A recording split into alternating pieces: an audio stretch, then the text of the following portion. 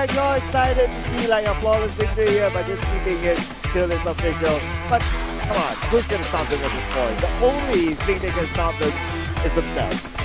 It's themselves, and we've seen how Warning really slipped that one. We saw Could that. have been what I call it, a hindrance, but even so, I think they're leaping and bounds ahead to just recover and make their way towards the end. So here comes the question. Chinese Taipei, they're already moving.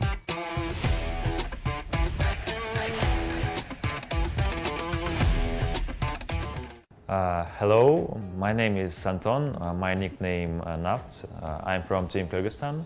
I'm 25 years old and I am captain of my team. Hello everyone, my name is Shohruz. My nickname is Yakudza. I'm 18 years old. I came from Uzbekistan and I position my game as supporter. Hi everybody, my name is Rizni Azmi and my in-game name is Razor. And I am from Team Sri Lanka. And my role is support fragger. Hello everybody, my name is Batar. I am captain from the national team Kazakhstan. Hello everyone, my name is Subin Kumar Prajapati. I am from Team Nepal. My in-game name is DRS Rules. I am the in-game leader of the DRS. This is part of my life. For a long time I tried to reach great heights. This is a story about struggle as in many lives of other people. Our advantages is our aim is on the high level, and we had the experience on the pro scene, and we came here and we are ready. I think the player to watch out for in our rival team Nepal is Rules. I think it's because he's very competitive compared to the others, and yes, looking forward to facing him. We are looking for our Kazakhstan team.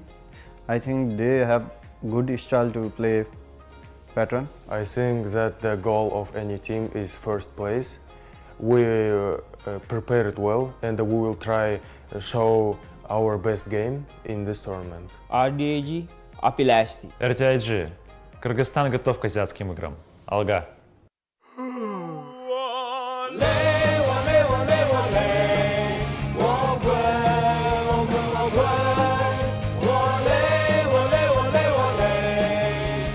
累了困了，喝东鹏特饮。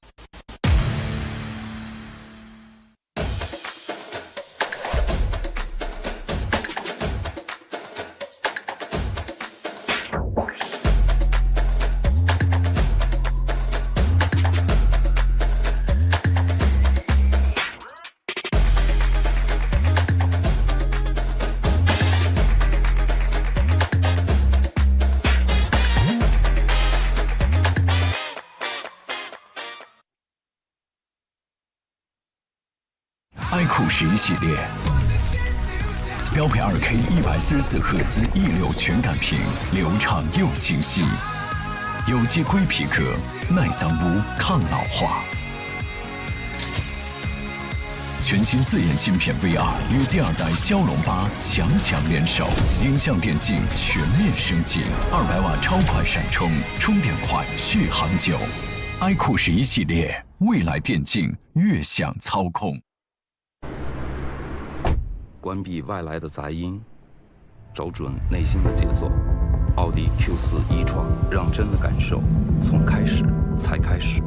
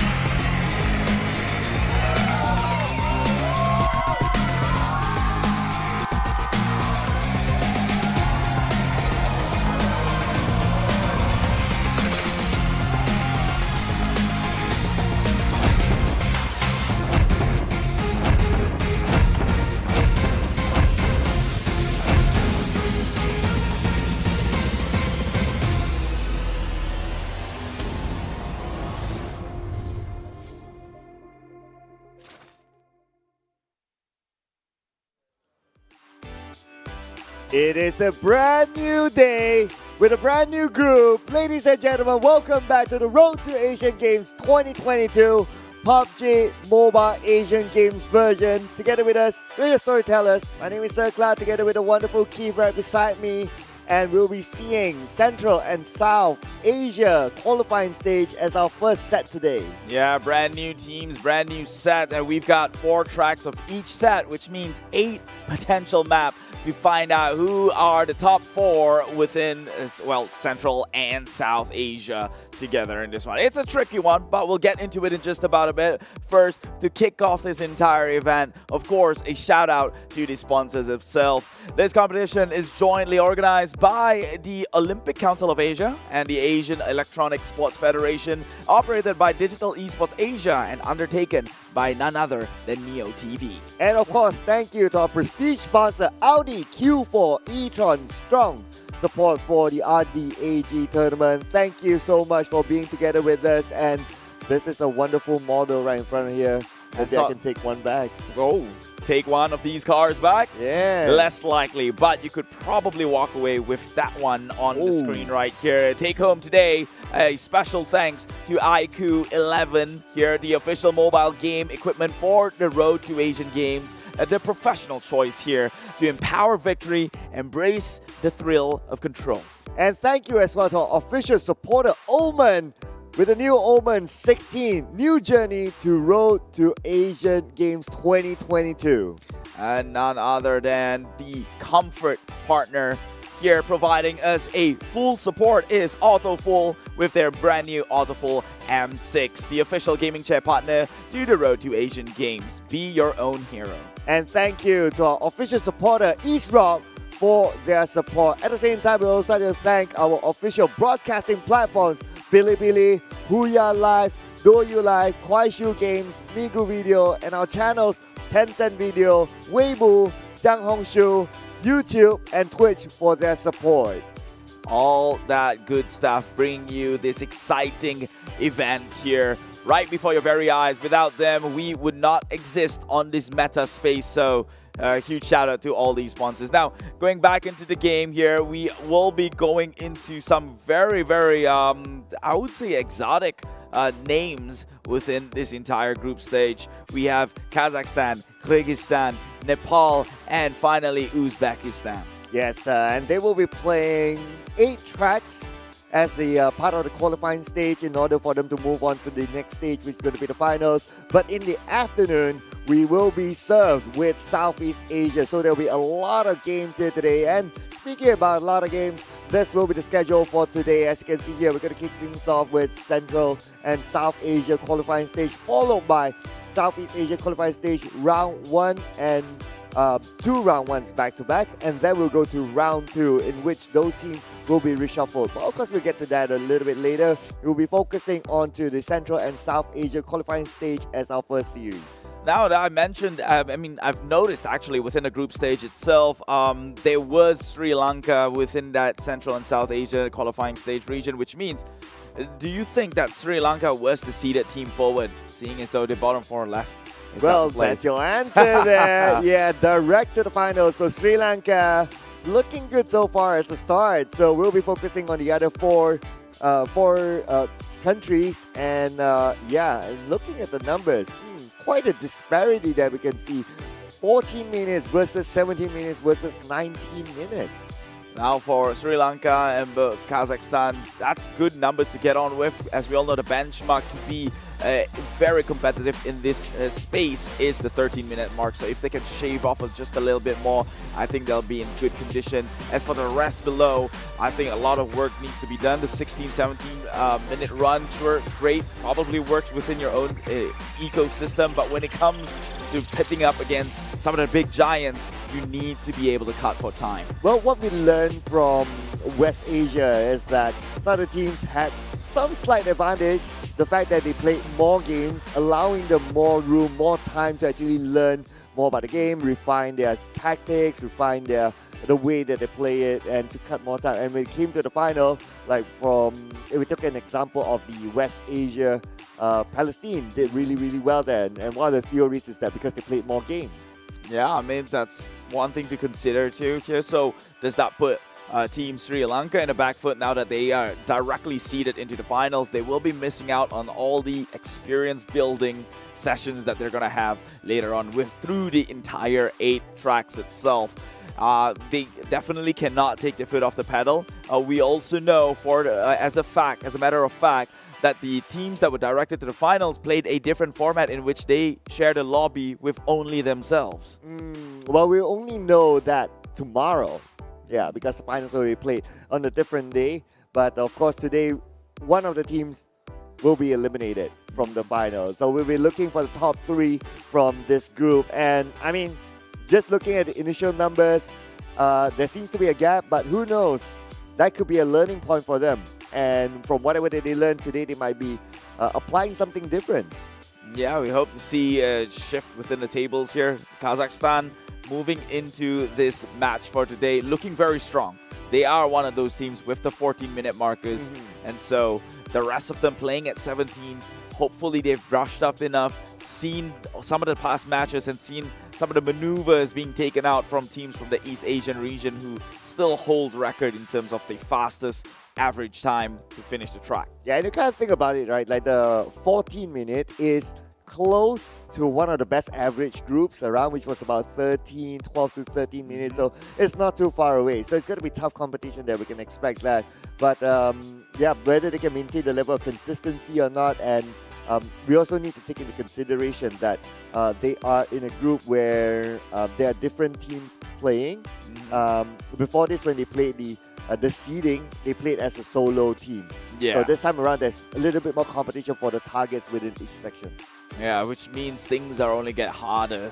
Scarce resources, you know what they say, if you push comes to shove, it's only the one who could adapt is the one who can survive, and now they have to adapt with 3 other teams within the same lobby fighting for that same resources. Really excited for that game to happen. Obviously, we have 0 information to go off with. I don't believe that the seeding stage was broadcasted for us to ever study from. So it's going to be just as much as a surprise for us as it will be for you.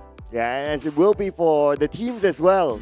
Yeah, because they obviously it wasn't broadcasted, so they couldn't like really see what's happening. But anyway, we're going to check out a pre-interview just to get to know our teams first. So here we go. Hello, my name is Santon, my nickname Naft. I'm from Team Kyrgyzstan. I'm 25 years old and I am captain of my team. Hello everyone, my name is Shohruz. My nickname is Yakudza. I'm 18 years old. I came from Uzbekistan and I positioned my game as supporter. Hi everybody, my name is Rizni Azmi and my in-game name is Razor. And I am from Team Sri Lanka. And my role is support fragger. Hello everybody, my name is Vatar. I am captain from the national team Kazakhstan. Hello everyone, my name is Subin Kumar Prajapati. I am from Team Nepal. My in-game name is DRS Rules. I am the in-game leader of the DRS. This is part of my life. For a long time I tried to reach great heights. This is a story about struggle as in many lives of other people. Our advantages is our aim is on the high level, and we had the experience on the first 10 and we came here and we are ready. I think the player to watch out for in our rival team Nepal is Rules. I think it's because he's very competitive compared to the others, and yes, looking forward to facing him. We are looking for our Kazakhstan team. I think they have good style to play pattern. I think that the goal of any team is first place. We prepared well and we will try show our best game in this tournament. RDAG, ASIA+SOUTH. RDAG. Кыргызстан готов к азиатским играм. Алга. Yes, now that was the players.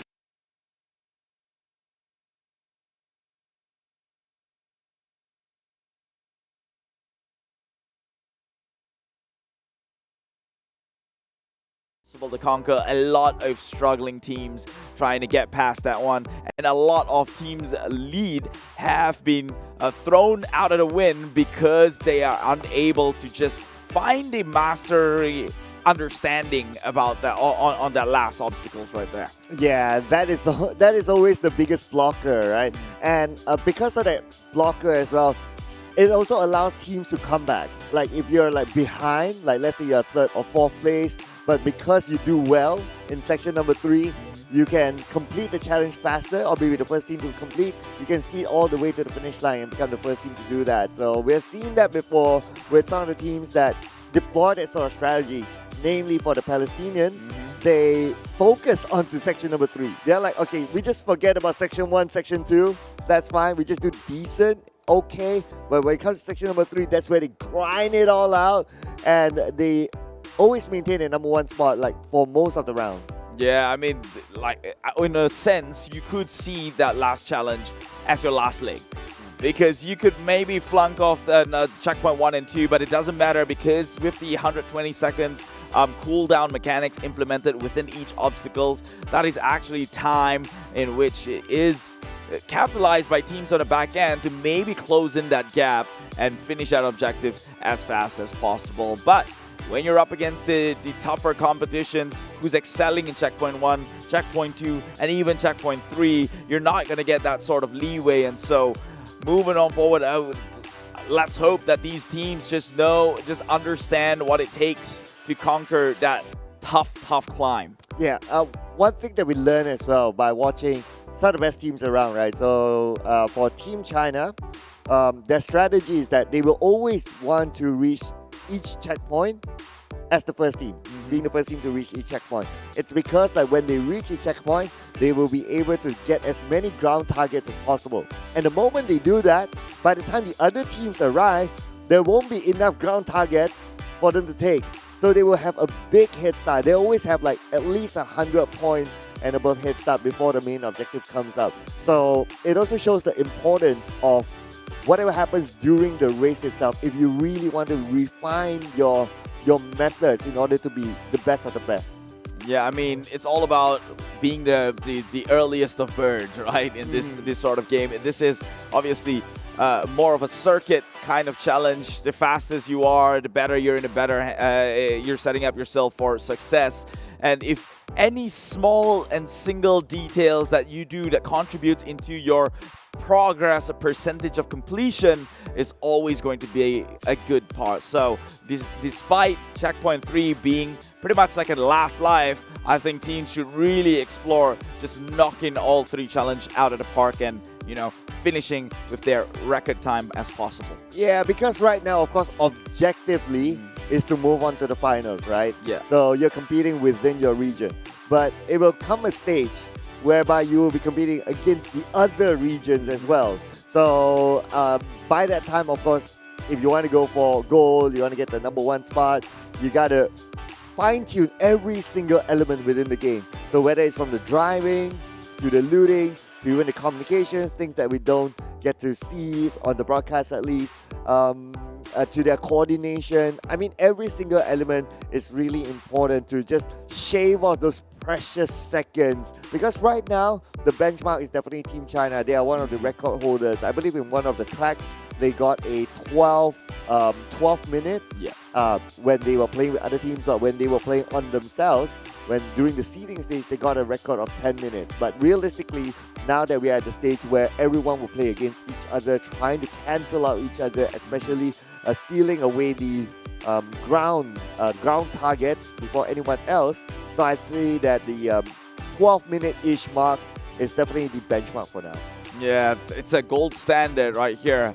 But that's not to say that Team China does not need to improve and refine, because we've seen time and time they're achieving these good numbers. However, they do still go into stumbling blocks during the driving journey there. So the moment they clean that up, I think we can expect a brand new record. Maybe a 12-minute flat would be very realistic for them, or maybe a 12:10, since 12:22 seems to be their best so far in track number 2. So looking forward to that one. Looking forward to the countries that will be playing, or more like the teams that will be playing down here for the Road to Asian Games 2022. Now, you're very seasoned within the scene.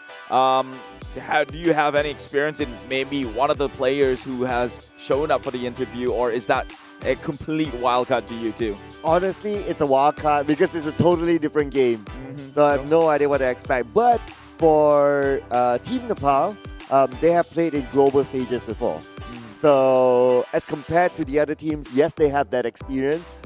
But it is a totally new game that we're talking about here. So it's very hard to like kind of make that apple-to-apple comparison. So I don't know, man. But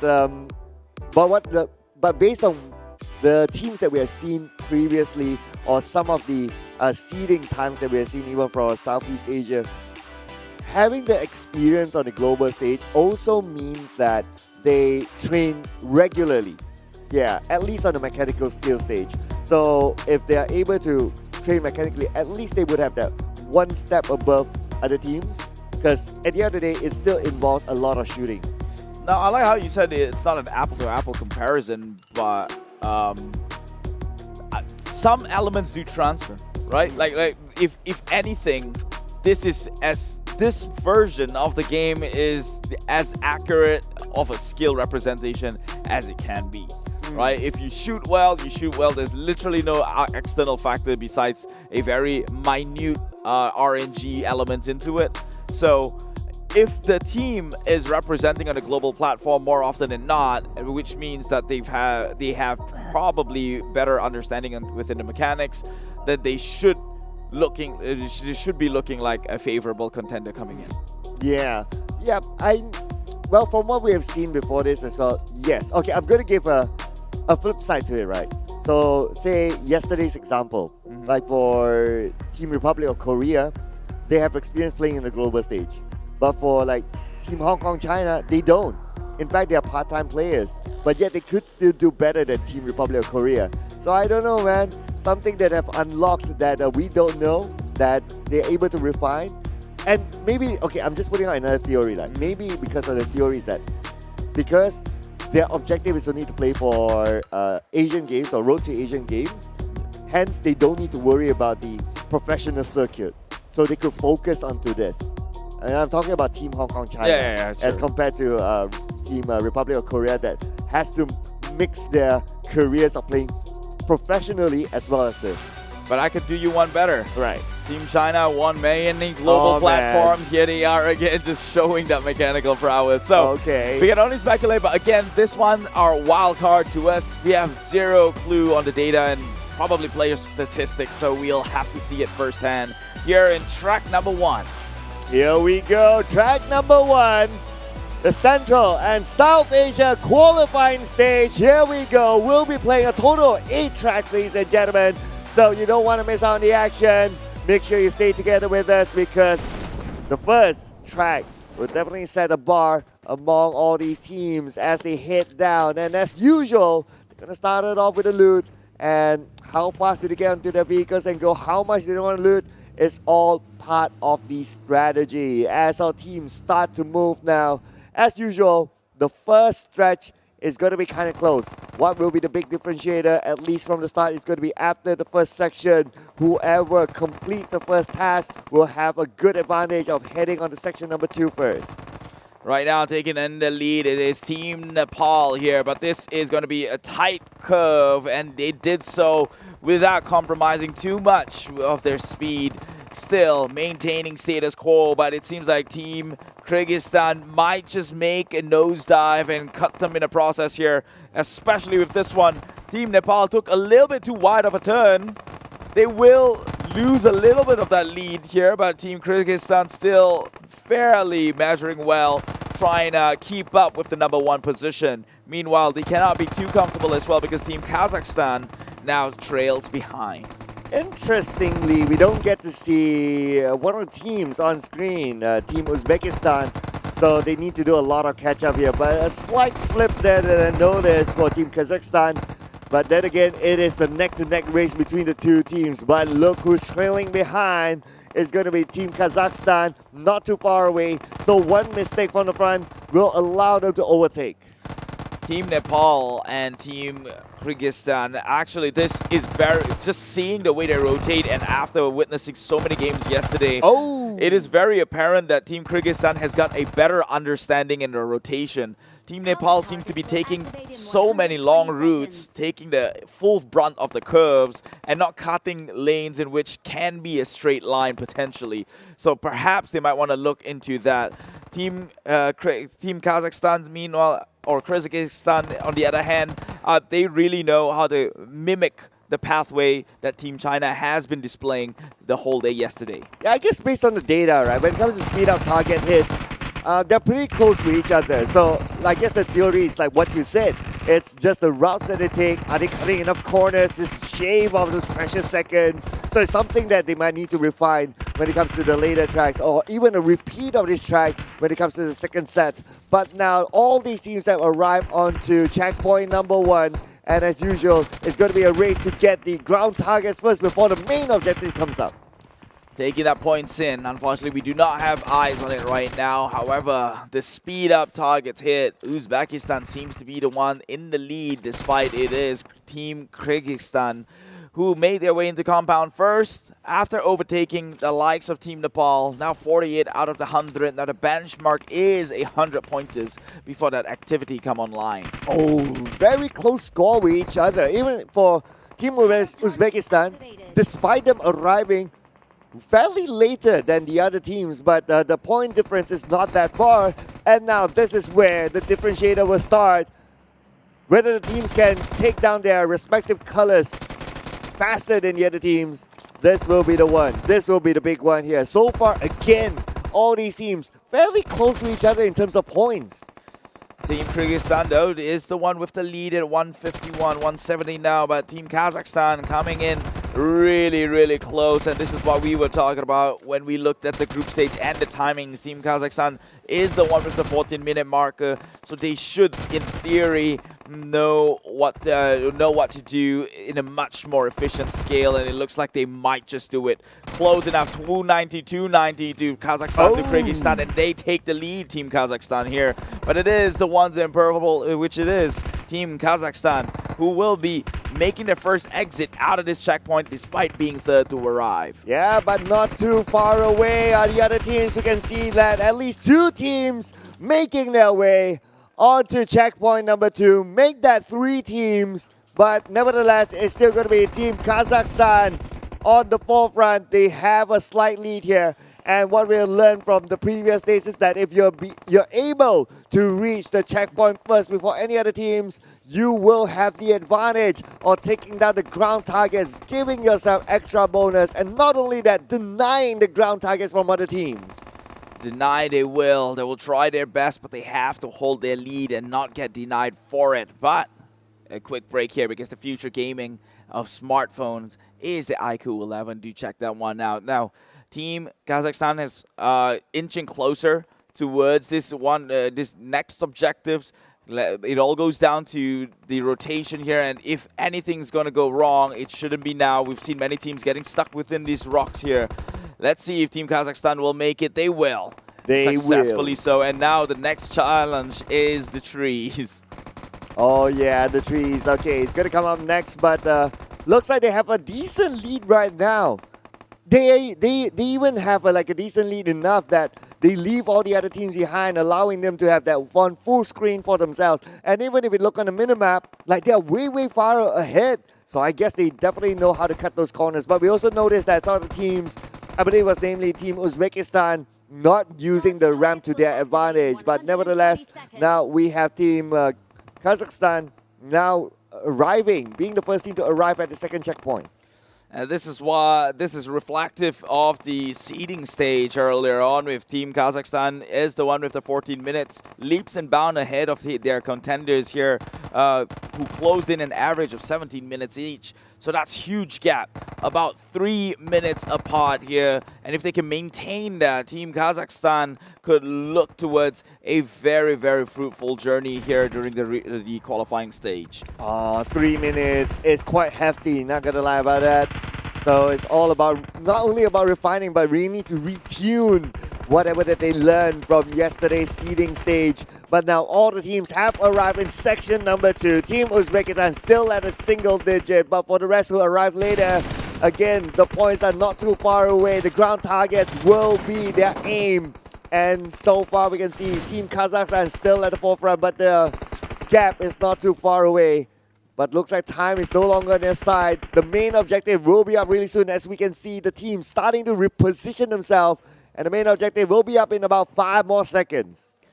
3 seconds and counting down for the next one. It is retractable targets. Shoot those targets before it is retracted back on the inside. Limited time offer, as you might say. As they go through windows after windows here, they must coordinate the attacks. I've seen yesterday Team China, they actually have all 4 members across this entire place, and they divided this entire range into quadrants, with each member is actually guarding within their jurisdiction. And also, my observation of looking at how they're playing here today, again, just like yesterday, nobody really cares about the top floor. Everyone's focused on the first floor and also the ground floor. So looks like that seems to be some sort of a meta trend here for the team. Meta or not, this region is a wild card here, and Team Kazakhstan has lost that lead to the likes of Kyrgyzstan, but only for a moment here as they take back that leading point. 261 out of the 400 has been built. Very close neck and neck against Team Kazakhstan here. Kyrgyzstan and Kazakhstan, they are looking like they're setting themselves up for a race towards the checkpoint number 3. You can feel the frustration from the Uzbekistan athlete. Every time he tries to aim, every time when he wants to shoot, the target is taken by another athlete, another team, denied away from him. And now, in terms of points, they are way, way behind. But the first team to complete the challenge is going to be Team Kyrgyzstan. Team Kyrgyzstan, but also Team Kazakhstan, both gets to make their way out of this checkpoint and into the next here. So it's going to be quite close. Now, you mentioned that you wanted to see a close race towards the end of the finish line, and these two not only phonetically sound the same, they are also matching up each other in performance alone. All right, so looking at some of the stats here, I think this is starting to be some sort of a trend. Checkpoint 1, checkpoint 2, the percentages among the athletes have a disparity, especially with the driver having different responsibilities. When it comes to checkpoint number 3, the best practice or the best numbers to get the best result is that everyone has almost equal percentage contribution towards the points. So that is where we will see the numbers start to close up with each other. And so far from that, it allows teams to get the best result. Oh, goes in for the jump, but Team no. Kyrgyzstan, that is a dire mistake. Making way to the likes of Team Kazakhstan, who is supposedly the best contender here. They had one chance to maybe keep them at bay, but that chance was long shot off the moment they made that mistake. But same can be said to Kazakhstan. They fumbled a little bit on the drive, but nothing too irrecoverable to keep them back.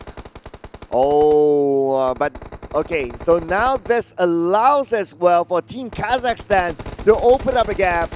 And within our area view, no other contenders until now. Okay, the next ramp is in effect. And so far, the two teams that we can see here managed to use the ramp. But unfortunately for Team Kyrgyzstan, they didn't get that much airtime as compared to their opponent.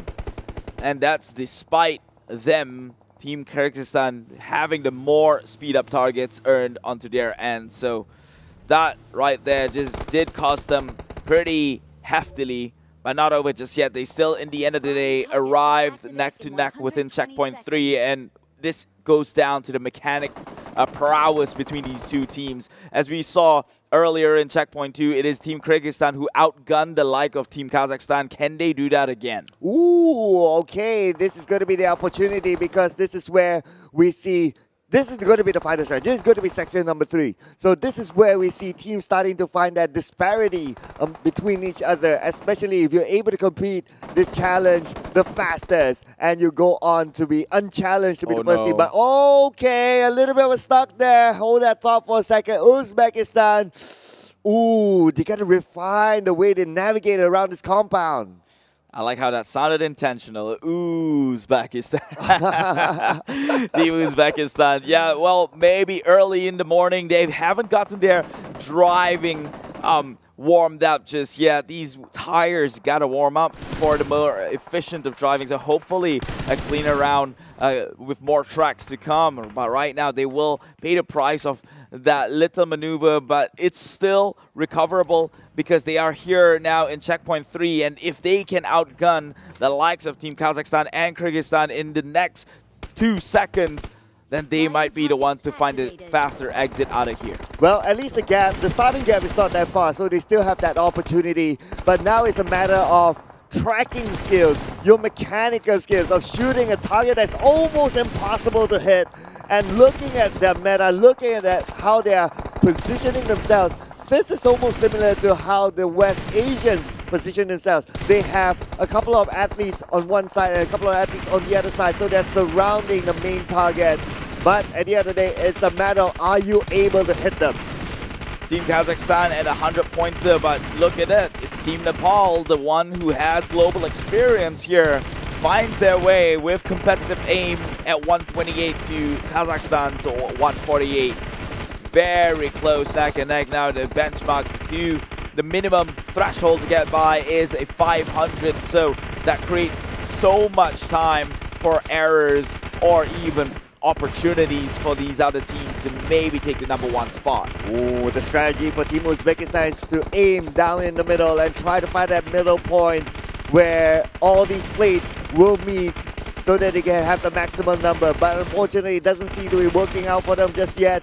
And as of yesterday, what we saw, the best practice is to shoot the track from the starting point of where the plates start to fly to a certain midpoint and pull it back. So I guess that could be it, but then again, it's still up for discovery for all these teams. If they think that based on their practice, based on what they've experimented, that is the best way to do it, well, by all means, then I guess it's just up to whatever they're comfortable at the end of the day as well.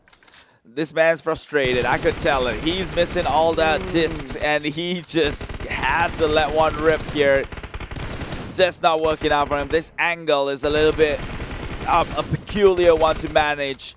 Now usually within the East Asian region, you see these players tracing from behind the transparent glass walls and pre-firing there and then. What this region is doing on the other hand, the Central and South Asia region, they're waiting for it to actually show up, only then start firing the barrel of the gun, and maybe by then they're a bit taken aback with the recoil. Okay, I'm looking now at the points. Team Nepal and Team Kazakhstan really close to each other, so we could be up for a surprise here. Good Team Nepal do that comeback, because before this, they weren't at #1 in any of the other challenges, but this could be the moment to do the comeback. But Team Kazakhstan still ahead by about 40 points. 40 points, not too much. They can still easily catch up, so there's still a lot of opportunity for Team Nepal to be the #1 team to complete section number 3. Section number 3 is the one to win here. That is the crucial make or break moment, and right now Team Kazakhstan and Team Nepal neck and neck to each other, only differing by about 10 scores. Now turned into 20 and even 30. The gap is slowly, incrementally increasing, and Team Nepal would have to be able to catch things up if they are looking to end up in the #1 position. But things will go on with a stalemate for a little bit here, seeing as though maybe mechanically against the other region, they are less than proficient. Well, Team Kazakhstan now, they can start their engines, but look at Team Nepal overtaking Team Kazakhstan. Only 2 points left, and now they're starting to move. Looks like Team Nepal will be the first team to complete the challenge and definitely will secure the #1 spot in track #1. They have made the first of exits, but nothing's confirmed just yet because Team Kazakhstan has also started a move. If they were to fumble on the drive right now, that would be insanely detrimental towards their overall timings and scores. But it seems like the gap is large. No reason to assume that they would ever find themselves into the ditch or stuck somewhere by the roadside. So make a clean escape they will. That is Team Nepal. Ooh, it looks like no mistakes for them, my friend. Unless this corner, okay, this is going to be a sharp corner. Let's see how they're going to manage this. Okay, so far so good. No fumbles. They're good. They're on the clear. to be the first team to arrive on the finishing line with a finish of, well, about 16 minutes, 45 seconds, it seems, for round number 1. For the other teams, all the other 3 teams, they are still in checkpoint number 3. Now, we have your movement here. Team Kazakhstan starting their move, so they will be the second team to finish. Whereas for Team Kyrgyzstan, will be the third team to move. All these numbers, these finishes are happening one after another.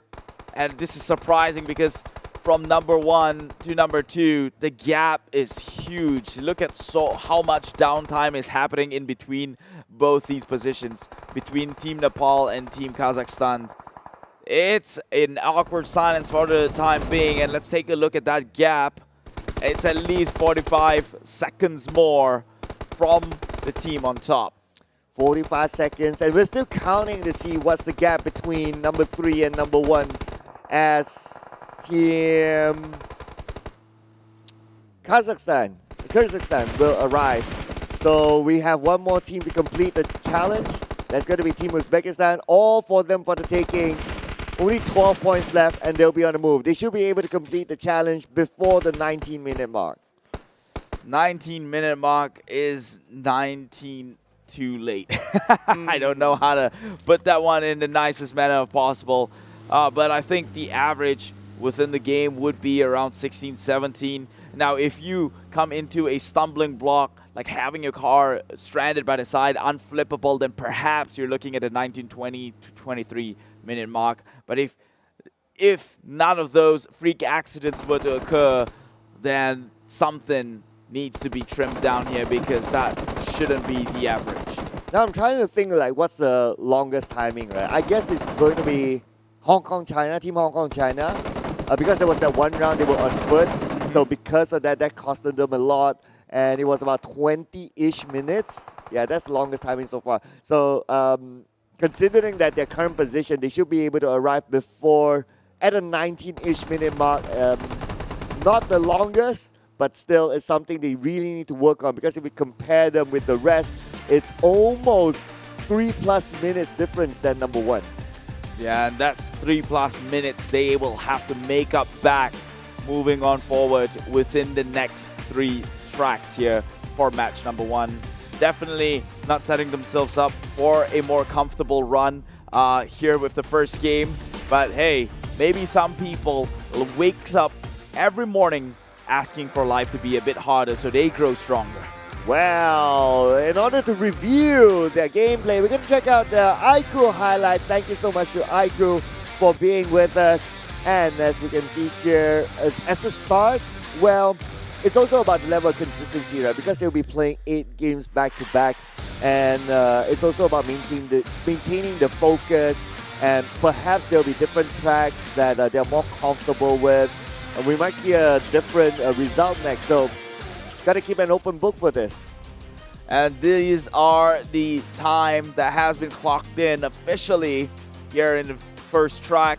It is Team Nepal who came out overall victorious with the 16-minute marker and 44 seconds, at par with some of the teams over in the West Asian region. 25 speed-ups. It is Team Kazakhstan and Team Uzbekistan who came in with the most of speed-ups earned, but not the first, with 17 minutes and 29 seconds and 19 minutes respectively. And here's our FAW Audi Super A player with Saukesh being the top scorer, 460 points for his team, Team Kazakhstan, followed by Ferno, Rules, as well as Fly.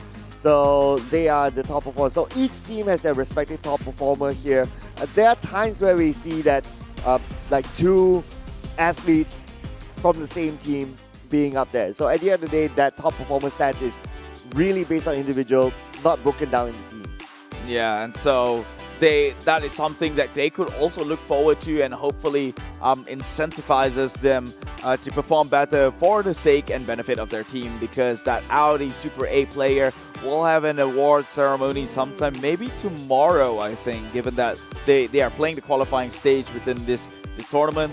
So tomorrow they will have the regional finals, and then that's where the awards get dispensed out. Yeah, that's where also Sri Lanka will be waiting for them because they qualified directly onto the finals. So that's something to look forward to as well, whether Sri Lanka can keep up to the pace as well. And for today so far, round number 1 is going to be Team Nepal. I would say it's quite a comeback from Team Nepal because when it came to Section 1, Section 2, they weren't really like the first team to complete the challenges.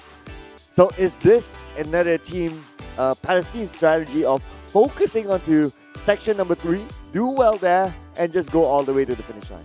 Well, I would say yes, there are similarities drawn across, but perhaps no, because the big difference between that and Team Palestine is that Team Palestine absolutely destroys the rest when it comes to the checkpoint 3. This time around, it was a very neck and neck with Team Kazakhstan, so it could have gone either ways. But more games later on, but first a quick break from the both of us at Sir Cloud and Keith. We'll see you in just about a bit. 关闭外来的杂音，找准内心的节奏。奥迪 Q4 e-tron，让真的感受从开始才开始。iQOO 11系列，标配 2K 144赫兹1.6全感屏，流畅又清晰，有机硅皮革，耐脏污，抗老化。全新自研芯片 VR 与第2代骁龙8强联手，影像电竞全面升级，200瓦超快闪充，充电快，续航久。iQOO 11系列，未来电竞越想操控。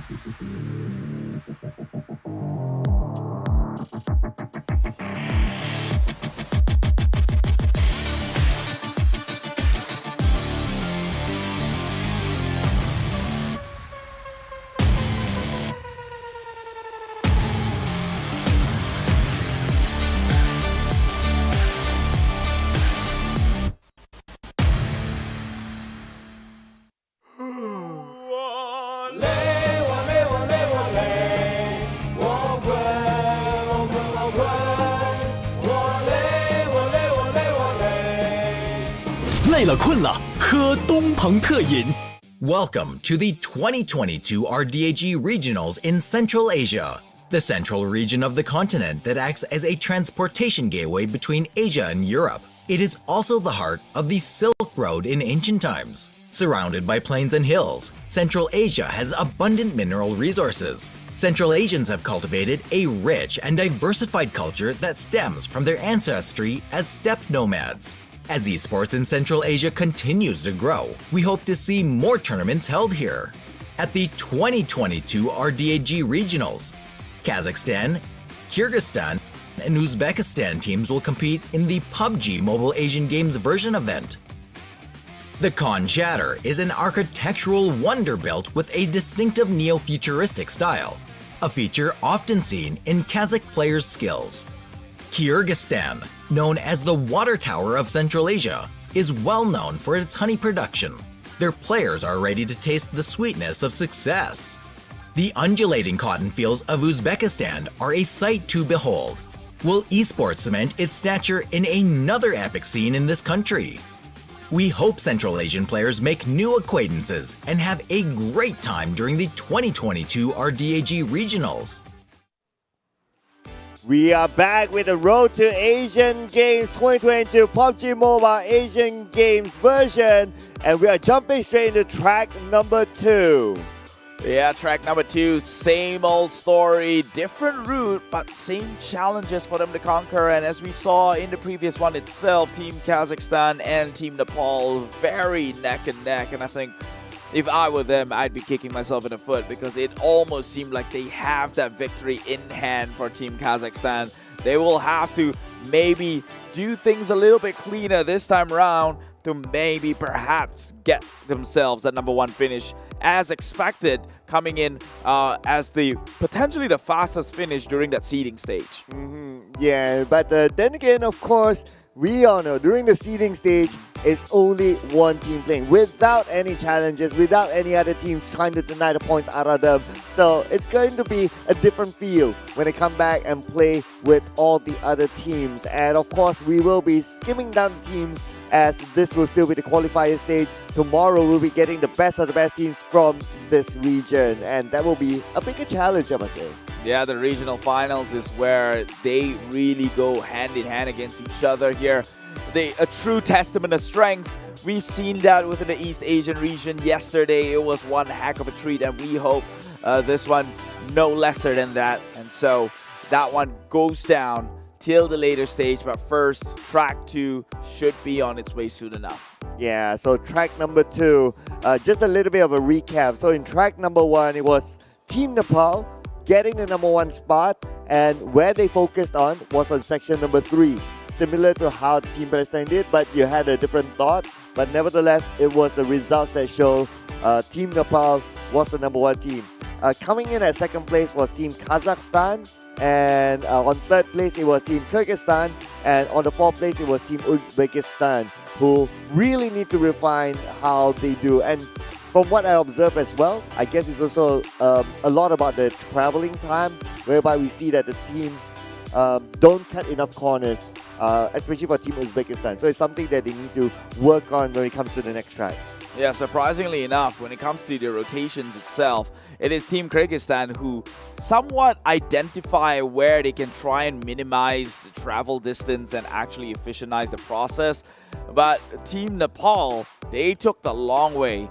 They won with sheer firepower towards the end in checkpoint 3 itself. But if Team Nepal tries to maybe mimic those routes and apply it within themselves, no doubt they could look like a very scary competitor.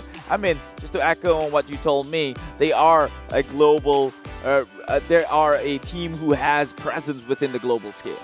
Yeah, and I wonder, will that be like a significant advantage for them?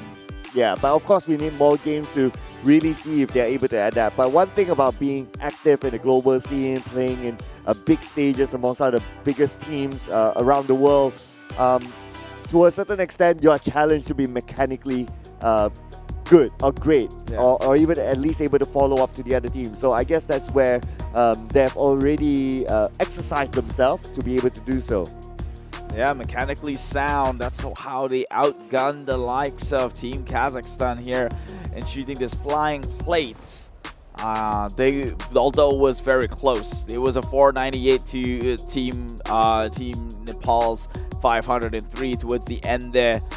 And there were, surprisingly, after Team Nepal left their station at checkpoint, there was still some period of time being spent by Team Kazakhstan to just hit that 500 marks. So perhaps that is some sort of tell on the potential weakness coming in from the team. Well, it's only one game.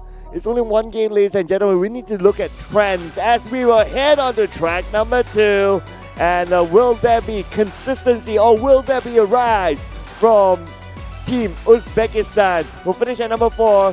This could be their favorite track. We don't know yet as we jump into it right now. Yeah, we are in track number 2 with being the shortest of all the circuits here. This is where you're expecting a little bit of a lower number, perhaps within the 15-16 range minutes to complete. Should be on the acceptable side. Anything above is a little bit worrying, to say the least here. So let's see how these teams play things out right now. They have each gotten their vehicles. They have each gotten a decent amount of loots to start off with. Some scarce resources, but now they will have to jet their way into the next checkpoint, in which they can have all the resources within that compound should they be the first one in. Yeah, and for a start again, seems to be similar from before, whereby Team Nepal, oh, okay, so Team Nepal is at the front. I thought the moment we saw like only 3 teams, like, oh, they're still way behind, but now they seem to be in the forefront for Team Nepal. and they are skidding away from the other teams. Looks like a little bit of an accident there for Team Kazakhstan. They had an accident with the cactus, I believe, and because of that, that set them back quite a bit now. And they will be at the 4th spot as of now, but it's not that far at least. So all these teams should arrive at the first checkpoint at a pretty similar time. What's impressive? Oh, again? Yup. More and more sloppiness has been demonstrated here within this lobby, but it is Team Uzbekistan who took somewhat of a long rotation from the first place, now finds themselves trailing behind Team Kyrgyzstan itself.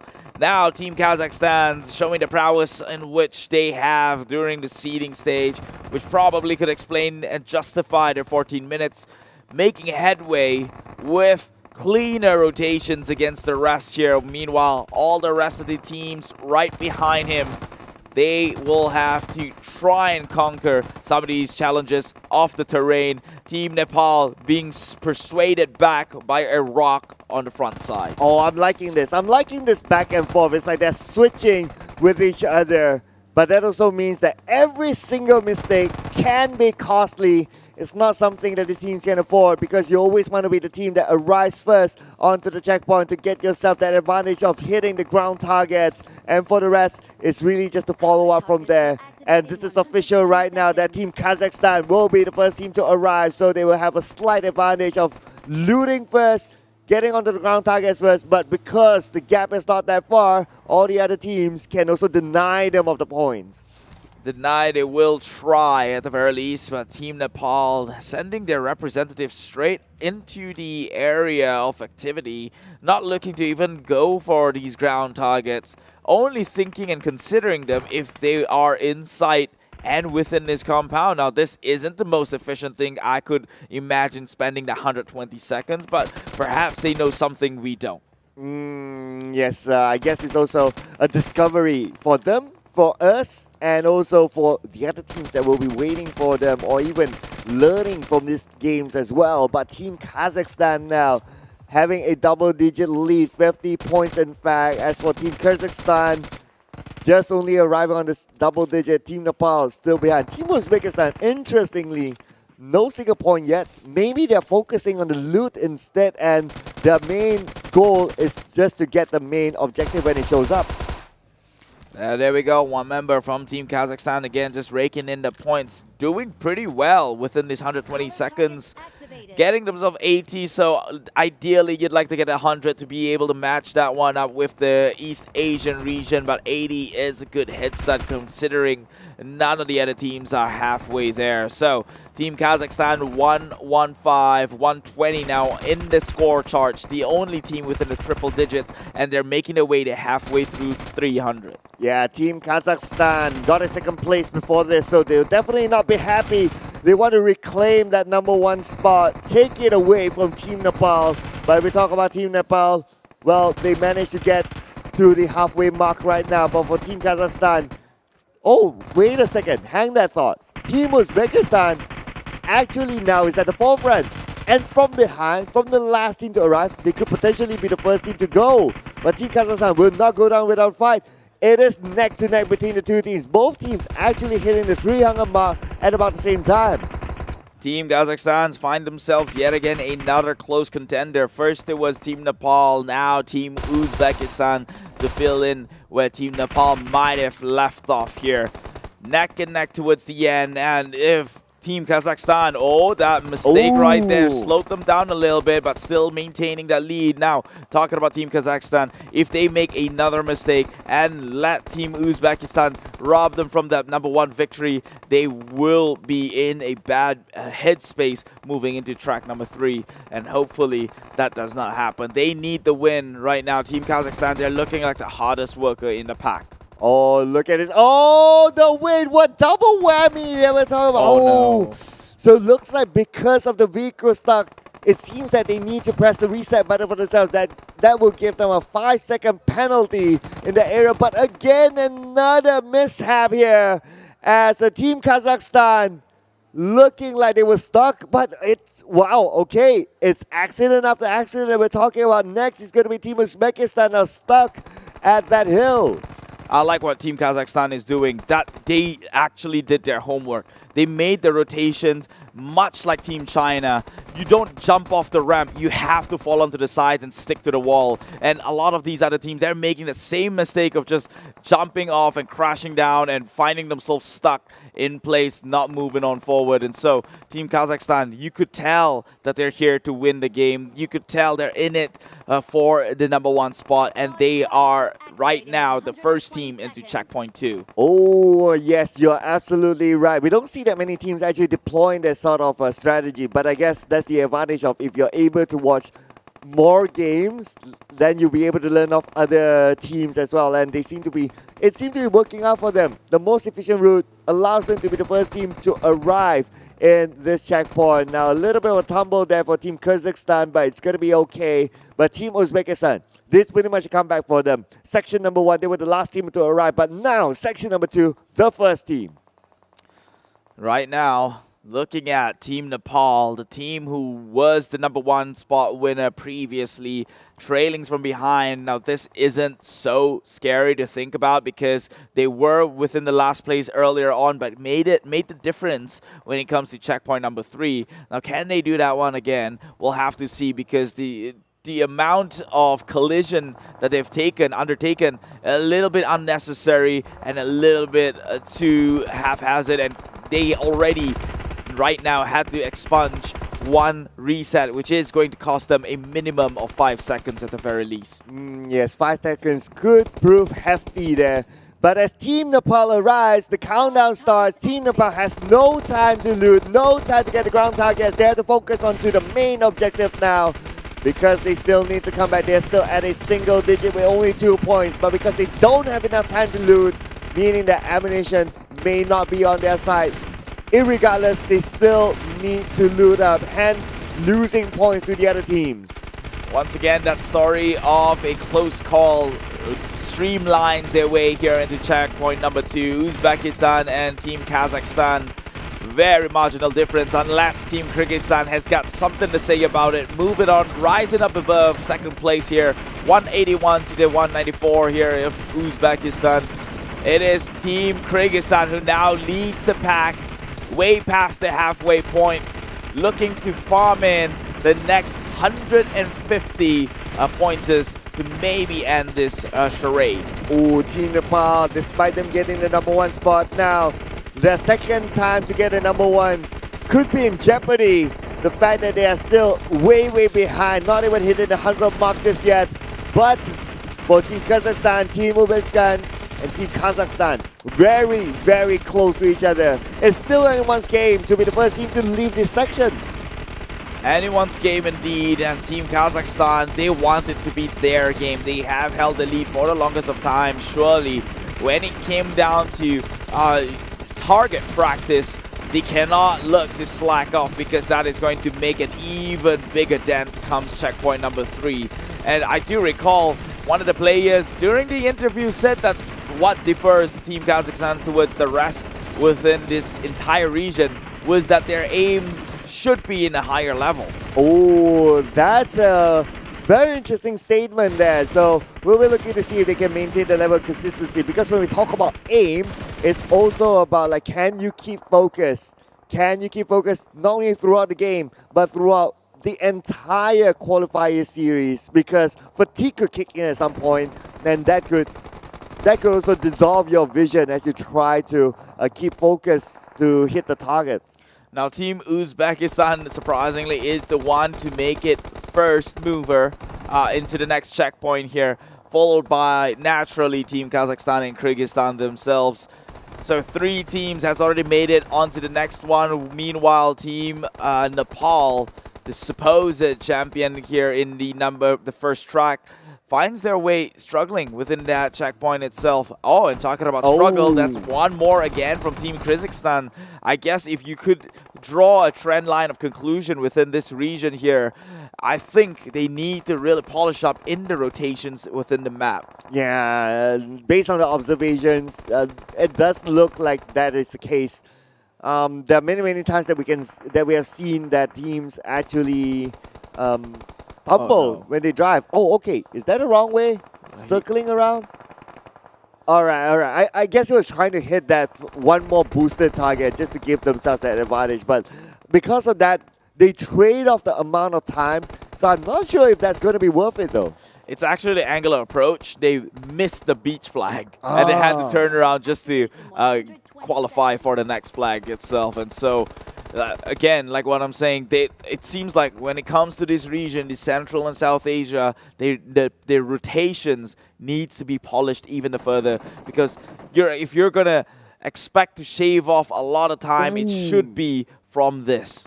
Yeah, I think this is rather costly, though, and it's like across the teams, right? It's not like only one team, but across. So it's something that they will need to refine as we have another 6 more tracks at least to play. But now all the teams have arrived into section number 3, and this will be the main section. And this is normally the section where we'll see a differentiator between the last place and also the first place. And basically, this is also the comeback section for these teams. This is it.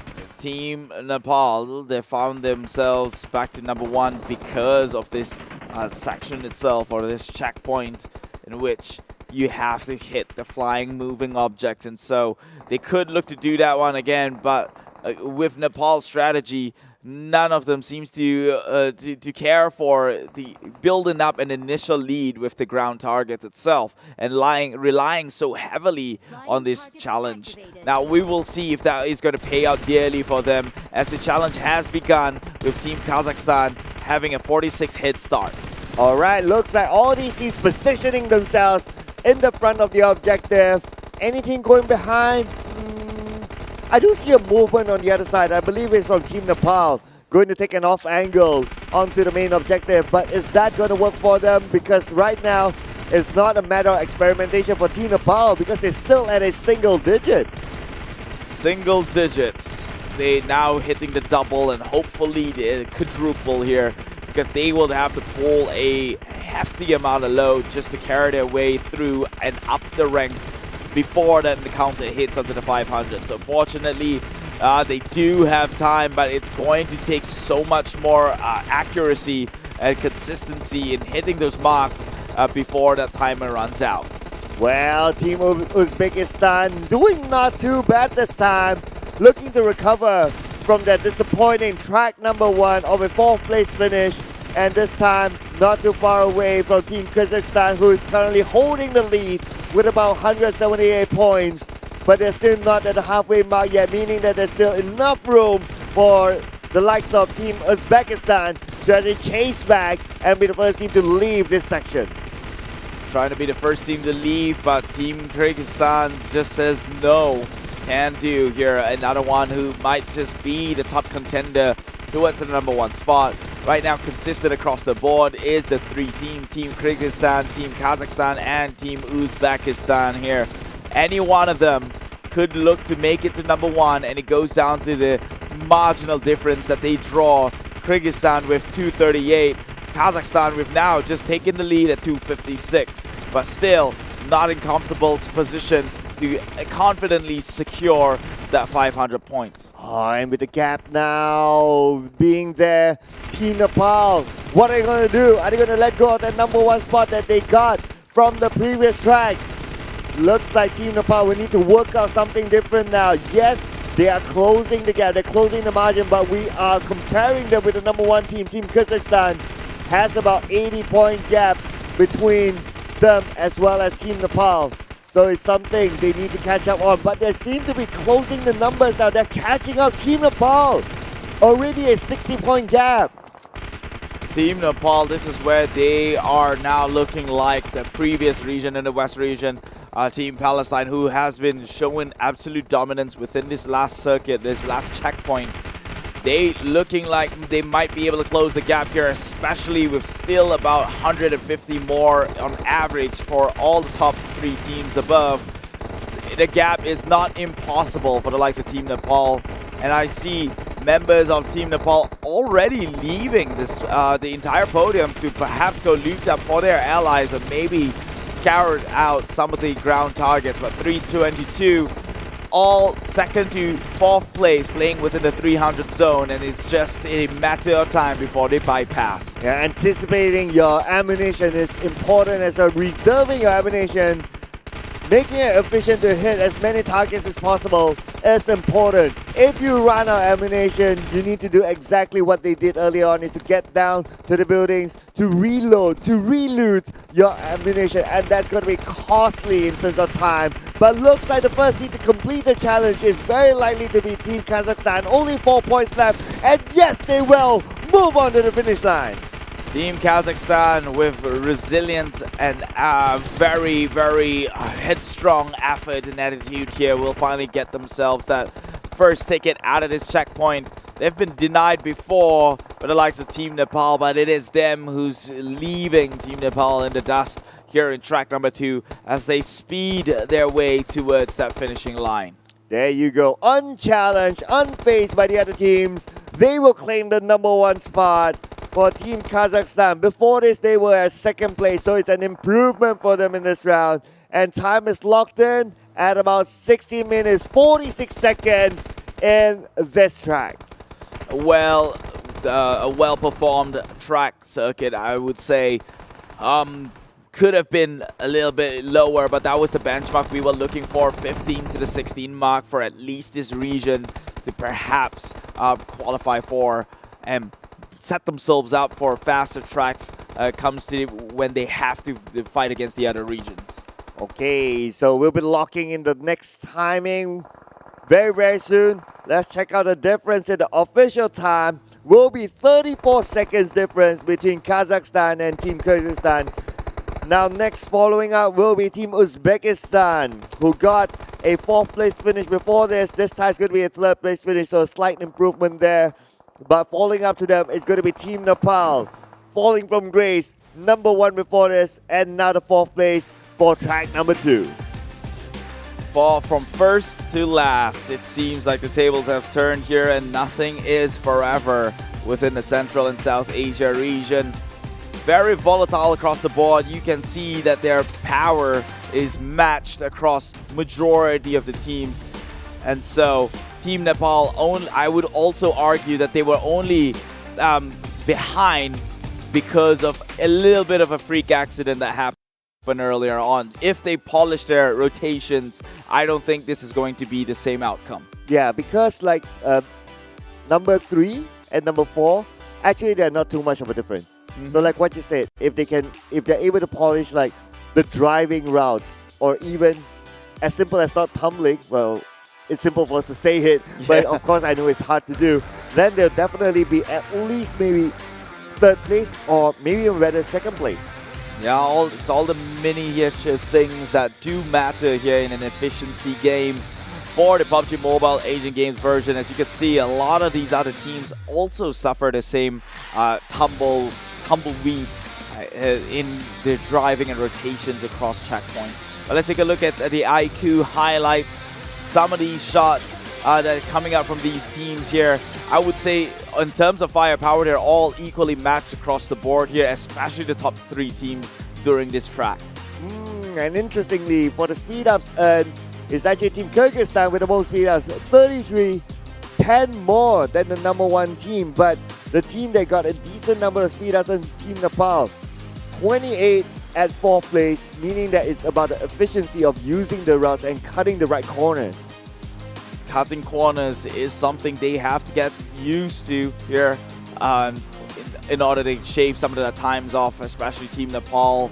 They have to, right now in terms of rotation, Team Kazakhstan seemingly understands the game the best, learning from the likes of Team China itself. And for the Audi Super 8 player across the scene, these are potential winners later on tomorrow when it comes to the regional finals. That's where they will be awarded the MVP award. And in summary, as of the 2 tracks that we've seen, there's no one team that just goes all the way yet. They're like pretty close to each other. So really anything can happen, and it's hard to tell based on the 2 tracks who will move on to the next run and who will be eliminated. So it's still up for us to really still analyze the games coming forth.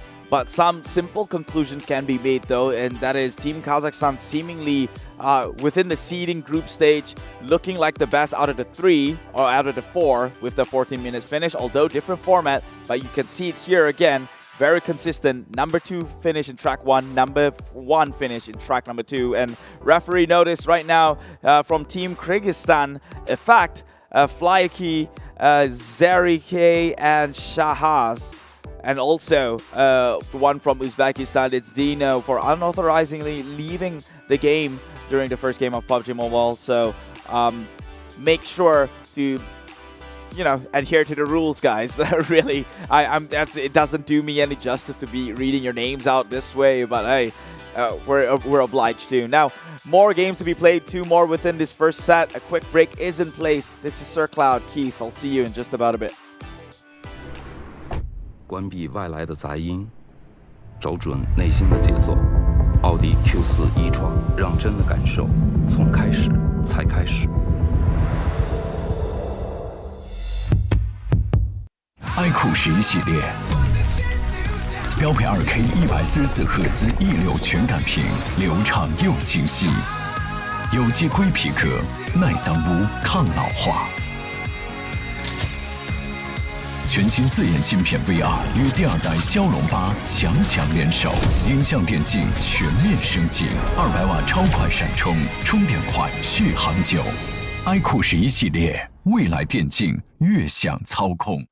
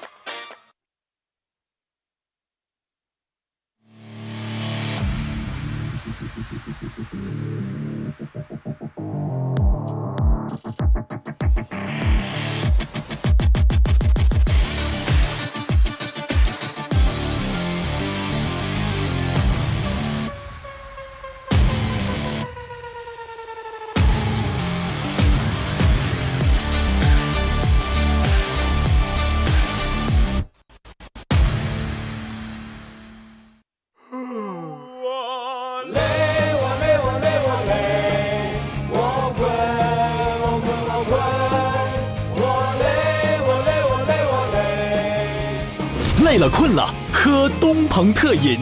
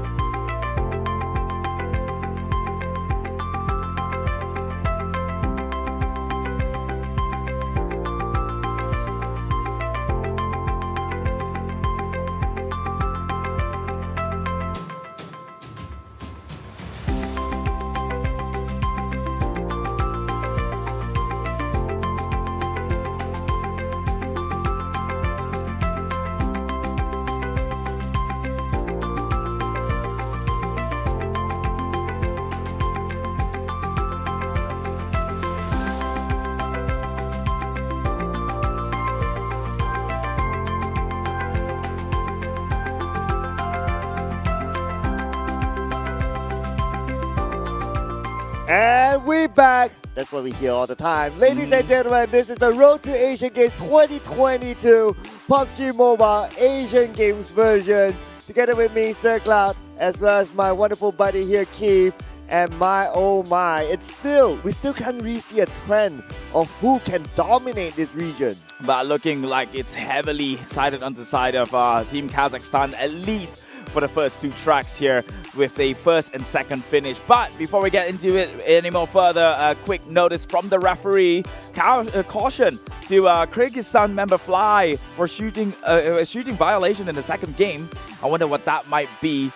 We do not have the details specifically further, but just a word of advice, maybe not violate the gun laws here. And also, we're doing this to ensure that this entire tournament is executed in the most mannerful way with respect and ethics and fair play and so on and so forth. Yeah, and of course, the people working hard behind the scenes to ensure this goes smoothly. Thank you so much to the production team, to the refereeing team, and everyone else behind the scenes, even the teams themselves, the management, the coaches, to ensure that we all have a smooth show. And it's been a great show so far. I'm really enjoying what we've been seeing for the past few days, and I'm sure that we'll enjoy the next few days as well as we head on to track number 3, a whole new track for all 4 of these teams to be playing against each other.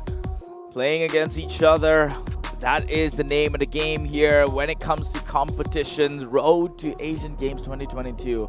Just to address the elephant in the room, it's not 2022 because we're back in time. It's 2022 because it was long overdue from a postponed event last year. And so we finally get to see it in front of our eyes, and we are not going to hold you back any further because track number 3 is on the go. Yes, here we go, on the go, track number 3. It is it. As we head on to the game, so far, no real trends yet, but the trend is definitely going to be the sequence of the tracks. For this track, it's going to start in Los Higos. We're going to end around the areas of water treatment. As usual, going to be the 3 checkpoints that the teams will need to go through. But so far, for what we see from this region, it's not about the checkpoints. It's about the route. And they need to find ways to ensure that they have a smooth journey in between the checkpoints, as the teams will start off right now going on from the starting line. And at the forefront, we have 3 teams, 1 team left behind. Oh, not really left behind, but actually Team Kazakhstan is in front of everyone else. Yeah, they're holding the lead for the time being here, but it is still very, very close from second place onwards. It's anyone's game, and we all know that for this region, the driving is not really the cleanest, and that could also add a new layer of competition, because that could be that could very well be the factor in which these teams can capitalize and maybe look to make headways within this position and moving on to the checkpoints and giving themselves their head start. So right now, Team Uzbekistan in purple falling behind, Team Kazakhstan in red leading the pack. In between, interchangeable. There is some sort of a commotion happening in a mini-map. It seems like some of these teams had a spin out. Their car lost a little bit, lost control, and maybe is twirling a little bit. Oh, again, costly time there. If that happens, allowing the other teams to actually overtake each other. And it looks like it's going to be Team Uzbekistan again still behind. Probably a tumble was onto them. But oh, interestingly, Team Kazakhstan taking a different strategy as what we normally see. Not using the ramp this time. So it's probably something that they're comfortable with. Probably something that they know that they've found out to be a better route. Yeah, you know what they say, when you're in front, you don't want to risk things and, you know, lose the lead just like that. And so they took the safest of path here, understanding that it's not going to be too advantage, even if they accomplish that jump right there. The rest of the teams would still be able to catch up and capitalize on that township itself. So a very safe choice, and that could be a good choice moving on forward to securing themselves and potentially a lead into the #1 spot. Okay, now all the teams will arrive onto the first checkpoint. So this is where we can see teams starting to gather up pre-points before the main objective. Based on the trend for this region, none of the teams start off with 100+ points before the main objective comes. It hovers around the 50, 60 point mark, and that's about it. There seems to be a trend. So if we were to talk about like efficiency versus other regions, there is still room for improvement on how they start off. Talking about improvements, it seems like Team Kazakhstan again just outshowing the competition. They just know what to do or know what objectives to hit within these checkpoints. They really have done their homework, studying from the greats, the likes of Team China themselves. They're trying to get the points in to maybe make headway of 100 pointers before this activity begins. They haven't been successfully able to do so previously, at least not in track number 1. Hopefully they can get it this time around, only halfway there, and that would, well, you know, put themselves up for a greater success. But alas, they failed to hit that 100 lead mark, but 50 is still something in the bag. Okay, coming on to the main objective, the 4-colored panel. Every team will take their own side, and now they will try to get as many points as possible in the shortest time in order for them to be able to leave this first section. Team Kazakhstan is leading the pack, but for Team Nepal, well, they're looking to recover from whatever happened in the previous track because they started off really well in the day as a first place finisher, but from the previous track it was a 4th place finish for them. This time around, it's all about redemption. Yeah, redemption arc 1 for Nepal. You do not want to find yourself down in the bottom. That one positioning in the last place in the previous track must have hit them dearly in terms of their standings. Right now, Team Kazakhstan is the first with the 300. That means they yet again will have their chance to make their way onto the next checkpoints ahead of the others. Already onboarded, evacuation is in place. Already heading towards these arches, and that will register them as the first team to reach stage 2. Although Team Kazakhstan is in front, but for Team Nepal, not too far away, only 4 seconds difference, but okay, we saw that. An overshot allowing Team Nepal to take advantage of it, and that could be costly for them. They try to cut corners, they manage to cut the first corner, overtaking again their lead over Team Nepal. And now they're back on that throne, but Team Nepal trailing behind. Another mistake, and Team Nepal can take advantage.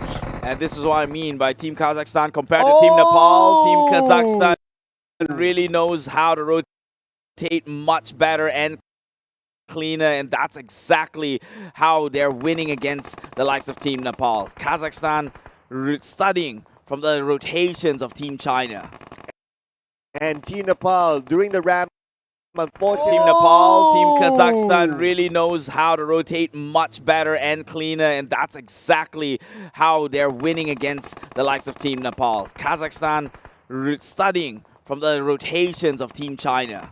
And Team Nepal during the ramp, unfortunately, they didn't manage to boost themselves, not giving them enough elevation, enough momentum to overcome all the other obstacles coming on the other side. So that opportunity was taken by Team Kazakhstan, and now they're back with their comfortable lead in front. So they will maintain the lead. Team Kazakhstan looking like the first again to enter the checkpoint number 2. But down in the bottom here, it's Team Kyrgyzstan and Team Uzbekistan just trying to pretty much keep up with the likes of these two who's just zooming through the entire course. Team Kazakhstan just inches away now from actually registering as the first team to head into the checkpoint and start that 120 seconds countdown. Oh yeah, here we go. Okay, this one corner. But no pressure onto them, no one's behind them, and they will smoothly corner. I worry about the last 2 teams though, because they're so close to each other, and sometimes it's about the pressure of you able to see your opponent, like he's just right in front of you. And it takes only a little bit more for you to overtake them, but oh no! Speaking about overtake, looks like it's going to be a disaster for Team Kazakhstan. Team Kyrgyzstan finds their car tumbled and would probably need to hit the reset button. Surely they're lingering a little too long on that car. They need to hit that button there and then and now if they want to pretty much make some headway back into the game. Team Uzbekistan will bypass them and probably capitalize on this situation to ensure that they will secure themselves at least a 3rd place finish on a minimum. Oh, look at the gap now. Unfortunately, they seem to be not moving just yet. I guess they're still figuring out, like, okay, what do we do? Do we want to penalize ourselves, or is there a different way that we can save the timing? But look at the current condition. I guess it's a must for them to press the reset button. If I would have just used the reset button. It's 5 seconds. It's not that much of a penalty here. They've essentially already wasted 5 seconds just staring at it, thinking that they could flip one over. Unless, of course, they did not do the due diligence to pretty much figure out how to flip the cars themselves. But no more attention on them. Oh, they actually got the car reset and is moving, it seems. Can they make it within time here? Because that activity 2 has already begun. The countdown is out. Retractable target now in play. Okay, so now they're on the move. But by the time they arrive, probably like Team Nepal would have been 50% done by then. Team Nepal now is already 1/4 of completing the challenge. Man, this leaves them way, way behind. So I guess for them to get the #1 spot looks like it's going to be a tough situation. But for them to catch up to maybe number 3 at least, still doable perhaps. And this is what's impressive about Team Nepal. Their mechanics is known through and through as a team who's got presence within the main version globally. You can see that they know how to handle the crosshairs right, already raking in the 285 pointers. But Team Kazakhstan, they are not making it easy for them. 255 to the 290, now 300 on Team Nepal. Very close calls here. 400 is only by the horizon, differing by 20 points between number 1 and number 2. Oh, it's neck to neck with Team Kazakhstan now between them. And it could be any other team. It could be either one of them right now to finish this challenge first. So it's going to be 10 more points left. And Team Nepal officially will be the first team to complete section number 2. They will be on their way. As for Team Kazakhstan, looking like to be the second team to complete this challenge. So now this is going to open up a huge gap between the number 3 and number 4 team. Same time they finish, it seems, with a little bit going to the way of Team Nepal first. But now Team Kazakhstan, this is where I say they can make a difference. Because Team Kazakhstan, remember, their forte against the rest of this lobby is that they understand the rotation much better than the likes of even Team Nepal themselves. So if they can look to make and close that gap, that would be very beneficial for the side of Team Kazakhstan. As long as they don't tumble anywhere. Okay, so there's going to be quite a terrain here. Let's see if they can make it smooth. And looks like it's okay. But a little bit of a slowdown there as they try to land. I guess they didn't manage to hit the boosters at the right moment. But nevertheless, they are still at the forefront. But when it comes to comparing themselves with the other regions that we have seen, the booster needs to be used at the right timing, especially on the ramps. But oh no, another accident. As I mentioned, not really the cleanest. That's going to be time for the likes of Team Kazakhstan to close in that gap. And just because they hit that wall, they also lose the momentum speed here. And that's not going to give them the propulsion they would have expected coming in from this high ground. So Team Kazakhstan finds their way through nice and easy. But it is Team Nepal who's just ramboing through the rest of the obstacles here. Yeah, so far they're in the clear. Don't expect much competition for them to arrive onto the final checkpoint. And at the same time, the speed up targets it's well for Uzbekistan. I noticed the meter for Uzbekistan starting to go up, meaning that for Uzbekistan they have completed the second checkpoint challenge and now they're leaving the second checkpoint on their way. Nice to see that Team Uzbekistan is able to catch up so far despite them losing a lot of time between checkpoint number 1 and checkpoint number 2. Talking about checkpoints here, look at that. Finally, they're trying to do it as efficiently as possible. And these two teams going through beach flags the best way they could. But to what avail here, they will find themselves arriving towards this next checkpoint already. This is where things will be on a make and break basis. Who's going to get the lead? Who's going to get the ground targets before the likes of the rest of the teams here, and who's going to take that resources for themselves. All right, so the first two teams have arrived, but for the other two teams still making their way, still trying to catch up onto each other. to get to checkpoint number 3. But look at the gap at this point. It does look like by the time they arrive, they won't have any ground targets, or maybe even worse, like the ground targets won't man anymore because everyone will be focusing on the main objective. The main objectives happening in still, I think, at least 80 seconds here. So they don't have to worry too much about that for the time being. But talking about things to not worry about, initially was Team Kyrgyzstan. But now that they've gotten their reset, it's Team Uzbekistan who now has to pretty much turn on the pace here and amp things up, because Team Kyrgyzstan is only behind them by a slight margin, and the both of them has yet to even begun point number 3. Oh, I noticed that Team Uzbekistan, again, another sticky situation for them. And this is going to cost a lot more time now that the main objective is starting. And Team Nepal, being a team with a lot of experience playing in the global stages for the main version, they're showing the mechanical experience. Now, this is where the shooting will be tested, how they track the targets, and looking well for them so far. At the same time, they'll be motivated to reclaim back the number 1 spot in which they lost from the previous round. Trying to be back on top here, that is one impressive feat. You know what they say, winning is easy, maintaining that lead is when it gets hard. And right now, they're looking to confirm that even more here with 140, the only group, the only team within this lobby with a triple-digit score points, and they're nearly even breaking 2/3 of this entire score. Interestingly, for Team Nepal, being a team that is at number 1 now with quite a significant gap, they are opening up the areas, they're opening up the space, sending one athlete behind to shoot from another angle. So it's a different strategy still deployed by them. But for this one athlete from Team Kazakhstan, he's probably shooting the... Yeah, oh, we just got information that Team Kazakhstan is out of gas. So mismanagement of resources right there and then. This is just the worst way to go. Now, if you are Team Kazakhstan, you wanted to maintain your lead. You were up there with the top 2 divisions. All you had to do was make sure everything goes on right, but they bit more than they could chew, and now they are running on empty. Oh no, this is bad news for them. We saw what happened to Hong Kong, China the other day. If you're out of gas and you have to run, despite you having an okay lead, it's easy for the other teams to catch up.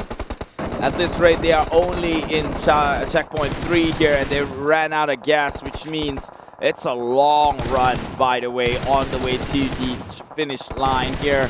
You could already expect them to perhaps make a 25-minute run in this case, just to finish the game.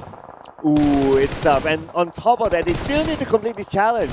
At least for the example of Hong Kong, China, they completed the challenge before they ran out of gas. So for the time to take to complete the challenge, plus running, we could be looking at another 20 minutes. Or maybe even more. Maybe they won't even complete this game before the 30-minute mark. That's looking very possible right now, because I can tell you straight up, just to rotate inside this checkpoint is going to cost them their time. And they're at 300 and 500 already. And soon, when they are low on the resources, they will have to walk their way into houses and walk their way back onto this podium. Oh no, this is a disaster for them. But nevertheless, it is not a disaster for Team Nepal. Now that they're on the verge of hitting the 500 mark and being the first team to leave section number 3, it is now Team Nepal who again reclaim that throne to sit back on the podium spot at the number 1, at the top of the hill. And Team Nepal is back on track.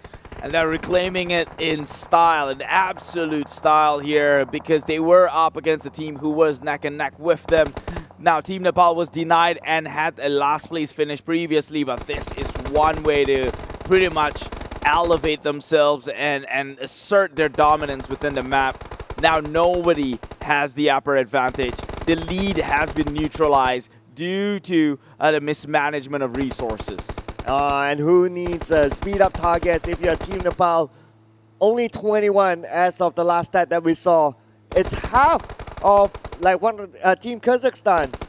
So with that being said, it's a matter of them finding the most efficient route to go in, even without depending on the boost. But okay, just as when I was trying to up them, that just had to happen.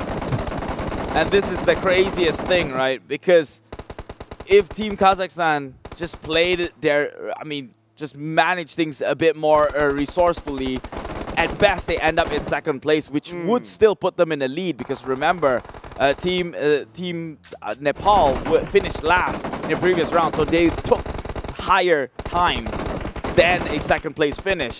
But because of this, that immediately negates any potential lead for the side of Team Kazakhstan. True enough. But if you guys think about it, it's not only about the placement per track, it's also about the total time collected. Can you imagine that they were doing decently before this? Like Team Kazakhstan, number 2, then number 1. But because of this, this drags the average time like a lot. So if we were to tabulate the average time, maybe even like the current last place team is already above them. Which is exactly my point, right? If they had finished this one in second place, they would still be in a better position because they finished second, which means their time isn't too far from what the average would have hit comparatively to Team Nepal's last place finish in a previous round, because they definitely consumed some time. I believe Team Nepal took 17 minutes in a previous round. Ooh, if 17 minutes. Now we're already at 18, coming close to 19 minutes. I mean, it's definitely going to be more than 20 minutes, considering that they still need to run from the start of section number 3 to the end. Adding all that up, I don't know, 22, 23 minutes perhaps. I don't think they're even going to make it, to be honest. I think even running, these are not near locations. They're actually pretty far apart. We're looking at vehicles, and that's even quite some travel distance that needs to be made. Oh yeah, on top of that as well, all 4 of them will need to cross the finishing line. Yeah. So there was some athletes left behind still, because Uzbekistan is still collecting points. So I don't know. I don't know how many are still left there. Okay, all right. Oh, wait a second. Whoa, they found a way to game the system, and that is by hitching a ride onto the top side of these cars. This is some clever play coming up from them. Very resourceful. I'm pretty sure the rulebook has not seen this thing coming. I mean, this is sportsmanship, all right? This is fair. I think it's fair game. They thought about it. Well, sportsmanship at its best. I mean, it's all about sportsmanship, all about like uniting people. I guess it's a good example. This is amazing. I did not expect this one to happen. Now I'm all on smiles. I had the thought of like maybe hopping onto another person's car and vehicle, but this is where they'll fall off though.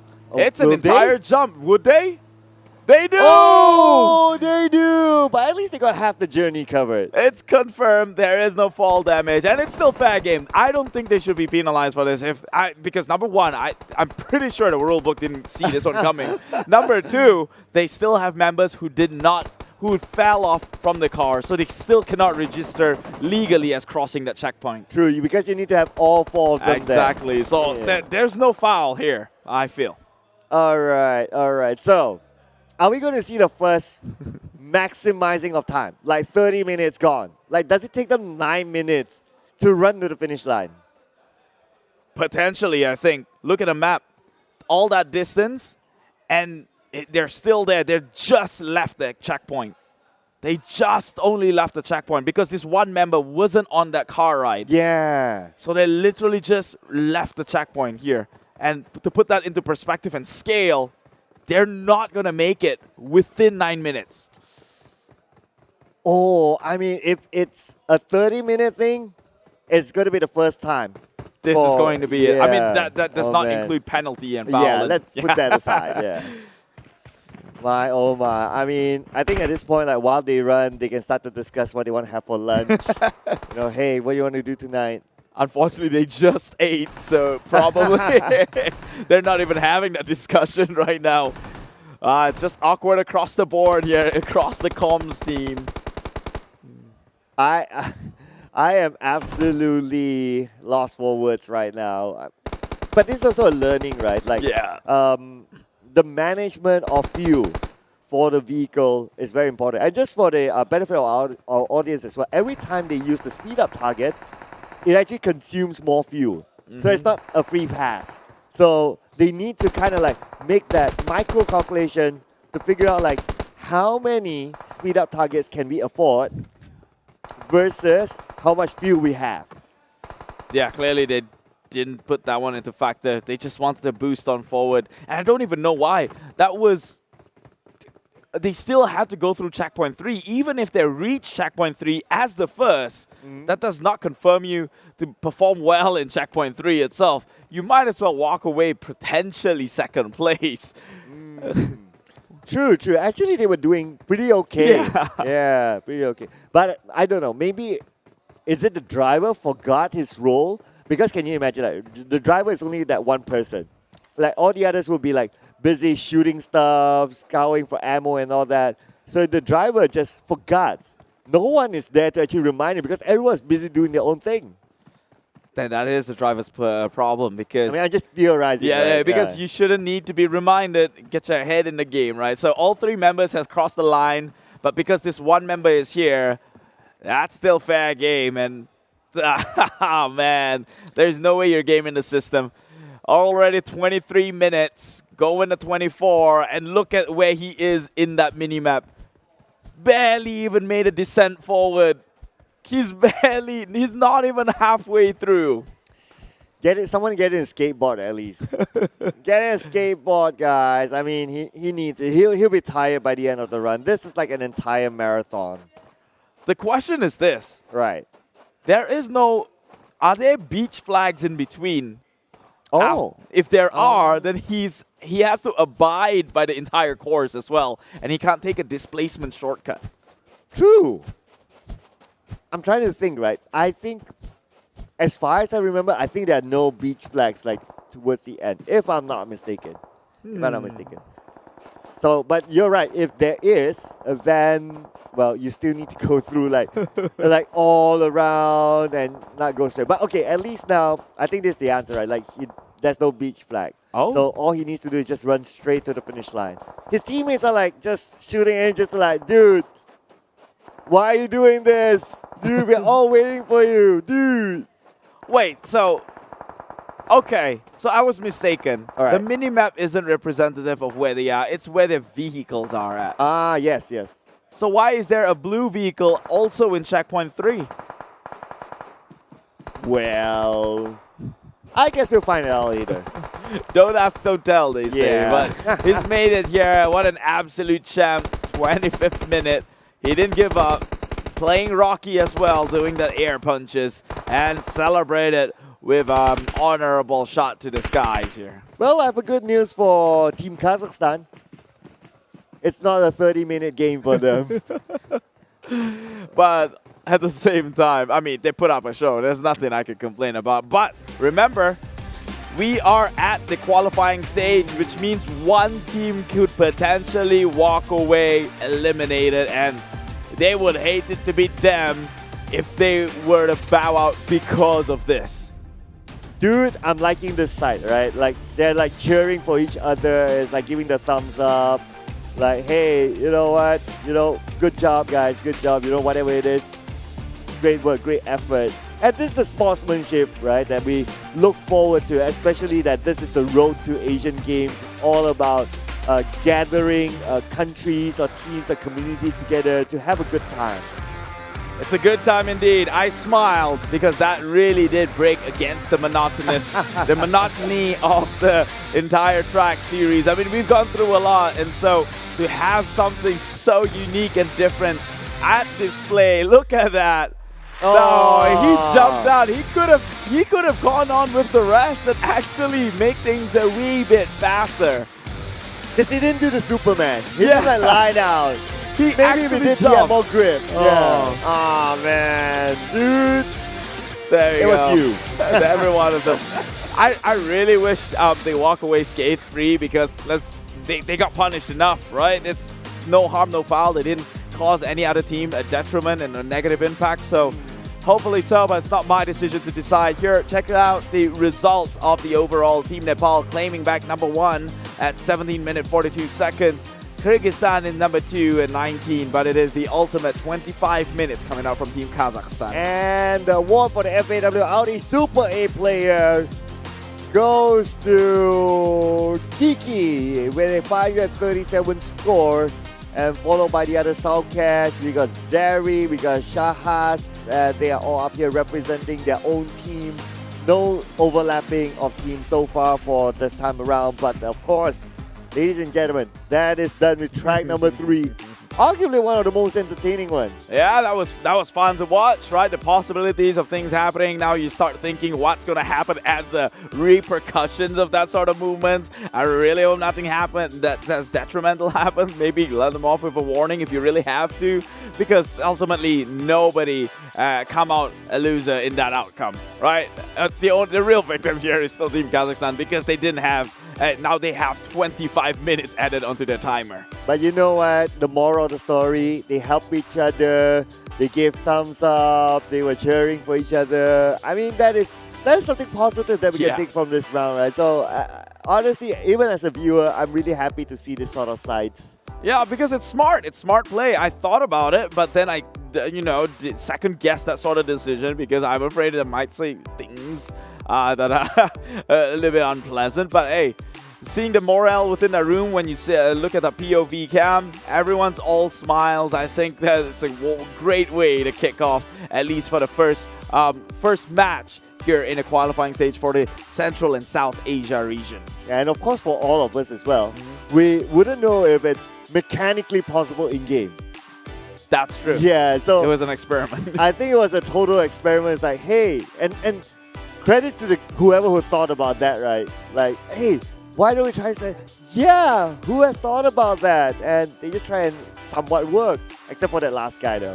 Yeah, if he jumped off, to be honest. Yeah. If anything, his teammates should be, a little bit angry about him because he could have been at least making it halfway through if he hitched in with the rest. I think he felt a little bit guilty there. That's why he hopped off. And now it makes me wonder, what happens if, let's say, all 4 or 8 of them on a single car and they cross the line at the same time? Like, who wins?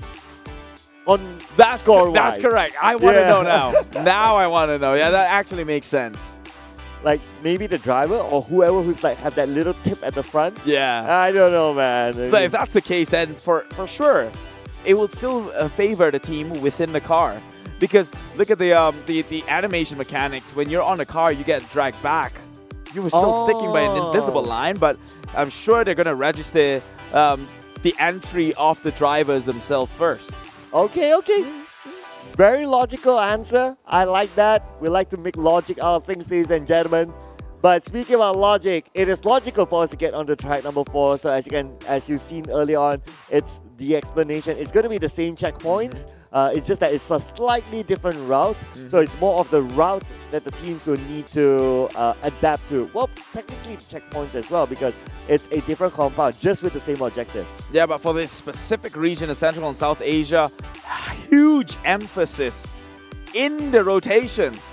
Look, we've played 3 tracks now, and 3 tracks are all determined by the rotation. How clean it is, how many stumble blocks that these teams go through, and even just now, not mismanaging their resources during those travels is exactly what caused an outcome, right? And even before that track itself, it was Team Nepal who, pretty much mishandled their vehicle and what caused them to fall in the last place. So the theme for this region has always been a huge emphasis in the way they rotate.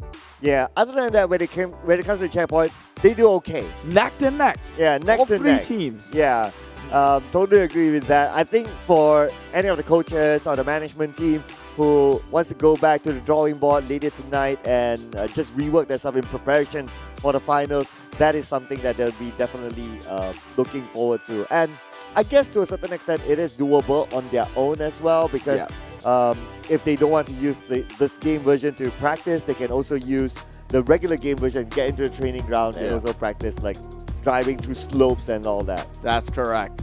Let's all smile across these faces here. That's the most important thing, especially in a competitive landscape. Waved upon the screen too. Well, if only we could wave back, but they cannot see us as we see them. If that sounds as creepy as it can get. Well, okay, from our seat here to the backstage where the players are at, we can hear their cheers. That's I true. noticed that. Like, everyone's genuinely having a good time. So I guess the vibes for this region is all about positiveness. I'm liking this. I'm liking this. Like, for the other regions, maybe some of them are like, oh, we're here to win. We're serious. We don't talk to anyone else. We focus on ourselves. But here it's like, you know what? It's all good fun and games. And I like that because it's, let's be honest, if I were to put it as frankly as possible, this region, they're not the most prominent, or at least a synonymous to the name of esports, and I guess that's why the community is a bit more lackluster, a bit more chill. They're not too competitive yet, you know, as compared to maybe Southeast Asia, where mobile gaming is like giants, right? So that's why the positive attitude is shared across all, and I hope they keep this one going as we move into the final track of the first set of match. Oh, I'm liking the vibes already coming in from the teams in this region. Let's go! Before we wrap up the first set of games, the first set of tracks, as they will drop into Toria Humada, making their way onto the first checkpoint, which is San Martin, and then to Impala, and then to El Azhar, finishing off in Campo Militar. So right now, we do not know who is in number one because it seemed like Team Kazakhstan had the chance, but after that stunt previously, maybe we have to rethink on that sort of decision here. In blue this time round is going to be Team Nepal, and in red, Team Kazakhstan remains that badge, going head-to-head with each other, and going in purple is going to be Team Uzbekistan, and finally, Team Kyrgyzstan on the yellow. Yeah, and so definitely for Team Kazakhstan, they'll be looking to recover themselves this time.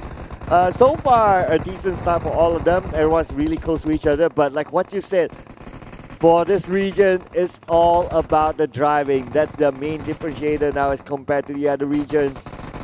It's something they need to work on, but so far, at least for the first stretch, it's looking okay so far. But I think for the biggest challenge for this track is definitely going to be between Section 1 and Section 2. It's not only the longest section, but there's also quite a curve somewhere in the middle for them to adjust themselves. Adjusting themselves, refining, retuning. You could use all the jargons in the world, but it all has to result to a faster track here. Right now, Team Nepal again going away with that lead, and now Team Kazakhstan trailing behind Kyrgyzstan, not taking over each other just yet.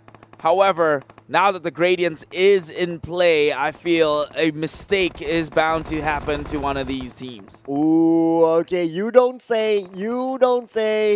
Skimming past by. Oh, I told you so. Man, that's like, that feels like a spoiler, you know? Well, I'm glad I got that one right. And so a little bit of a hindrance towards the team in the top end. That would be Team Nepal. And another so, one. Yeah, immediately. The team in yellow, Team Kyrgyzstan, nearly had a chance to cut over, but because of the way they took on the fall from the high grounds, they will also be held back. You know what? This is arguably the noisiest bunch. Like from the player area, we could hear them like giving all those expressions like, oh, having a good time. They're probably teasing each other as well.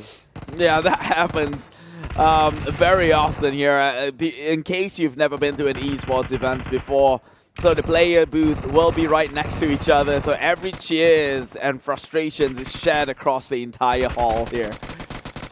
Good fun at the end of the day. But now it's back to business. Which team can collect the most points, the fastest to reach the 300-point mark? Team Nepal still showing the mechanical prowess to be able to collect the most points as of now. As for Team Kazakhstan, who will be looking to do that comeback after the mishap from the previous round, still behind. Still behind, but they at least know that they can look to catch up. I hope Team Kazakhstan walking into this this new track, this final track of set number 1 here, do not lose composure and just play the game the way it should be played. Make sure their resources managed. It doesn't matter if you're in a first place. You can also still make up the difference from second place. But now, after that match, that previous match, perhaps you want to be in first place. All right, get into position, ladies and gentlemen, as the main target will show itself. And as the main target arrives, that's where we see the teams getting onto it, rather than being there before it shows up. Now the airdrop has shown itself as well. It seems that for the airdrop, Team Uzbekistan has the advantage of getting it. But other than that, for the main target, it's still for them to catch up onto. Now, for the benefit of our audience as well, for the airdrop, it also provides an extra 40 points for the team that got it. 40 points. Hopefully that would be enough, because right now Team Kazakhstan and Team Nepal again head-to-head with trying to hit that 300 mark, and it is Team Nepal who does so effortlessly. Will be the first one to book their way out of here. Meanwhile, leaving the rest here to shoot down onto the purple, that would be Uzbekistan, who still has yet to complete their run in checkpoint number 1. There you go, the first team to leave now, Team Nepal, but trailing behind, very, very close by, it's going to be Team Kazakhstan, who will be looking to recover from whatever happened previously. Only 2 seconds difference, in fact, between the two teams, so it's very, very minimal. But because of that a small gap of 2 seconds, one flip of a car from Team Nepal will allow Team Kazakhstan to just overtake them. And that is happening more often than not in these regional lobby here. And so they have to be careful, mindful, in fact, about the way they're rotating and be aware of the surrounding and its terrains and gradient here. Missing one beach flag itself could already impose such a strong penalty. But Team Kazakhstan, relentless with the boost. They have got burned once before. Will they get burned again? Oh, wait. Nepal and Team Kazakhstan. Oh, no. It seems like they're just bouncing around, both making a mistake, but it is Team Nepal again who will capitalize on this. And this is what I mean. They are reckless when it comes to the rotations. Oh no. But nevertheless, Team Nepal, lucky for them, the opponent made the mistake at the same time. So it's like, okay, we'll reclaim it. Thank you very much. But that in overall is also going to be a precious time wasted. Now with another one on this corner, we can see behind them is going to be Team Kyrgyzstan still trailing. But for the other team, Team Uzbekistan, quite far away.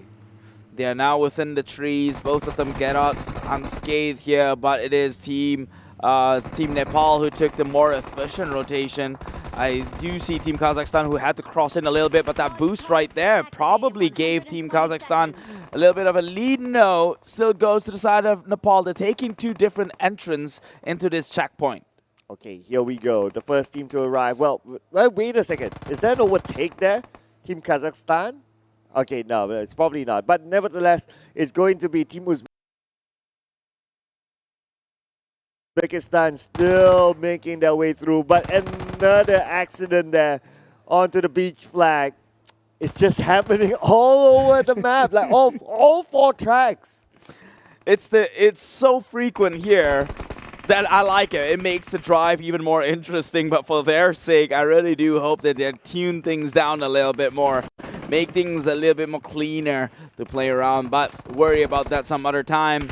You know what they say, if the entire lobby is being sloppy, then you are not sloppy. In fact, you are just the norm. Wow, that is a mind-blowing thought. I get it. It takes a while to process, but I get it at the end of the day. But nevertheless, we have all 4 teams now in section number 2. But again, it is still Team Nepal with the mechanical skills. And we must remember, it's like a small difference between them and that second place team for them to arrive. But look at the gap difference right now. It's way, way ahead. Yeah, Team Nepal definitely showing more in the firepower department. They seemingly secures more points at higher rate of speeds, mind you. And so they always find their way advantageous in being the first to check out of a certain checkpoint itself. And like right now, looking like they might do that one again with already 130, and this has only just begun. Team Nepal now being overshadowed by the likes of Team Kyrgyzstan. Okay, here we go. Team Kyrgyzstan overtaking Team Nepal. Team Nepal losing the lead. But for Team Uzbekistan, still behind. But Hold up. Okay. Hold up. All right. I'm not sure if that's a strategy or I guess he was trying to get the airdrop, but it just so happened. We're gonna see a referee notice, that's for sure. But let's move on and leave that to the professionals to handle things out in the back end. Team Kyrgyzstan now 254, Team Nepal 240, Team Kazakhstan at 215. So like we mentioned before, in terms of sheer firepower, all of these teams are even neck to neck at the brim here. But we do know historically Team Nepal edged things out a little bit more towards their favor. They came from behind to complete the challenge. Now they're en route to the next stage, but just next to them is going to be the adversaries. So it looks like they have a tough competition this time. Team Kyrgyzstan and Team Nepal. It seems like Kazakhstan has made way for their neighboring countries to come in and probably put up the fight against Team Nepal here in a match of driving skills, I guess. I don't know, I'm lacking of better words right now. What do you call this, a rally? Oh, as long as they don't tumble, you can still call it a rally. But looks like a little bit of a tumble there, as always, as Team Nepal. No. Okay, opportunity Team Nepal, but the speed boost will allow them to maintain their lead. Look at that, the more efficient movement coming out from Team Kyrgyzstan. They went straight, meanwhile Nepal went into a huge curve, which maybe put them back a little bit on hold. And that gave the side of Team Kyrgyzstan the lead for this second half of the travel. But now Team Nepal takes the high end. We'll have to make the movement towards the right. So clearly we know that Team Kyrgyzstan understands the map layout even better. They know where the next beach flag was going to be. Okay, and they were kind of neck to neck with each other. But okay, this could be another opportunity to overtake. But with the speed up targets being hit, that allowed Team Kazakhstan to maintain their lead. And Team Nepal still right behind them because they didn't hit as many speed up targets as Team Kazakhstan. Now Team Kyrgyzstan is the one to lay nest into the next checkpoints. First hand here, hit the 120-second counter. I'm pretty sure the other teams behind have gotten that prompt and cue as well. But now it goes down to these two. It is Team Kyrgyzstan and Team Nepal out to duke it out within checkpoint 3, which is a make or break moment. And this is a firepower moment. And that usually swings the sides of Nepal. Oh, yes, when it comes to that. Even like in the previous track, they somehow lost that lead and the gap was starting to widen. But all of a sudden, at the finals, oh, wait a second. Oh, no. Again, another miss of the beach flag, needing Team Uzbekistan to U-turn to go through the checkpoint. If not, it's not going to be registered for the next stage. Luckily, though, they have made their way into this checkpoint just in time. They have not started the counter just yet. So perhaps if Uzbekistan, I hope this isn't too much of an ask, but if they can outgun the rest of the teams within this lobby, that could pit them up for a chance of success in towards the late game. Remember, there's only one team will not make it out to see the light of day comes the next round here, and all you have to do is beat the man in number 3. Okay, this is where all matters now. Team Nepal, despite them still behind Team Kazakhstan, but we are seeing them come back at section number 2 to get that number 1, to take away that first lead. Although the lead isn't that big, a lead is still a lead at the end of the day. Team Kazakhstan not wanting to make that same mistake again. They are still in front. Now looking over at the stats for our athletes. The driver, assuming that not is the driver, only 6% contribution. And as compared to best practice, everyone has equal. Is also something for Team Kazakhstan to work on.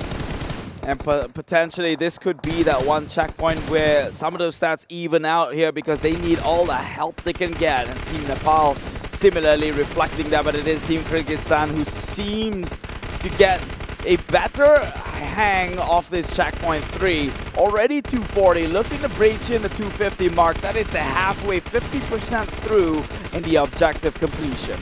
Okay, here we go. Team Nepal still behind by about 100 points. Make that 50 by now. But we have seen it before. Team Nepal, they know how to come back. All of a sudden, they have this boost of points collected at some point, and that allowed them to be at the front. But I will, okay, if at any time that we see two teams actually driving towards the finish line together and having that finale drama, I think this is the best moment for us to have that. I mean, they've gotten close once, man. Team Kazakhstan and Team Nepal in the track number 1 here. It was a neck and neck. Right now, they got Kyrgyzstan with Nepal neck and neck. And as we talked about them, Kyrgyzstan having the big lead, now that seems to fade away as Team Nepal slowly inch the difference closer and closer. Only 20 points apart. Ooh, okay. So it looks like some static here for the teams. And some of them even deployed, like the other athletes, like, okay, go and shoot ground targets, go and shoot the non-objective targets. I guess it's because, like, you know, at some point, like, you kind of get frustrated and you kind of gave up on the main objective. So, like, okay, I go shoot something else. Once I feel good, I'll come back to the main objective. And nothing wrong with that. Sometimes you just need a little bit of a reset just to regain your focus. And sometimes they also need to, pretty much, they will eventually need to send one guy to make sure that they can loot and maintain resources within the group. So I think that's where you see that's why historically towards the 300 pointer mark, you start to see things slow down because maybe they're running low on resources and they have to deploy members to go out and loot for them, minimizing more shots coming out from one direction. Now, 460 is the score from Kyrgyzstan and 456 from Team Nepal. Very, very nearby, and finally they take the lead here. 470 takes back. It's a neck and neck situation. Who's gonna get out with the first 500? Okay, here we go. Team Kazakhstan will be the first team to achieve the 500, but Team Nepal still needs one more target. It shouldn't be too far for them, and now both teams will be on the move, but the first team to actually be on the roll will be Team Kazakhstan, leaving behind Team Nepal. Team Nepal out in the dust unless something crucial might happen within these bridges. They have to time these things right. Otherwise, that could be an impediment towards their advancement towards the last straw. And they made it through. Team Kyrgyzstan looking to solidify their lead here as the top one for track number 4. That is a smooth jump there for Team Kazakhstan. And now the first team to arrive in about 16 minutes, 34 seconds. It's going to be followed by Team Nepal, who is going to be finishing this in about below 17 minutes. Now, we're going to clock in the official time. Let's look at the official difference. And it is going to be plus 16 seconds down to the last two teams. Yeah, so congratulations right there, but I still think the most consistent would have to be Team Nepal here. Top 1 finish in track 1, top 2. Oh no, they actually fell in last top in the second track. Then came back in number 1 in track 3 and now in number 4. In track number 4, they're getting the second spot, which means they got averagely a better timing on a better half here. So it looks like Team Kazakhstan will be the last team to leave section number 3. Again, still needing 100 points. And unfortunately for Team Kazakhstan, because they were the team that didn't have enough fuel, that ran out of fuel in track number 3. And for this time, it seems like they have yet to recover from that track. And they're still stuck at section number 3 with 80 more points to go. But it's still a confirmation that they'll definitely take the number 4 spot for 2 tracks in a row. Well, Team Uzbekistan try to take the safer path down. Finds their way, held back by a shed, and they just can't seem to get their bearings right. They don't even know which direction they're going to. Playing Ring Around the Roses, they got stopped once, and now they will make the advancement finally towards the right trajectory.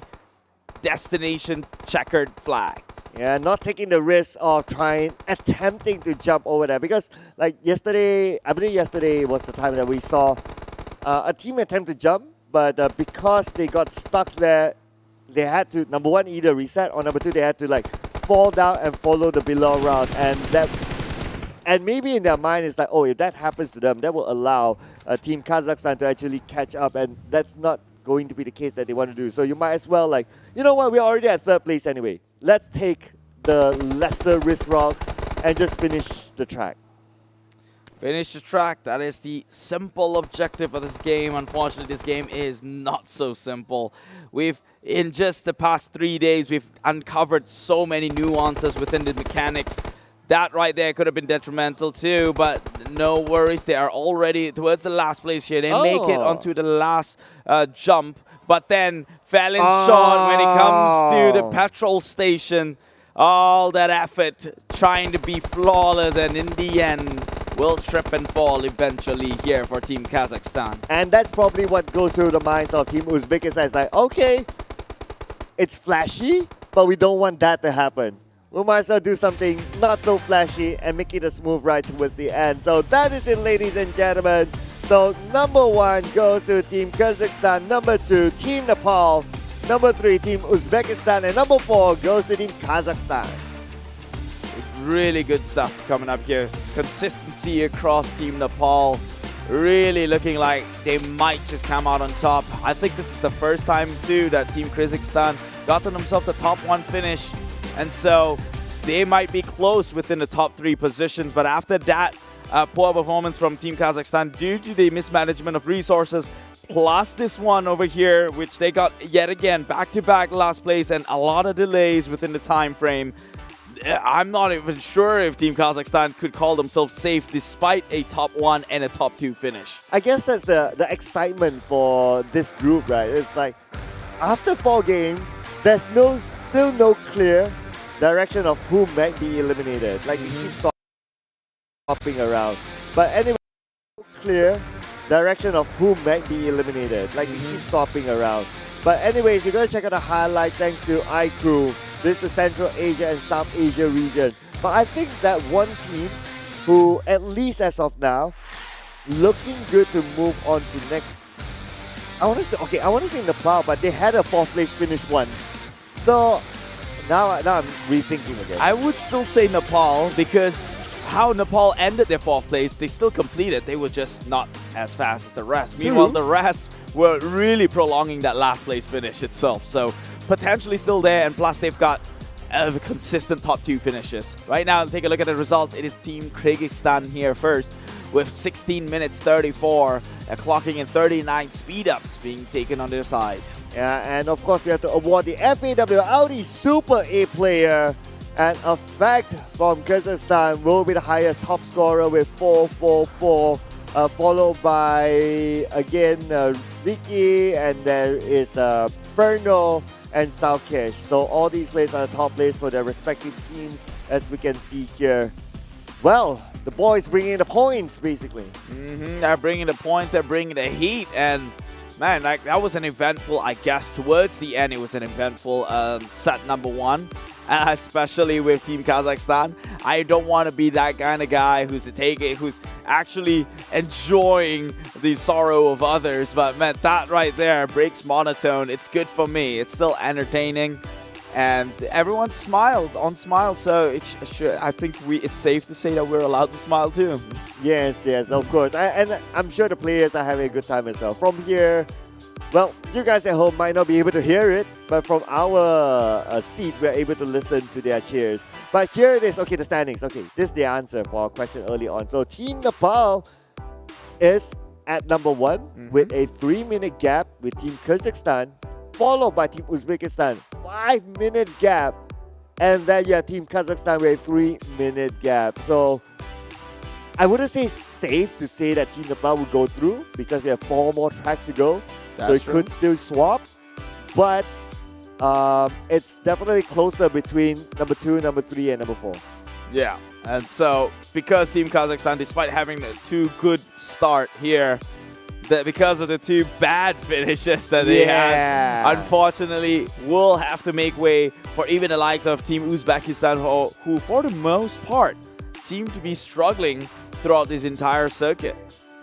So, okay, but before we get on to our next segment, so there's a referee notice here, warning to not for intentionally blocking another team shooting by using the vehicle as an obstacle during the 4th game of PUBG Mobile Asian Games version Central and South Asia qualifying stage match 1. So this was the event that we saw earlier on that we were kind of like wondering whether it's intentional or whether it's just so happened that he was going for the airdrop. So that's the answer from our referee. Yeah, so don't do it again. We need fair play around here. Road to Asian Games. Anyways, quick break. Do we have a break after this? So we'll be going for a break, ladies and gentlemen. But after we're back, we'll come back for another 4 tracks for this region. But for now, my name is Sir Cloud. Together with Keith, we'll see you guys after this break. 关闭外来的杂音，找准内心的节奏。奥迪 Q4 一创，让真的感受从开始才开始。iQOO 11系列，标配 2K 144赫兹一流全感屏，流畅又清晰，有机硅皮革，耐脏污、抗老化。全新自研芯片 VR 与第2代骁龙8强联手，音像电竞全面升级，200瓦超快闪充，充电快，续航久。iQOO 11系列，未来电竞越想操控。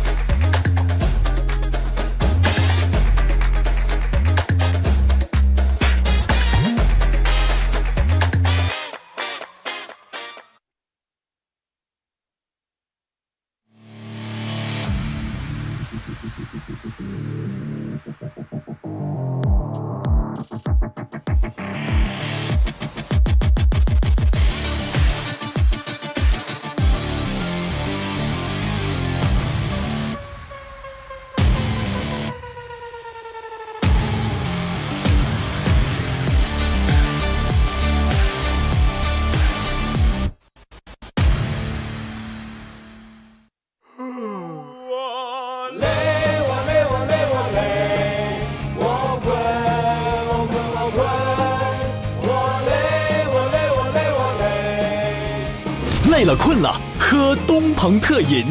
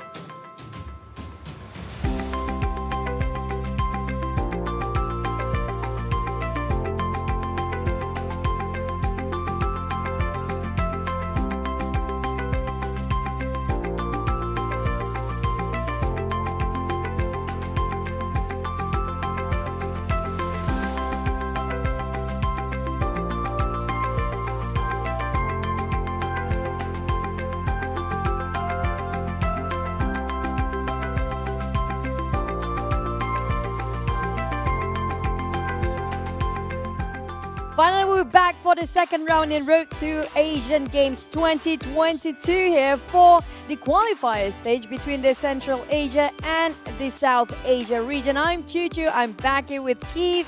How you feeling, bro? Nice to have you back on the desk here. I guess Cloud just had to tap out for the time being. Maybe he's feeling a little bit frisky after that late lunch, so thank God you're here to step in when he need to. But I do know there's such a blunder we had before. That's the first time ever. A very comical situation between the team of, if I'm not mistaken, it was Kazakhstan and Uzbekistan, where I don't know how to explain it, but you don't blame them. They're being very geniuses themselves by taking a different ride entirely because they're out of fuel. I think that's the smartest way to go about it, right? And to be fair, it does not impact any other teams in a negative level. So I don't see any foul here. I thought I had a lot of fun. I was a little bit sleepy till that thing happened, and now I'm all excited for the next set. Oh man, I just hope we don't have to witness that again because it caused them quite a number, especially when it comes to the time. I think we do have the cap of 30 minutes and they almost hit the capacity of 30 minutes at max. It was around 26-ish, almost 27 minutes for the ending. But so far, we do have a different average of timeline here for this particular region. And it's a little bit on the slower side, I would say so myself, and I think you wouldn't disagree with that, seeing as though how long you waited in the back end. At the same time, a lot of that contributes is coming in from the drive. Like, rotation in this region is seemingly raw. It's as raw as possible. It is far from the word refined, that's for sure. And it's so unpredictable. What we predicted, this is going to be the teams that will be participating for this round as well. Team coming up from Kazakhstan, Team Kyrgyzstan, and Team Uzbekistan, and also a team coming up from Nepal. And so far, is there any sort of particular team that you feel might be dominating when it comes to their, time spent overall in all the tracks? I would say I think Team Nepal seems to be the most consistent. They are at par with at least the West Asian region with the 16-17 minute timings per track. And so they're well in their way to kind of compete with that region per se, seeing as though that the majority of the teams that are playing within the Central South Asian region averages out 18 minutes and up. So definitely Team Nepal looking like they are a league above at the very least. Well, I want to agree, but the thing is, consistency. You need to have all formats pretty much on the same placement, except for the second track, though, where they do have a bit of a blunder. If I'm not mistaken, they have a bit of accident before, so they place themselves in the last place in the second track. So I hope that will not be the case because we will be repeating again from track 1 all over again for these teams. Now this is their time for redemption if they made a lot of mistake in round 1 before. Yeah, I think that also contributes because perhaps they were not aware of the reset mechanics. See, whenever you tumble your car, you're allowed to hit the reset, right? But maybe they don't know what the button was and they had to explore, which wasted a whole lot of time. If I'm not mistaken, the reset button will come at cost as well. You get penalty for 10 more seconds addition to it if you have to press the button. But might as well just press it exactly. if you're waiting for, like, the last time we saw around 7 minutes wasted just to tip over the car again, right? Yeah. So might as well just get penalty for 10 more seconds. So put that in perspective, it's 7 minutes just to try and tip the car, and eventually you do hit the reset anyway. Right, true. so maybe that was the situation for them. So I do not see that one happening again. But really, with this region, the fun is in the drive, and I would like to see that happen again here in set number 2. 4 tracks to look forward to, Chu. Are you ready for it? No, definitely. I'm born ready. But before that, do you plan and do you hope for the teams to actually hit themselves in a blunder? I would be criminalized to be dishonest, so I will not answer. The way you say it, you're like, come on, guys, crash into something. But do have the same tracks all over again, as per usual, coming up from the side of around Valdemar. And Mike ended up right and around Puerto Paraiso for this first track. It's always going to be Map Miramar for now. And we do have World 4 teams having a very equal start here for all teams moving at the same time. I'm not sure about Team Nepal. They lost one man before and now hop onto that vehicle. It's going to be a gap here in between, but so far Kazakhstan and Kyrgyzstan taking the lead. Taking the lead for the time being here, but we know after first trial, Team Nepal is one to look out for. So, Team Kazakhstan trying to make in that corner here. It slowed down a little bit, but not too detrimental yet. Now, neck and neck with the neighboring country. It's Team Kyrgyzstan and Team Kazakhstan potentially taking the first spot. Goes in with a clean tackle towards his corner, not trying to overextend here. Keeping it as tight as possible, but still losing a little bit of that momentum, it seems. You know what I miss most when you're looking at races? You know, when we used to play race game, there's going to be some crowd cheering at the sidelines around the mountains, right? We don't have it here. But we have a lot of drones, though. What do you mean? We are the crowd. We are the only crowd. With that two-person, they're trying to wave, come on, guys. You see, when you're an introvert, two is a crowd already. That's kind of true. Maybe even 1.5 is already crowded, right? But we do have a bit of a flammable car coming out from the team Kazakhstan just now. They have a bit of a problem to have a head start, even though they were on the front line before, but will be falling back all the way. While Team Kazakhstan have no problem pushing forward. Pushing forward indeed, and now they take the leap of faith, but look at that. Team Kyrgyzstan not done it out just yet. Makes a jump of their own. Unfortunately, Uzbekistan once again getting hit by that obstruction in the place here. Now, meanwhile, taking a look at checkpoint 1, it seems like they have arrived. It is Team Kazakhstan being the first there. Second would be Team Nepal, and third at Team Kyrgyzstan, and followed by Team Uzbekistan itself. Well, at least, even though they got themselves in just now for a tiny bit, just bought themselves another extra 10 seconds, but at least they arrived timely manner as well.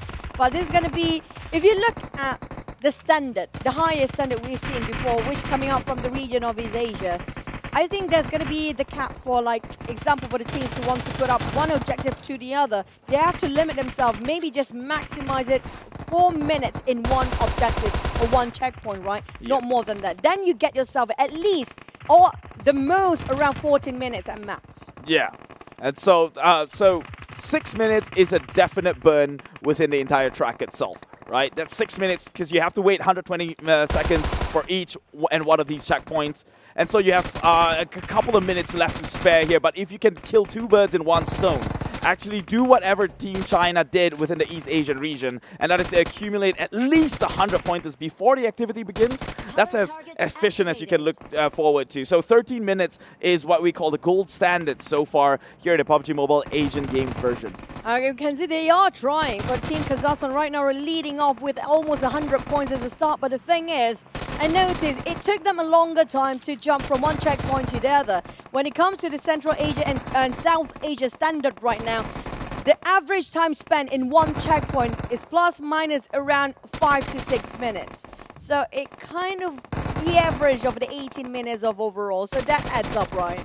Yeah, that's not a good average to go off from. If you're spending 5 minutes per checkpoint, you're already expecting at least a 15 minutes as the fastest you could ever go into. And remember, when comes to the point where you face different regions, 13 minutes is the time to be beat. But let's take a look at the games right here. I see some of the teams already have hit their quota of the 300 pointers mark and will be making their way forward. And that will be the team in blue. That is Team Kazakhstan now taking the lead once again.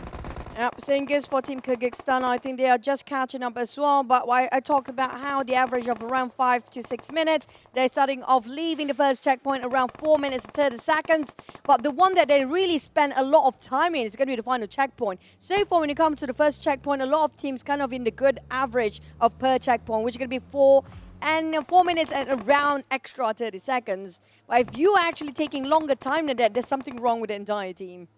Well, maybe not a team. Okay, fine. No, not the team. It's more like things can be optimized, right? Like, true. Drive better. That's the only. They need to use the Audi. Yeah, you got to use an Audi. that's a good thing you bring up. Handling is a thing that Audi is also known for, so might as well. True. We need a power steering, right? But back to us the game. We do have Kazakhstan. Yeah, you talked about driving, man. I mean, like, what else can go so wrong? Everything goes so wrong in this region right now for their lineup. I mean, like, none of all the other region we called it before have this much accident.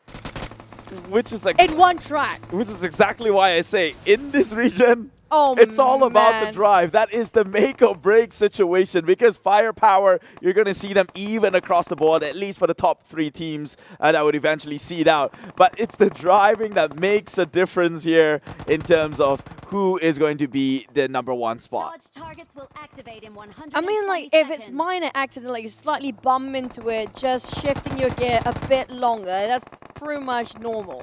But if you're flipping too much, you're hitting all the high grounds and rocks that's not even supposed to be hit in the first place, maybe they should change your driver now, I guess.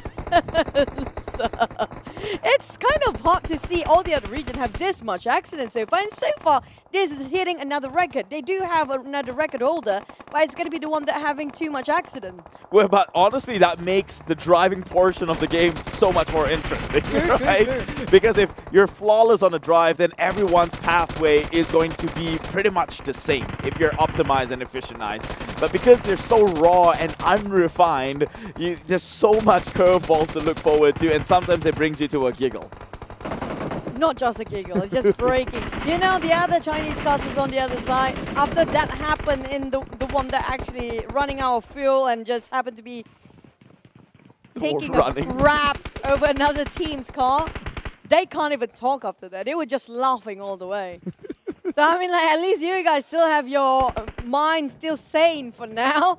Hopefully, we're going to stay sane by the end of this entire round. But back to the second section, it commenced for the retracting target. All the players already and the athletes taking their place.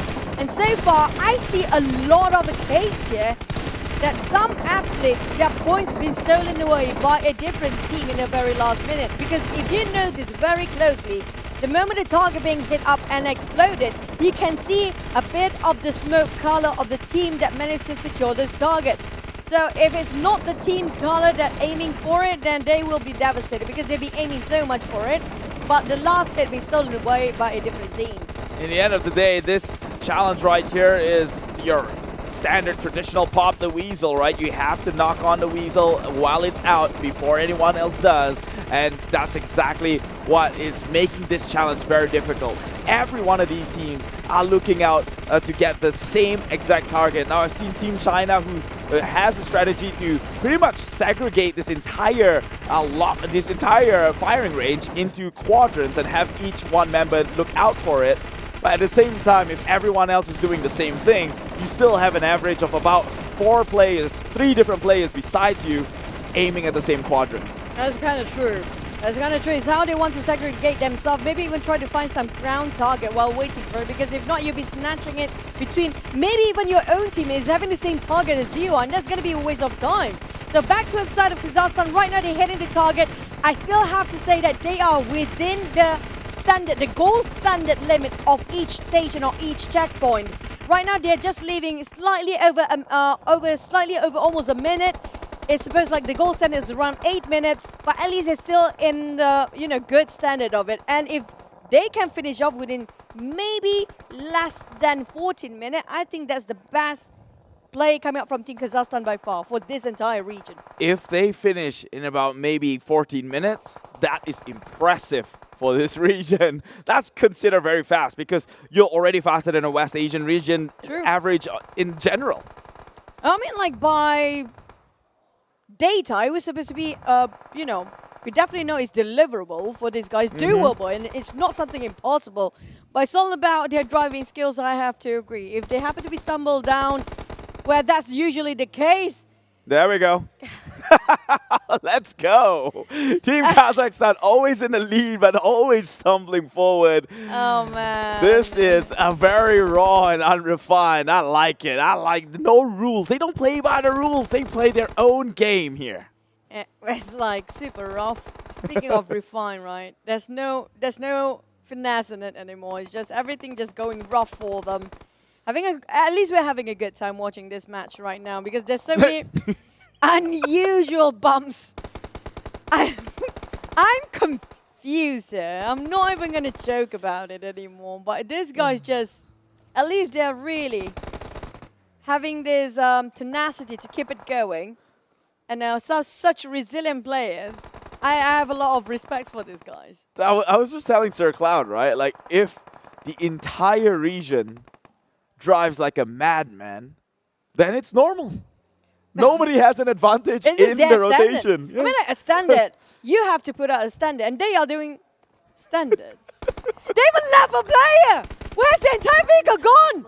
They reset. They reset. Chill out. I'm so scared. Relax. They're still in the game. It's so unpredictable. My God. This region brings me joy, man. I love it. Thank you. I mean, like, thank you so much. At this point, for me as an audience, myself, I would just want them to reach their final destination as safe as possible. Regardless of the time itself, as long as they are safe. In real life, I wish they would not sit next to me if they're driving. That's. But you know what? There is a market for this sort of ruckus, right? Like, I want to see a mode where they don't have to go down and do checkpoints. That's just a drive and a journey, and everyone drives like this. And then you're expecting on sheer luck that your vehicle don't tumble over, and the first one to hit the finish line at the end. I think it'll bring a lot of laughter. So. I don't even okay. You know what? Maybe that's the case. Yeah, maybe we should do that. But back to the side of Team Kazakhstan, due to how they stumbled down before, it delayed them so much. When we talked about them having those 14 minutes going on, and it's down to 120 seconds downtime is done. Now, can they reach their target within just 2 minutes here? Hardly. I don't think that's a possibility. Seeing the rate in which they do accumulate points, especially in the last checkpoint of the day, of the map, actually, the track itself. No, I think that's a tough chance to ask. I mean, there's a reason why the average for this region in particular is around the 18 to 19 minute mark.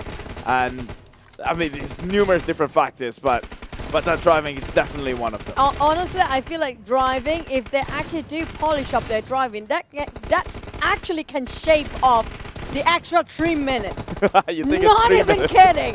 Because every single rotation, after they're done from one checkpoint to the other, even from the starting line, right, they definitely have their accidents.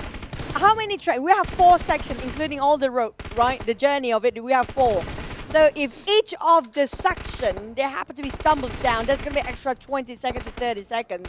It's pretty much shaving off at least 2 minutes out of it.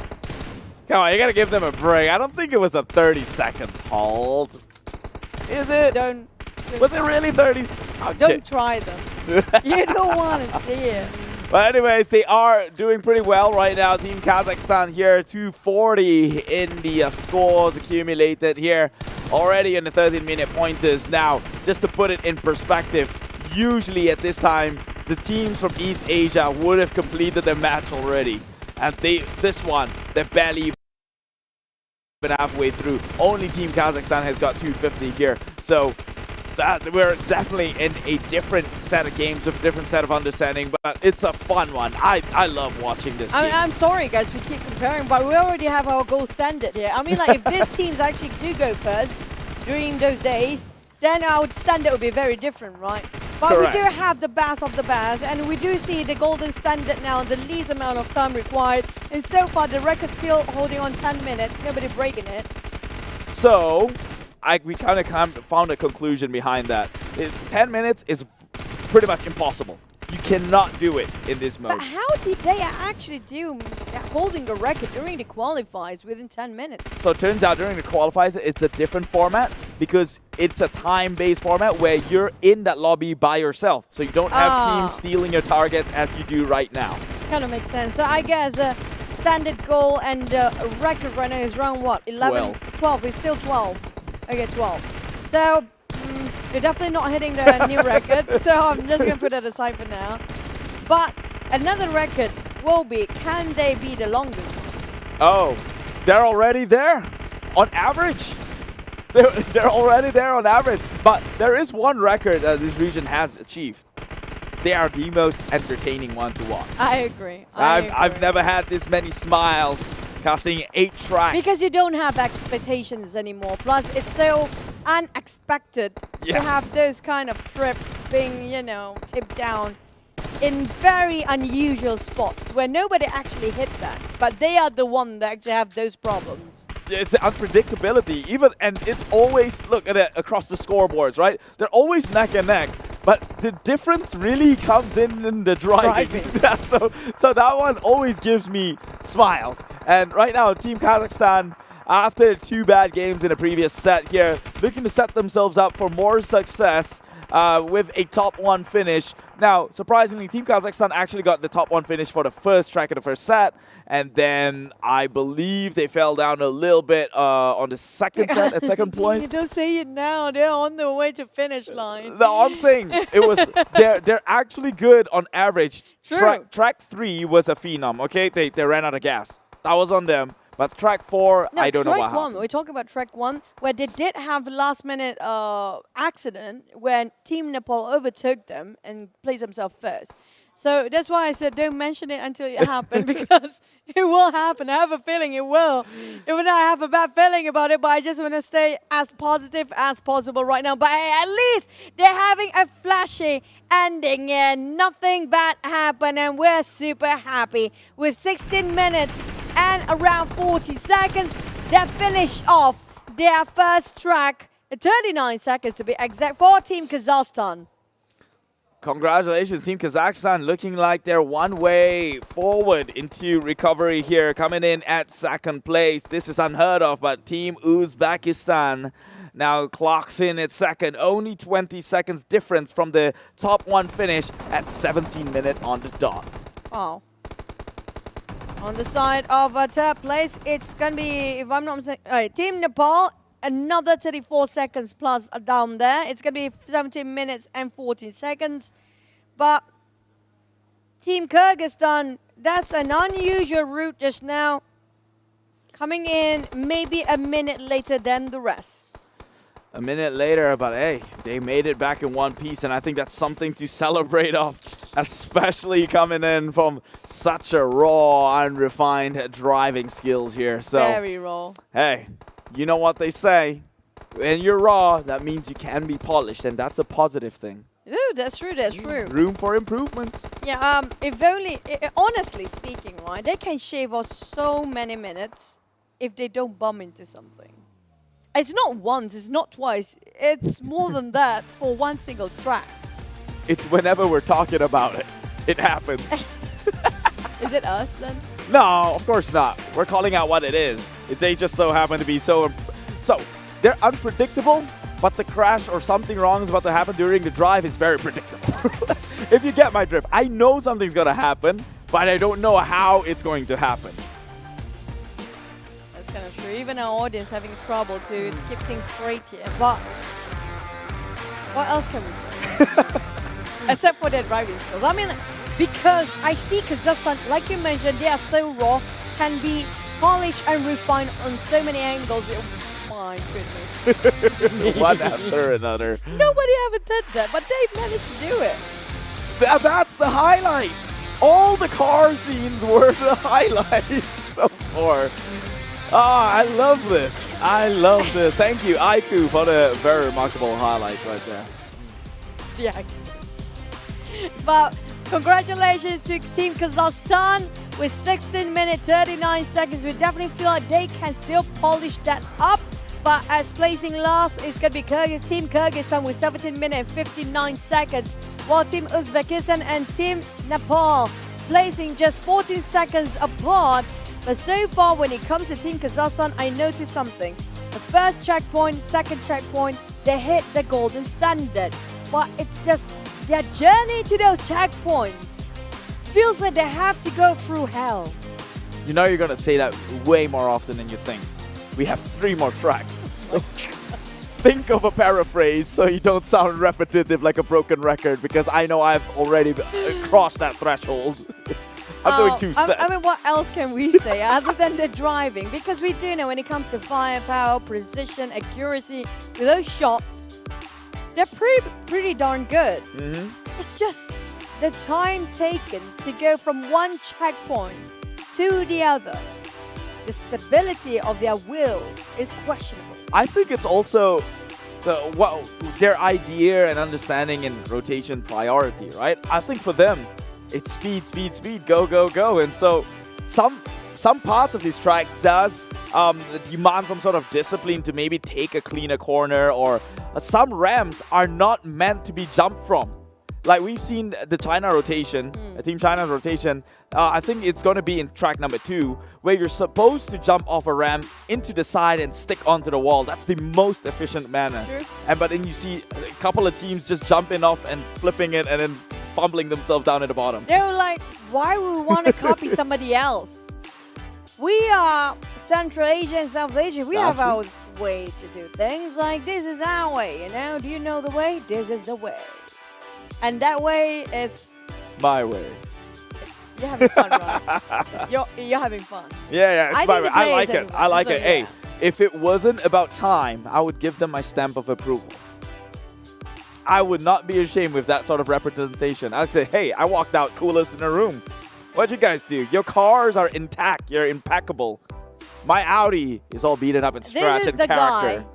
Who you want to be as content creator for the team, not the player. Usually, that's the case. Because this guy will be the goofiest guy there is. But next track we do have coming up from Ruins. We're starting off then going into Al Pozo. And we're going to go around Crater Field for next checkpoint, which is going to be a bit tougher for the terrain.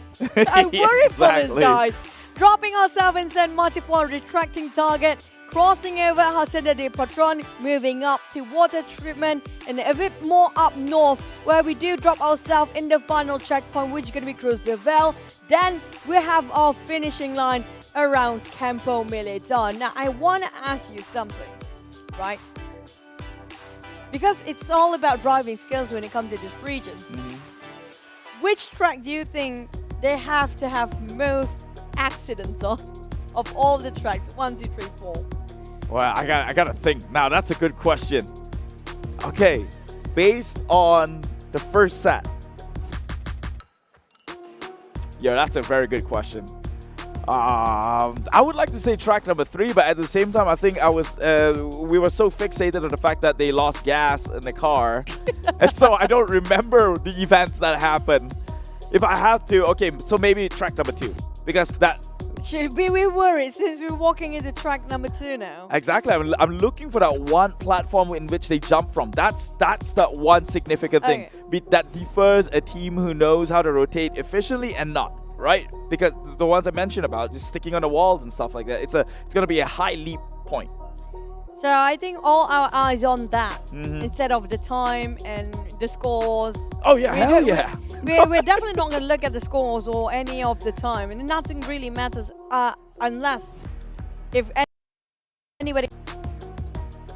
How much the splash of water we're going to get into it. No, that's literally what they're judged on. Did you not know that? Yeah, I know. I do know. In this case, that's the case. No, so how much splash is in this context is their time. We Honestly, don't care about that. Feels like the splash right now is like a waterfall splash. Exactly. Yeah. I want to see them do crazy flips and then just landing wrong and creating so many splash. Mean. You're so No, it's not mean. It's entertaining, and I'm on their backs. I agree. I'm on their backs. This is the most entertaining value coming up from all the other regions down there, but.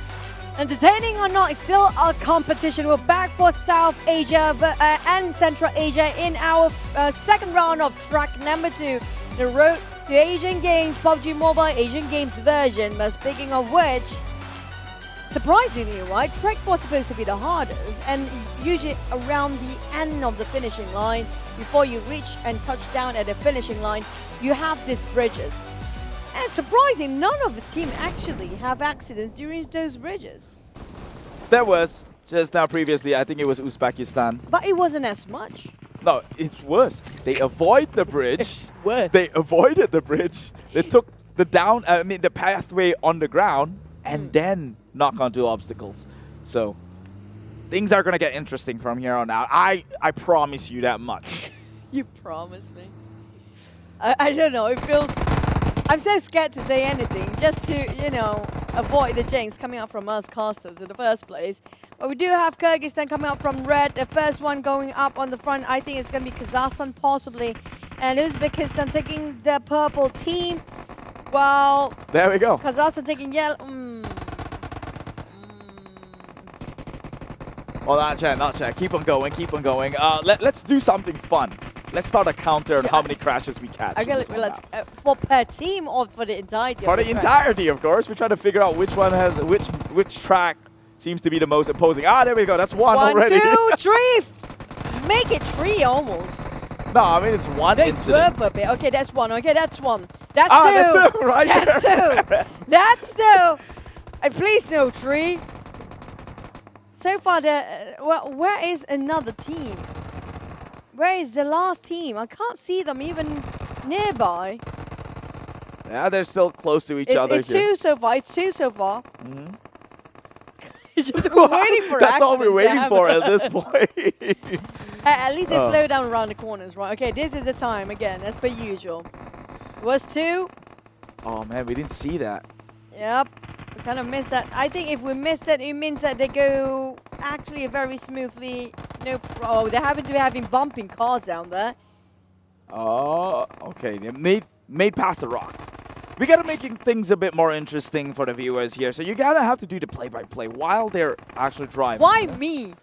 Because I'm counting, and I'm bad in math. As well. I need my focused in math. And so far, nothing else is happening. Everything goes smoothly, and it's a smooth sailing for most of the team. So except for Team Nepal is here, but where is another team that I'm waiting for? Who else left?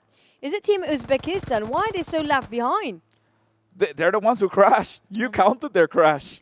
You don't remember that? It's 2 now for now, right? Yeah, it's still 2. It's still 2. In our eyes. We don't know what happens at the back end when the camera is not looking. I feel like there's going to be more than that. But yeah, because for some reason. How did they fall in that far, right? Yeah, back to it. Team, I think there's going to be Team Blue, which is going to be Team Nepal.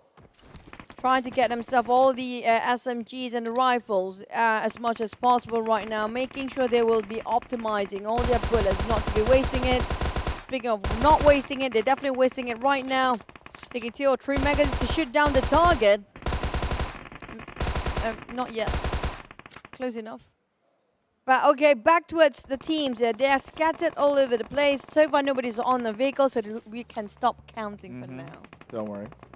I mean, like, if they're still having accidents, I don't know what else to say, honestly speaking. No. Let's be realistic, okay? We'll portion that counter for when the journey happens in between checkpoints. But for now, Team Kazakhstan doing pretty well. Again, this is that one team who does do their homework. Ideally, they'd like to get a 100-point head start, but 82 is close enough as compared to the rest of the teams here within this same competitive lobby. So Team Kazakhstan up to a great start. Can they look to close this one before the rest of the teams? First one to hit into the triple-digit mark and going into 50% completion of the objective. Honestly speaking, Kazakhstan, if they really polish up their driving skills here, I have a feeling they actually meet up with the gold standard. It's not impossible for them to reach up to a 14 minutes mark almost every single track because they have been followed accordingly when it comes to the first checkpoint. They left the previous ones around 4 minute-ish. So it's still in the window of where you need to jump into another objective or the next checkpoint, because we calculated the average should be around 4 minutes and the most is going to be 4 minutes 30 seconds, and they're hitting the target quite right. Yeah, their issue isn't in the checkpoints. And this is where we start counting again. Okay, the counter has begun into the travels here. We do have Team Kazakhstan making the lead here out in open fields. It is virtually impossible to crash onto anything. Don't say it. That would never happen. Jinx. Okay, it never happened. Great stuff coming out from Team Kazakhstan. It's too early for that. Not saying it's not But this is a jump.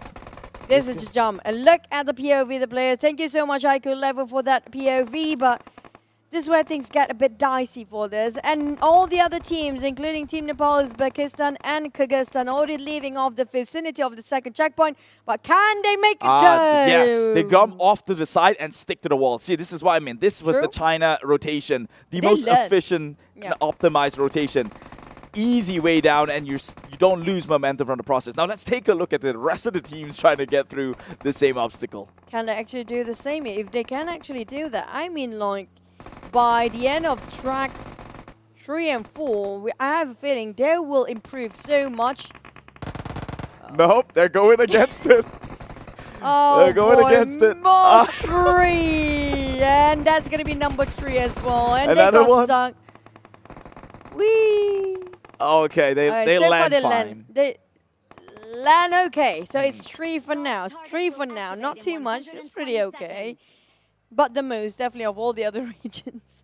But you see, if you stick to the walls to the side, now you're positioning your trajectory into a straight line for the next objective, right? True. If you go into the jump, now you have to turn right, hard turn right, and then hard turn left to just get into that flag points, and that itself adds time. And not just that, because of you taking the right side of the ramp just now, or the platform, when you actually charge in, not all the way through, right? You have this high mountain of wall to stop you from flipping over as well, due to it's around, I would say, around 60 degree of stopping you from flipping entirely the other side, not a flat land. So it's pretty easy for the driver to have control of his wheels as well.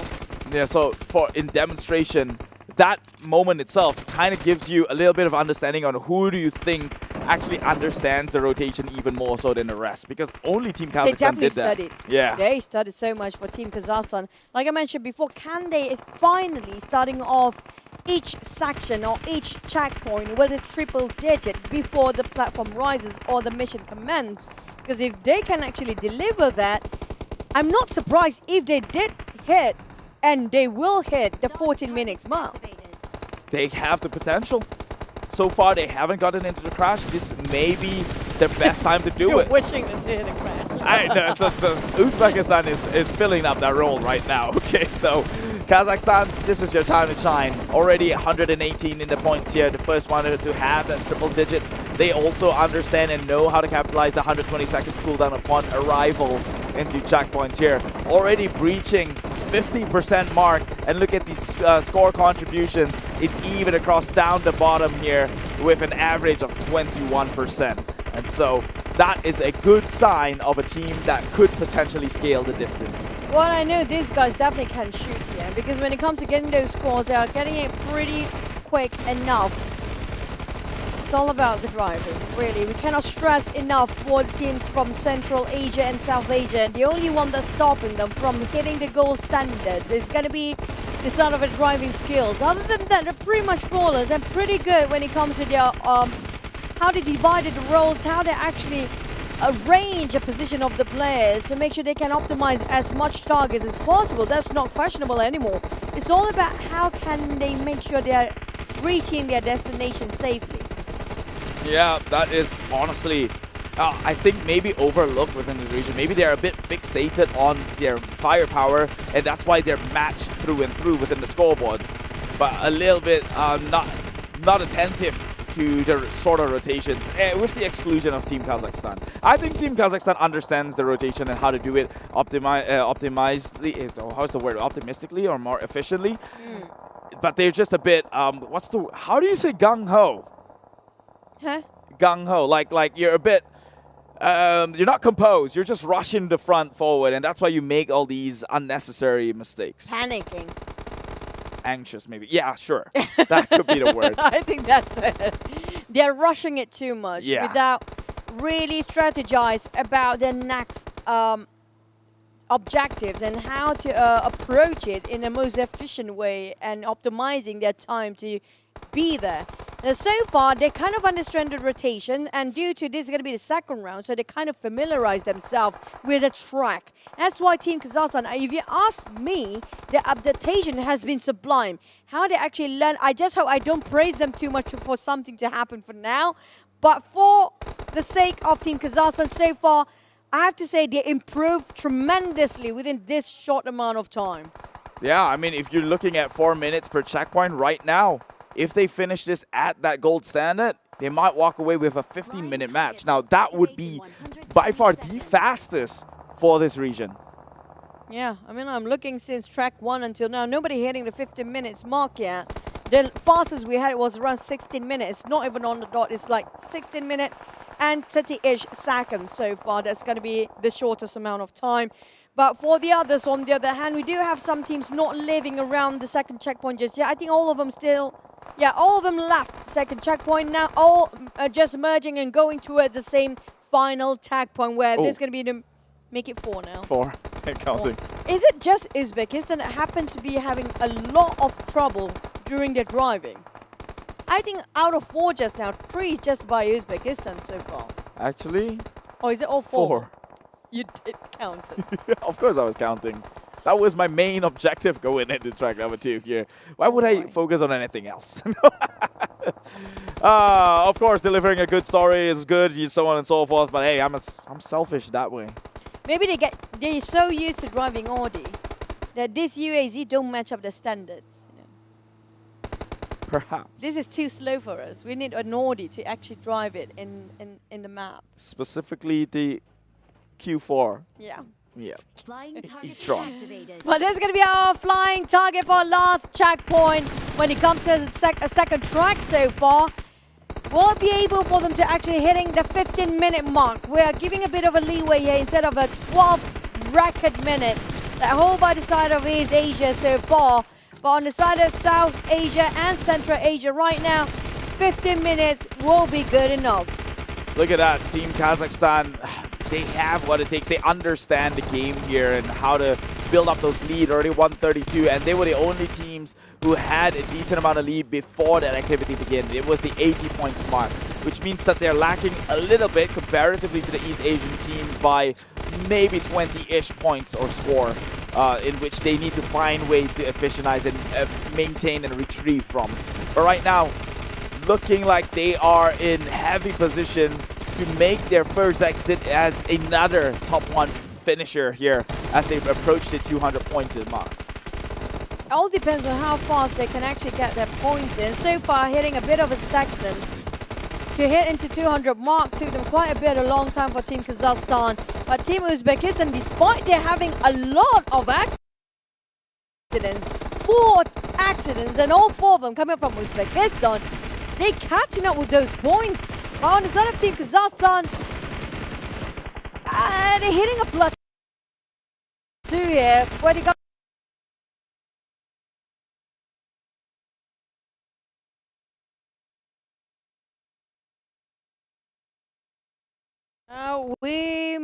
can we still have our 15-minute mark here for the side of Team Kazakhstan? I think it's still within reach. Because usually it takes 30 seconds without any accident to go towards the finishing line or even from one checkpoint to the other. It requires around 30 seconds to have that journey towards the next target. But for them, if they finish before 40 minutes and 30 seconds, which they have only 4 more targets to go, they can actually do have the fastest time yet to finish by the finish line. But right now, it's, well, I don't think they're going to make it in time. Really, I think they're probably going to leave the checkpoint at around the 14 minutes, 40 second mark. Seeing as though there's a tempo in which they're actually accumulating. It's just not, it's not optimal. Look at that. Like I mentioned, the 14-minute, 40-second mark is the more ideal of situation, but perhaps maybe they can utilize those boosters to get them through and cut some time down. It's a straight path from here, and Team Kazakhstan finds themselves a straight road into the finish line. Meanwhile, in their back end, it's Team Kyrgyzstan. But at the same time, this might be their first of overall in the South Asia and Central Asia region to have the fastest finish time clocked as well, because we're hitting the 15-minute marks, and this is by far the best record across all tracks with 15 minutes and 12 seconds, if I'm not mistaken, just now by Team Kazakhstan. That right there just set a new record for the entire region itself. Now, this is the numbers that they were managed to pull in because they didn't even actually have a crash. Let's be real. True. We were looking at Team Kazakhstan to maybe potentially, do something a little bit fishy here, but that didn't happen. They had a clean drive, a clean rotation, and that clocked them at 15 minutes, the fastest within the region. And putting aside their aim and also accuracy when it comes to those objectives, right? And the checkpoint, it's all about calculating around that time of your time from one track to the other, one checkpoint to the other, and towards the end of a finishing line. If you don't hit any of the structures in between or even get flipped, I think shooting-wise, they are great because they always kind of keep track with the time. Despite they have accidents, but it's still not reaching up to 20 minutes here. So if they can shave off those minutes without crashing, I feel like 12 minutes still possible for them. They can, provided they clean up the rotation, and they still need to improve a little bit within how they play within that 120 seconds window, because they're still a little below par. They're not hitting the 100-pointers mark within 120. Close enough though. 80, yeah. So if they really want to finish things in like 13 minutes, then they have to also make sure that that is in play and they can secure the 100-pointer within 120 seconds. But between the teams, yeah, definitely they do have a big gap if you compare with Team Kazakhstan, who tremendously having such a progress, and what a huge growth when it comes to comparing their first track in the first round down to the second track of the second round. And definitely an improvement, a huge one indeed.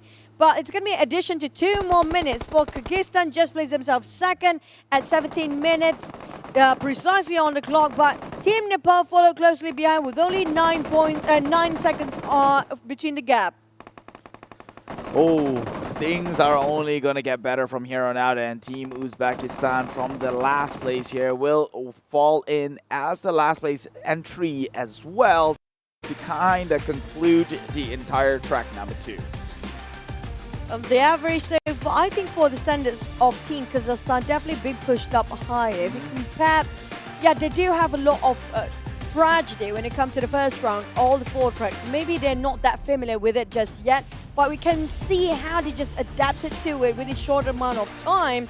Within track 1 and track 2, we barely get to see any accidents coming out of Team Kazakhstan so far. And they're hitting a good goal standard, 15 minutes. I think that's still a good time. That is good, impressive. They have to keep this one up. However, I have to also bring up, it would be unfortunate if they will bow out, because this is also an elimination round, right? Only 4 teams, 3 teams actually out of the 4 will advance forward to the next qualifying, the regional I'm fumbling my words, regional finals, right? That means there's a chance that Team Kazakhstan would still be on a chopping block for eliminations because of that tragedy that happened in track 3 in set number 1. They had a back-to-back last place finish, and one of those, because of the mismanagement of resources, got them up to 25 points. That is huge gap to try and close back off. That's true, and also for the last track in the first round, they finished up in 19 minutes. That's another detrimental numbers, if you ask me, if you count the overall for the result. But so far, Kazakhstan consistently getting number 1 spot in the second round, back-to-back in track 1 and track 2, with 15 minutes, 12 seconds. This is going to be the new standard set out by Team Kazakhstan, but for the rest, they're pretty much in the 17 minutes plus. Here are your potential Audi Super A player, which will be awarded sometime tomorrow during the regional finals, per se. Even across the board, we have Team Uzbekistan's Dino and Shahaz here at 449 in the scores. Well, I'm looking for track number 3 so far. The most accidents we have is going to be coming up from Team Uzbekistan, and 4 times in track 2. But will it be, it's so different the way we end things, right? Will it be more for the other teams when it comes to track 3 and 4? Stay tuned and stay with us, because we're going to go for a break for a bit and see you guys in a couple of minutes. 关闭外来的杂音，找准内心的节奏。奥迪 Q4 e-tron，让真的感受从开始才开始。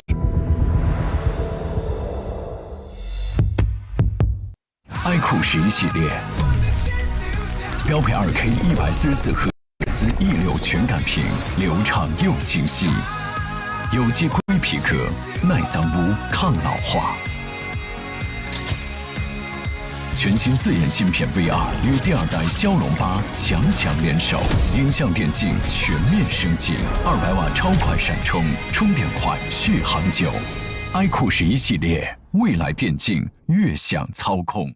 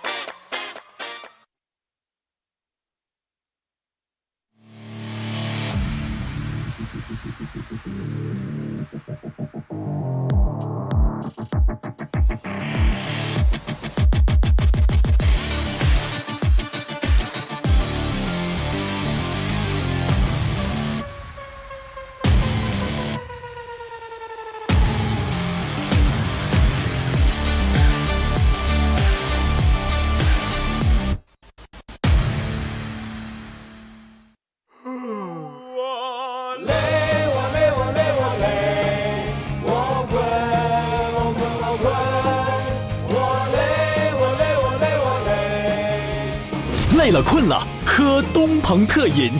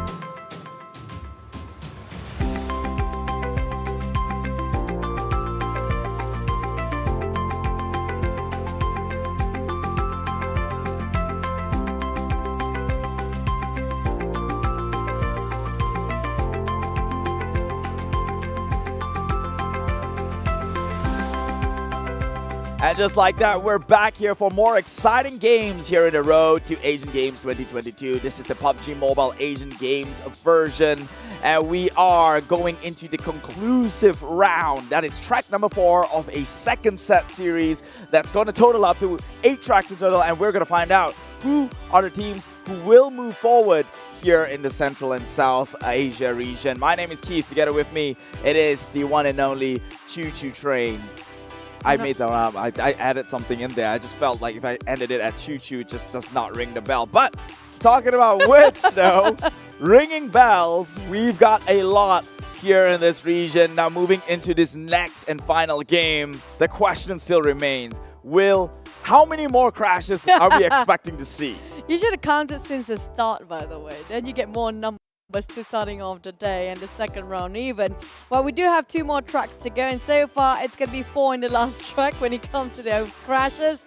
And you have to give the record to Uzbekistan. So far. The award winning for crashing. So far, because we only just recently started counting. I'm afraid it's actually a good news for them, because if we started counting since the first track in the first round, maybe it hits double digit by now. I don't know. Team Kazakhstan, they got last in track number 4 in the set 1. Maybe because of that too. How do you count that kind of crash then? Is it counted as 1 or is it double? Because it was really detrimental for them. I have no idea. But I do see them tumbling a lot. Well, which is a good thing because they're not tumbling anymore. But that is also one of the narratives going in, right? They currently are in the risk of getting eliminated because of, well, 2 bad maps in the first set. Now they have 2 good maps. If they could maybe bring in 2 more top 1 finishes, is that enough to keep them on top? Because one of those maps in in the first set was 25 minutes long. Now the question is, will it be enough for the side of Team Kazakhstan to make it up with another 2 more remaining maps that's left? Now we're heading back to Miramar, setting off a 3rd track this time. A very different track entirely, a bit longer than before. High chances of more crashes to happen. From the start of Los Eagles, we're dropping into Chumacera for our first objective, then climbing up all the way to El Persa for second, then all the way to Crater Field, where there's going to be a bit dicey driving for a lot of the players, and up north all the way. It's going to be Audi really flashing up those cars, and I love the start as per usual. Everybody hopped onto their vehicle, taking their own loot and loading up their rifles for reaching out the target.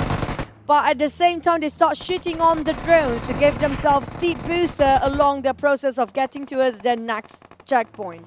Yeah, that was music to my ears when you said this is a longer map, which means more driving, which means we might even break that counter right here, right now. Team Uzbekistan finds their way, not at the last point this time around, so maybe they could look to redeem their sort of driving experience and prowesses. It is Team Nepal who leads on the rest of the pack here by the bridge side, in which even Team China gets caught onto one of these car carcasses, but they made it through really, really smoothly, so setting themselves up on a good foot.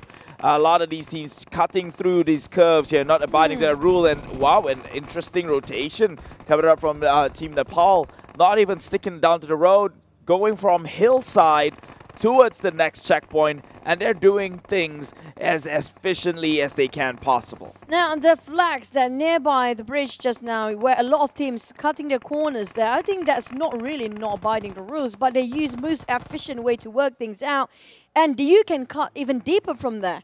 Because we saw it before around East Asia, and they made it so well, and that will shave off pretty much like almost a minute if you actually drive through a very shortcut way into it. You're playing smart, and that's not wrong. But Team Nepal so far leading off, like, you know, when you feel like this team having a good start right now, but you know, so many unpredictable things gonna happen. You feel like you're waiting for a tragedy to hit in, but I just wish that's not the case. Somehow something's telling me that is going to happen somewhere. Now this is a long map, so the possibility is still endless. Fortunately for a lot of these teams, no tragedy within the journey towards the first checkpoint, and so highlights on these checkpoints. For the time being, I'm sure we're going to have to revisit this conversation on tragedies and driving and rotation soon once they're finished with this one. At the same time, when we do have the 120 seconds downtime while waiting for the platform to rise for our first colored targets to appear, they do have 2 minutes mark to just get all the ground target as much as they can. And so far, nobody hitting the goal standard that we do know that's set by Team China before.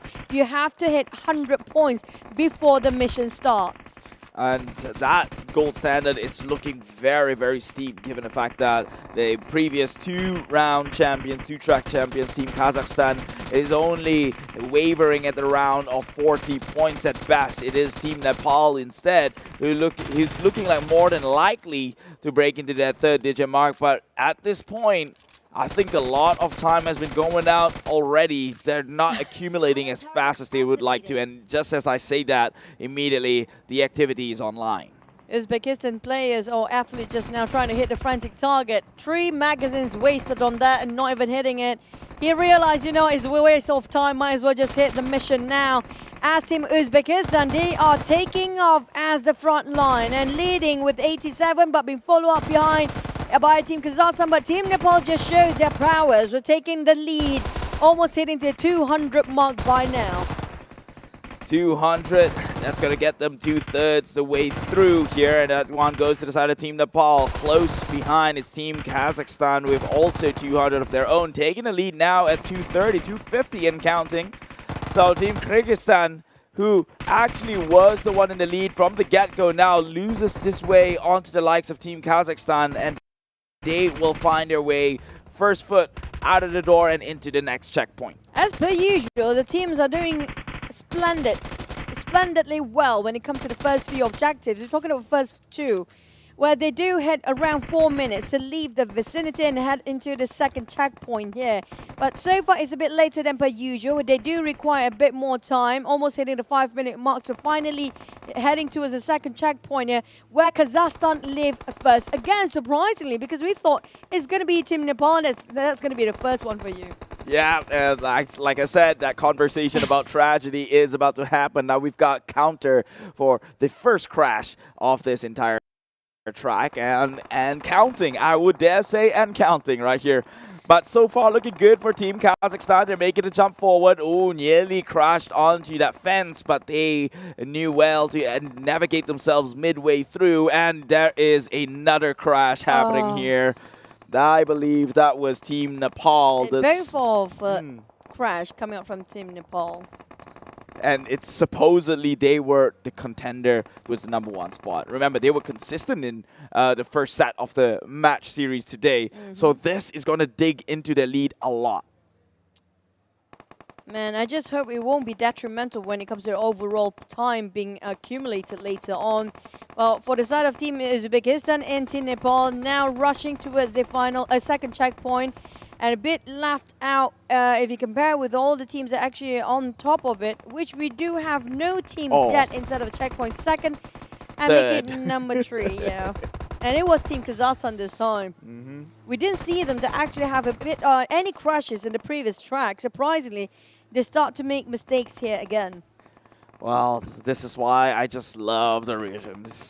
No one could have ever expected. This was a straight road. Wonder how they crashed into anything at all in the first place, but I guess that's for them to know and for us to find out eventually.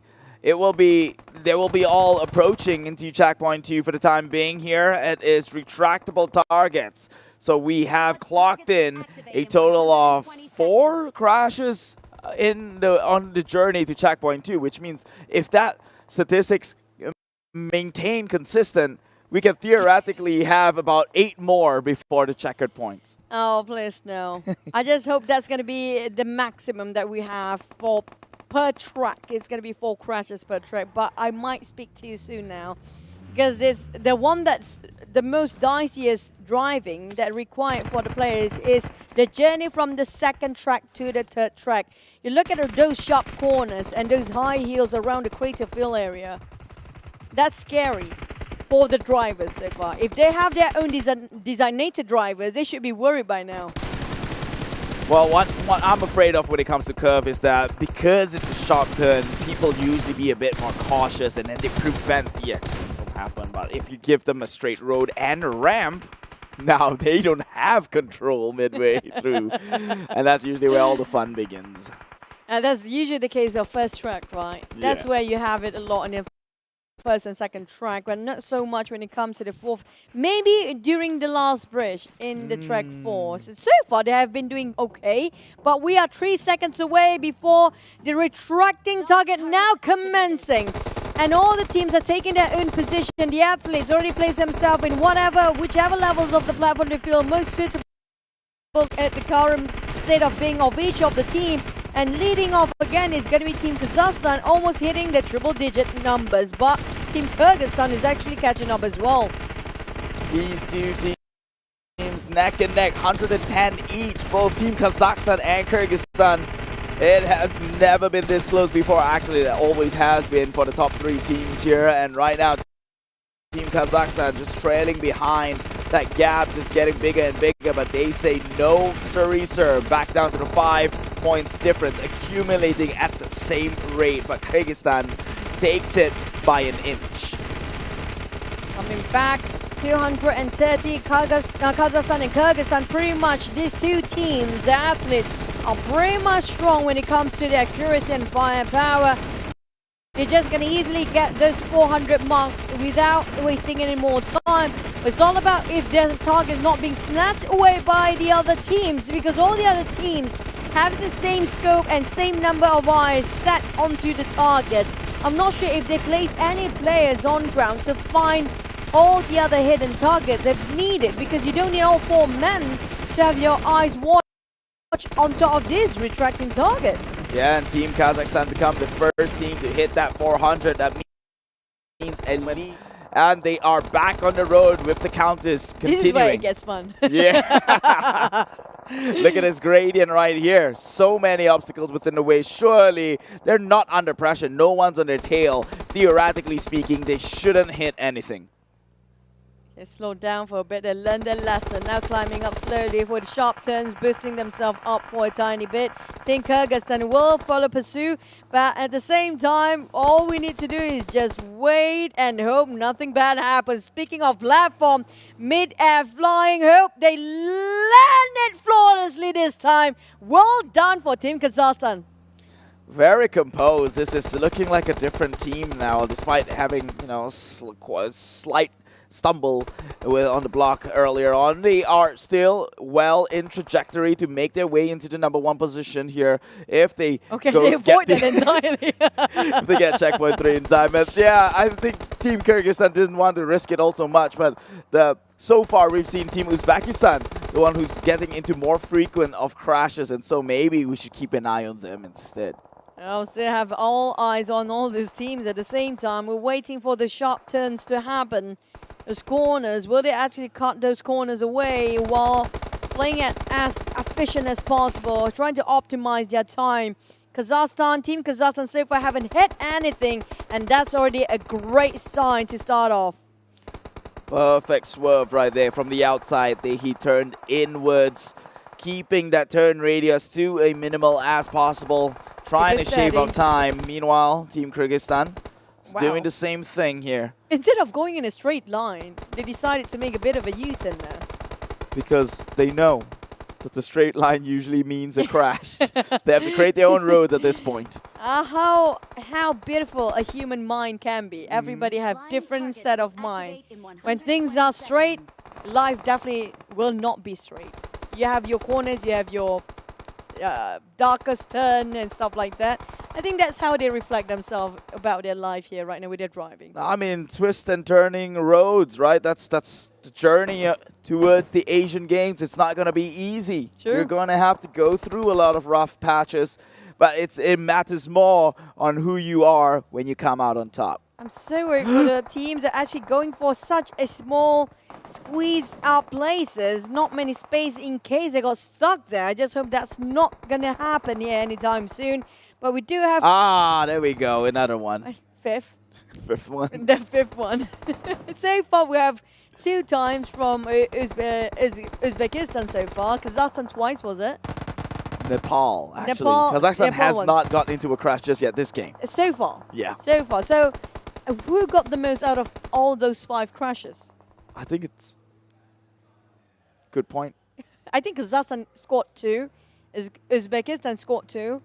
Kyrgyzstan scored once, right? I know Nepal had one. Before, in this track. Yeah. So I guess that distribute all of them like once so far. Perhaps. We'll just Perhaps. count how many crashes they are. We don't need to pin it on the person themselves. Because the flying target is a go. Shooting those dishes is what the activity is all about. And they will be deploying members already from the flank side here. An off-angle approach towards getting these dishes down and count. Team Kazakhstan 50 already in out of the 500, so it seems like they have begun without a lead of 100 or more. And so they will have to climb in from the rough patch just like everyone else. Yeah, but so far when it comes to the lead, it's not too big of a gap yet if you compare with Team Uzbekistan and Team Nepal. It's within their reach, because there will be a time where the teams up there, including Team Kazakhstan and Kyrgyzstan, will have a plateau and not moving anyone with those points, because having some difficulty to spot out all those flying objects. Interesting from how do you pronounce Uzbekistan? Uzbekistan, the player for Uzbekistan, having such a distance to shoot down something else. I'm not sure what he's targeting for, but he's definitely going back into the arena to join in with the rest of the other teams to just shoot down all those flying objects. And so far, I don't think we're going to finish things off with a 15-minute marks anymore, maybe even longer, 17 or 16 here, the average, I guess, because it took them a bit longer time to even reach up half of their scores in this final checkpoint. Final checkpoint, and Team Kazakhstan's only about midway through here. They have to look to accumulate much faster because they have a bigger hole to try and patch up from the performance in track number 3 and 4 in set number 1, match number 1 there. And so right now they are unstoppable in the top 1 position. Both matches that they've played in set number 2 is a top 1 finish. Can they make it a 3rd and eventually a 4th? It's looking likely with 340 already in the marks. Oh, just a bit more longer, just a tiny bit more for the side of Team Kazakhstan to have a wrap. They might actually manage to redeem themselves after the 2 detrimental track in the first round, track 3rd and 4th, getting themselves such a long time to finish. Hopefully it will make up when it comes to finish things off, because I don't want any team to be relegated at this point, but like it or not, we only have 3 teams to advance later on the final stage later on. So far we see the potential coming up from Team Kazakhstan can actually be polished. Now, if they cannot make up in this track, there's going to be a bit trouble for them to get into the final track later. Yeah, but thankfully for them, only 50 more to be put onto their baskets here. Surely this is not an impossible feat to do, seeing as though that the Team Kyrgyzstan from 2nd place need to claw their way for at least more than 100, which is an even greater feat. So if they were to let this one slide, really, it's Team Kazakhstan's one to lose here, and they will get that 500 immediately, booking a ticket out of here. And if they can close it at a 16-minute mark, I would say it's a pretty decent run. I agree. And so far, they are the one that's setting the standard for the entirety of this region right now of Central Asia and South Asia. They're holding the fastest record for this particular region around 15 minutes on the mark. That's going to be the best record yet in the 2nd track just now. But here comes the finishing line. I assume it's going to be 16 minutes, possibly 35 seconds for them to actually head towards the finishing line. Maybe even longer, because this is going to be a longer track when it comes to reaching out to the touchdown, which will be, this is where we want to hold our thought for a bit. Will it be safe? And they are safe. Good landings coming up from side of Team Kazakhstan, but they definitely slowed down just now, just for the sake of not tumbling over. But it will cost them quite a number as well, because they will finish around 17 mark. 17 minutes, unfortunately. Could have been a 16 closer here. But they will have to do with 17, because no matter what points they finish at, They are the first place, which means everyone else is going to finish at a much later time itself, which is going to add into their overall. But what? Just hang on a second there. 6 times. They resetted themselves? Accidentally. So they accidentally gave themselves a penalty bonus with the with the timer in an open road. I just not sure what really happened. Hopefully they can land on 4 wheels. Yeah, swerving a bit, but it's gonna be okay. And they will finish off around 18-minute mark for the side of Team Kyrgyzstan, who actually will place themselves second. Plus 10, I guess. Is it really? I'm not sure. They have to restart at 10 seconds before where they were, if I'm not mistaken. I don't know. I don't know. Well, that's not for us to kind of figure out. Well, good luck to the officials in the back end here. That's kind of your jurisdiction. I mean, usually, I think that's the case here. But for the side of Team Nepal and Uzbekistan, they are neck to place themselves 3rd and 4th. Now, only one team will be relegated when it comes to the finals, and either these 2 teams, because they have been consistently at the bottom a lot of times.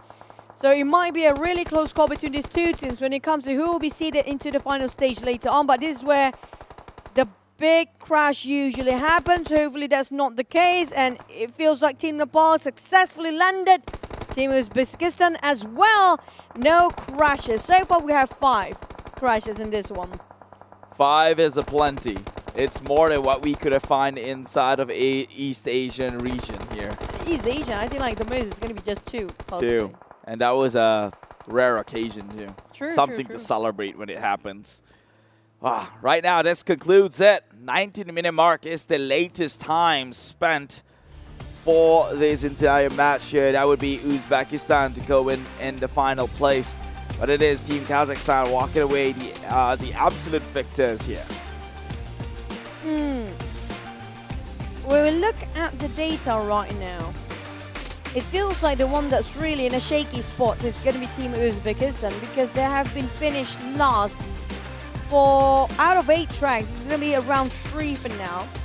But for the side of Team Kyrgyzstan now, I don't know where do they stand for Team Kyrgyzstan, honestly, because they have been hot and cold, not consistent. It's not like we see the same pattern if you compare with all the other regions. We see 1, 2 usually the same. 3rd and 4th, they might be alternating. But it feels like right now 1, 2, 3, 4, nobody sticks at the numbers when it comes to the spots. Thankfully, in this situation, this phase of the tournament, it's all about being at the extremes. So only one team will be eliminated. That means the extreme of the worst performing team will go out. And let's take a look at the results to kind of figure that one out, right? 17.08 for Team Kazakhstan, 18.03 for Kyrgyzstan, 19.05 for Nepal. Unfortunate for them. They had such a good run in the first half, and now seemingly slipping that one down. 19 and 11 for Uzbekistan themselves. Now, so far, out of 3 tracks, Team Kazakhstan is the fastest on average, right? They have got a 16-minute, a 15-minute, and a 17-minute just recently. But first, an Audi Super 8 player, before I get into my train of thoughts, look at the faces on the screen. They are potentially winning something from Audi. It's an exclusive stuff. If you've seen the ones yesterday, then you know what they're about to win. But back to my train of thoughts. Team Kazakhstan, 16-minute, 15-minute, 17-minute. So their latest was the 17-minute. Meanwhile, if you look at Kyrgyzstan, they're all 17-minute games. And if you go all the way to the side of Nepal, 17 and 19-minute games. And when you go to Uzbekistan, similar 17, 19-minute games. Now, so Kazakhstan looking like through and through, they are pretty much the best performers out of there. But they do have 2 bad maps. Yeah, really bad maps and tracks. That's the thing. Will be enough for them, because if they actually reach up to the gap where the final track, if they can finish within 14 minutes, I think it's pretty much safe for them for now. But if they happen to be stumbled into something that we hope it will not be the case there, then I have to say they're jeopardizing their own position to see it into the final stage. Yeah, so that is kind of my worry as well. Because I know that they've been performing right, but because that two bad match was It was ridiculously extremely bad. Yeah. It's 25 minutes. That's at least a game or two in between. And in 19 minutes, almost hitting another 20 minutes. I mean, like, across all region, the most we had around 26, was it? And this is one of those 26. And it's a rare occasion, but it will hurt them because they are one of the teams that's quite consistent when it comes to the second round. It would be a shame if they cannot make it. So it's not the first time that we've seen this happen, right? Like you mentioned, there was a 26-minute game, but that team, I remember it was Team Hong Kong China, was not eliminated. So what are the scenarios for that to happen, for them to still be safe despite a 25-minute game? Remember, the barrier of entry during that point, during qualifying rounds, was that they had a team who's always consistently at the bottom, which isn't the case here. It's not a consistent bottom player. So that puts Team Kazakhstan in a risk. That's kind of true. That's kind of true. That's why it worries me because of how inconsistent the placement are for all each team of South Asia and Central Asia, this particular region, to seed themselves into the final stage. We will have one team to be relegated after this. But for the final track, this is where everything is on the line. A lot of it at stake. And they have a lot to prove still. Within short amount of time for them to familiarize themselves with the tracks, I have to say a lot of respect I can give to all the athletes down there to adjust and improvise in an instant. But it's all down to this final track will be enough. I have a feeling. Now, Team Nepal so far have been starting off really strong, but their momentum, their progress, their performance feels like slowly dwindling down if you compare with the first track. They were at first, and then they're still around up there. Maybe sometimes they are fourth, and then it just starts to drop track by track. Yeah, they just clocked in their worst performance at 19 minutes just recently. And so, you know, that's something to be worried about. But I think as an overall, because they did pretty well in the first half, they should be safe, right? But I can't say the same with Team Uzbekistan and Team Kazakhstan. I think is it Kazakhstan or Kyrgyzstan, man? Because if you compare with consistency, I have a feeling second round here, Team Kazakhstan never failed to deliver. They're always at the podium spot. I just don't know if the podium spot that they have achieved creates enough gap in between to solidify for that 25 minutes of the gap here. To be fair, actually, if you take a look at the track 3 in the game set 1, they are 4 minutes away from Team Uzbekistan, right? 25 minutes to the 21 of Team Uzbekistan, which means at the bare minimum, you need to cover that 4 minutes to negate this differences. That's true. And so I'm looking at Team Kazakhstan average right now. They do have around, 16 minutes as an average so far. But is it 16? If you look at it, oh yeah, I think it's around 16. So if you add up for 25 minutes and 90 minutes in the fray of 16, that's additional of how many minutes more? 6? Is it 6? Around 6, I guess. Right? Actually, I think they're safe. Because if you I have a feeling they are safe. They are safe. Because they made it up. And they are making it up for their second round here. But the question is, who will be first? That's also another thing to consider. And who will be last? Because of how inconsistent. It's all down to who gets into crash first and most. That's correct.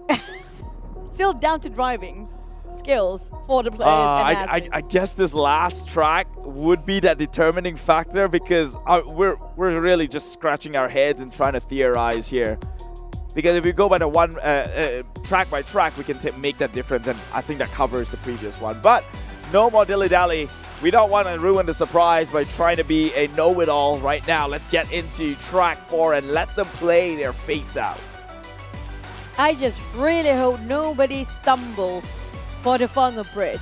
It hurts more. It hurts more because you have this fake hope, thinking, I've done the final checkpoint. All I need to do is just drive flawlessly to the finishing line. And that's where everything, all your nightmare happens. That bridge. I don't know if you could call it a nightmare because I'm smiling. I have no stake in this, so I'm smiling about it. You will not be if you're the athletes themselves. A lot at stake for the players and the athletes. Now back towards the final track of the qualifiers in the South Asia and Central Asia region right now. Having a good start as per usual is going to be, I think it's going to be Team Kazakhstan taking the lead. Now, they do know this track like the back of their hand. They know how to swerve around it sometimes, but I might speak too soon, so I will retract my statement again now because we never know what's going to happen. Things are out of our controls here, but when it comes to all these rotational tracks, they are a bit unhinged, to say the least. Immediately actually bangs and rams a player's vehicle into the beach flag there for a bit here, but it will be Team Kazakhstan still maintaining that ultimate lead forward. The real competition takes place second onwards down the charts. Look at that, Team Nepal and Team Uzbekistan just playing bumper car at this rate. I feel like that's going to be first crash. No, not just yet. I feel like everybody have to avoid each other from crashing and have to avoid themselves from crashing into structures. And we can hear those shoutings come up from the players as well, like try to overtake them. But the one having the most space right now is going to be Team Kazakhstan. The other three teams still fighting for their place and also for the space. But the one having such a free leeway is going to be Team Kazakhstan. The only thing that can stop them are those unmovable structures. Oh, what? Nearly flipped there, right there. It could have been another thing that could potentially stop them in track. Not just the immovable structures, but also how reckless they are in trying to control their vehicles. If it flips on over, that wouldn't be a very great way to end it for at least Team Kazakhstan, who had a tragedy already in the first set for today. But we will not go back into time. In fact, look forward to the future and the promise here with checkpoint number 1.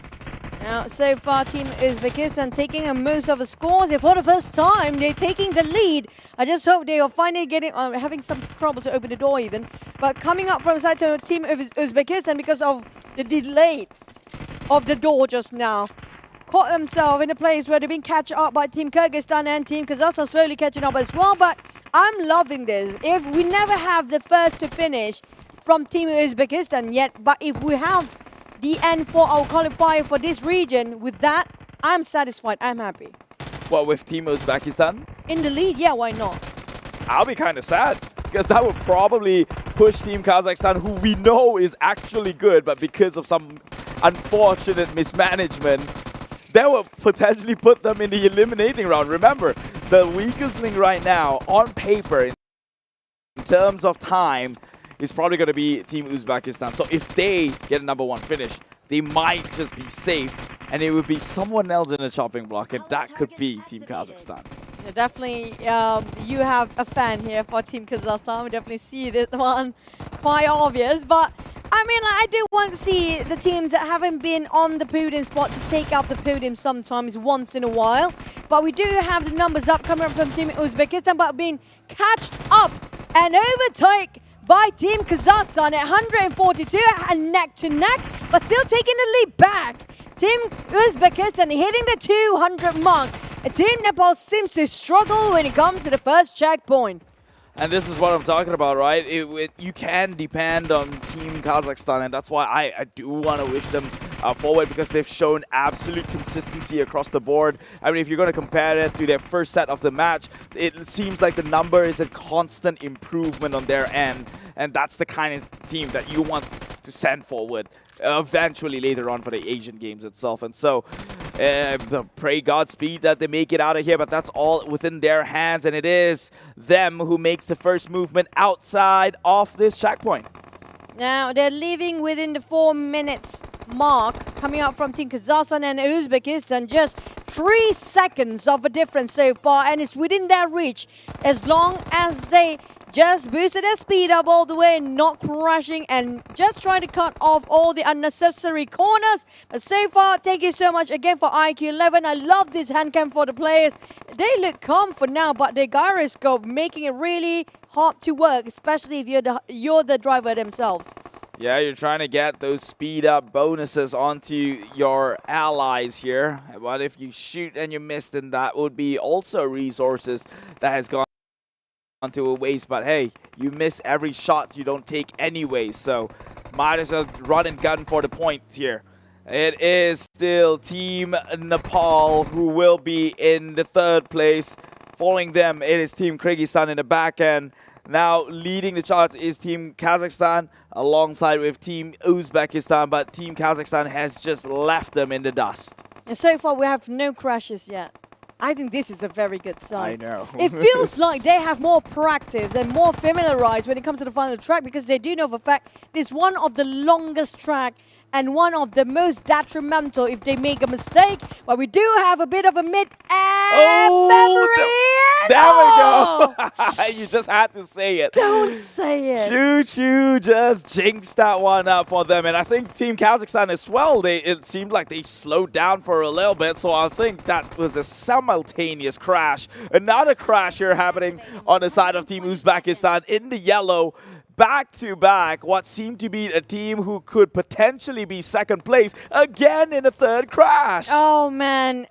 In the forestry of this very fine pine trees, after one tragedy to the other, it's the same team as per usual. As always, the Uzbekistan really know how to entertain us, but it will definitely hurt when it comes to the time. And it just shows they were one of the leading team as a start and now falling off the chart because they slowly getting themselves one of the last few teams into the checkpoint. Man, the importance of a navigator or a pilot in this entire game is understated, right? And we've talked about it with Sir Cloud as well, because I initially thought that all you had to do as a pilot is drive the car and just navigate across the map.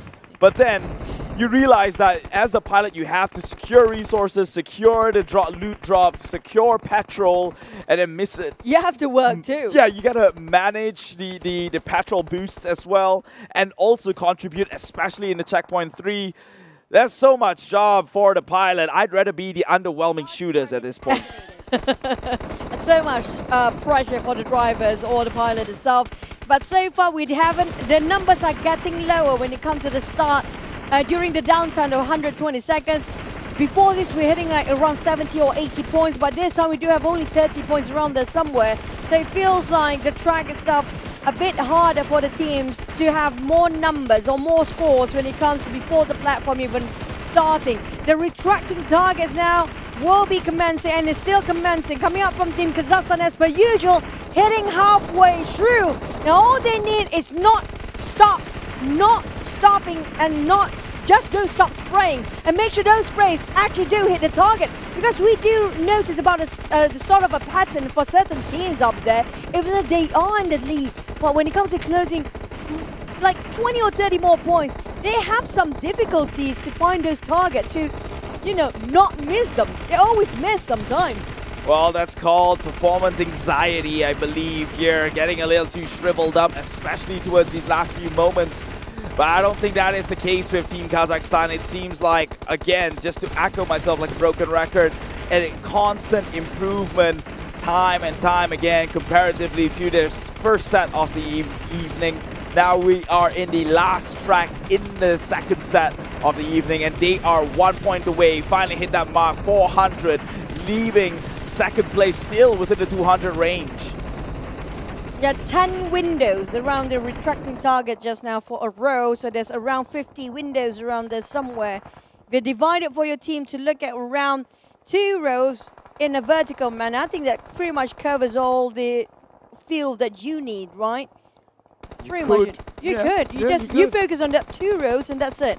I know Team China, they do quadrants. There was a POV in where they're doing it, and the cursor, or more like the aimer, never leave the quadrant right there. So it wasn't even like an entire vertical. They're hyper focused. Is it a square for them? That's why they have square divided into four. Yeah, and that's why one of the reasons the platform are multi-level platform. So if you want to focus on the quadrant on the ones above, you can actually be on the higher platform. It's on your eye level. It's easy to target as well. And so far, not many teams that actually try to apply that yet. Maybe in the next few ones. Hopefully so. They have to make this little maneuvers count, right? It's going to add up eventually into their efficiency as an overall. And talking about which, Team Kazakhstan still not crashing anywhere else, so that is efficient as it gets. Of course I'm waiting for it. They have a whole history behind it. I just don't want to see it happen. Okay, that's a lie. So far that we've seen from our POV, we can only see once. Twice from the same team. Since you arrived, they've performed better. Oh man, I mean, like, yeah, I wouldn't mind taking the credit, even though I might jinx the team when I actually say something that it might happen. It usually happens, but I hope that's not the case, because everything goes smoothly and so well right now. But I'm starting to worry when it comes to this uneven terrain. It feels a bit bouncy for them. But Team Nepal and Team Kyrgyzstan seems to be on neck to neck. Hopefully they didn't crash themselves into any sort of unnecessary corners, but everything goes smoothly well, and even boosting them up and overtake Team Nepal in the very last minute. Oh, there you go. Well, they are using that booster quite sparingly. Just hope that they don't bite more than they can chew. They have to make it into the petrol station if they're looking to play this game even further. Now, this is Team Uzbekistan, who has had like about 3 crashes since the first checkpoint and finds themselves in the back foot. Serious disadvantage here. The last man standing in the end. For the side of Team Kazakhstan, they're taking the lead again while waiting during the downtime of 120 seconds. They already gained themselves almost 100. Like 64 is already a good start, but how much time they have left? Not much anymore. With 2 seconds on the clock, the final checkpoint commences as the flying objects will be released. 68-point lead, 8 for Kazakhstan here. They will have to work with a little bit of deficit, not too crazy. I mean, a little bit of the lead, not the deficit, really. And it's not too much of a lead. People can still claw their way back up against them. In fact, that's exactly what Kyrgyzstan is doing. So Team Kazakhstan, you have to make sure that they are on point comes to this disciplinary event. 138 right now. If they could hit the waypoint of 250 and create a gap of perhaps 200, that would be ideal.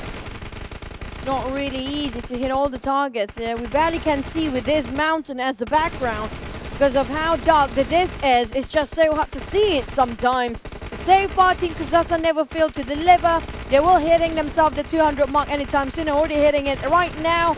But when it comes to the clock, they definitely were having a hard time to hit less than 14 minutes. I have a feeling they will spend more time when they hit almost 250.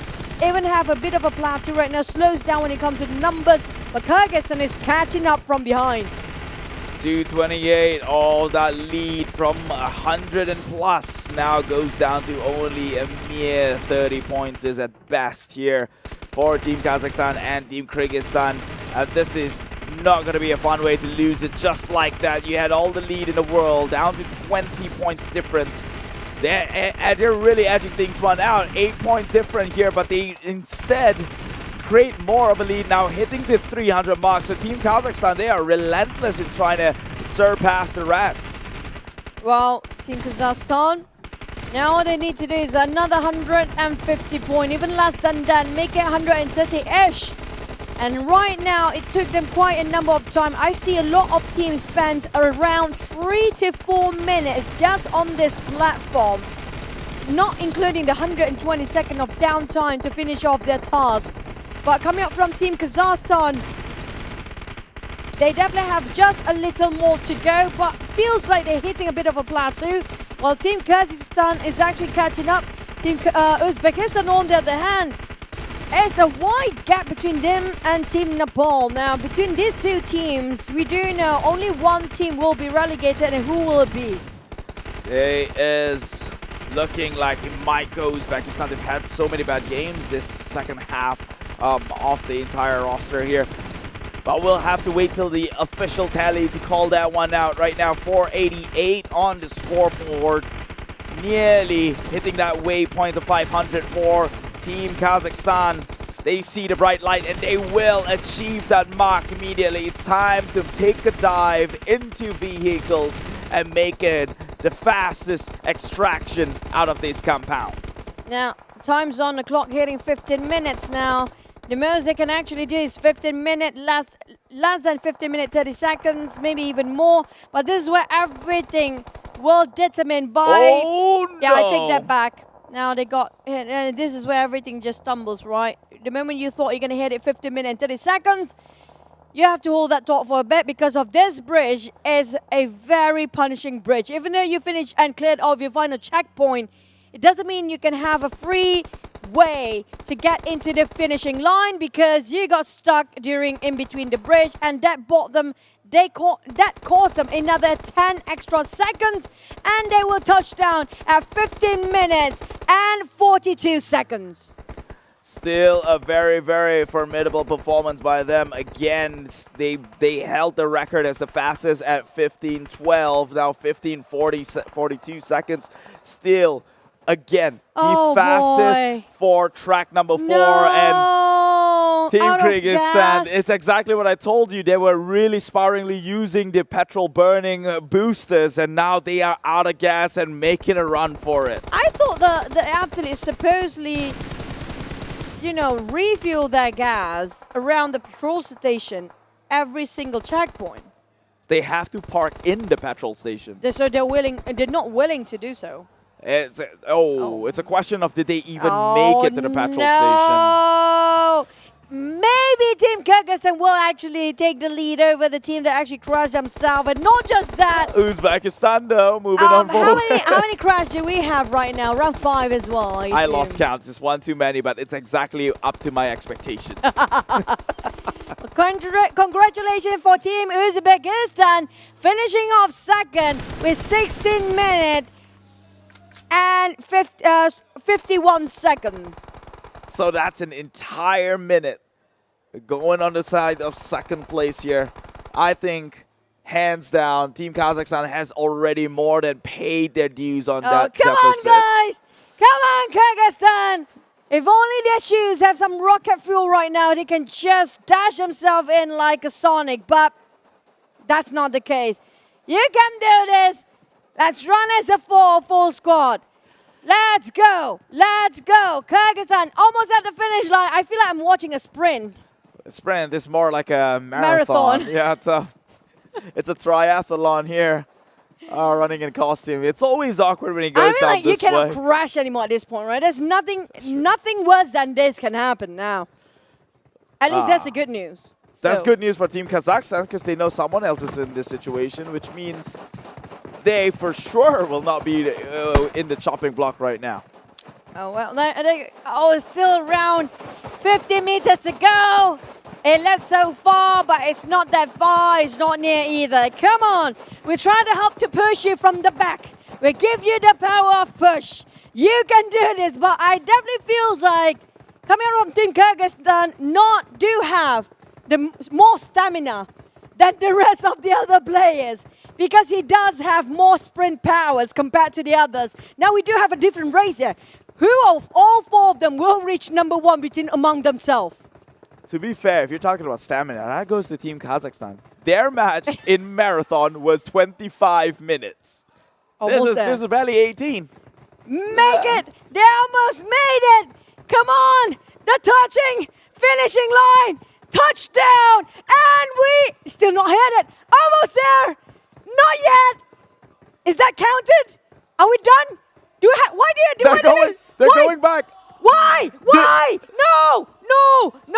What is happening? What is wrong? Wait, hold on. I think they might miss a flag or something. There we go. All 4 needs to be registered in the same place. It's a registry problem, I guess. Oh man, I just hope their shoes is still gonna work after this. Definitely, their toes is burning out for the players of Kyrgyzstan, but what an ending. I think this is the most team that we have running on foot instead of having their vehicles to work. Like I said, I'm never wrong in these things with the description. I may be brutally honest, but raw, unfiltered, unpolished, so much potential, but man, right here, that's entertainment value at best. I like this. The most things that you wouldn't expect happen within a single region. You know, the sound effect when a team tries to touch the finish line is always like, this one is like, you know, it's a tapping sound. Tippy-tappy their way to victory, man. They can do whatever sounds they want to, but that does not change the fact that this is by far the most unpredictable of all regions. Now, do I hope that they put up the same performance moving on to the Asian Games?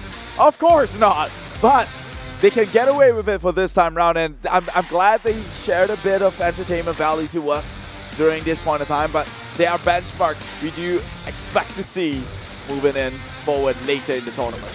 But I love the tenacity coming out from the teams. Even though their vehicles running out of gas, they're willing. You know, they have the sportsmanship, like how a sprint or a marathon actually does, where you have to go towards the finishing line no matter what it takes. But congratulations again from Team Kazakhstan for finish off another standard here with 15 minutes 42 seconds, while Uzbekistan scored themselves at 16 minutes 51 seconds. Well, this is where the gap happens due to them running on 19 minutes for Kyrgyzstan. I mean, like, that's...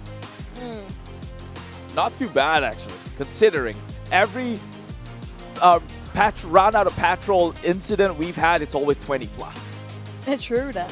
True that. So they're the fastest of that incident, but nothing to be proud of so much. This is what you can be proud of, though. The Audi Super A player, with all the faces on the screen. Expect to see them coming in tomorrow, especially during the qualifier finals for the Central and South Asian region here, where they can win something very special and momentous by Audi themselves. Yeah, it's not that something that everyone can get, so you will feel special yourself. But speaking of which, right now, we're having a hard time to know who's going to stay at number 1, 2, and 3, because only top 3 will seed towards the final stage, which is going to be tomorrow for the side of Central Asia and South Asia. But based on today's performance of all the teams coming up from this region, it's so hard for us to pinpoint who will get number 1, because there's no consistency about who will stay at the top and who stays at the bottom. Inconsistent, and unpredictable. The two recipe to just make us casters want to form whatever narratives and trend lines and logic that we have and toss it out a window and just wait for the eventual overall tally, because there's just too many information to try and process right here. It's not linear. You give us a linear line, we can come up with a conclusion. Now when that line goes like this, we will just wait for it. In fact, they will have an interview with Tash Bunny, and it's happening right now. So without further ado, Tash, please take this one away. Thank you very much, casters, and that was an insane match that we've seen, and it's only the first half of the day. Tash Bunny here, and we are here with Sokesh from Kazakhstan, and it's very exciting. Now, today is their first day playing with Central Asia and South Asia. How does it feel? Каково играть против стран Центральной Азии и Южной Азии? В первую очередь, это очень большая конкуренция, потому что в странах Кыргызстана, Узбекистана и Непала играют именитые игроки. И это ощущалось более так на им мишенях. Но вот так пошло, было интересно. So it was so interesting for us because we have good rivals because we know each other. Exactly, we can say about Uzbekistan and Kyrgyzstan because we are in CIS. Everybody know each other, and also we can say about the Nepal team. This team is called DRS, if I'm not mistaken. Yes. So there's a good experience for us to play against them. Yeah, it's always very exciting, and it was super exciting, your match especially. You guys had an accident just now, which honestly delayed you guys for a little bit. So how did your team not panic and still continue on with the following games and still manage to stay ahead? That's insane. Задают вопрос о том моменте, где мы застряли и забыли заправить машину. Как нам удалось не спаниковать и соблюдать тот самый настрой? Но мы настроены дисциплинированно, И мы не паникуем в таких моментах, стараемся справиться в следующих и всегда на настроении играем. So we can call us as very high disciplined players, and after this case, which was in the first match, in the third map, we just discussed it and tried to find a solution to not make a mistake again, and there wasn't so much panic after that, and I think self-awareness and our we just were so sure in our game. And you guys are now in the grand final. So how does it feel to make it this far? Как раз мы сейчас пробились в финал. Каковы твои чувства о том, что мы прошли заключительную часть? Мы рады, в первую очередь. Во вторую чуть играть было сложновато, там 60 FPS. Даже не знаю, что сказать. Good game. So we are so glad to going into the final stage, and we are also excited to playing with Sri Lanka tomorrow, and we hope that we can show great results tomorrow. And I really hope that you guys do. So for now, after the miraculous match, we're going to have another match later. So we're going to toss it back to our casters. See you guys in a bit. I really wish you ask about the second track in the third track in the first round. Like, what happened with those gases? You know, the running out of gas, and who actually called out to take a grab with all the other teams out there for the vehicles for Team Kazakhstan for the first round.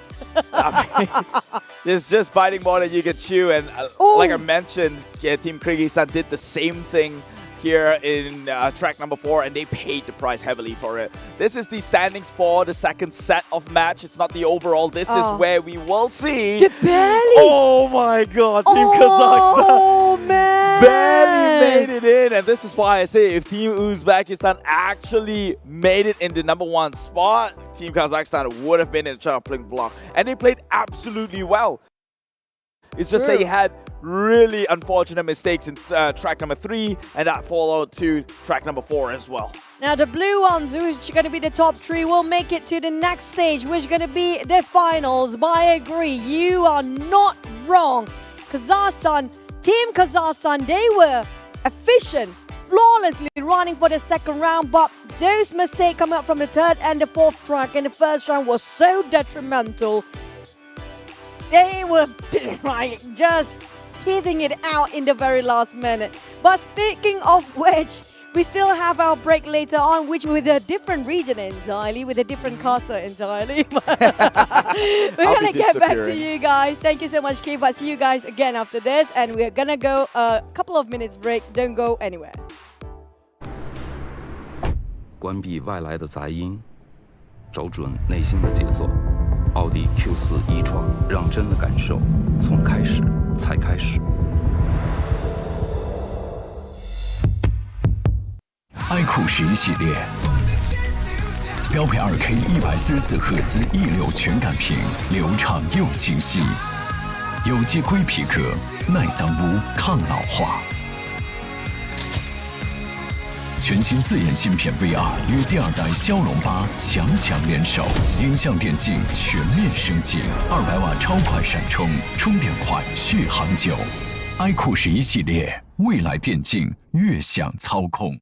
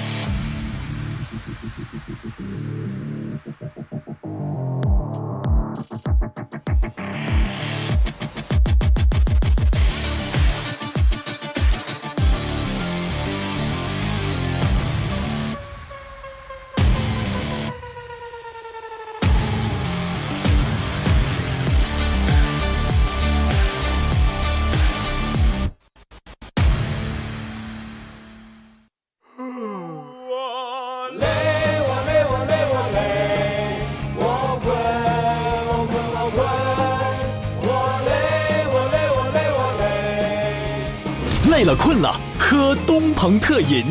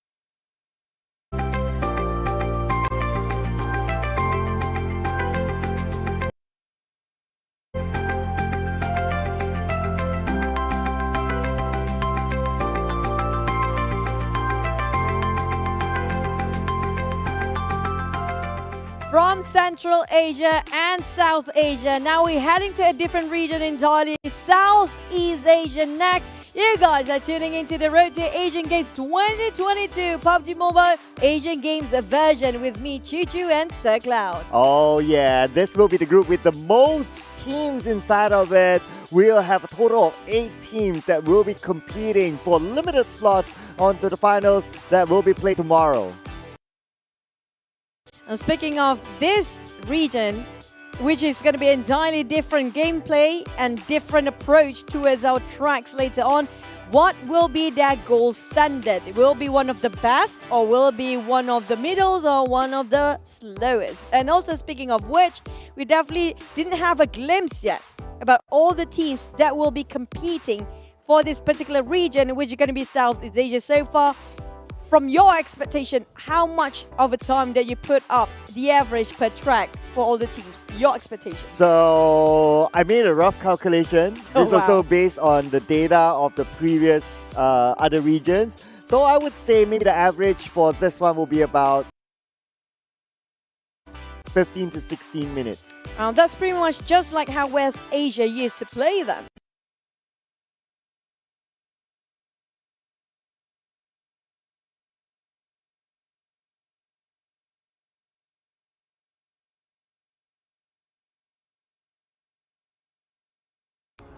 My game name is Tijuzuki. My role is Ingilita. Hello everyone, my name is Pulin Longhankao. In game, name is Stone. I'm from Thailand team. My role is attacker. Hello guys, my name is Valentino Jeremy Rolos. My name ID Rosemary and my team Indonesia. My role Fragger. Hello, my name is Alunyadit Nilandon. My nickname is Honda. I come from Laos. My role is support. Hi, my name is Muhammad Lukman Hakim. My in-game name is Mas Adik Luk. I'm representative for Malaysia and my role is Crusher. Esports for me, it brings a lot of opportunity to us, and also for people like me, we meet a lot of people from other countries.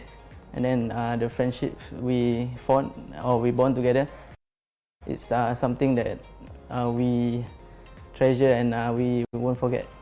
It brings people together. The difference about this tournament is, for this tournament, I played for my team, I played for my country, and for the past tournament, I played for my team. So the difference about this format is treasure and we won't forget.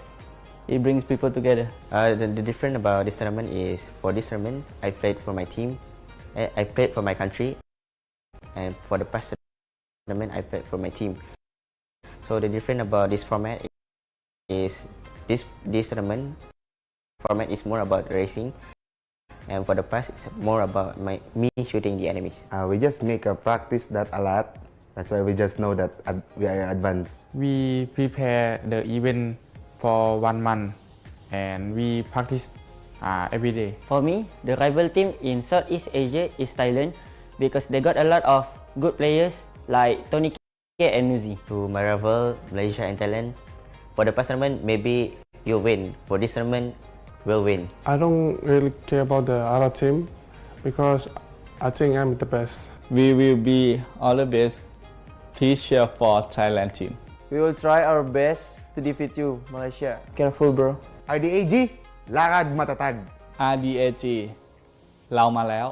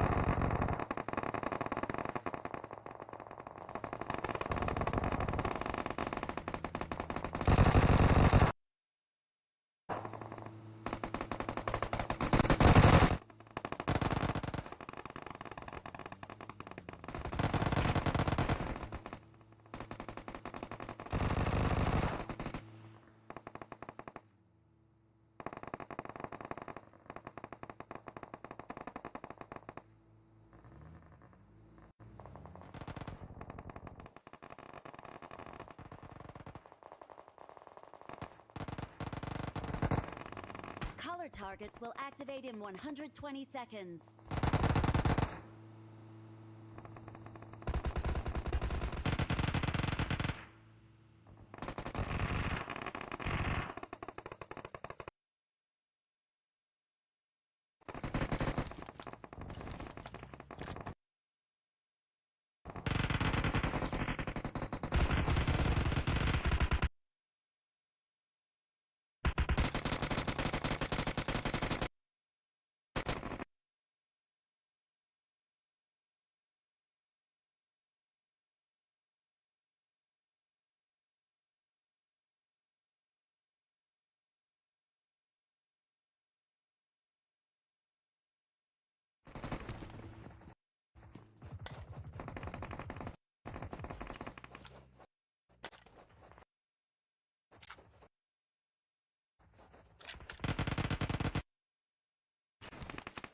Color targets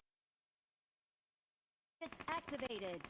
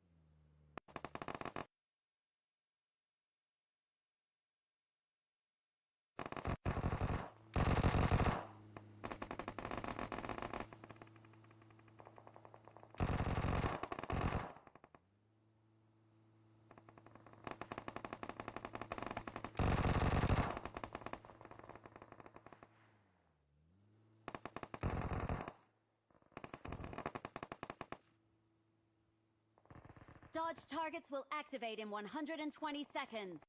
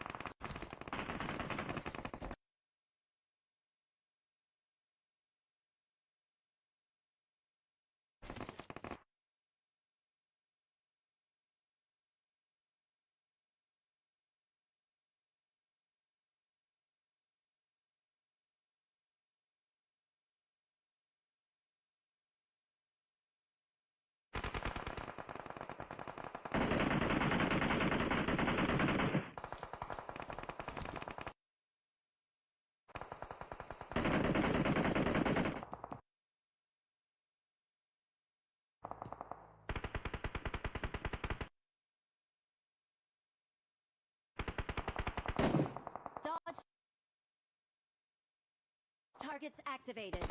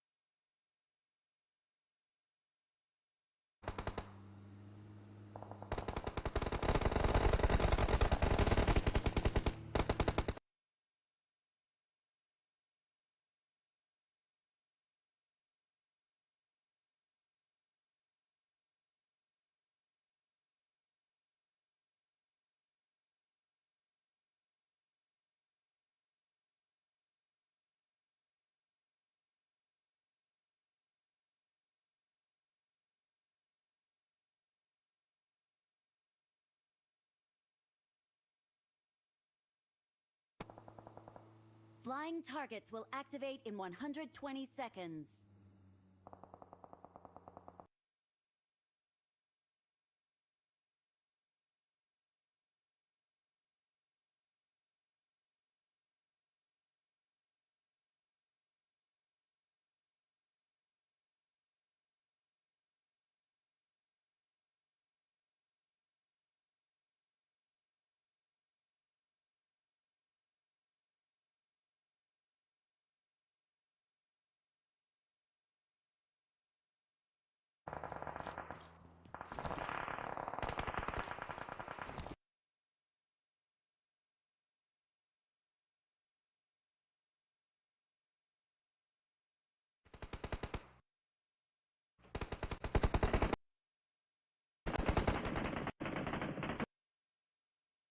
Flying targets activated.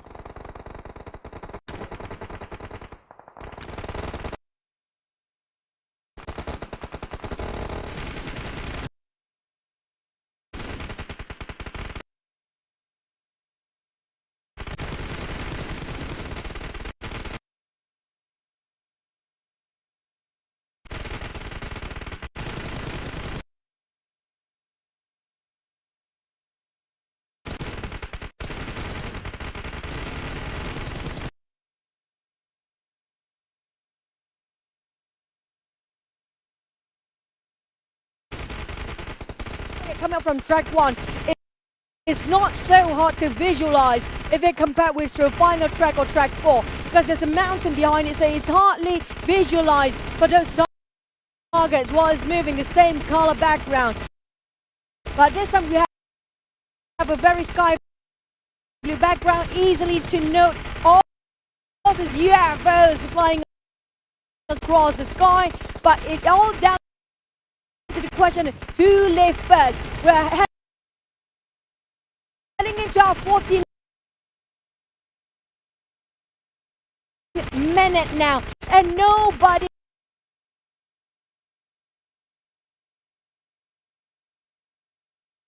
living yet.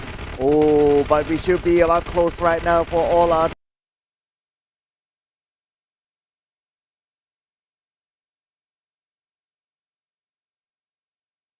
teams. I wonder who will be the first one to go. Everyone's focusing onto the first floor of the platform. I wonder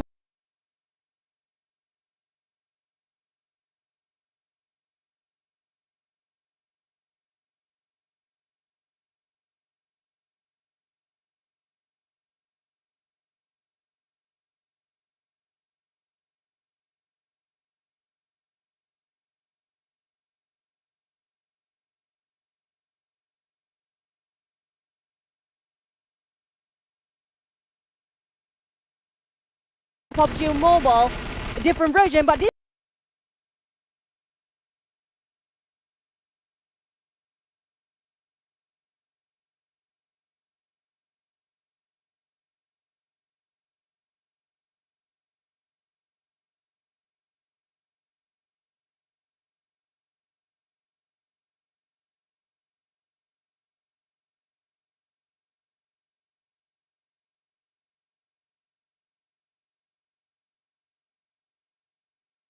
Team Thailand, they're done.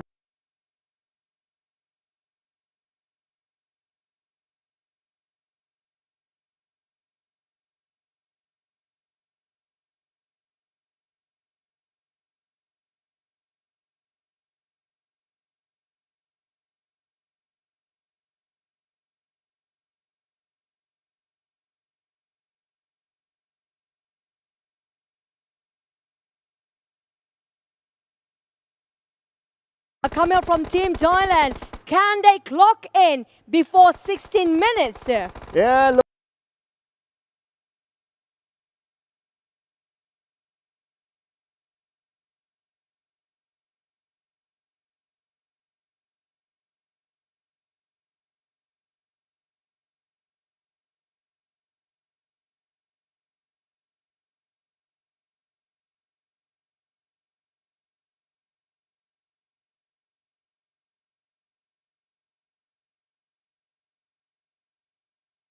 Finish off over the 16 minutes at 16 minutes and 21 seconds. With about 28 seconds difference.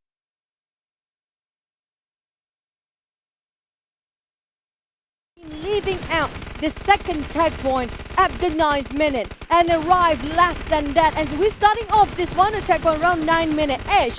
So that took them already over 6 minutes on the clock. Yes, well, time is still ticking though.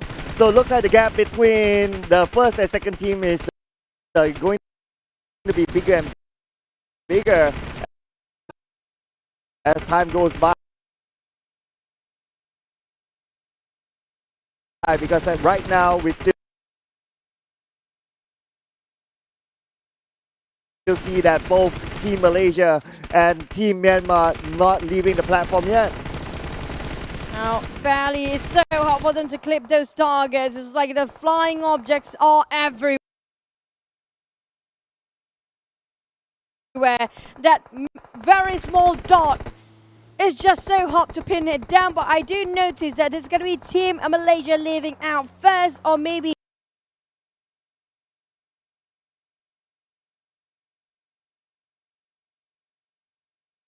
not even Team Myanmar is actually first, because I saw both of them moving at the same time, but apparently Team Malaysia still stuck in there. Finally leaving out the vicinity is going to be Team Myanmar first, as Team Malaysia definitely will finish off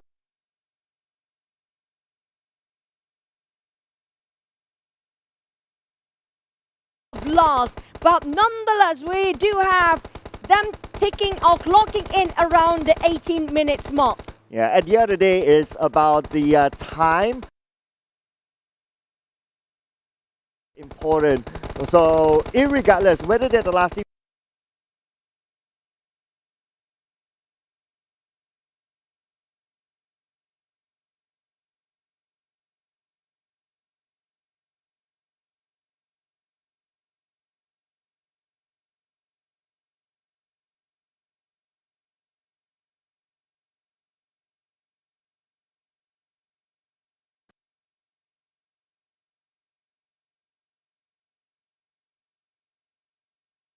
$19 minutes and 30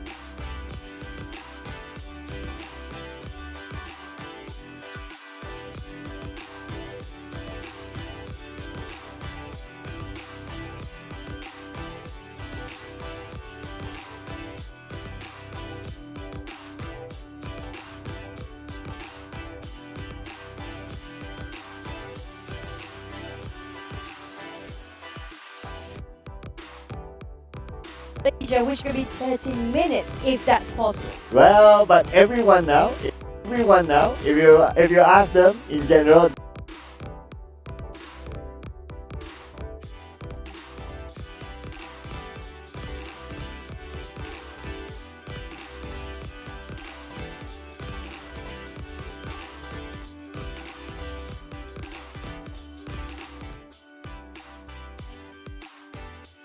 later on, just giving you a heads up that. But speaking of which, you might even have a bit of a substitution between the players for the next track, because we've seen this before, right? Certain players will be in and out depending on tracks, especially with the teams that do have their subs waiting on the other end. Maybe this is actually a good implemented strategy for all the teams out there, so they won't over-exhaust themselves in this case. yeah, so that also depends on what the coach's call will be. And maybe, well, there's a lot of theories of substitution. One is exhaustion, like what you said.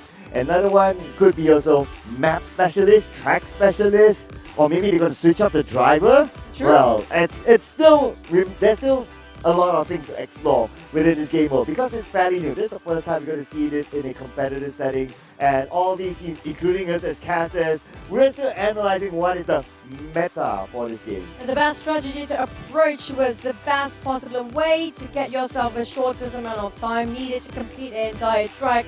And so far, there are one couple of particular strategy and angles they can work around it, especially when it comes to those driving. There are some places you can cut around the corners, and it will eventually shave off almost over a minute of all the time for the track to be completed. That's a lot, because it will be detrimental for the teams, especially if they have like last placement, because we will accumulate the entirety of the time time needed to complete for each of the course will be accumulated as a whole, and that's going to be the final score. So if you are having a bad start at first, it's okay, you still have a chance to redeem yourself. Yes, and the thing is that, okay, so here's the thing about being like the first group, right? So you don't know how the second group is going to perform.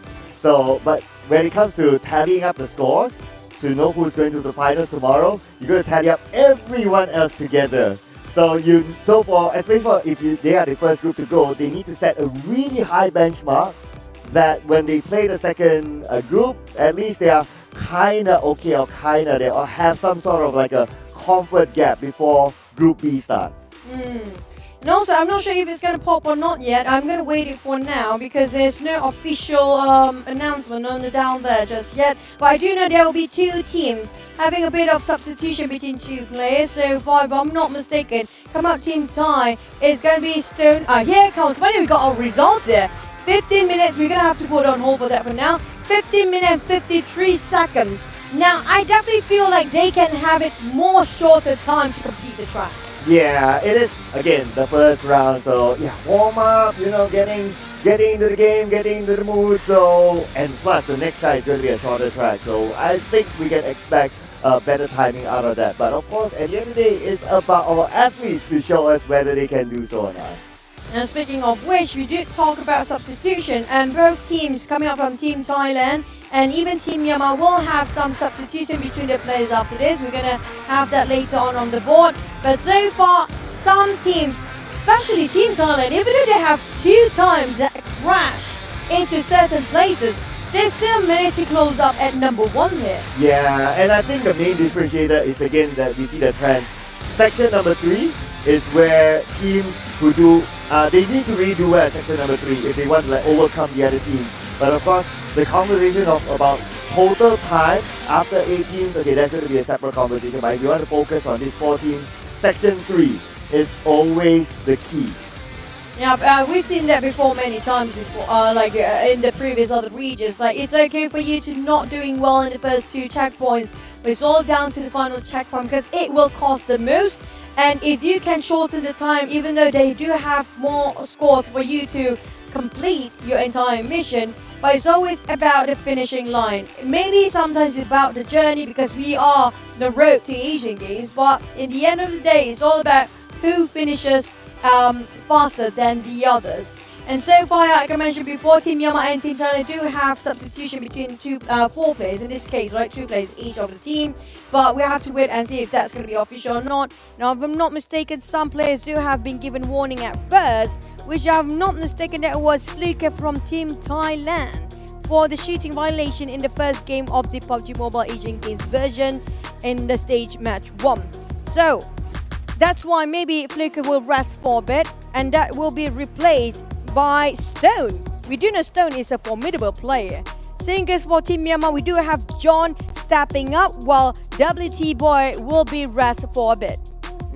Okay, so as we confirm all those, we get a good visual of our athletes, and yes, Stone is now in the, well, I can't really say whether he's in driver's seat, we don't really know until later on, but he's definitely in the seat for the team. So I guess he had a good look because he was waiting at the backstage, obviously, watching how other teams play, and this might give him some knowledge, some advantage knowledge on how to manage track number 2. Yeah, speaking of track 2, it's so important because there will be some sharp corners. Those corners will require you time so well with your speed booster.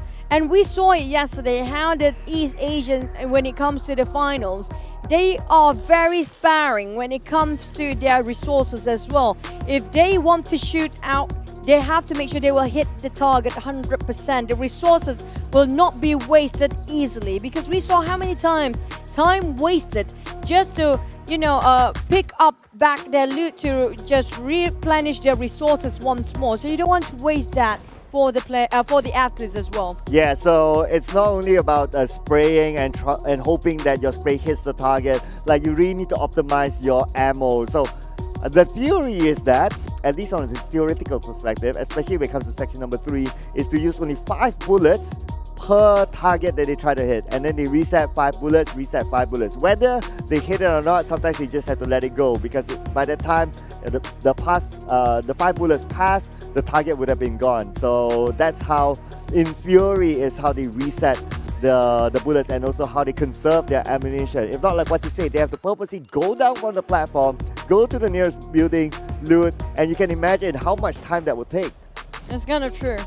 They have to put everything into consideration because every single second is a dime. Every single second, every single millisecond can make such a huge difference, because we're heading out track number 2 for the first group in Southeast Asia qualifier. Team Thailand, Team Laos, Team Myanmar and Team Malaysia. How will they fare in track 2? Will it be a new record for them? Ooh, we'll be looking forward to new records being shattered. As Keith always like to use the word gold standard, right now being set by Team China. But let's head on to Miramar again, and it's going to be ruins at their starting point. And now the teams will land. How many athletes will loot? What kind of loot would they need before they move? So everything, the smaller details, are taken into account. Having a bit of a stumble there, a bit chaos for the players. Trying to find themselves those vehicles. And Myanmar, Team Myanmar who wants to leave. Second is going to be Team Malaysia from that yellow. Blue team is going to Team Thai. And Laos purple team were living the last so far. Yeah, and look at this. Teams trying to cut corners here, and that's part of the strategy to find the most optimized route to reserve time. But 2 teams back-to-back crash into a stone, and that is going to be Team Myanmar and as well as Team Malaysia, allowing Team Laos and Team Thailand to cut past by them. Seems like even though they had the lead before, it's gone just like how everything just proved around them. But at least everything happened to be in a cluster. They're still moving as a 4, but somebody might trip behind. I'm not sure if they make it alive for Team Malaysia for so far, but they might swerve a bit. But Team Myanmar against once more taking the lead. But have to go through those gates. Yeah, that's going to be another checkpoint. Now everybody having their maximum speed boost out. And Team Myanmar at the forefront, just like how we saw track number 1. And look at this, cutting corners, allowing Team Malaysia to cut across Team Thailand to now be at the 3rd spot. But then again, it is still very, very close with all these teams. Now, the next ramp, this may prove crucial. Can they make that jump? Can they put the boost just at the right timing? But looking at the current situation, it's Team Laos who failed to boost themselves on the ramp. Oh, everything going mid-air, but this time Team Thailand, their mistake not getting themselves stuck into the corner of those trees. But even though Lao a bit later just now, they finally overtaken Team Thai. Happens to be all teams happen to move in the same spot at the same time. Team Myanmar just leading off with 2 seconds in front, while the others, Team Lao and Team Thai, on the other hand, neck to neck. Ooh, cutting through the next corner, Team Myanmar will officially be the first team to arrive at checkpoint number 1. And they will stop at the first building they see. Whereas for the other teams, because they don't have that first building anymore, they have to go to the middle of the city. But it seems that there are 2 teams just sharing the same building. It's going to be Team Malaysia and Team Laos. Will be enough for the looting phase between these 2 teams. Will it be enough to occupy all of them here? Because if they happen to be sharing the same compound, it will be not enough. And they might even try to share a target on the ground. Whoever tried to find those hidden target, whoever got it faster, whoever aims it better, they will get it. But coming up from Team Lao, you have to bow out and realize this is not going anywhere, giving away to the teams actually trying to get it next to him. Now the 120 seconds will be efficiently used by all 4 teams, but how much can they make it out within this 2 minutes? Oh, tight competition there. And right now we can see the spray coming up from the athlete of Team Malaysia, taking advantage of any angle that they can find. Oh, this is going to be hard. He has to find the right angle here, the athlete from Team Myanmar. If he can find the right angle, it's basically going to be a straight line for him. So he needs to re-angle himself to find the most optimized area. But it looks like he's just going to ditch it and move to somewhere else. Because maybe the platform for the colored target will commence, and that's why they are all leaving. How many players they want to set here to just shut down all these colored flipping targets? Because the other 2 will have to find all the ground target as well. And so far, Team Lao once more leading off. I have to say, Team Lao working so well in this tournament. Oh yeah, absolutely. Consistency is what they're showing right now. But following behind, not too far away, is going to be Team Thailand. And then we have Team Myanmar and Team Malaysia. So Team Lao looking good so far. Their target is to get 300 points. The first team to get 300 points will move on to checkpoint number 2. Coming up, if you are reloading, Team Malaysia happen to be missed those flipping target just now because they need to reload at the very last minute, and they are in the last play with 190 marks. But coming up from Team Lao and Team Thailand, they're almost done. 5 more points and Team Lao's living. There you go. Team Lao on the route to checkpoint number 2. Could be followed up by Team Thailand. They were the closest one next. But we'll need to get a confirmation real soon as Team Malaysia is trailing behind the last we saw them. Right now, they're trying to focus.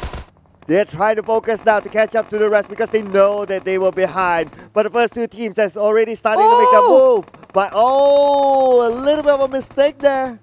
Sharp corners done by the side of Team Lao. They got stuck again around the shelter of around that stack of haystacks. But on the side of Team Thai, they've taken this misfortune as their silver lining. And they just bursted themselves way up front, overtaking the side of Team Lao, who happened to leave the vicinity first. And thank you again for IQ11. But I love this. Look at how calm the players from their hand cams. Casually just going left and right, as that's, I think, the POV of the drivers. Okay, left and right, but now they're going to go down. Okay, let's see who uses what strategy. Team Thailand using the same strategy as Team China, but looks like Team Lao having a little bit of an advantage with the airborne, and now they overtook Team Thailand to be at number 1 again. That was a long mid-air landing coming out from Team Lao, but they landed perfectly, flawlessly well.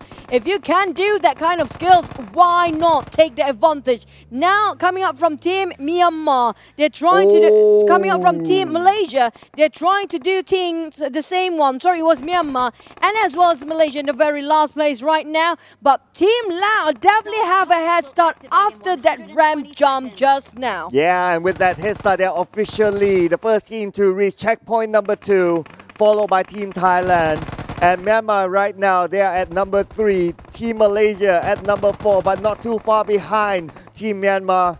So they should be able to arrive at about the same time. But I believe that both Team Lao and Team Thailand, they're already at that checkpoint, meaning that they have the advantage of collecting the ground target points before any of these other 2 teams. A bit of a stumble here for Team Malaysia. Try to reposition themselves into the second checkpoint, place themselves as much as they can, trying to disperse. And oh boy, a bit of a bumpy car here while they're trying to be while run and gun, trying to find all the ground targets and using what time has left. For the 120 seconds, they only have around 60 seconds left because they're arriving a bit later. While the team that's leading off is going to be Team Thai taking the lead, with Newsy taking a lot of contribution in those scores. Why am I not surprised it's Newsy? Multiple MVP, and he is now ranking in the points for Team Thailand. But we talk about the gold standard for this game mode. The gold standard, just like what Team China has said, it's going to be at least 100 points before the main objective comes up. But speaking about the main objective, let's go.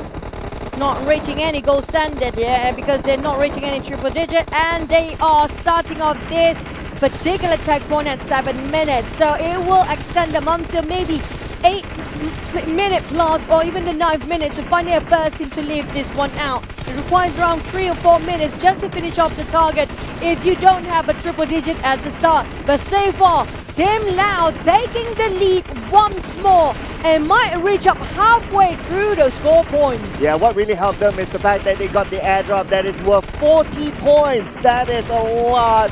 It's about 10% of the objective. And now continuing on the objective, it's going to be Thailand trailing behind them. But Team Malaysia, for the first time, being at the forefront. At the same time, slowly catching up, but Team Thai finally pushed down Team Lao, where Team Myanmar struggles to find a retracting target that is theirs, but stolen away maybe by the other teams with their last bullet. But Team Thai once more taking the lead, and they're almost done with 10 more targets to go. And Team Malaysia, on the other hand, overtaken them, but this is too close. Yeah, too close for comfort, they say. Neck to neck, they're switching between the two teams. Just like that, but Team Lao is also not too far behind, so they can't be comfortable at this point. Team Thailand at the lead with only about a couple of points, and they should be the first team to complete the challenge. Only 1 point left, and Team Thailand is officially the first team to complete Section 2. And both Team Malaysia and Team Thailand will leave second checkpoint because the final checkpoint will be a big hurdle for them. And so far we have the top scorers come out from Malaysia team, Shamil and Flax. While Team Myanmar, John placing himself third, but it's going to be an alternation between those two teams. Malaysia and Thailand, back-to-back, till-to-till. Close for Team Thailand, happen to crush themselves in the watchtower. Opportunity for Team Malaysia to overtake Team Thailand. And for the first time as well, Team Malaysia getting the #1 spot in the race. But next is going to be the Big Daddy Challenge, the Granddaddy, the big boss is going to be the flying targets. Oh, that's going to be the hardest one there is. They have to set that time not more than 3 minutes to shoot down all the target. Before that appears, they have 2 minutes or 120 seconds to make sure they can maximize the time of that will use. They have to make sure they got themselves a triple digit scores for the ground target. And while they are on the way to it, they have to make sure they don't crash, and they lost the momentum. They don't have enough booster now. Team Thailand catching up just next, and they crash into a divider. Oh, the crash would have been costly for Team Malaysia, allowing Team Thailand to overtake them. And despite Team Thailand only 17 speed up targets, but it's about optimizing the use of the speed targets. And with that, they will be the first team to reach checkpoint #3, followed by Team Malaysia and then Team Lao, and finally Team Myanmar. Team Myanmar, a bit of a distance, but they can make it in time. The moment the targets are there, the moment the checkpoints activated their mission, they will actually not having enough time of the 120 seconds to gain extra ground targets. But if they can pin down all those flying objects, they will not even miss anything here. Back to the side of Team Malaysia and Team Lao. They are trying their best to be as fast as possible. Same goes from Team Thailand, who have no clue how much the lead of the scoreboard in this final checkpoint so far. But if they can hit the triple digit, there's going to be a huge advantage. Well, ladies and gentlemen, we had a good view of the gas station, and that is where the drivers will need to refuel the vehicles, because fuel will also be a factor in this game. And every time they use the speed boosters, fuel will be expanded as well. So they need to optimize the fuel versus the speed boosters that they can get. So sometimes that is a strategy on why some teams don't overuse the speed boosters. But coming up with the scores, so it looks like Team Thailand way ahead.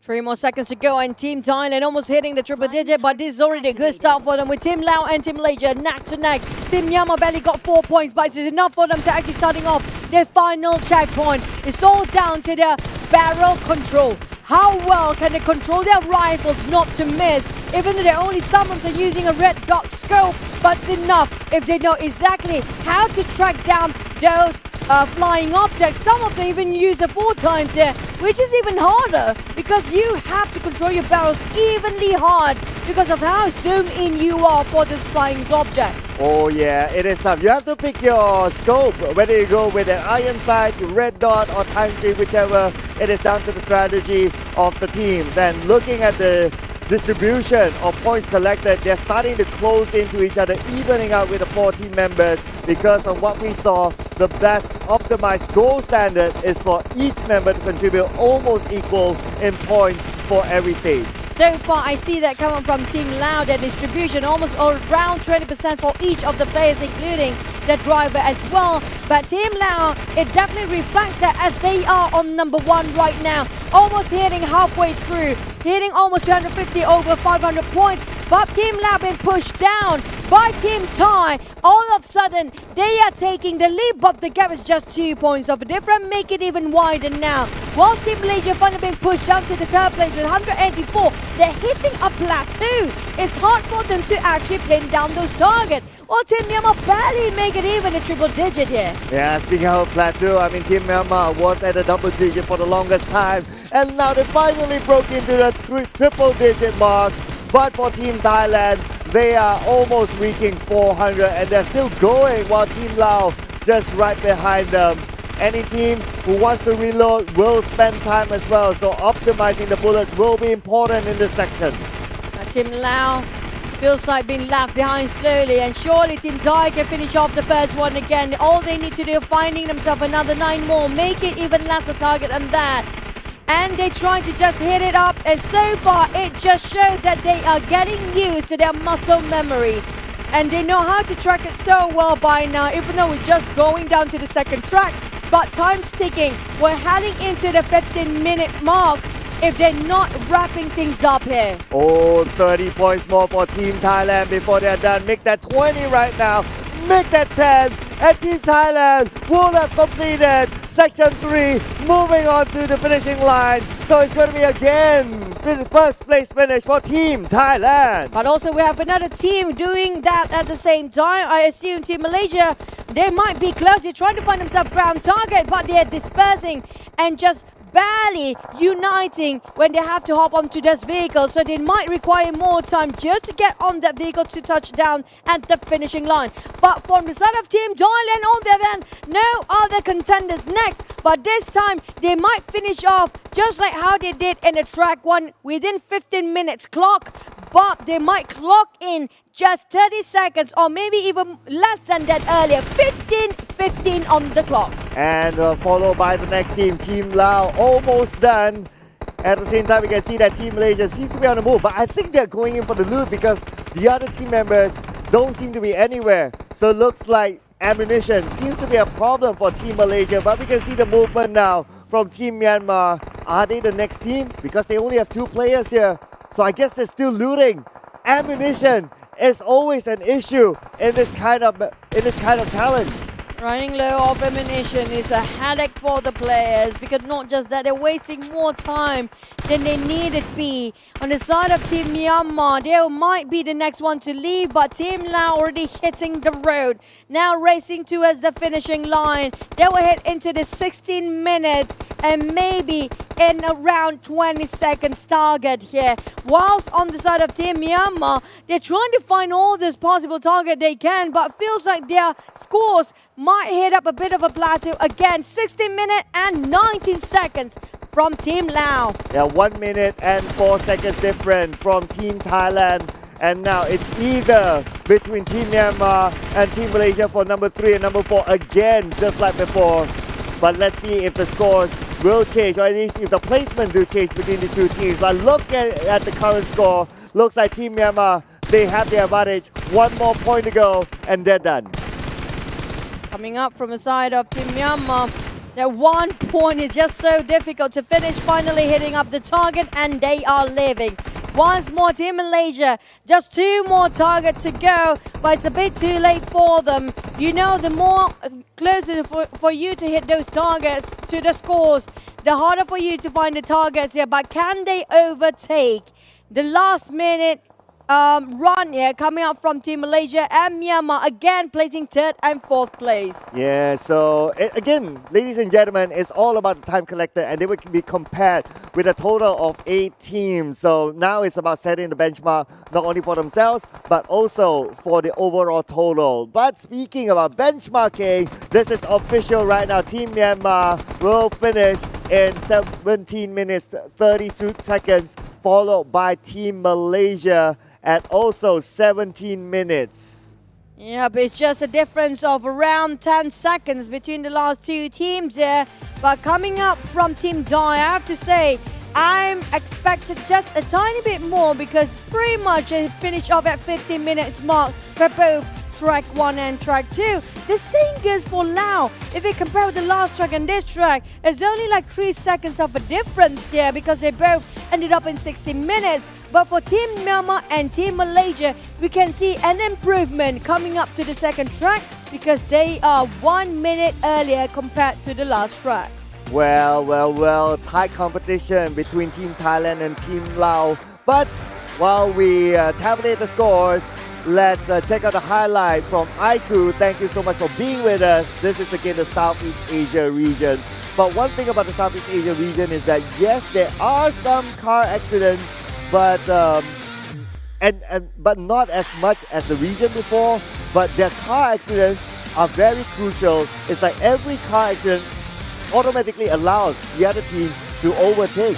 That's kind of true because of how close they are next to each other, especially the first and second, the third and fourth. Yes, placement-wise is not that important, but it's also reflect how much they have been completed, how much time they took to complete for the entirety of this track. 15-15 for this time coming out from Team Thai. Just a slight elevation because the previous one was 15-53, and so far consistent placing for all four teams is always the same for the top two and the bottom three. But coming up for our RD Super A players, I think we have to give the most of all the scores here towards Shamil from Malaysia. But congratulations again from Team Lao and Team Myanmar, Lizzie and John and Gus, who happens to be on the top. And John happened to be just swapped into the second track, but he made a grand entrance. Well, despite Team Thailand's #1 finish, they didn't make themselves onto the that chart. So I guess it's also a theory of like all four of their players equally distribute the points, that everyone's pulling their weight. That's definitely it is, because sometimes, yes, it's great for you to actually have those numbers up, but I have to give it to Team Lao. Even though, you know, yeah, maybe they might not distribute evenly, but they have the consistency, and 2 players from Lao in the RD Super A players shows a lot, which means all the players pretty much deliver pulling off their own weight. But we do have our referee notice this time. There's going to be caution to the Thailand team Flukev. I did mention this before. For a shooting violation, the first game of PUBG Mobile Asian Games version Southeast Asia Group Qualifying Stage Match 1. That's why you don't see Flukev on the second track just now. He will have to take a break for a bit. We do have Stone who's stepping into the steps of Flukev instead. Yeah, and that's where the substitution does play a role. But you know who else will play a role? It's going to be us. Taking a break, ladies and gentlemen. So do not go anywhere. Once we are back, we will be continuing on with track number 3. So my name is Sir Cloud, together with Choo Choo. See you guys after this break. 关闭外来的杂音，找准内心的节奏。奥迪 Q4 e-tron，让真的感受从开始才开始。iQOO 11系列。标配 2K 144赫兹一流全感屏，流畅又清晰，有机硅皮革，耐脏污、抗老化。全新自研芯片 VR 与第2代骁龙8强联手，影像电竞全面升级，200瓦超快闪充，充电快，续航久。iQOO 11系列，未来电竞越想操控。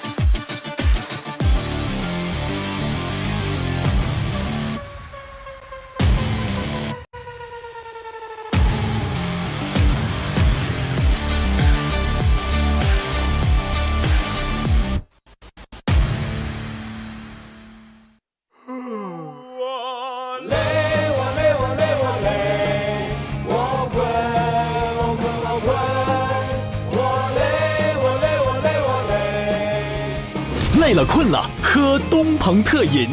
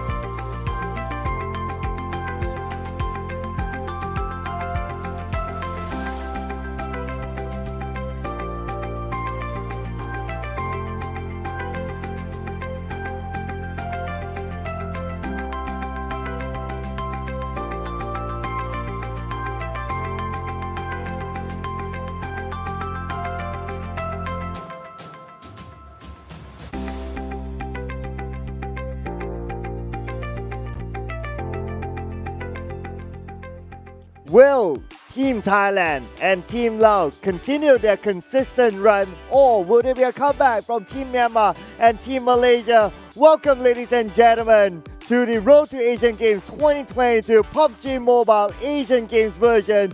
Together with me, Sir Cloud, and my wonderful partner here, Choo Choo. As always, Cloud, it's a pleasure to share the dance with you. But speaking of which, wow, we are hitting the average of around 17 to 18 minutes here. But to introduce the teams again for our first group in the Southeast Asia qualifier, we do have Team Thailand, Team Myanmar, Team Laos, and Team Malaysia hitting up whatever they have right now for track 3 and track 4. Yeah, it's going to be a different route with the same level of, with the same amount of challenges. Still going to be the 3 challenges that they still need to go through. And so far, we can see Team Thailand being consistent enough to maintain that number 1 spot for 2 rounds in a row. And same goes for Team Laos as well, same spot. But if you gotta think about it, track 1 and track 2, the placements are the same for all the teams. That's kind of true. I mean, like, so far it has been consistently well for Team Thailand, even though they're having some difficulties when it comes to reaching out to the first checkpoint. They might bump into a couple of clashes there, but they are pretty up well to rebound themselves when it comes to the final track, for the final objectives or the checkpoint. They pretty much know how to control their barrels and the recoils and be tracking so well the flying object checkpoint.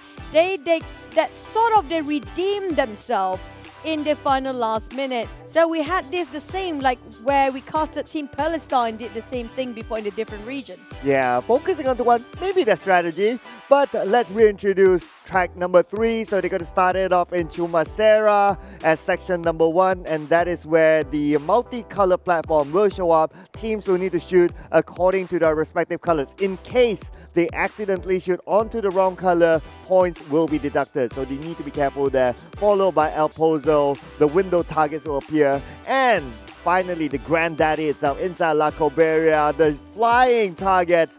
This is the one that you talked about. And whoever does well here will be the first team to go on to the finish line. Well, wherever the section is, every single section have its certain objectives. Like example, the road itself will have a lot of speed boost for these guys.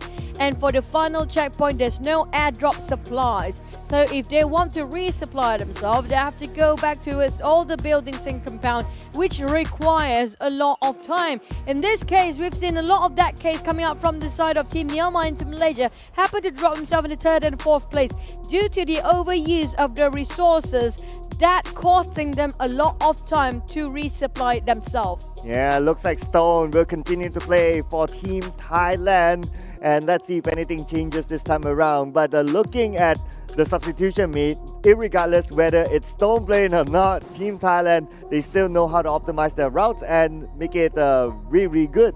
But the only thing about, despite them getting that number 1, and we still have Lao as number 2, there's still a good amount of car flips that they need to really refine as we go on to the next track. That's kind of true. That's what I mentioned before. It's always the road that's a bit dangerous for them on the side of Team Thai, because they can shave off couple of seconds, even up to a minute, if their driving have been flawless. And so far, we've seen the same case come out from the side of the region of Central Asia and South Asia. But can they make it better? We'll head back to our map Mirama between the 4 teams of South Asia, Team Thailand, Team Laos, Team Myanmar and Malaysia, to go back into Mirama for track number 3. Yeah, so here it is, ladies and gentlemen, basically the second half for this group. And they will only be playing 4 tracks before this group takes a break, allowing the next group of Southeast Asia to play, and then they will continue on to play for after that group is done. So now, jumping into Los Eagles, in this route there will be 2 bridges that they will need to go through, and those bridges will be checkpoints. So far, 90% of the time, teams do go through without any issues, but there was one incident whereby one of the teams bumped into one of the barricades in one of the bridges. Back towards the start here, it's already erased the moment they try to land themselves. If you're late into getting your vehicle, it will be costly, because that 1 second lateness will be dragged throughout the entirety of this track. One thing that I noticed as well when it comes to the odd numbers, track 1 and track 3, usually have a longer rotation and longer journey because it requires more time than track 2 and 4. While track 2 and 4 might be slightly shorter than 1 and 3, but the challenges, the obstacles, and even the run to the finish line will not be easy. Right, so now this is the first choke point for these teams to go past by. Looks like not much of an issue since all these teams, they're trailing behind each other. But speaking about trailing behind, Team Myanmar at number 1 for now, but close by with them is going to be Team Thailand. And Team Thailand again taking a different, slightly different route as Team Myanmar. But Team Myanmar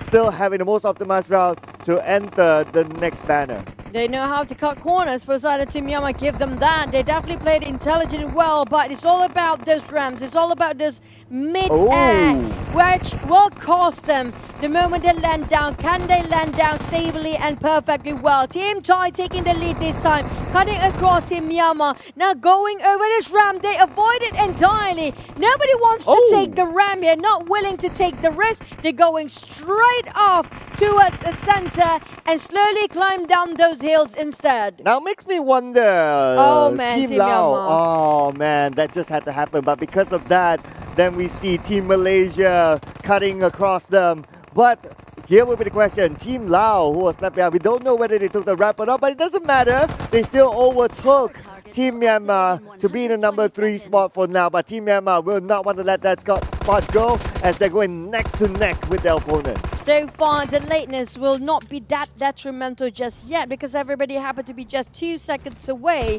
reaching out to the first checkpoint. Now, what they decide to do afterward is the one that will be affecting the entire performance. Do they disperse? Do they stay in a certain corner? And what kind of target they're aiming for each of the team? And so far, Team Lao taking the lead as per usual, using their muscle memory.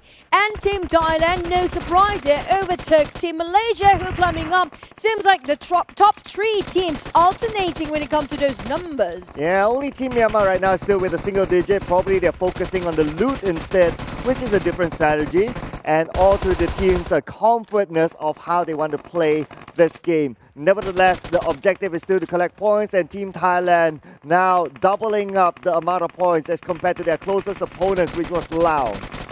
Here it comes, trying to track down all this target. Wasted a lot of ammunition. There's a lot of magazines to take down on one. It will be costly for them.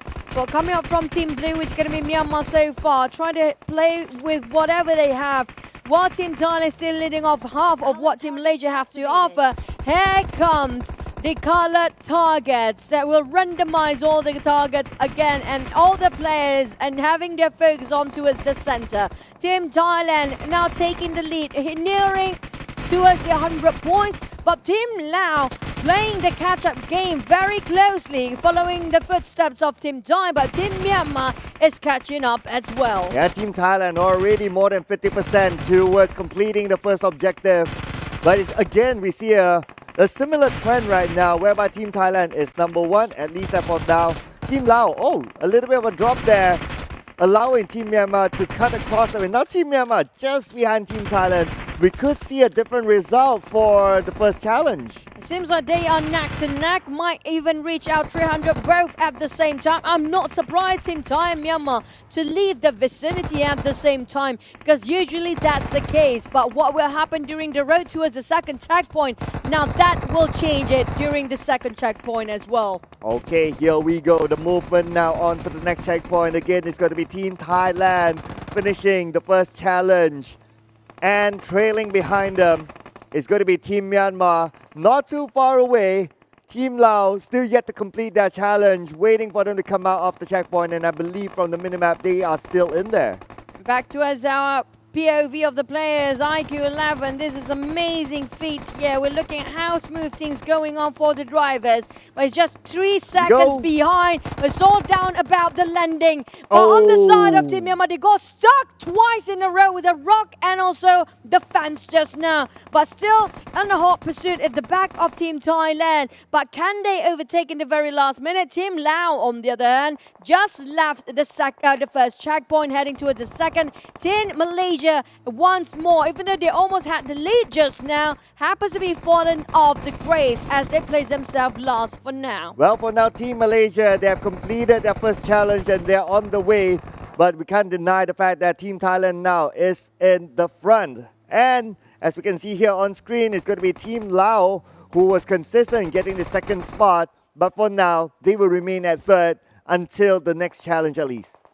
Now, for the start of checkpoint 2, none of the team reached them there just yet, but I'm looking at Team Thai Myanmar is just too close for comfort. 1 second of mistake will cause the entire team to be overtaken by the teams coming up from the back, which going to be Team Malaysia and Team Lao possibly. But Team Thai Myanmar just next to each other. Will they bump into each other, might crash into something? So far, everything has been good. Yes, and with that goodness, they are rewarded with being the first team at checkpoint number 2. And as we can see here on screen, Team Lao still on their way onto the checkpoint. They just need to be careful not to skid off the road, especially bumping into structures or rocks or trees, because right now they are pretty much unchallenged. So they just need to focus on themselves. Hopefully no derails done by any of the teams so far. Everything is on the right track. And everyone reach out to the second checkpoint. Just Team Malaysia a bit left behind here. Will reach out within 5 more seconds. But it's all down about how much they can utilize the 120 seconds downtime here. Can they finally reach up to the triple digit before the rise of the platform? The retracting target next as their special mission. Okay, so right now for Team Malaysia, they just entered the vicinity of checkpoint number 2. But because Team Lao and Team Thailand, they've been here for quite a while, I believe they've collected a good amount of points. And the strategy here done by the athlete of Team Myanmar, trying to find the right angle, but he's not angling himself straight with the target. Instead, he takes a 45-degree, a different strategy that they're comfortable with. But that is now done and dusted as the main objective is up. Retracting targets, here we go. All players and athletes place themselves in the best position possible. But I'm not sure if there are some teams, I think Lao particularly are pretty good at this because they are dividing into 4. It's going to be divide the square into a 4, the rectangle into 4, so they don't have to focus on all of the buildings. But instead, it's actually faster for them if they have a smaller field that they have to cover from this particular angle. And Lao so far back out, giving such a contribution, but it's kind of equalized to a side of Lizzie as well. Forza and Honda, we assume Honda is the one, will be the one to be the driver for the team.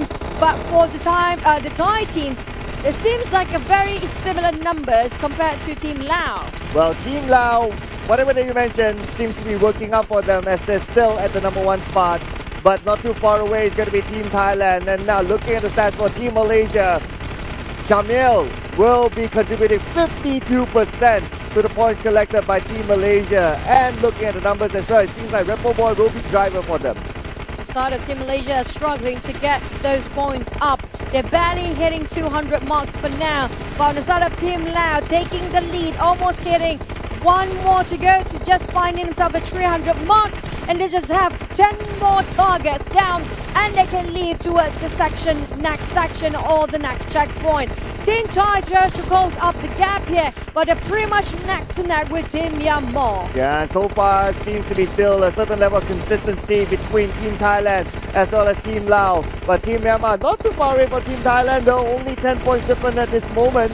So it's still a possibility for Team Myanmar to actually overtake Team Thailand to push them down to a number 3 spot. But what matters is that Team Lao will be the first team to complete their challenge, moving on to the next track. Now for the others on the other hand, they can't leave just yet, but they definitely have an advantage for Team Lao. I'm not surprised Team Myanmar and Thailand will move at the same time. But Team Lao have a 5 to 10 second head start. Hopefully their driving skills is up to par now because they cannot afford to make a mistake because they want to for once wins over Team Thai, and this might be the big chance to do that. Okay, Team Lao unchallenged. We don't see any other team close to them as Team Lao will charge in onto stage number 3, checkpoint number 3. Team Thailand behind them. Team Malaysia, they're finally done with their challenge and now they're on roll, but oh no, car flip. Can they recover? Can they recover? Oh yes, they still can.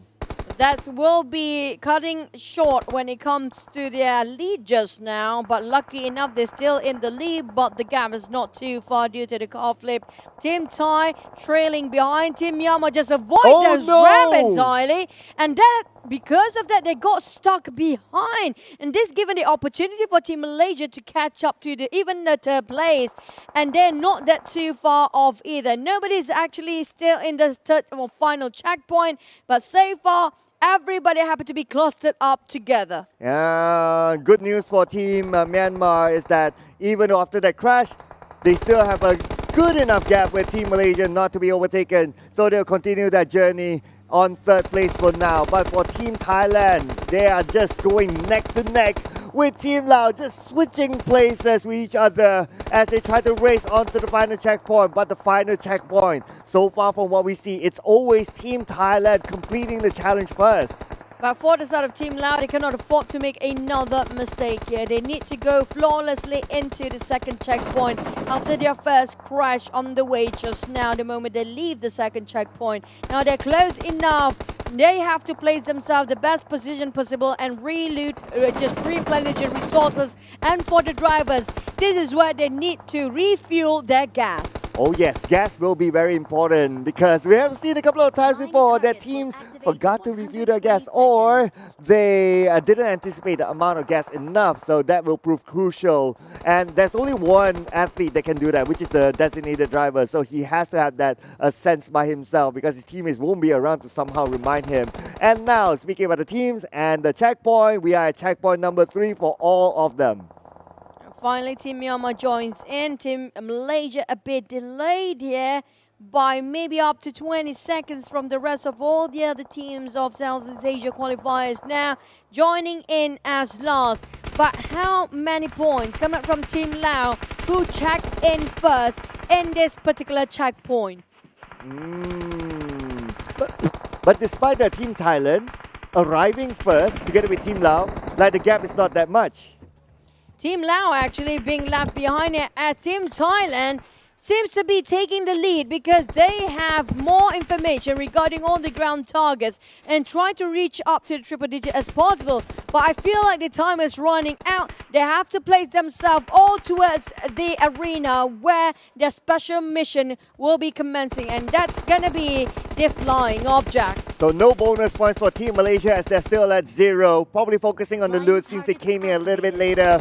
And now hoping that they can hit more targets on the main objective. And speaking about the main objective is currently up with Team Thailand having a little bit of a lead. But again, it seems to be a two-way race as Team Thailand and Team Lao have a decent gap with the others. Team Thailand, as per usual, they have to keep this consistency to make sure they will place first. Again, this is their forte once more. This is where they make up the loss in the first 2 objectives. They make up in the final platform where they do have more stable hands, more stable control of those barrels, and a better tracking towards those objects just now. And this object's a bit harder visualization compared to the second track due to the mountains between, while the final track later on will be completely covered by mountains. So for the guys, for the athletes to spot out the flying object, they have very small space around that blue area of the sky to see it through. Oh, but look at this. Team Malaysia catching up on the Team Myanmar, currently at number 3 and only 10 points. But no, okay, this is switching. It's only 10 points behind Team Lao, so the gap is not too far this time. But for Team Thailand, looks like a little bit of a ceiling there, a plateau there, but not too long. I guess they were reloading. But for Team Malaysia, getting closer and closer to Team Lao, but now the gap is there again. Feel like another strategy that can be implemented here is going to be letting 2 players to replenish resources and another 2 to start to shoot. Once the other 2 actually finish off with the resources, the other 2 will take turns in terms of trying to shoot the objects down, which is more consistent when it comes to getting those points than having a plateau where which Team Malaysia multiple times having the same problems, not enough ammunition. Whilst Team Myanmar might actually have the same case because they barely have points start to count out, but Team Thailand, only 2 more objects to go. they were just gonna leave and finish off in a flashy way. And they are done. So Team Thailand again becomes the first team to complete section number 3, maintain their level of consistency. They will move on to the finish line again for the 3rd time in a row. Number 1 for Team Thailand. But we do have our scores dominated by most 420 points. Malaysia Team Shamil. Flukov joins back in this track. But Team Thai, oh boy, having some difficulty to just cross over and exit out the checkpoint. This giving them extra 20 seconds. And now we might go on and finish line around 16-minute marks and maybe around 25 seconds. Now we're just waiting for the next team to follow up with Team Thailand. Likely to be Team Lao, since they were just trailing behind. But okay, look at this. Team Thailand, are they maximizing their opportunity? So it's an aerial jump there, but no extra boost. That's going to be costing them quite a bit when it comes to the overall timer here. But 16 minutes and 30 seconds on the clock. They might actually go faster than this, but no boost are costing them quite a number of seconds. Now they are nearby the finishing line. It's going to be 16 minutes and 48 seconds, even though that requires them a lot of time. But still, number 1 for now. Oh, I noticed that Team Myanmar seems to be moving the vehicle. I guess they're sending out people to loot, or maybe just repositioning the vehicle, because at the end of the day, the position of the vehicle does play a role as well.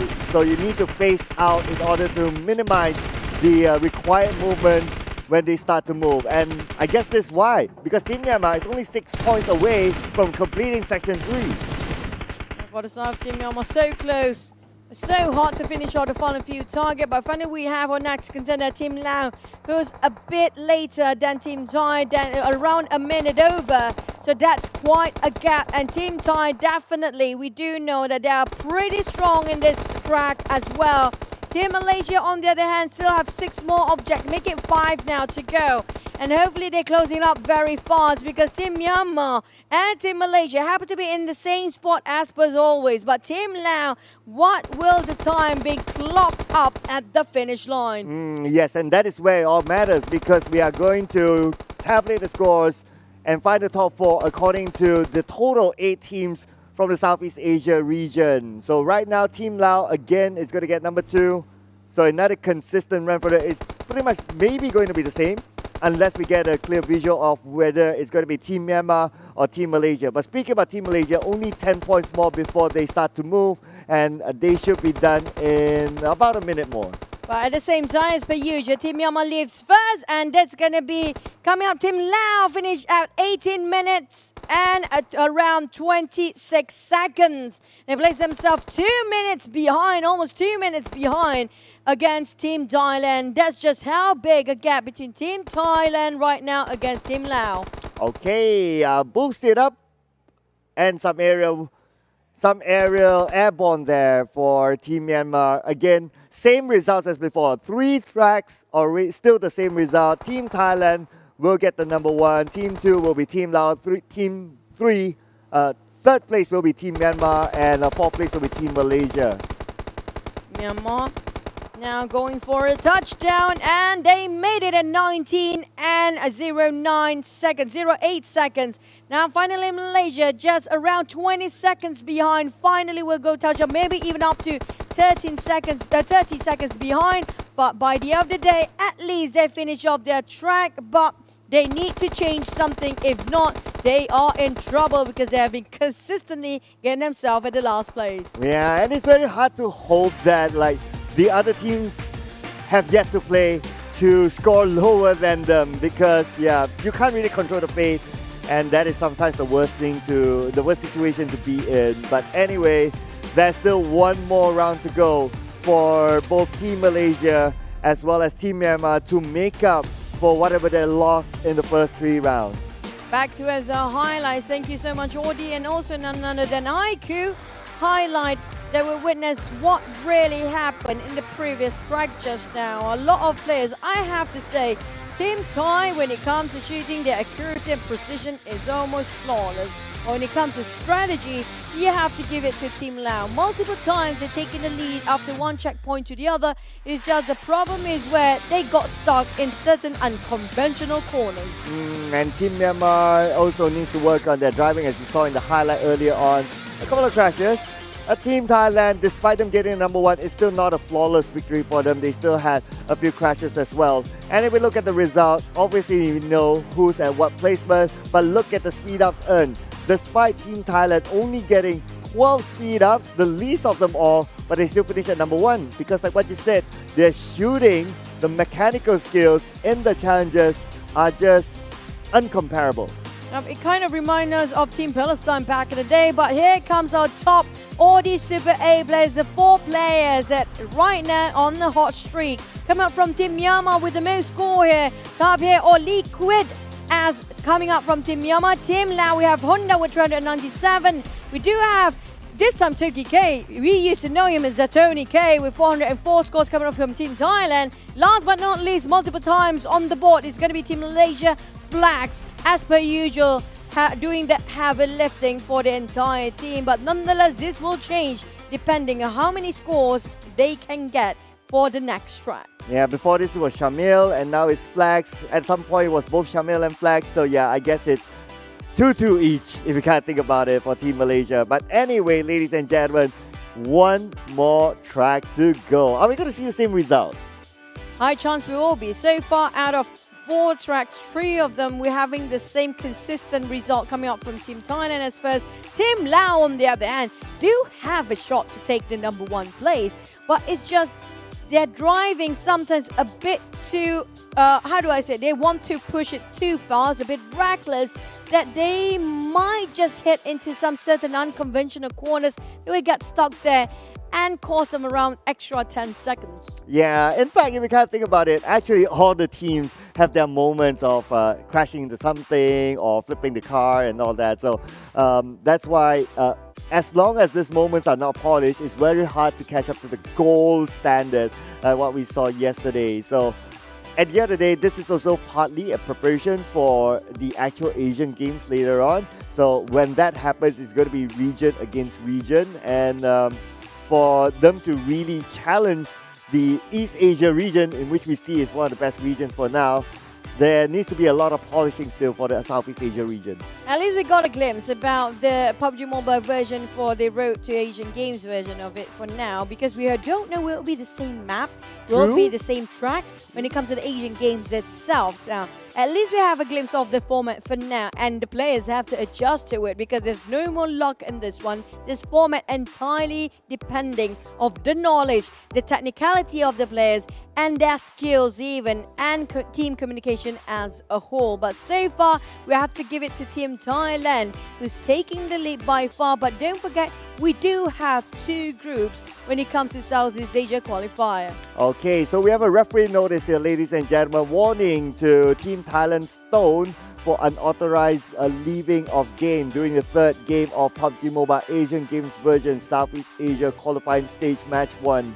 So with this, well, we don't know if they're still making another substitution, but thank you so much to our referees behind the scenes who are doing a lot of hard work to ensure that everyone has the best experience possible during the game. It's not just that, it is to improve and just to apply fair game between all the athletes. And also this system is developed by the side of Tencent Esports, and also from this kind of system it kind of gives the opportunity for all the features to be unlocked and even to be applied and accessible for all our referees, for all our marshal, all the system of seeing the POV of the players, keeping track with the time, even keeping track with the scores and everything else, monitoring of all the KPIs.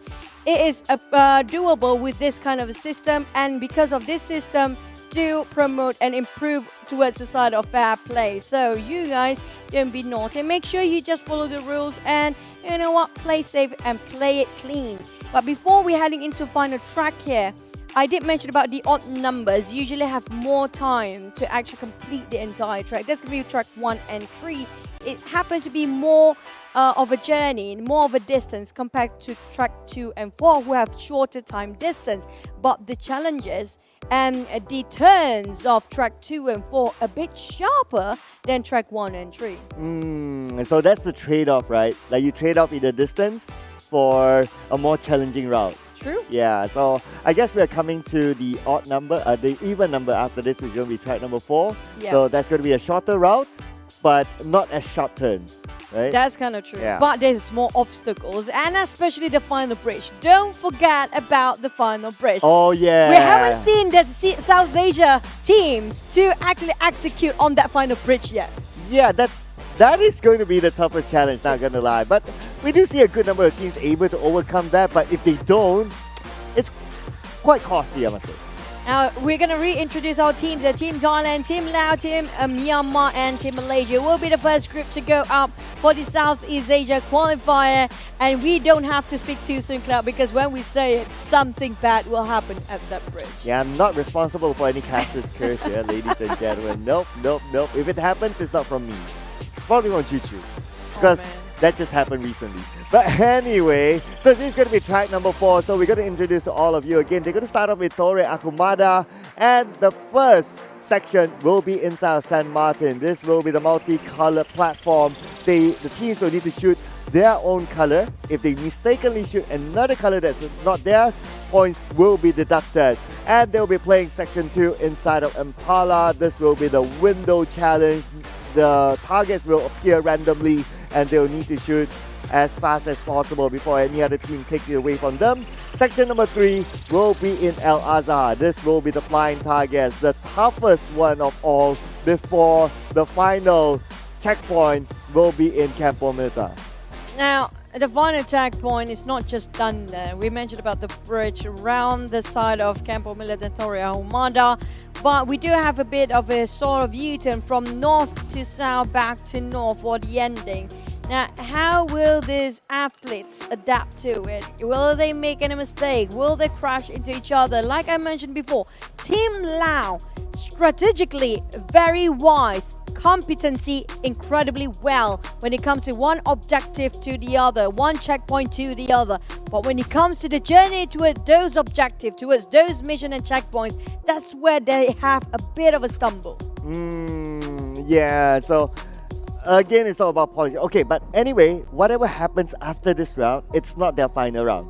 All of these teams will still play another 4 rounds, but they will be reshuffled into new groups depending on their placement versus the placement of Group B of Southeast Asia. So whatever it is, the result, whether it's great, whether it's not so great, they still have the opportunity to make do on their results later today. Yeah, that's kind of true. We're going to have to tally up in both groups at the same time later on, because basically, like we mentioned before, this is what I love about this format, because there's no such thing as luck anymore, because it's all down to your technicalities of how well you know the map, because we're heading into our final track number 4 in the first group of Southeast Asia qualifiers. And here we go, the final game for group number 1 in Southeast Asia, as they start off in Torre Akumada, and it will be quite a long route onto San Martin, and then it's going to be San Martin onto Impala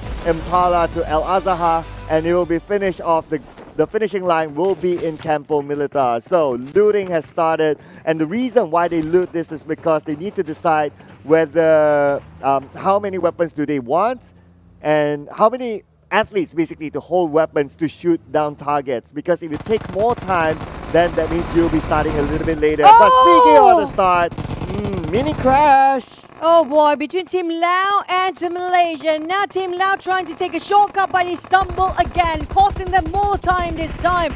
But Team Thailand and Myanmar is always taking the lead, just knacks each other. Hopefully they won't bump into each other. Now they do have small elevations in between. If somebody stumbles here, it will be costly for them. Ooh, okay, still neck to neck, but right behind at the last place for now, it's going to be Team Lao, but it's still the starting, so anything can still happen. Now it's about optimizing their route and also shooting the speed up hit target. So far, we make a comparison of the speed up hit target. All the teams are pretty similar, but Team Malaysia happened to crash in onto the fence. And for 2 times in a row, Team Malaysia crashing. meaning that now they will be at the last place. Feels like after you get punched in the face and you've fallen off the stairs. That's the case for Team Malaysia right now. 2 crash back to back. And that will pull them back all the way to the 4th place. But at least they're catching up slowly but surely. But Team Lao and Team Thailand, they are just next to each other. Team Myanmar on the other hand follow closely behind. But Team Malaysia having a hard time to have those speed boosters. Yeah, and they had a hard time controlling their vehicle as well, as another flip happened for Team Malaysia. And now the gap is there between them. But at the forefront, as usual, it's going to be Team Thailand. But following closely, well, Team Lao again. Whilst on the side of speed up target, it's taken over the side of Team Myanmar. That's why they are catching up very closely behind now. Team Lao and Team Thai. Oh boy, that's 4 times now for Team Malaysia hitting those rocks. 4 times and not even reaching the first checkpoint yet. They have to get back to the drawing board right now on what to do next, because they'll be playing the same track later again. So a lot of fixing needs to be done. But nevertheless, now all the teams have reached the first checkpoint. And as usual, Team Thailand reaching first. With that, they'll be able to take advantage of getting the ground targets. And now they have that lead of 32 points. Coming up from the side of Team Malaysia, if I'm not mistaken, arriving a bit later, but they're trying to loot up as they can. Well, next mission, they will be finding those hidden target. It's going to be a lot of, not a lot of time left for these guys, because we do know there's going to be less than 1 minute left. And target or the mission will be commencing. Coming up from the side of Team Thailand, as per usual, they're taking the lead, but not too far off. It's going to be Team Lao, but been overtaken by the side of Team Myanmar. I have to say, Team Myanmar has surprises us for the entire day. They have been progressing and advancing and adapting in a very short amount of time. Oh yeah, actually looking good, because despite them dropping to number 3 right now, but their gap between Team Lao is not that far away. But anyway, this will be the main differentiator right now, since the objective is up and the multicolor platform is ready to be taken by these teams. As we can see here, some of the teams focus onto one platform and some of the teams focus onto 2 at the same time. So it really depends on the strategy of the team itself. It's all down to individual and the IGL, how to place themselves and what's best for the team to work at their full potential. But Team Lao now taking the lead. Like I mentioned, as always, Team Lao, they are so darn good when it comes to the strategy about how to place a place and where to find those hidden targets at the same time. Taking the lead when it comes to those scores, but they might be catch out by the side of Team Thai, who's happen to be too close for comfort. Same goes for Team Myanmar, now overtake all the teams. They are neck to neck for all these 3 teams. Team Malaysia, on the other hand, have a lot of catching up to do. Oh, and a different result this time. Team Myanmar will be the first team to complete the challenge, followed by Team Thailand. So like what you said, Team Myanmar, they are adapting well. And now catching up, it's going to be Team Lao, but a bit of a late momentum push here. Myanmar overtakes them, but the boost coming around last minute. Team Lao back in the front. Okay, so Team Lao and Team Myanmar, but for Team Thailand, are they the 3rd team to finish? Where are they? How far are they from these other 2 teams? Now we'll have visual onto Team Thailand as well, trailing behind at the 3rd spot. Back to it, IQ hand cam from the side of POV of the players. Most of it will be looking over the side of the driver's seat. But on the side of Team Myanmar and Lao, now slowly stretching up the gap. Team Lao taking the lead, having those speed boosts at the perfect time. They will get themselves in the first of the few in the 2nd checkpoint. But Team Malaysia will be a bit left behind, while the other 3 teams happen to be in the same cluster. Oh, but Team Thailand, look at this. Their speed up targets is only 9. But they are still not that far away. In fact, they're in front of Team Malaysia. So there's something that they know that we have yet to discover. Nevertheless, what's going to be important is how fast these teams complete the challenges at their respective checkpoints. And now coming to 50% till the next checkpoint. We'll see it really, really soon. But look at the route taken by Team Myanmar. Very different route but it doesn't seem to be the most optimized. Because they got stuck in between this very small rock just now, stopped them the momentum. But hopefully not the case when they're going through this small jungle. Now, small forest of these pine trees happen to be very smooth riding for now. Coming up from Team Lao, slowly opening up the gap. On the side of Team Myanmar, a bit shaky, a bit bouncy for their ride, but they're still going to make it on time. Oh, Team Lao becomes the first team to arrive, followed by Team Myanmar, Team Thailand coming in behind, number 3 for them. So now the advantage is going to be to the front 2 teams to gather the resources, to gather the ground targets, taking it away from Team Thailand. It's so important for them to actually try to get as much point as possible.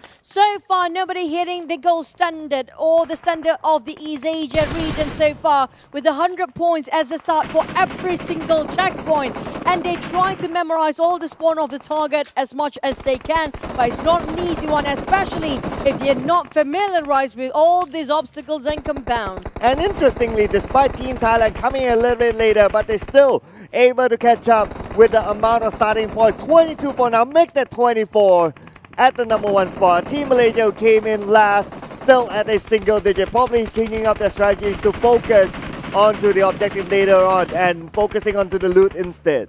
Team Malaysia definitely shoot up just a tiny bit, overtaken Myanmar, who happen to be on the 16 points. And now we have 4 more seconds to go and make it for our retracting target mission on. Okay, here we go. All the teams onto the platform, all the multiple colors on the first floor. Some of them maybe on the ground floor, but Team Lao so far doing so good, still at the number 1 spot. But as always, Team Thailand showing the mechanical prowess to catch up onto the other teams, but Team Myanmar could pull in a surprise.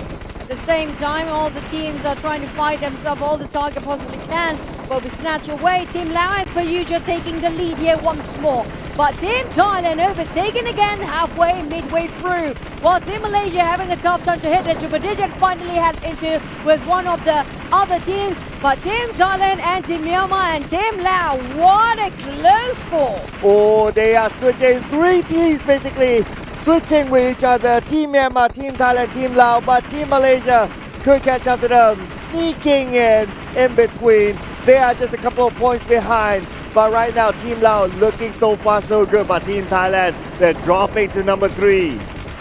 Down back to a side of Team Myanmar, taking the lead by just 1 point and 2 point difference there. Can they finish off strong? They are taking a lot of time. The average for the Southeast Asia team to end the final checkpoint, it's going to be 8 minutes. But when it comes to the second checkpoint, the average around 4 to 5 minutes.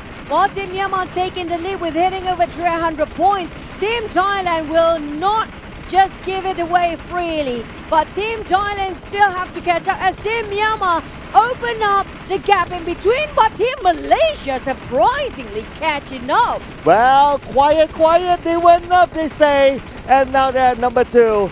So the gap is closed down by Team Malaysia, trailing behind Team Myanmar. But Team Myanmar with only 7 points left. They should be done at any time soon, unless a surprise can happen. They are hitting a plateau now. That 7 points is hard for them, but it's going to be Team Lao coming in from behind, overtaking Team Myanmar. They'll be the first team to finish this. 3 teams hitting all the objectives at the same time. All 3 lives at an instant. All 4 of them. This is the closest round we have by far. But the one to leave is going to be Lao. Second is going to be Malaysia. Myanmar and Team Thailand next. And the gap is just 1 second between each of the other team. Close. Too close for comfort, as they always say.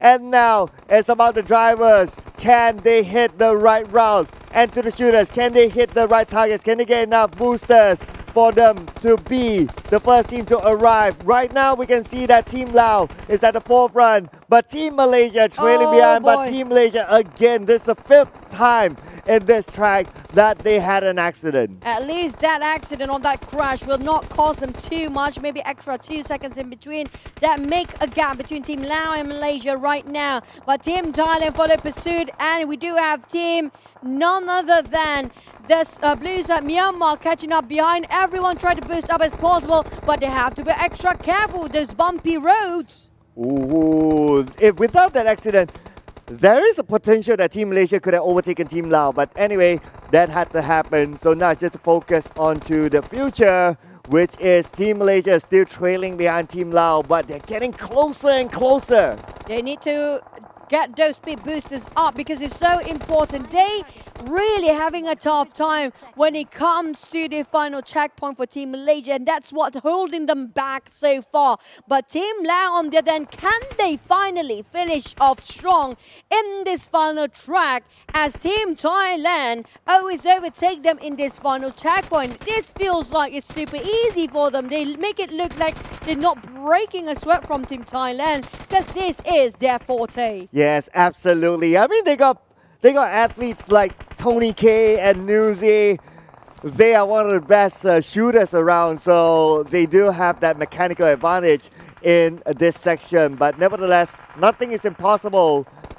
It could be a surprise coming in for maybe Team Lao, or maybe Team Myanmar, or maybe even Team Malaysia. So at the end of the day, it's about the effort, and it's not about the achievement. So they still have to do the business.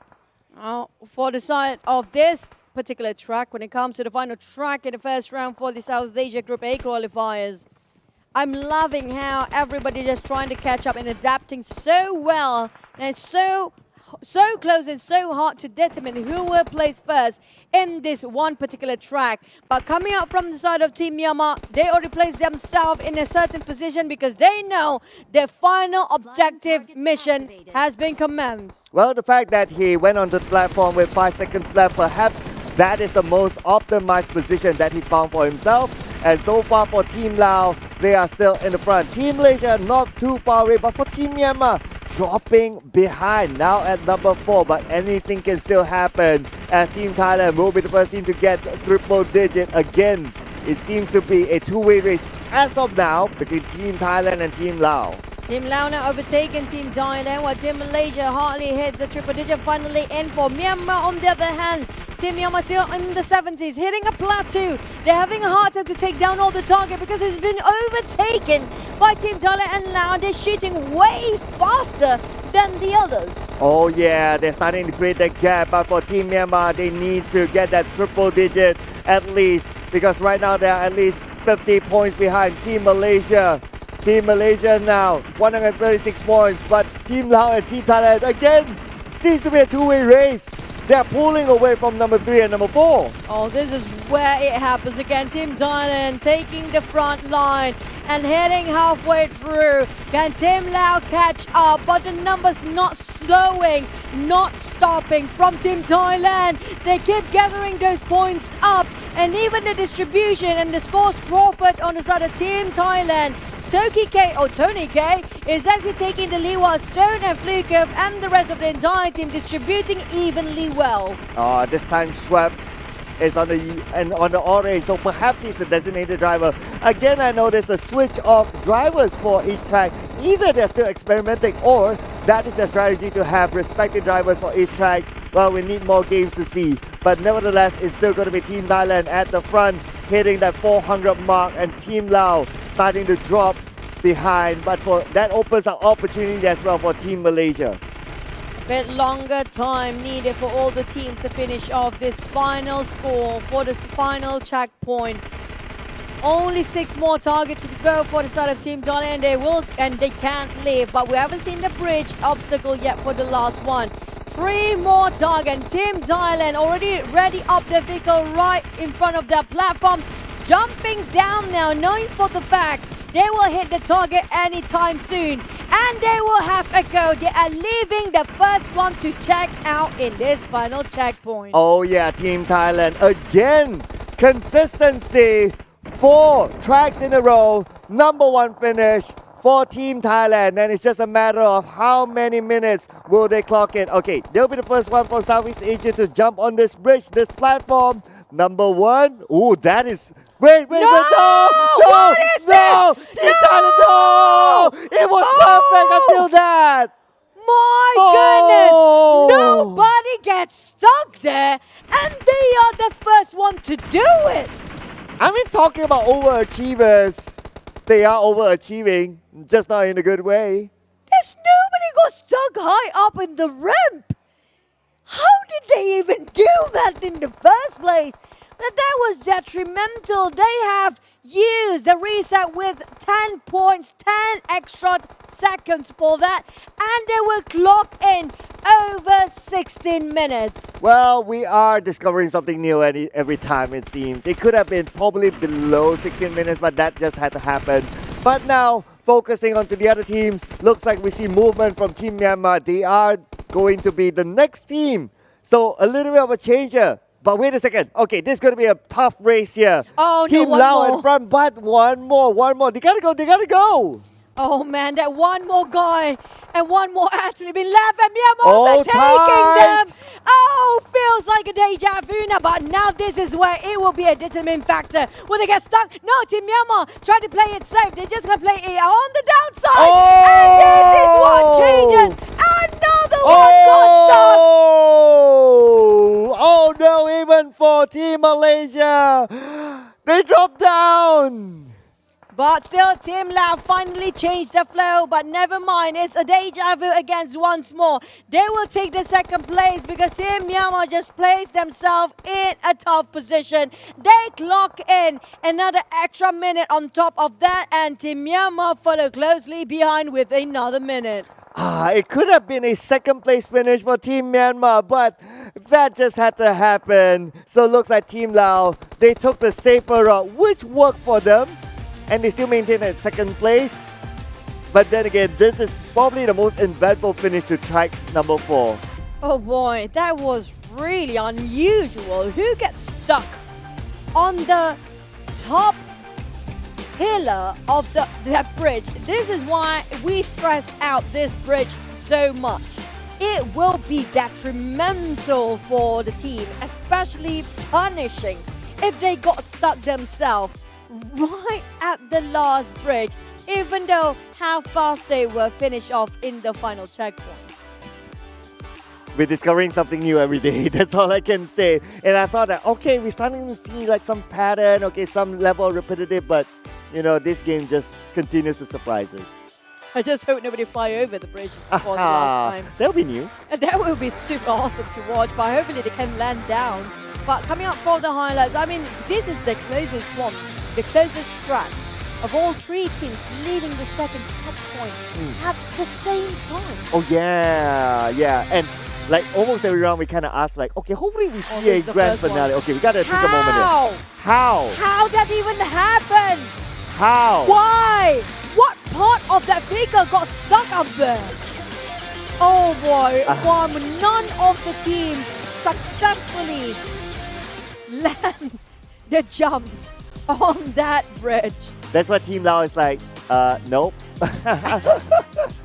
They just say, never mind. Nope, never mind. We want to take it a better route. Yeah, I'm happy taking the so-called slower route, but safer route, you know. This is like the story of the rabbit and the tortoise. Like you take the slower route, but you still reach first. Oh man, but if you can successfully pull that one off, it will be a flawless run. But here comes our Audi Super A player coming up from Team Lao. It's going to be Lizzie with 504. Whilst at Team Malaysia, we have Shamil with 412. Coming up from Myanmar team, Gus taking with 416. But you know, everybody is distributing evenly. It's going to be coming up from Team Thailand, Stone. And we saw these guys have been alternating for the side of Team Thailand. But when you compare to the scores just now, the time between Team Lao, Team Myanmar and Team Malaysia, it was pretty much 5 to 10 seconds gap only in between them. Yeah, very, very close for this round. This is the tightest round of all. And of course, it is very, very exciting for us to see. But also, we have more games to go. Definitely, it has been very exciting for us. But we have one more group to go. Next, we're heading to maybe Group B. But before that, we're going to hit the brakes for a bit. Stay tuned and stay tuned with us just a couple of more minutes. See you guys after this. 关闭外来的杂音，找准内心的节奏。奥迪 Q4 e-tron 让真的感受从开始才开始。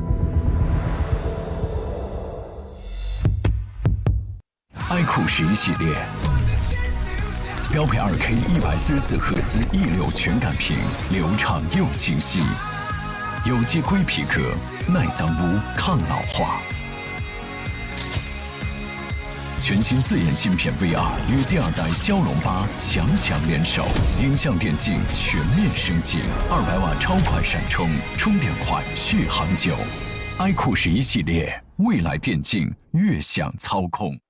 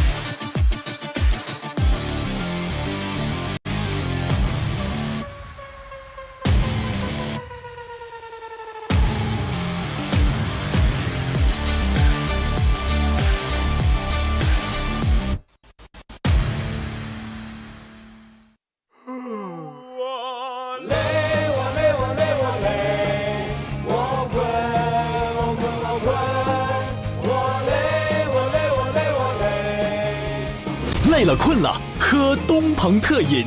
The Road to Asian Games 2022 will take place from June to July. Throughout this period, teams from 5 major Asian regions will compete against each other to top the inaugural Asian Esports country and regional groupings. Let the first ever Asia-wide esports program commence. The PUBG Mobile Asian Games version will take place over 5 days, from June 22nd to 26th. Out of the 5 Asian regions, Central Asia and South Asia will merge to create a single major competition region, while the remaining regions will compete independently. Each region will organize its own regional competitions. Each region will feature 3 stages of the competition. Stage 1 is the seeding competition, where teams will be ranked based on the time it takes them to complete the same track without any interference. The teams with the shortest completion times will receive higher seeds. The top-seeded teams will move straight to Stage 3. Stage 2 is the qualifying round, where teams will be arranged based on their seeding. Each team will play 2 matches, with each match featuring 4 different tracks. The team that completes the tracks in the shortest overall time will advance to Stage 3. Stage 3 is the regional finals. Similar to Stage 2, teams will play 2 matches, and the team that achieves the shortest overall time will be ranked at the top. The allocation of buy slots and the number of qualifying teams from Stage 2 for each region will be determined based on the total number of teams participating in said region. The Southeast Asia region showcases 9 teams, including Brunei, Indonesia, the Laos People's Democratic Republic, Malaysia, Myanmar, the Philippines, Singapore, Thailand, and Vietnam. Experience the intensity and passion of Southeast Asia as these teams battle for qualification. The road to the Asian Games is about to begin. Who will rise to the top in this battle for dominance? Get ready for an exhilarating and thrilling ride.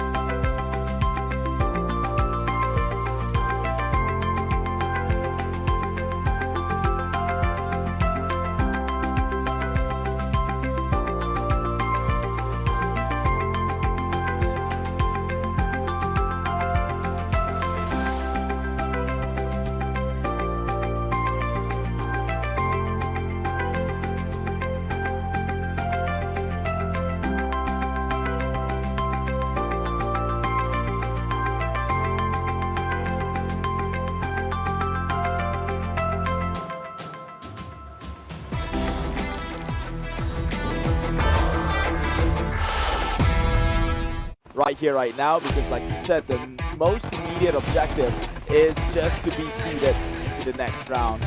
And that might just happen for the likes of Team Saudi Arabia or Jordan, going head-in-head right now in the first half. And right now, taking the lead, it's going to be Team Saudi Arabia, followed by Team Bahrain. Last but not least, it's going to be Team Jordan, but Team Palestine will be on the third spot, overtaken by the others. And now Team Saudi Arabia taking the lead, while Team Jordan trying to follow up and just come over. And they will overtake in the very last minute. It's a tricky terrain, and Team Saudi Arabia once more stuck in the corner and have to restart their engines there. It's fine. They just need to step on the pedal and straight away go. As you would expect Team China to execute this flawlessly, right? And so far they have no problem around this platform. It feels like they're not even breaking in and sweating easily, but they have problems before this with landing all those 4 wheels on ground. But this time, I think maybe because it's followed by driving, it feels like maybe he's more calm and composed. But they definitely finish off less than 13 minutes at 12 minutes and 56 seconds. Okay, we just gotta keep it to its official, right? Yeah, I mean, I know we're so excited to see like a flawless victory here, but just keeping it till it's official. But come on, who's gonna stop them at this point? The only thing they can stop them is themselves. It's themselves, and we've seen how ordinary slip that was. We saw that. What called a hindrance, but even so, I think they're leaping and bounds ahead to just recover and make their way towards the end. So here comes the question. Chinese Taipei, they're already moving.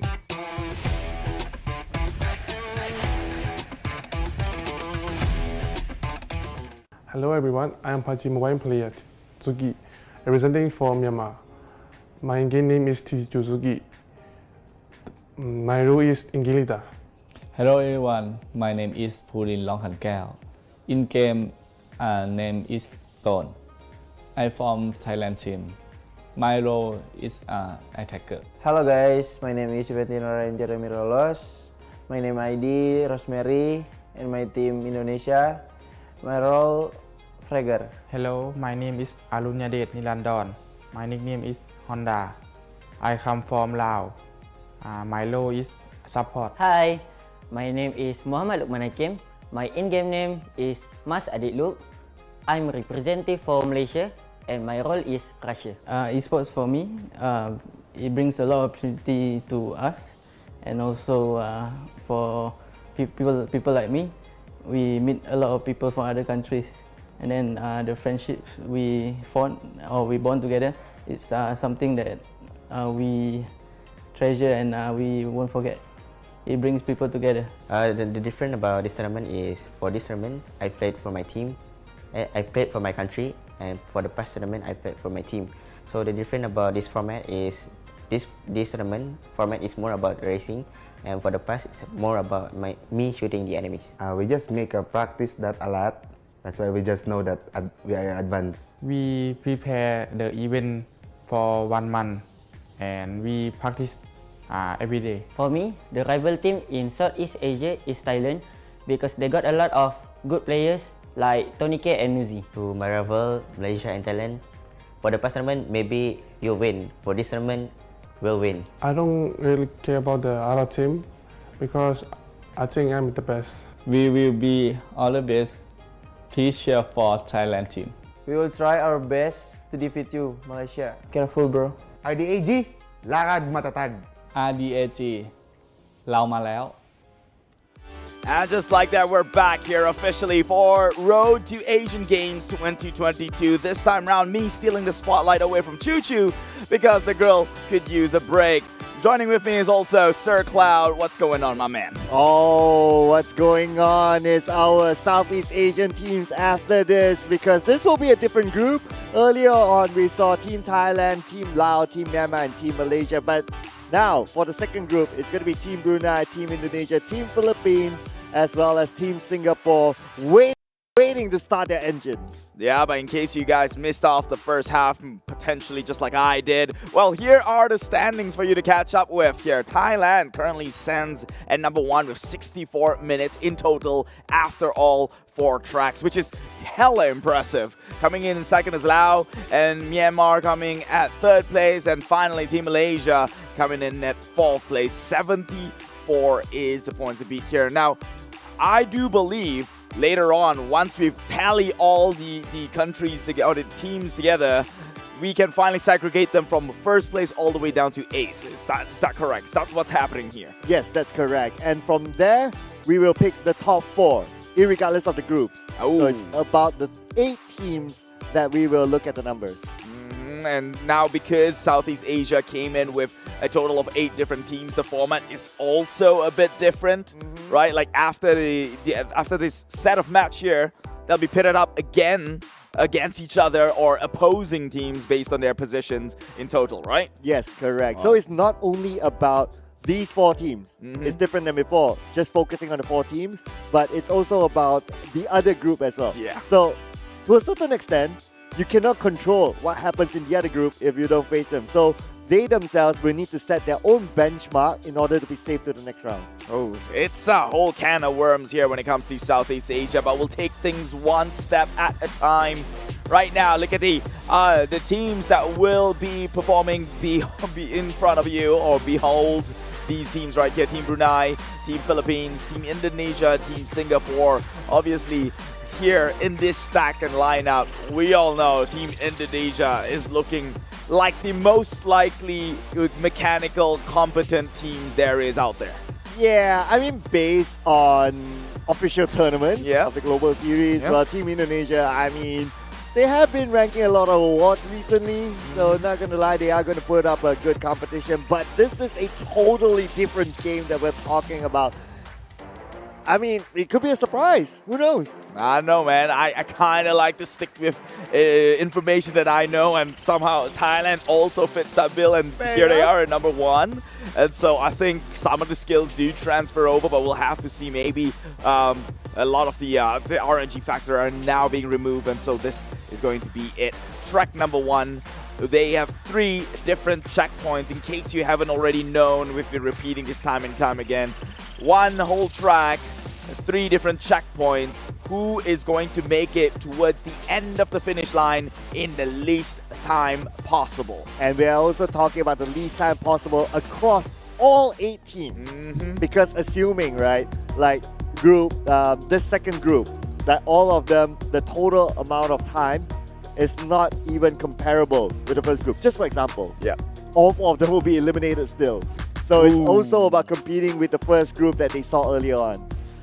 Thankfully for that, they still have a second leg, a second chance, right? The moment we total all these groups up again, then they'll be sorted from 1st place all the way down to 8. Alternatively, they will have their own group stage per se. But again, let's not dive into that just yet and confuse you from the viewer's perspective. All you have to know right now is that this is the chance for Team Brunei, Team Indonesia, Team Philippines, and Team Singapore to make a mark for themselves and hopefully pit themselves up for a chance towards the Asian Games when it actually comes later down the road. Not this is the road towards it. We are not there at the end of the destination just yet. Oh, but let's not forget as well, by the end of tomorrow for this group, there will be an award for the MVP. Ooh, and I must say, that is a very rewarding item waiting for them. Yeah, I mean, I do wish there was a ring on my finger too, but I don't think Audi is made with 5 circles, only 4, so 1 for each player, me excluded. So that will be one to look out for as well.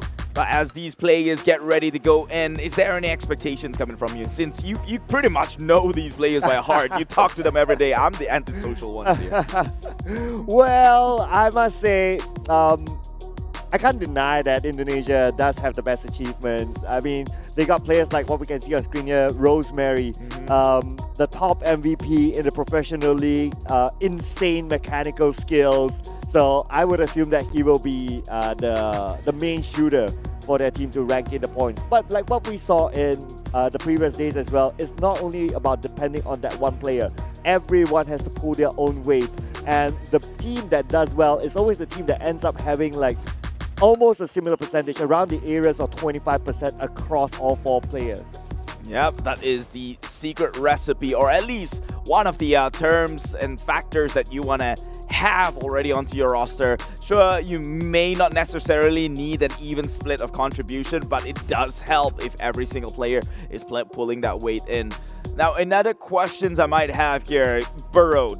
You know the guy, you've been talking to him yesterday and all. I remember him with one detail here. It was in another tournament, and I remember calling him the DBS King. But that's not a gun you can have within this game this time round. So calling him the DBS King also means that he's lethal in a short, close quarter combat. Yep.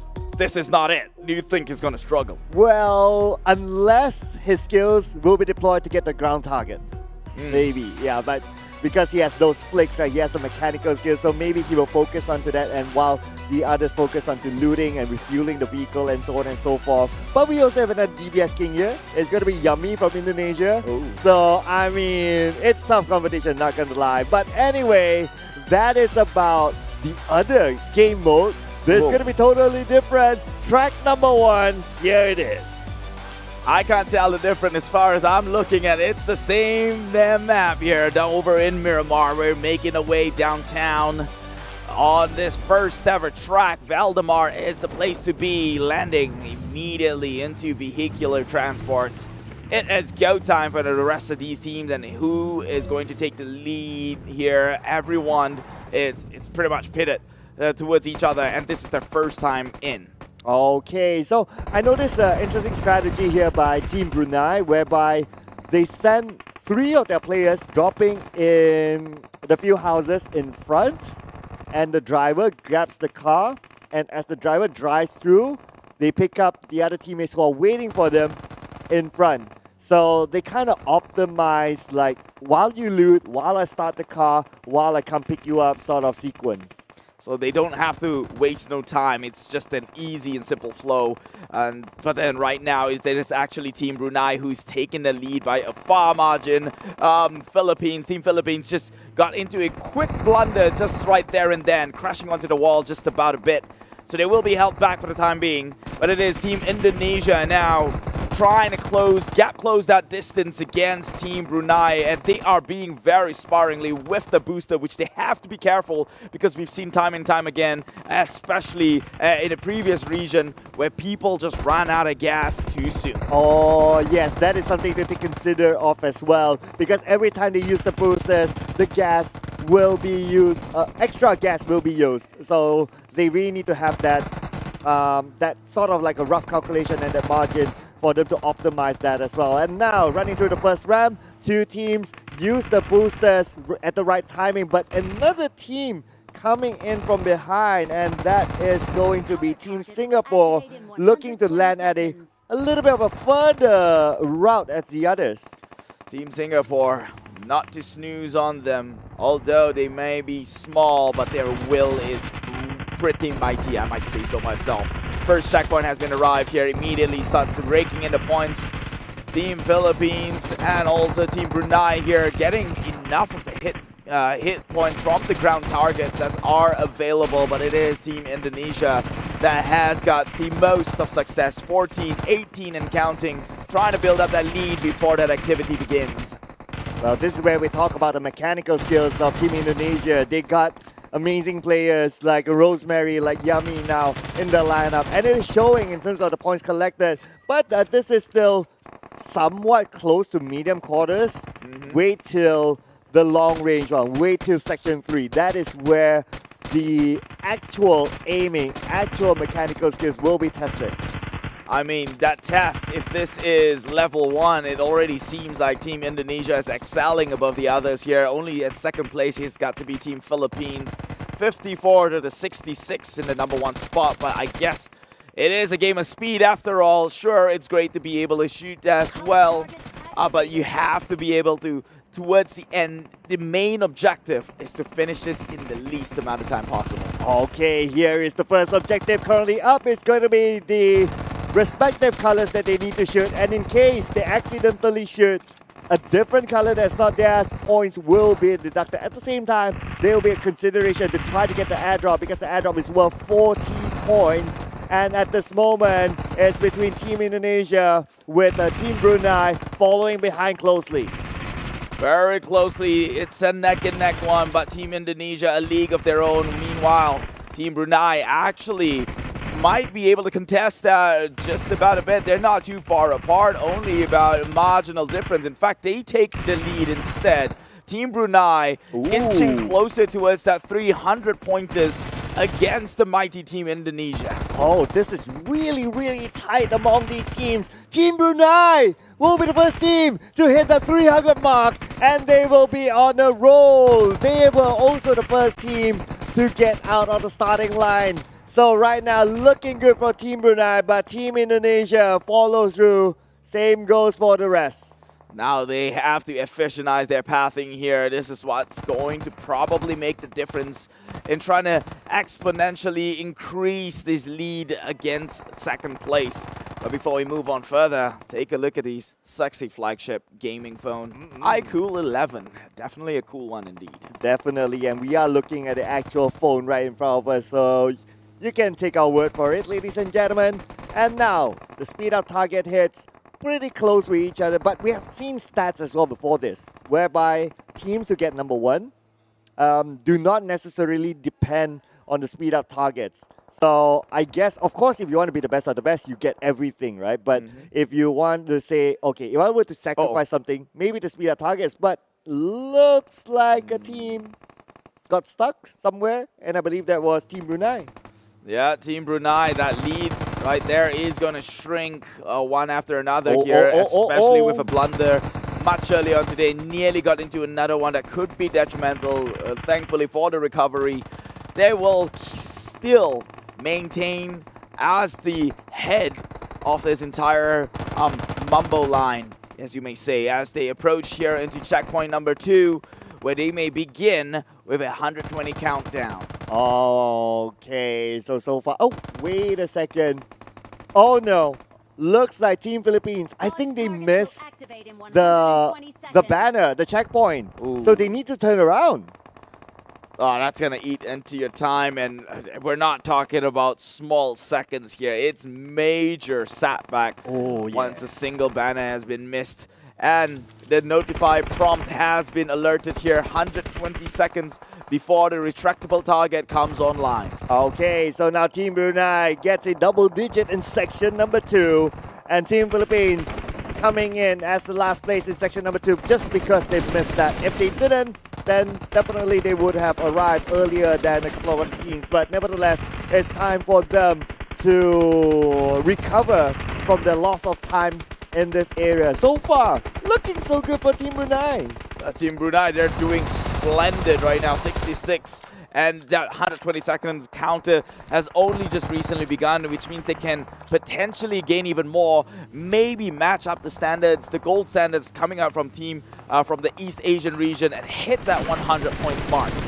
Okay, interestingly, newbies, one of the main fraggers for Brunei, he is the driver for their team. But okay, maybe there's a secret strategy that we don't know yet. Whether he will still be the driver next round, we need to keep an eye on that. Same goes for Satar as well. I mean, these are top fraggers that they're putting as drivers. I wonder what goes on as in their plan. Well, whatever they have in store for us, as long as they come back with the objective complete here. 132 right now for Brunei, taking the lead. Now, this is something that we did not have seen, we may not have expected coming in, especially with the reputations of the likes of Team Indonesia within the entire ecosystem.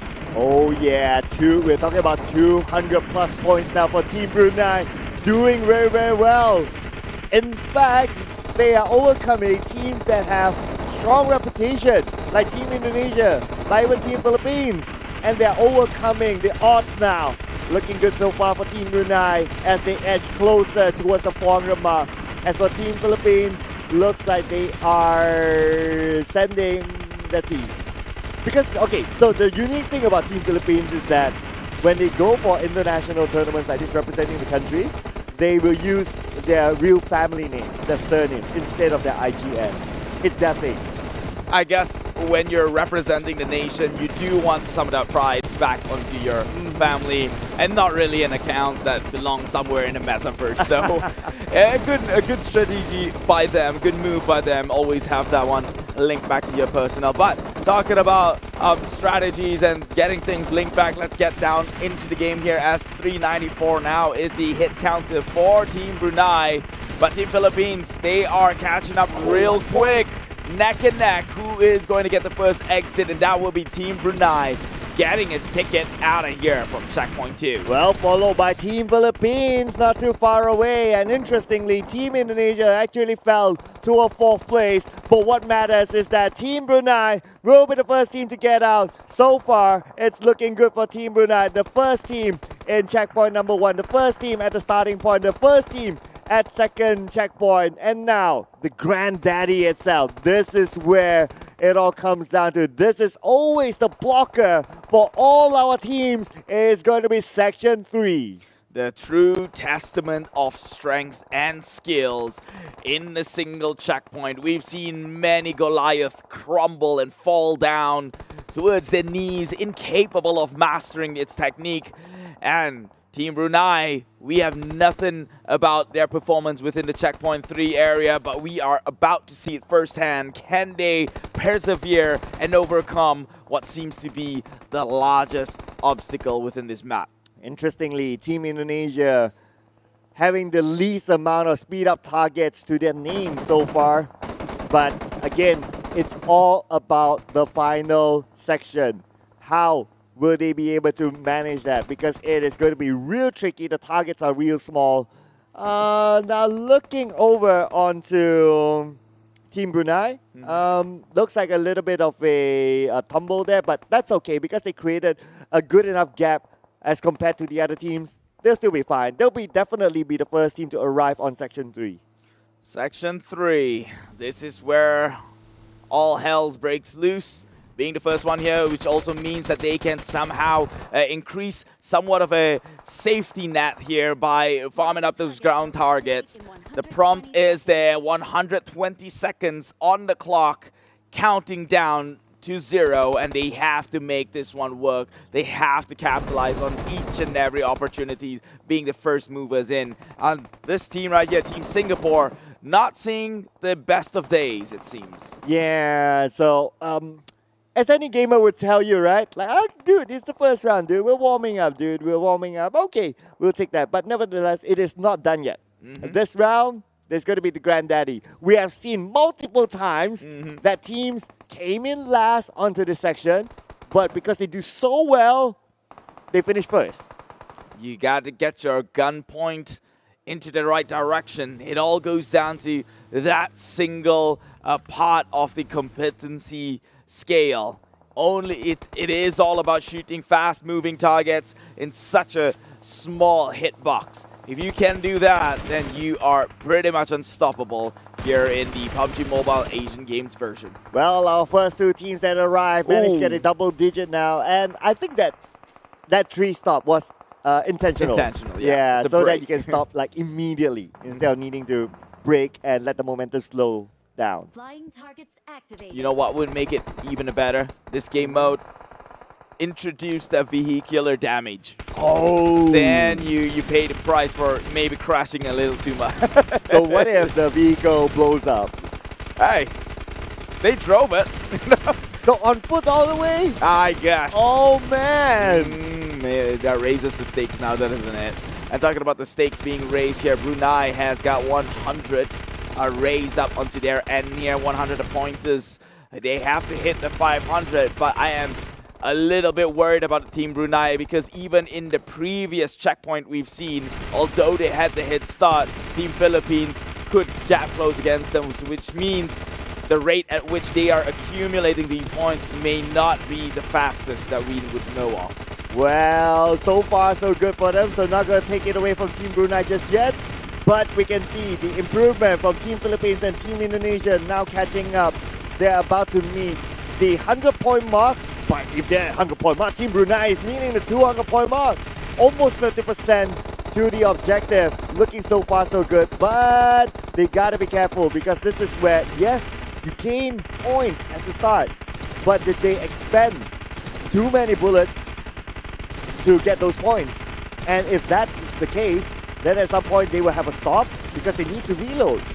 Yeah, and right now we're looking at that stalemate. The gap, honestly, from Team Indonesia to Team Brunei isn't that much of a gap anymore. Very doable, especially when you see that the completion of these objective lies in the 500 mark. And then nowhere near there just yet, only halfway through.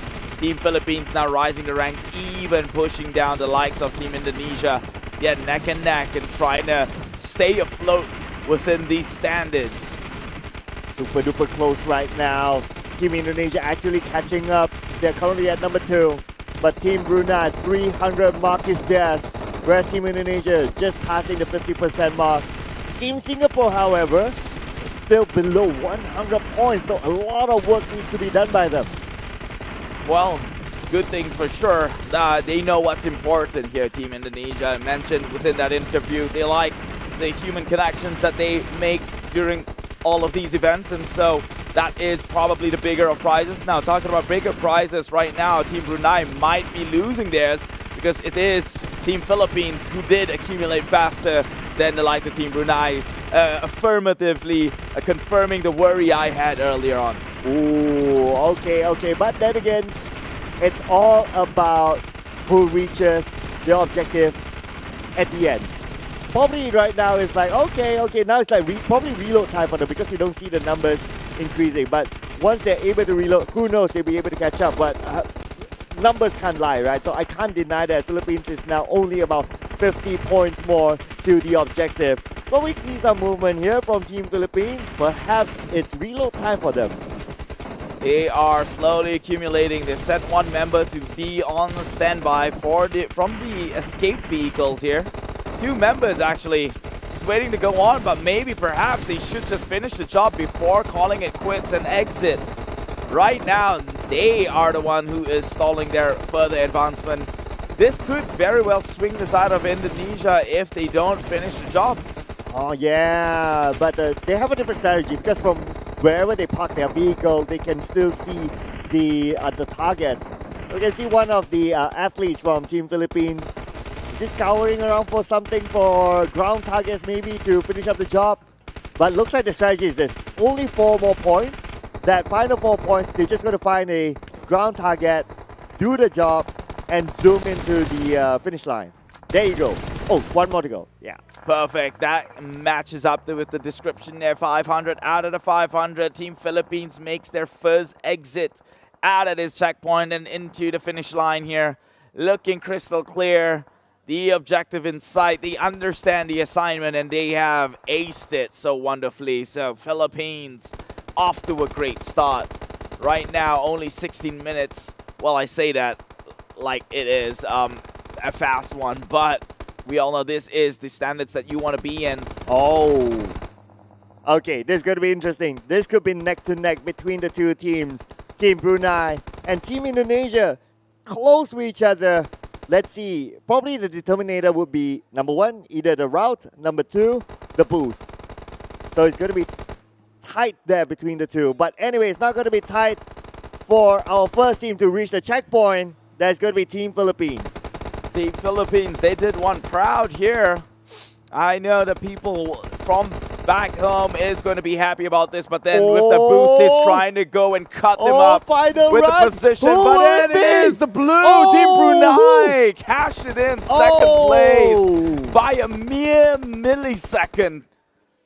17:32 for both, but it is a millisecond of 67 for Team Brunei with that propulsion. Dude, for the past few days, we have been asking for this kind of finish. Finally, we got it. Thank you for giving us the entertainment that we needed. And now it's down to Team Singapore to finish up the job and move on to the finish line. But again, a reminder for everybody watching this out there.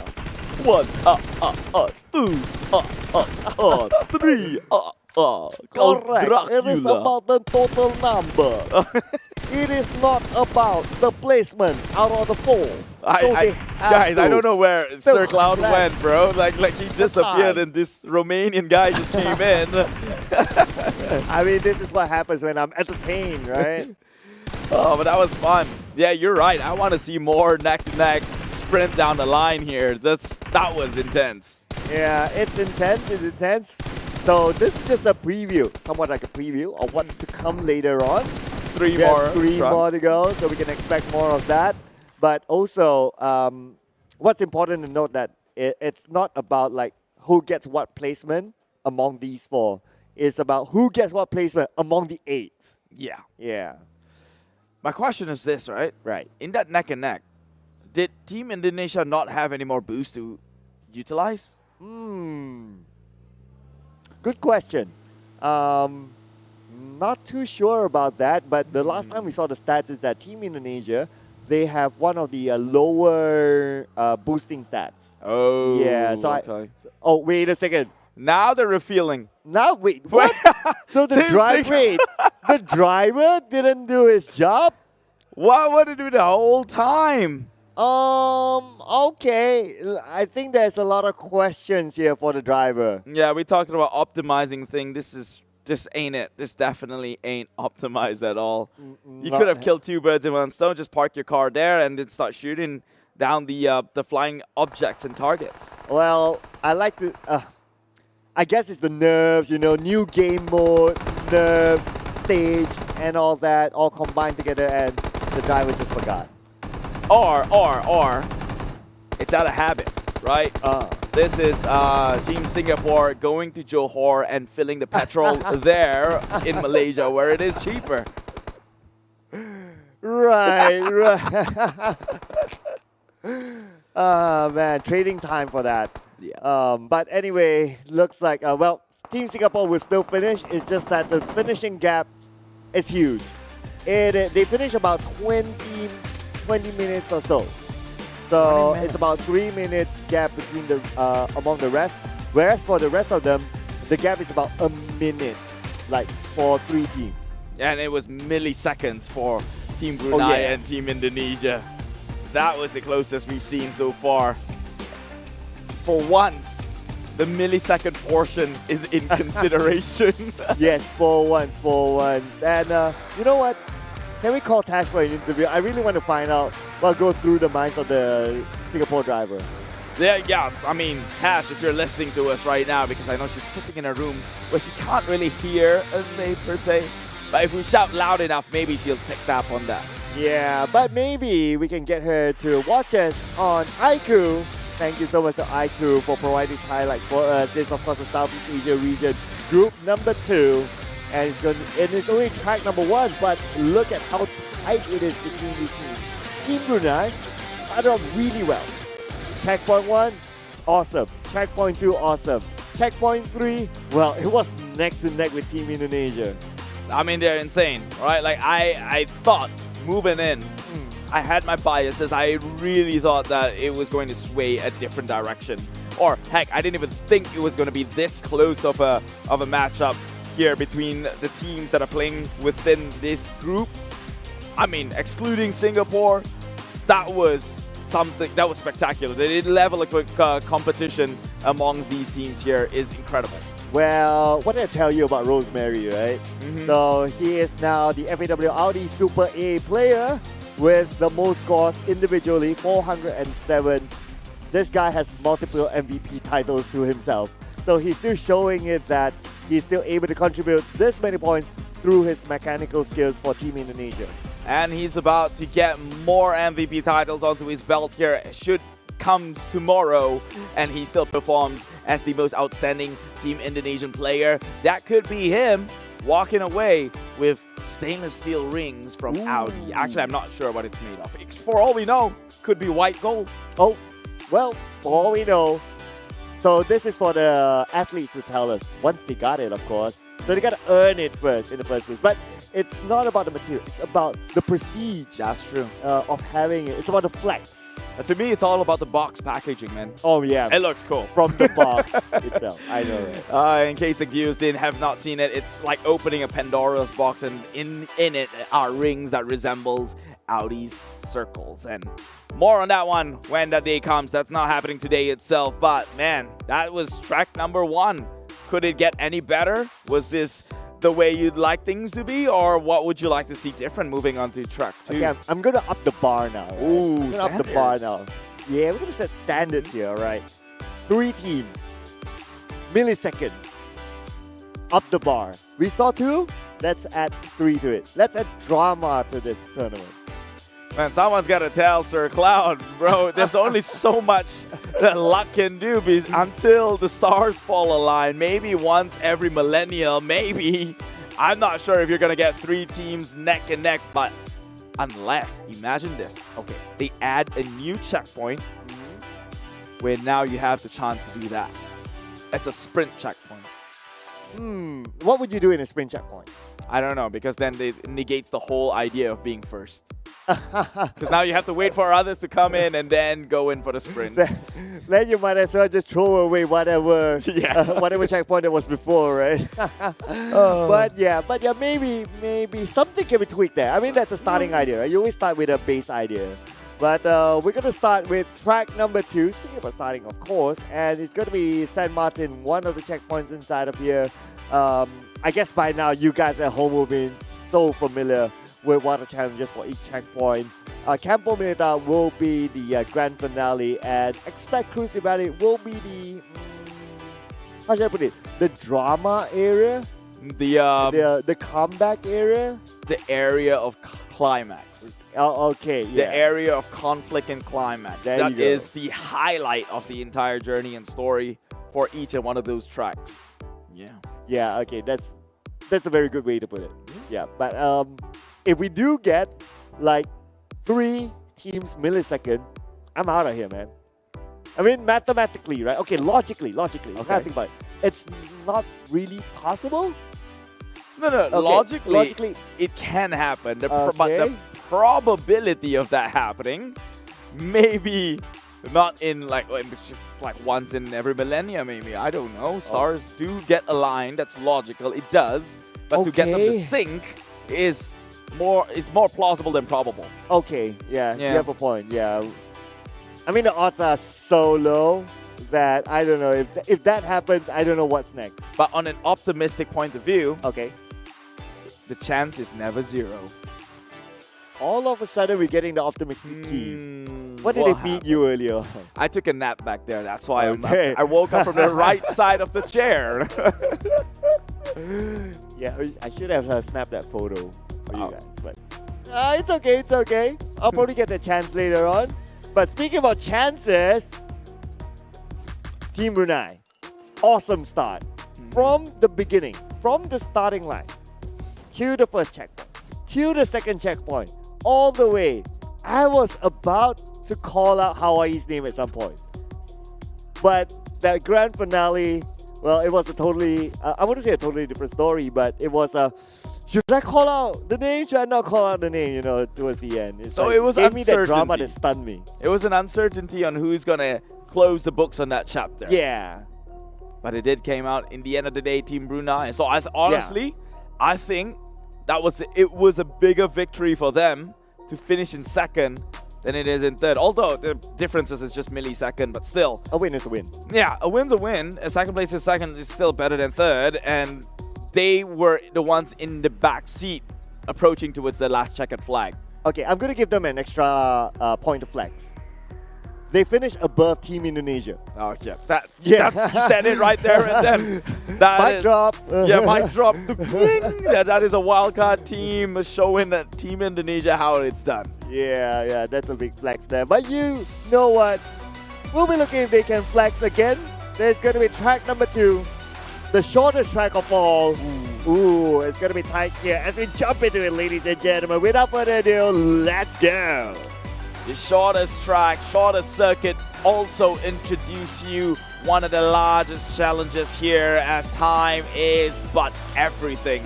The fact that it is also a short circuit means that the margin for error is very minuscule. One wrong move and you might be punished in the process. Okay, I'm going to observe again Team Brunei, because I thought their strategy to start off is really, really interesting. Putting 3 athletes in front to loot, while one of them grabs the car, and while en route, they grab the athletes together. But this time around, okay, it is going to be somewhat similar.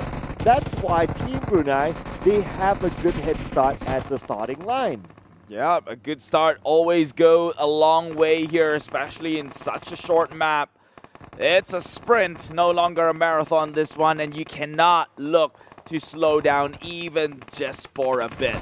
And Team Brunei leading the pack here in color red, and trailing behind them in the color purple, that would be Team Indonesia. A marginal difference here.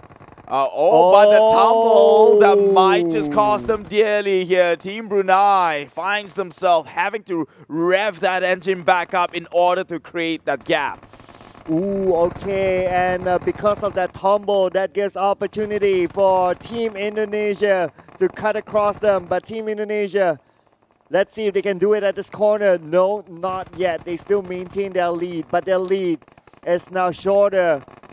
Looking at the other two teams following behind. Okay, no one's cutting across each other yet, but Team Indonesia, as when they had the opportunity to cut across Team Brunei, they fell. They fell, and it hurts their chances to ever try and cut them off here. But however, this is just the driving course, not yet into the checkpoint itself. That is where they could actually hope on maybe closing that gap. 120 seconds for them to recover, and more teams. That would be Team Singapore getting held back by a hay bell. Ouch! They were en route as well to cut across Team Philippines, but unfortunately that had to happen. So Team Philippines will be smiling and say, thank you for giving me the lead still. They are a friendly bunch of people. We've seen them and joked around with them. Well, you guys are the friendly ones. I'm excluding myself from the social circle. Meanwhile, checkpoint 2 now has been activated. 120 seconds on the clock to try and rake in those ground points.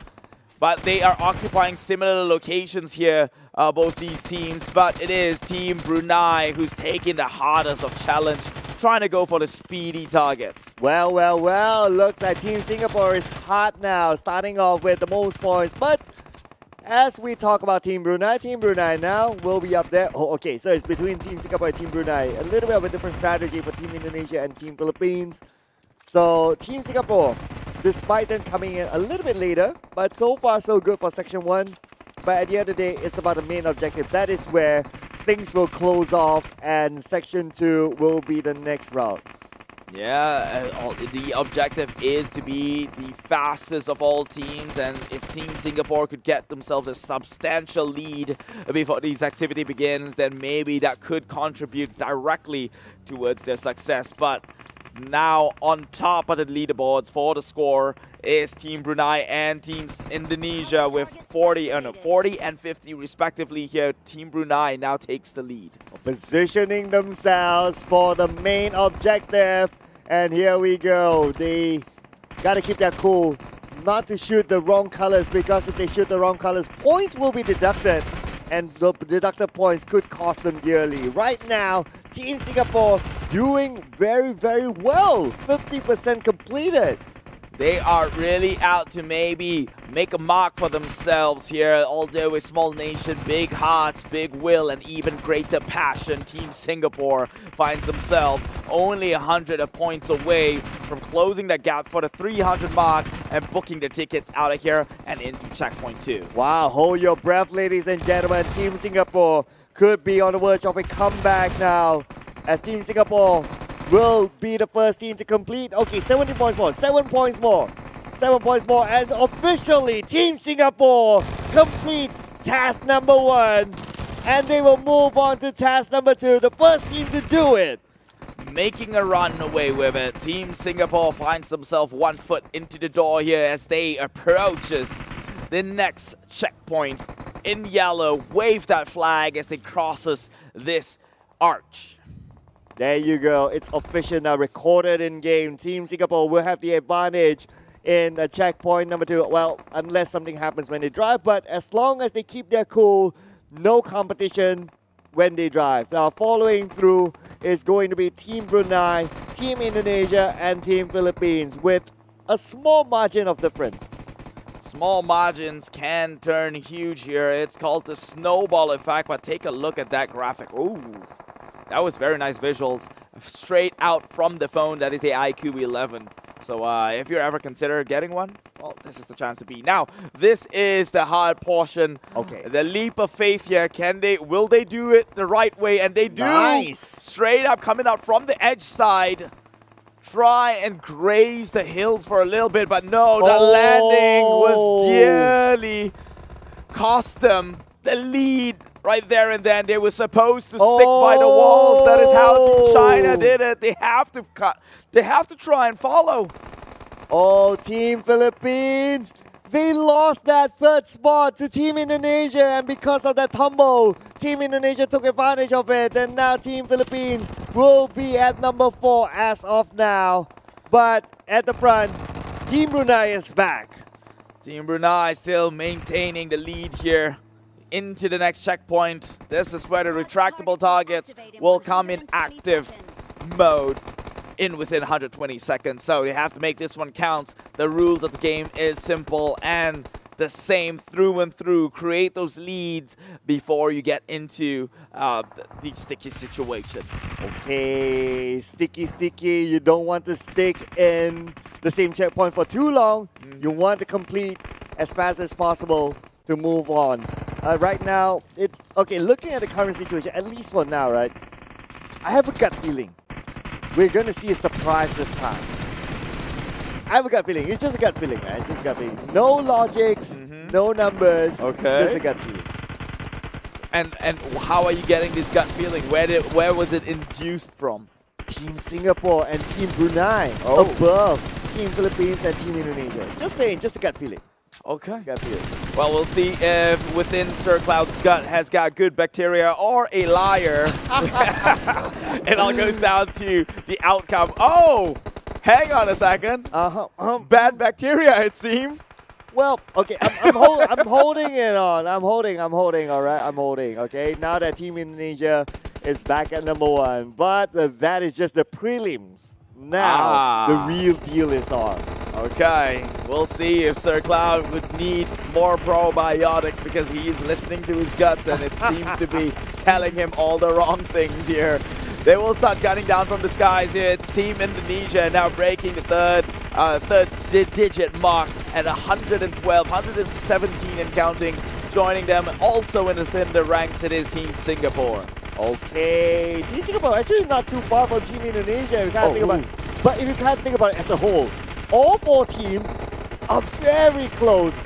But that airdrop, not too sure which team got it, but maybe one of the bottom teams, and that's why the gap between all of them is not that much. But look at Team Philippines, they were at number 4 at some point. Now they're the first team to get 200 plus. I guess we might be able to see what you wish so much. A triple threat speedway on the highway towards the checkered flag here. If they can maintain such a status quo, if no one runs away with the huge margin of points. My wish might come true, but of course I will keep it for now because we are still at section number 2. Where it matters is of course section number 3. But for section number 2, per se, looks like Team Philippines now, they are ranking up the points. Only 34 points more before they go on. Unless a surprise can happen and the team can miraculously catch up to Team Philippines. But they are 14 points away. They will be ready to get on their vehicles. Look at this, the move has started and Team Philippines officially completes section 2. 400 points, 100 ahead from their competitors here. Team Philippines already with the good start previously. Now could look to even show up at a better position here. Surely looking like they might be able to close things in with a double top 1 finish. Oh, but then again, it is always section 3. It is always the plot twist in section 3. So, I don't know, man. My gut feeling is still there. Just putting it out there. Well, I don't know if your gut is telling you the truth here, because Team Philippines, they did not struggle in Chapter 3 or Checkpoint 3 because they did bypass the rest, even Brunei and Team Indonesia, during the previous one in track number 1. So I think they've got that one down to their teeth. Ooh, okay. I mean, again, disclaimer, no numbers, no logic. Just the gut. Just the gut disclaimer. So don't flame me for it, ladies and gentlemen. But I'll be looking forward to see who will be the next team to actually complete section number 2. And we do have sight on Team Brunei coming in. I believe they're the second team to complete. Second team to complete, on their way now to the checkpoint 3. If anyone's going to be able to contest the likes of Team Philippines, it has to be the Bruneians from Team Brunei themselves. And alongside with them, Team Indonesia. And a remarkable beast they are. I mean, we know those players right there. Ponbet and the gang, Rosemary himself, and Sitar. Those are team. This might just be a hindrance towards their advancement here. So they have to be careful, Team Brunei. You can't afford more sticky situations like that. Yeah, don't stick yourself to the billboard. Stick yourself to the checkpoint instead, as they'll be the second team to reach there. Oh, another one. And that is from Team Indonesia. Meanwhile, what's your gut telling you? Oh, actually, Team Singapore has already been in the checkpoint the longest of time. Well, okay. Okay. Oh, all right. Calm Good down, bacteria people. after all. Calm down, people. Calm down. Okay, we know that the flying targets is tough. Calm down. Guess we'll be able to see it, but first I need to have eyes within the scoreboards to kind of gauge where they're at, because it seems like Team Singapore, they've been farming pretty decently onto these on-ground targets. 4 seconds to go, 3 seconds and counting. 1. That is the flying target object now active to be shot down. Oh, here we go. This is where it all matters now. Looks like even the counter is going to give us a surprise. So, let's see what happens later on. Whoa! 120 to start off with. Wow! Team Philippines, they are matching the gold standards of 100 points. Wow. Oh, yeah, I think, if I'm not mistaken, this is the first time outside of Team China for a team to get 100 and above at the pre-objective. I don't know. Could be the first time, may not, but one thing's for sure, this hasn't happened for a longest time, and now they are achieving such feat again. This is no joke. Team Philippines could potentially just run away with record time here, maybe looking at a 13-14 minute mark. Well, but check out the boys from Team Brunei, edging closer and closer. Okay, looking over at the stats, Team Philippines, they are at least getting closer to averaging it out across all 4. Same goes for Team Brunei as well. Team Brunei, yep, they're right on their tail, stepping on it, in fact, and tripping Team Philippines as they now take the lead, 214, but then again, Team Philippines, not so easy to bypass here. There's a reason why they're in the top 1 position in track number 1, and they're here out to do it again, increasing that lead, trying to break into the top 300s before the rest of the team within this competitive lobby. And for the first time since forever, Team Indonesia finds their way down to the bottom, and now that spot goes to Team Singapore. Oh, okay, Team Philippines now above 50% completion of section number 3. This is starting to get real exciting because Team Brunei is still trailing behind them, so anything can still happen. Waiting for the numbers to stop, then that's where you can kind of gauge that, oh, they're out of ammunition, they need to reload. So time wasted or time lost, maybe opportunity for the others to overtake them. Team Brunei still about 50 points behind Team Philippines, but Team Philippines, oh, they don't look like they're stopping. And that's how you know that you cannot trust your gut feelings, Sir Cloud. They are about to betray you with the feelings as facts. Don't care about it. And Team Philippines seem to be the factual and most obvious champions here, coming out for track number 2, as they are now closer than anyone has ever been within this lobby. Ooh, okay. Team Brunei is now stopping. Maybe they're reloading, but now they are continuing on their points collection. 30 more points to go. As long as it's not 500, you know, anything can still happen. But okay, I can't deny it right now. 480, 20 more to go. But normally the last few digits are the toughest one. But we see movement right now for Team Indonesia. I guess they were reloading, but okay, all right. Team Philippines, they did it. Team Philippines did it.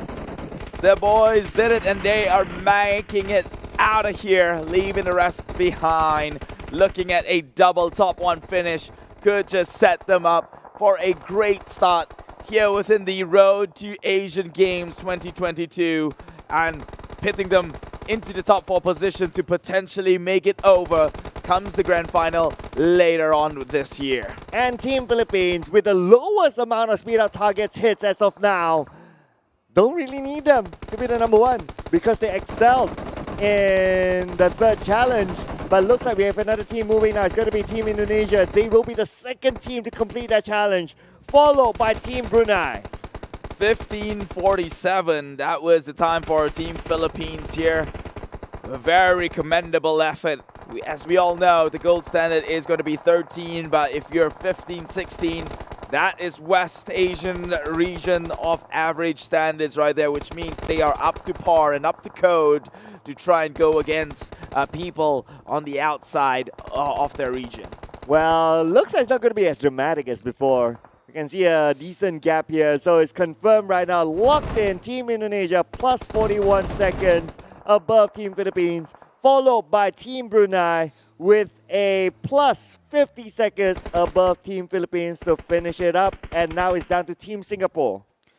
Team Singapore will take their time once again. Now, I do hope that they have filled their truck and vehicles before they make this travel. Give it a good service as well. Surely, they're not gonna only fill it up once they've hit the target. I do hope so. I hope so as well.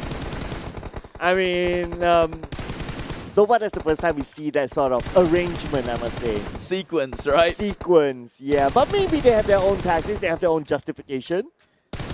I'm just being positive about it. Yeah. That's why I'm still hoping on the fact that maybe Tash Bunny could seek some clarity in the arrangements of flow, because I can think of a million different things, but that was not one of them in terms of optimizing. Okay, well, we'll have about a 10-minute break after this. I'll try to get an answer from them. But the answer that we'll get right now is that Team Singapore will finish 4th. It's just a matter of how long will they take to finish it. It should be about just past 18 minutes. 18 minutes. Better late than never, they say. So Team Singapore inches closer towards a checkered flag now, where they will be greeted by the rest of these teams. Team Philippines in first, Team Indonesia coming in as the first runner-up, and Team Brunei coming in third as the second runner-up of the match.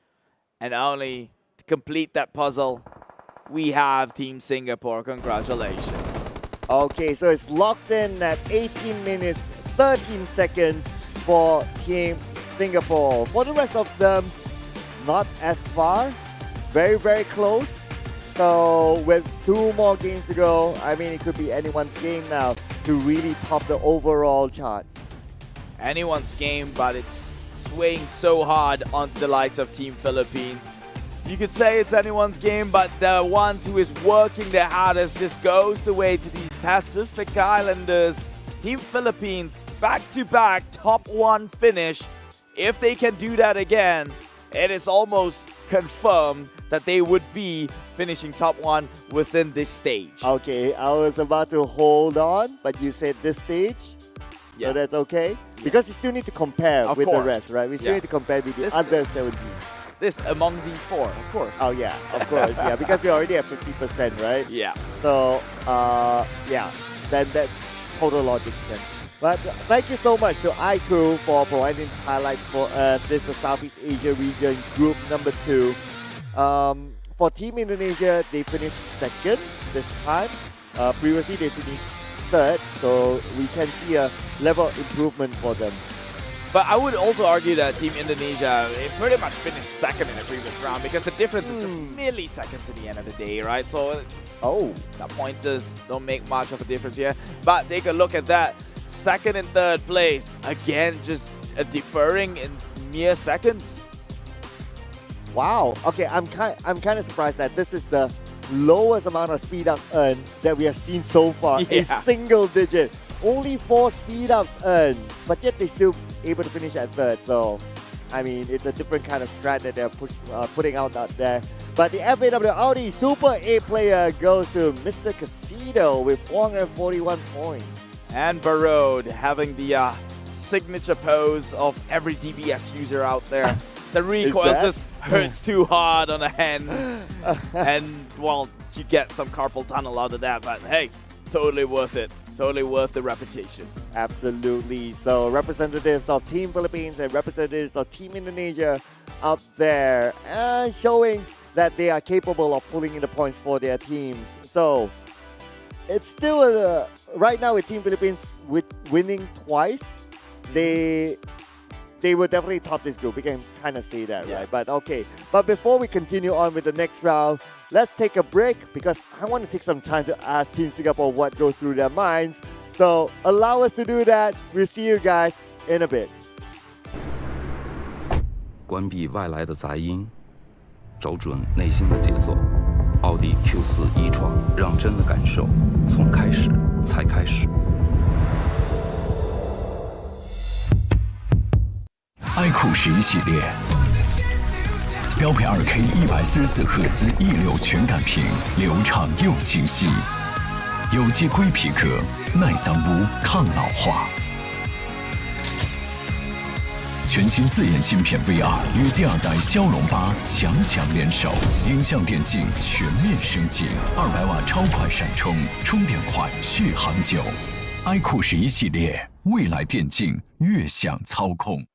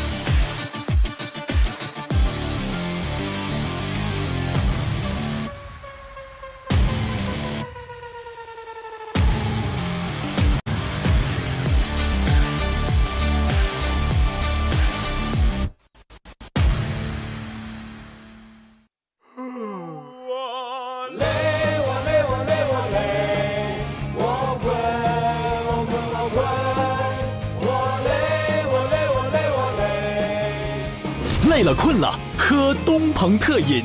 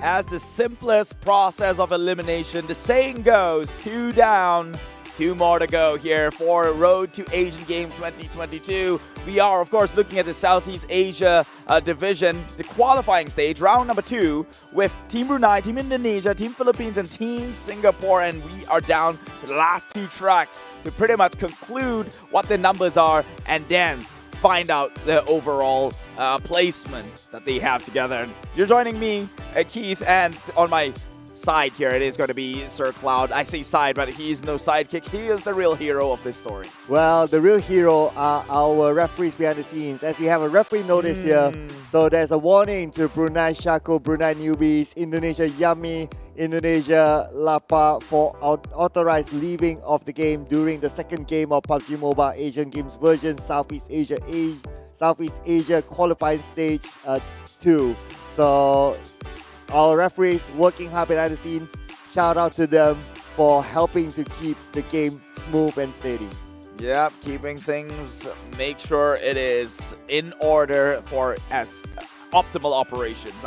We use that word a lot here because the entire theme of this game is to optimize things, and that's exactly what they're here for. You're right, they are actually the real heroes to these stories. Now, 2 more tracks left to go. How do you see Team Singapore to fare up with the next 2 ones? First thing, don't forget to fuel up. First rule of thumb, okay? Don't forget to fuel up. If you don't forget to fuel up, you're still good. You're still like, okay, we can catch up. Okay. That's simple as that. And you're on your way to victory. I like that. Inside the news here from Sir Cloud himself. But then again, take it with a grain of salt. He does listen to his gut feeling, and that didn't pan out for him perfectly the way it did in track number 2. Maybe you get it right 3rd time's the charm this time around in track 3. Who knows? Who knows? But so far, consistent run for Team Philippines. They got number 1 for the first 2 tracks, but track 3, of course, is going to be different. It's going to be a different route. It's just going to be the same sections as you can see here on screen. You guys know this by now. Section 3, as even mentioned by the athletes themselves, they find section number 3 to be the most challenging. And I think that's kind of like obvious, right? But at least we got a sign of approval from the athletes themselves. Yeah, I do think track 3 is the hardest of them all, just because of the terrain and the distance. It is the largest, right? I think that was the largest map out of the bunch.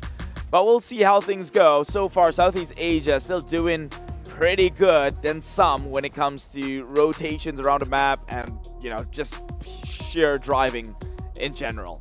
Yeah, and talking about sheer driving, Team Brunei, it does seem like they're able to really optimize the driving. Whenever it's the starting point, they're always at the front.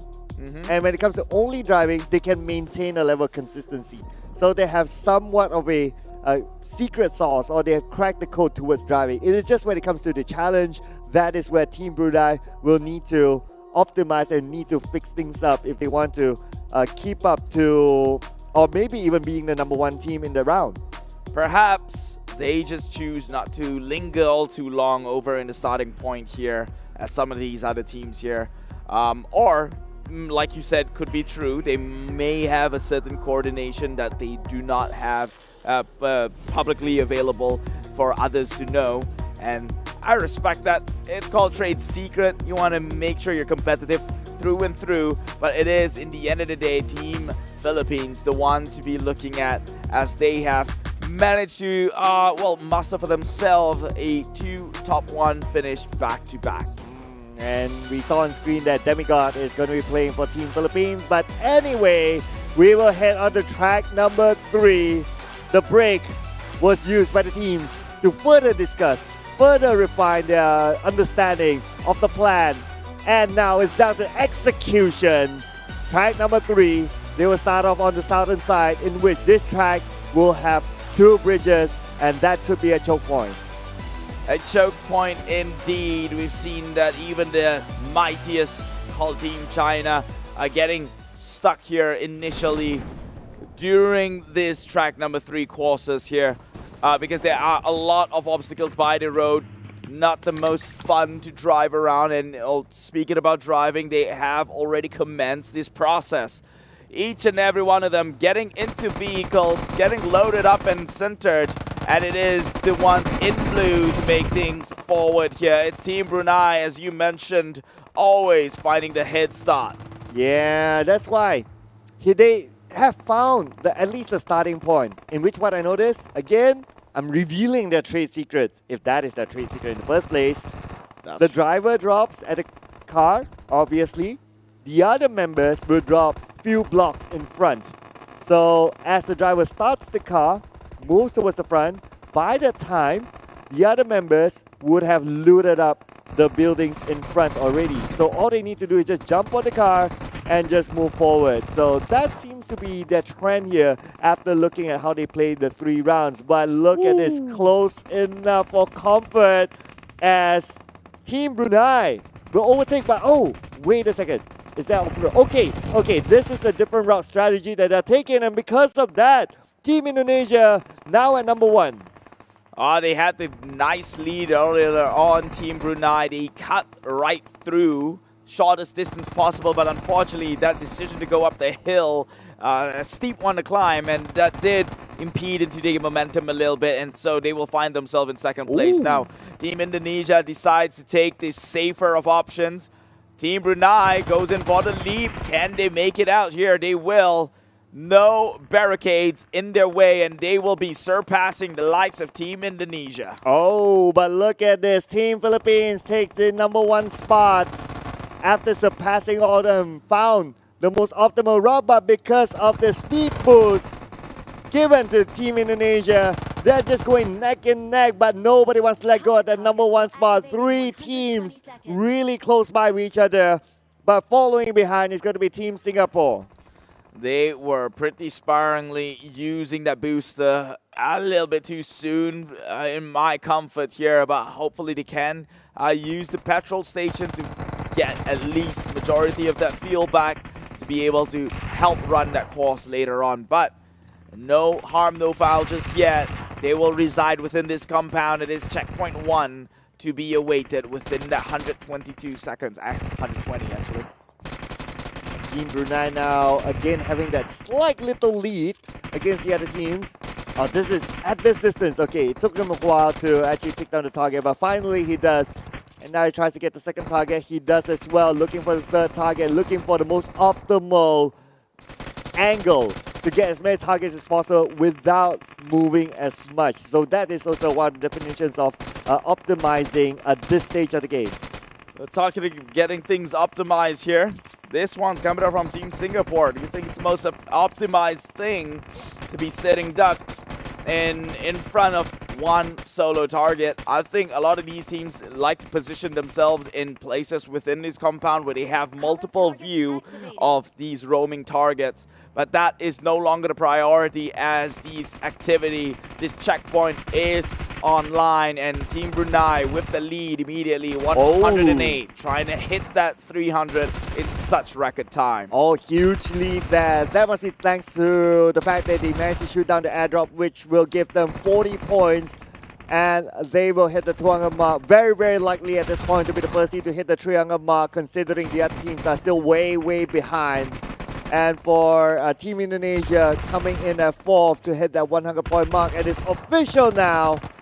2 more points, come on. I said it. Oh, because they shot the wrong target, points were deducted. So they had to shoot extra targets to make up for it, but nothing stops them from being the first team to complete the task.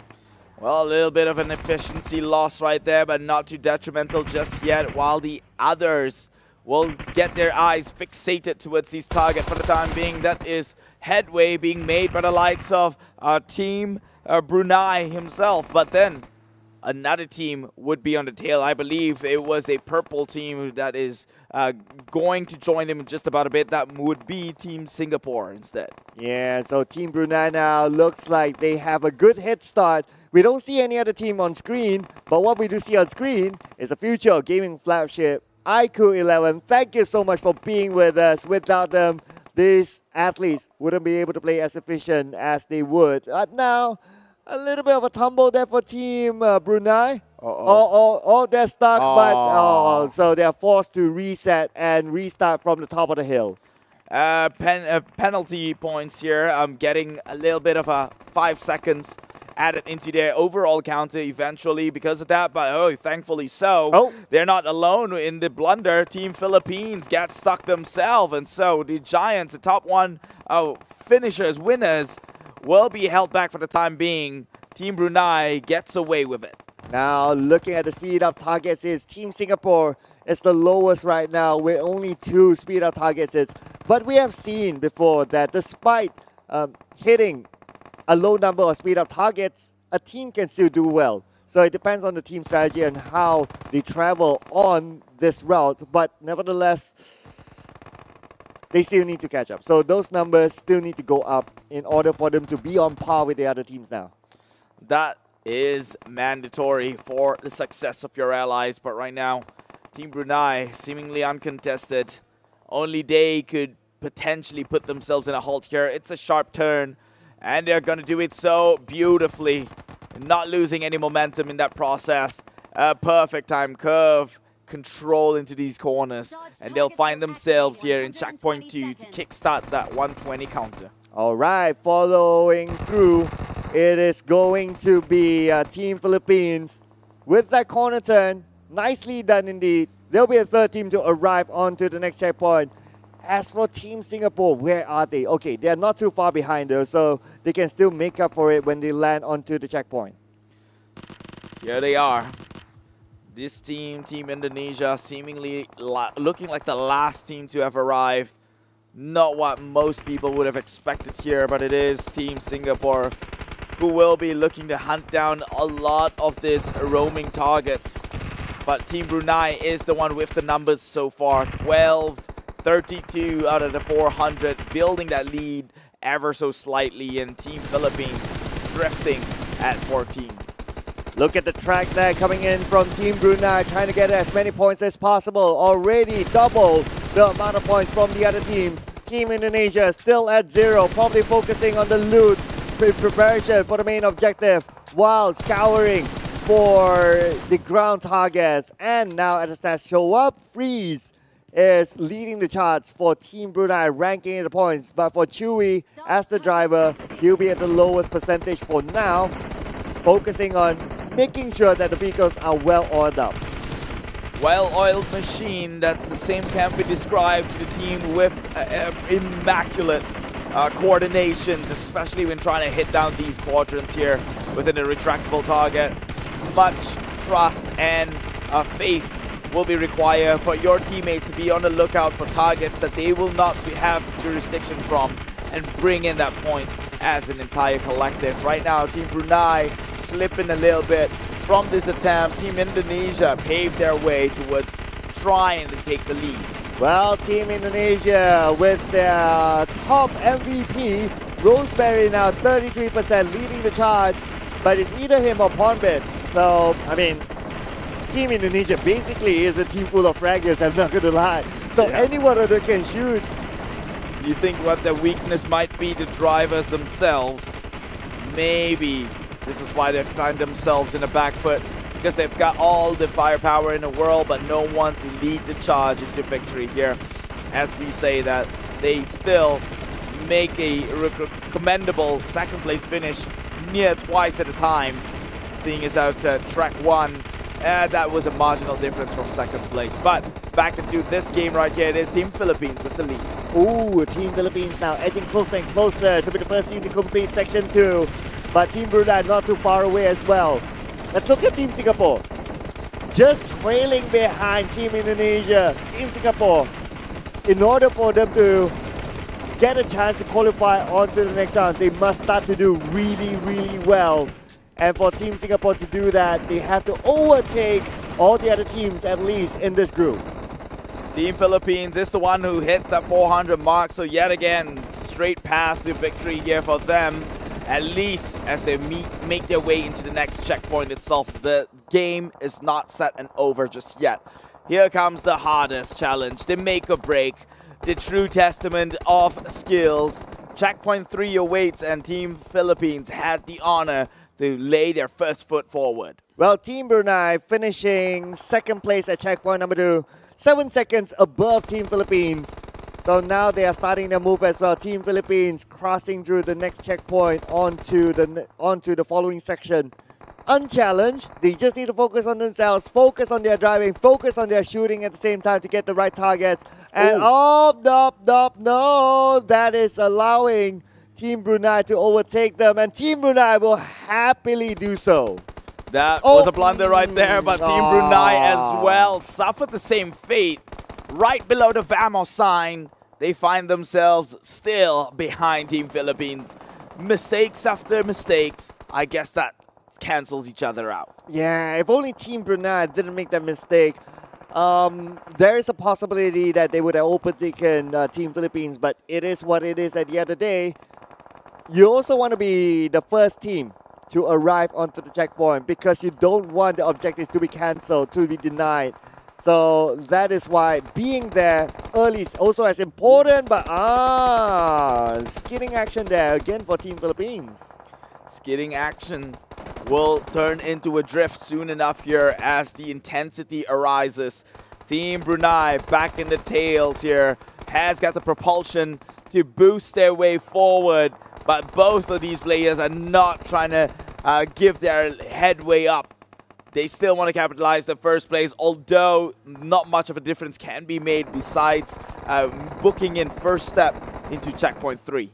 Sharp corners after sharp corners. If you notice that, just look at the minimap in between checkpoint number 2 and checkpoint number 3. And now looking good so far for Team Philippines, still at the forefront. Trailing behind is going to be Team Brunei, followed by Team Indonesia, and then Team Singapore. Team Philippines officially will be the first team to reach the checkpoint. Advantage to them to pick their spot. That spot better be a petrol station if they would like to go the distance here.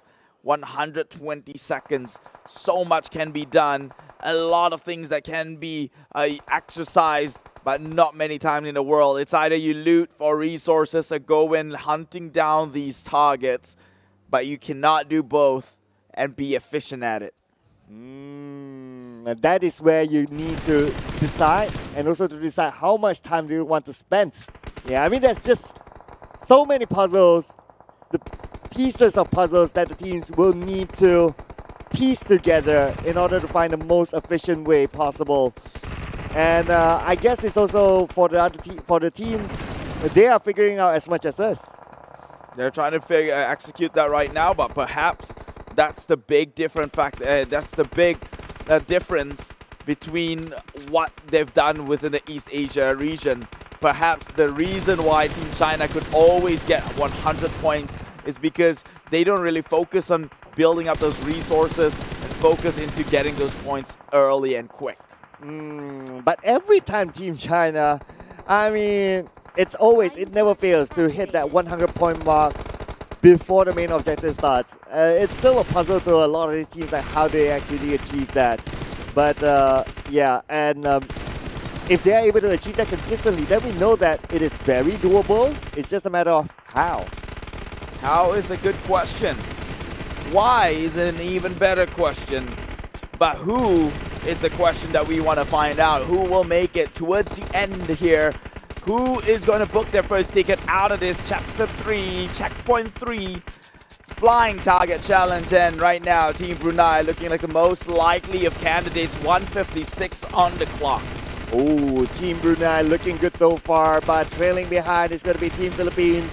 And 20-point difference, 10 points difference. They are equal now. Team Philippines will overtake Team Brunei in the total points collected. Team Brunei having a little bit of a plateau. Maybe they're reloading right now. They need to have enough ammo. They need to conserve it. They need to be efficient with the amount of ammo they use versus amount of targets hit. And that is where Team Philippines excel. And with that, they will overtake Team Brunei. So this is going to put the age-old argument back into the grave here. It will prove that Team Philippines, their firepower is not to be trifled with. Although we may not have made a remarkable note upon their capabilities, but this is a true testament on how accurately they can trace and track down their targets within the sights of their scopes. Oh, a little bit of a plateau there for Team Philippines now. 266 not really moving.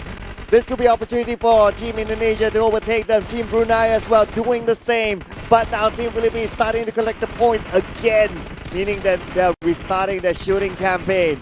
But it's not only about that, it's also about being able to land those shots, as Team Indonesia will be the team that's able to do so. And now they're number one, but Team Brunei overtakes all of them to be back on their throne. It is neck to neck with these three.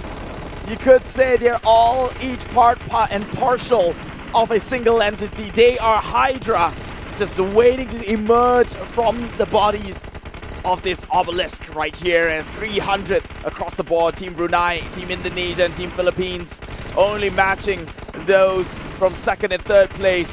330 to 320 of Team Philippines. It is still anyone's game at this point, but Team Brunei is looking to shut this one off. Oh, or maybe Team Indonesia, because they're now swapping places with Team Brunei, just going neck to neck with each other. Oh man, this is going to be tight. It's a tight one. Yeah, it is super tight. Okay, I am imagining right now the scenario that it is so tight that we will see again another millisecond finish. I don't think so. I think Team Indonesia has been denied from the number one spot so many times. They get only a top two finishes. Even in track one, I would argue they were top two as well. Despite coming in third, it's a millisecond difference. So they have got some pent-up resentment that needs to be addressed. Okay, let's see now. Now it's down to the wire between Team Indonesia and Team Brunei. Will there be a revenge for Team Indonesia? Team Indonesia will complete their task. They're on the move right now. Team Brunei has 12 more points to go to follow up to Team Indonesia.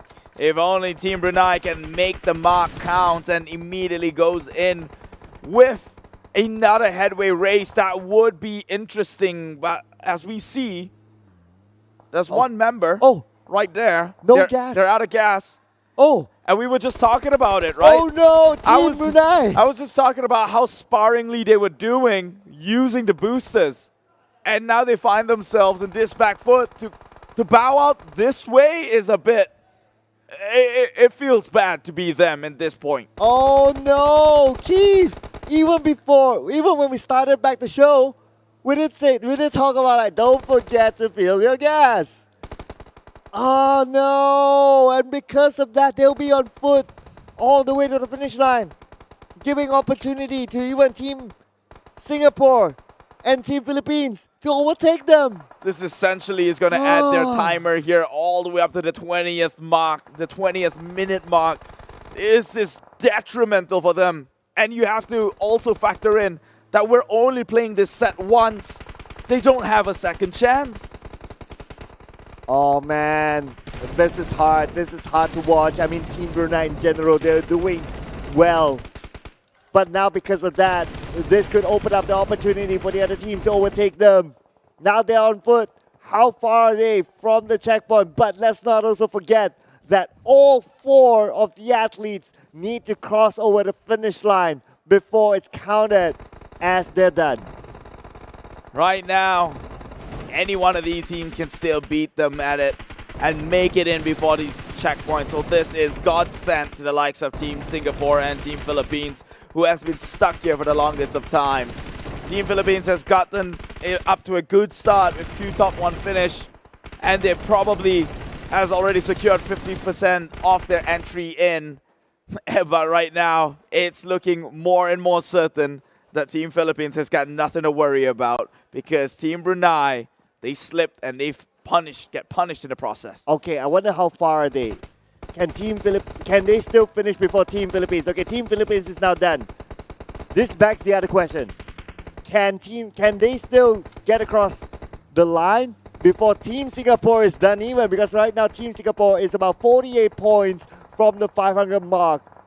Oh man, this is going to be hard to tell. Can Team Singapore actually make it up? Can catch up to Team Brunei with this current situation? They are definitely going to try and make the attempt for it, but it seems less likely than not. Look at the speed in which Team Philippines is moving forward. They're about to greet them by the doorstep here. And they will. A couple of members making the jog on forward. Immediately presses the boost. Kind of an in-your-face move, if you ask me. They knew that they have all the speed and the machinery to go up with it. And this is why I was so afraid when I see Team Brunei and Team Indonesia both just using their boost like it's no tomorrow. And for what yield to move into checkpoint 2? Well, I guess, I don't know, man. I mean, the calculations, it's just tight, right? Or is it like they forgot to fill up gas? I don't know. It's really hard to tell.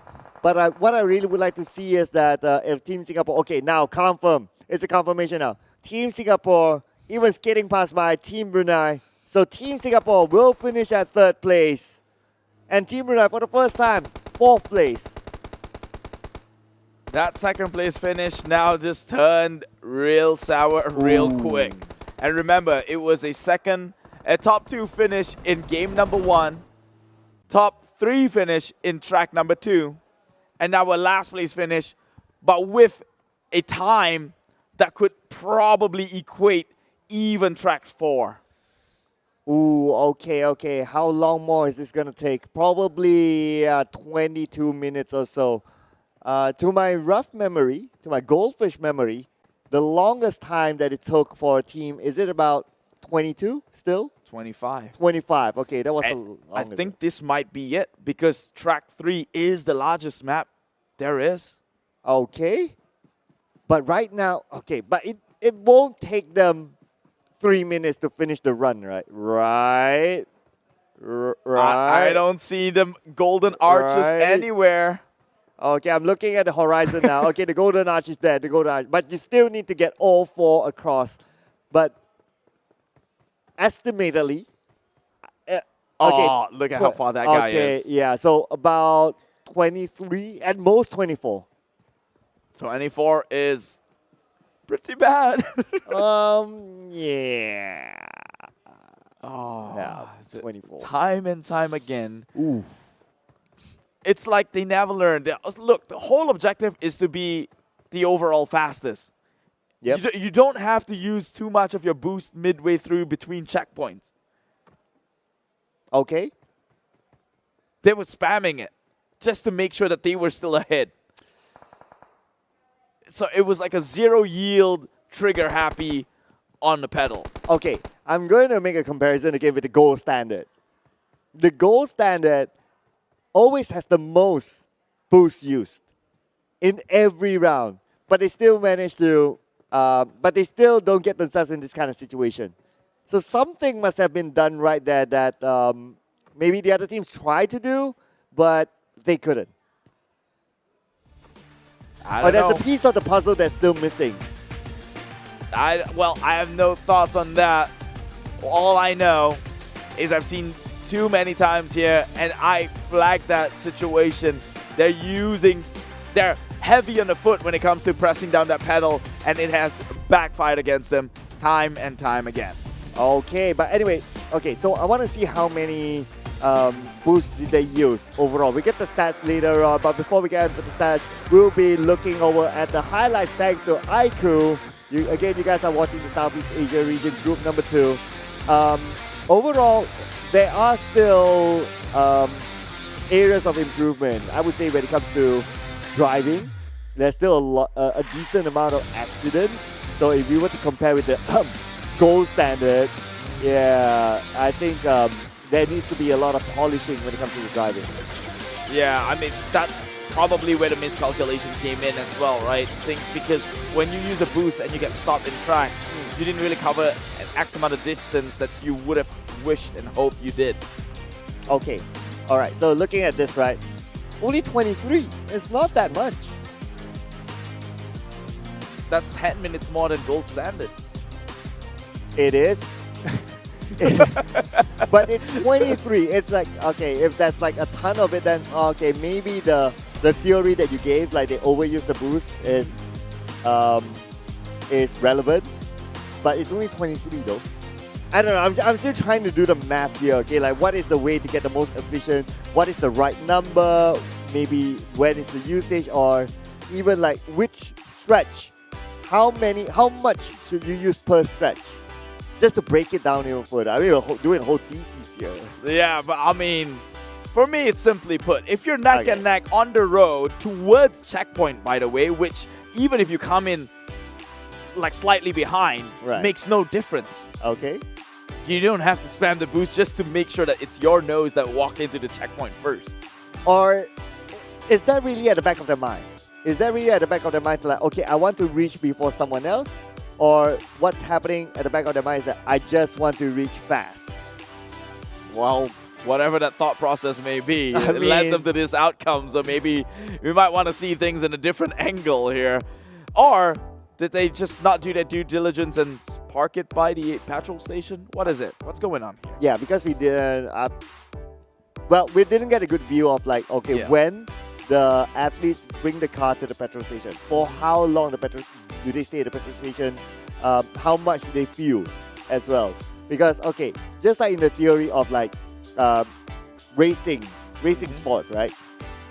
Yes, you can fuel more, but that means you spend time fueling, whereas you can trade that time to move and do something else, right? Or whatever it is, do something else basically. So maybe they were trying to optimize that. Okay, we want to spend the optimal time of fueling and the rest of the time, remaining time, to shoot for targets, to gain points. But maybe they miscalculated the optimized amount of fueling and they went on to shoot. And hence, when they started to move, they don't have enough fuel. That could probably be it. Lots of brain work here. That's a lot of brain work. Yeah. Hey, but we can go about the theory and maybe even the decision making behind these players. One thing that's for sure, that ain't it. This was not the outcome that they would have loved. Not at all. And that's going to impede into their overalls pretty direly, if I might say so myself. Yeah, I mean, honestly, okay, I don't know because we need to tabulate the entire 8-team score, right? So it's very hard for us to still tell how much do they need to work on next. But nevertheless, but anyway, speaking about the next, right? So it's going to be track number 4, and this will be the last track for this group before we reshuffle all the groups for the next round. Yep, reshuffling them from depending who on their overall here within the 8 teams within Southeast Asia. Where you are in terms of your placement is going to determine where you are shuffled into. And so these teams will have to duke it out towards their last few hearts here. Ooh, okay, this will be the last one. Okay, so far the record is that out of the 3 matches, Philippines got number 1 twice. Indonesia got the 3rd one, so that's once for them. But for the other end of the spectrum, Team Singapore got 4th place twice and 3rd place once. And they got that 3rd place is also because Team Brunei ran out of gas. So in logical essence, that means that Team Singapore, they themselves will still need to improve drastically if they want any hope to qualify onto the finals tomorrow. I agree. That's why I'm also thinking about that aspect of things, and perhaps maybe Brunei is safe, right? Because Team Singapore did take a long time, and not just one map, but like every other map they play against. The checkpoint 3 just seems to be a nightmare for them, and it's like one of those moments where you have one team ensuring that the barrier of qualification is low.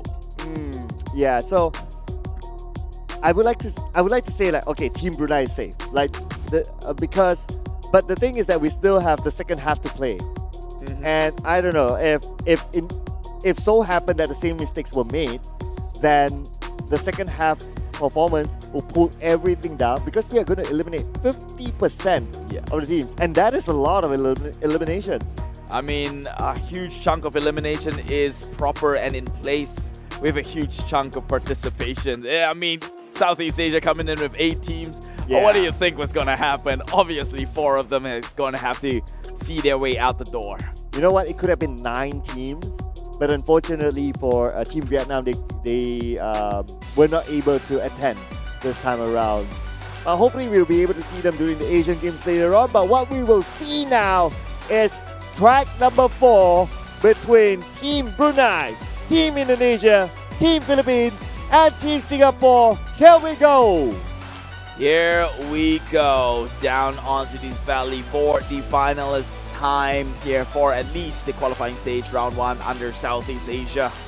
It's track number 4, and it is up in the air still in the position and life points of Team Brunei. Will they make the cut or will they not? Obviously, this is not the eliminations just yet, but will they learn their lessons from this dearly and not make the same mistake? That is the even bigger takeaway. So right now, deployment into vehicles, they have to make it onto the checkpoint. Okay, consistent enough. Team Brunei, although not at number 1 at the starting point, but they still have a decent start. So they have some level of consistency there. This time around, it's going to be Team Indonesia at the front, followed by Team Philippines at number 3, meaning that Team Singapore is behind. Yes, number 4 for now. But then again, this is, of course, still the starting point. Still a lot of room to improve. Still a lot of room to also make errors, which we hope that the teams don't do as they head onto the first checkpoint.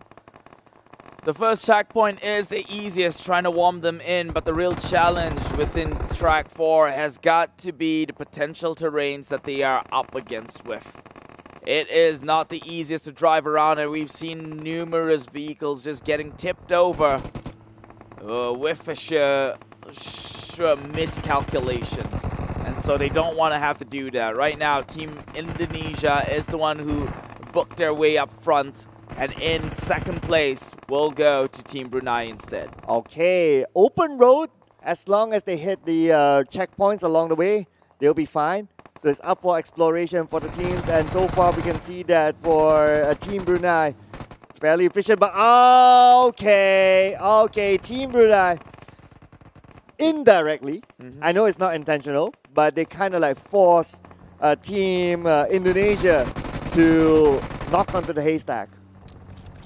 That they did, but it also, you see the trigger happy behavior from Team Brunei, right? They will just jam the floor just to get a head start here, and well, another one bites the dust. It is Team Philippines, it seems, who stumbled a little bit, but it is just checkpoint 1, so nothing too much to worry about.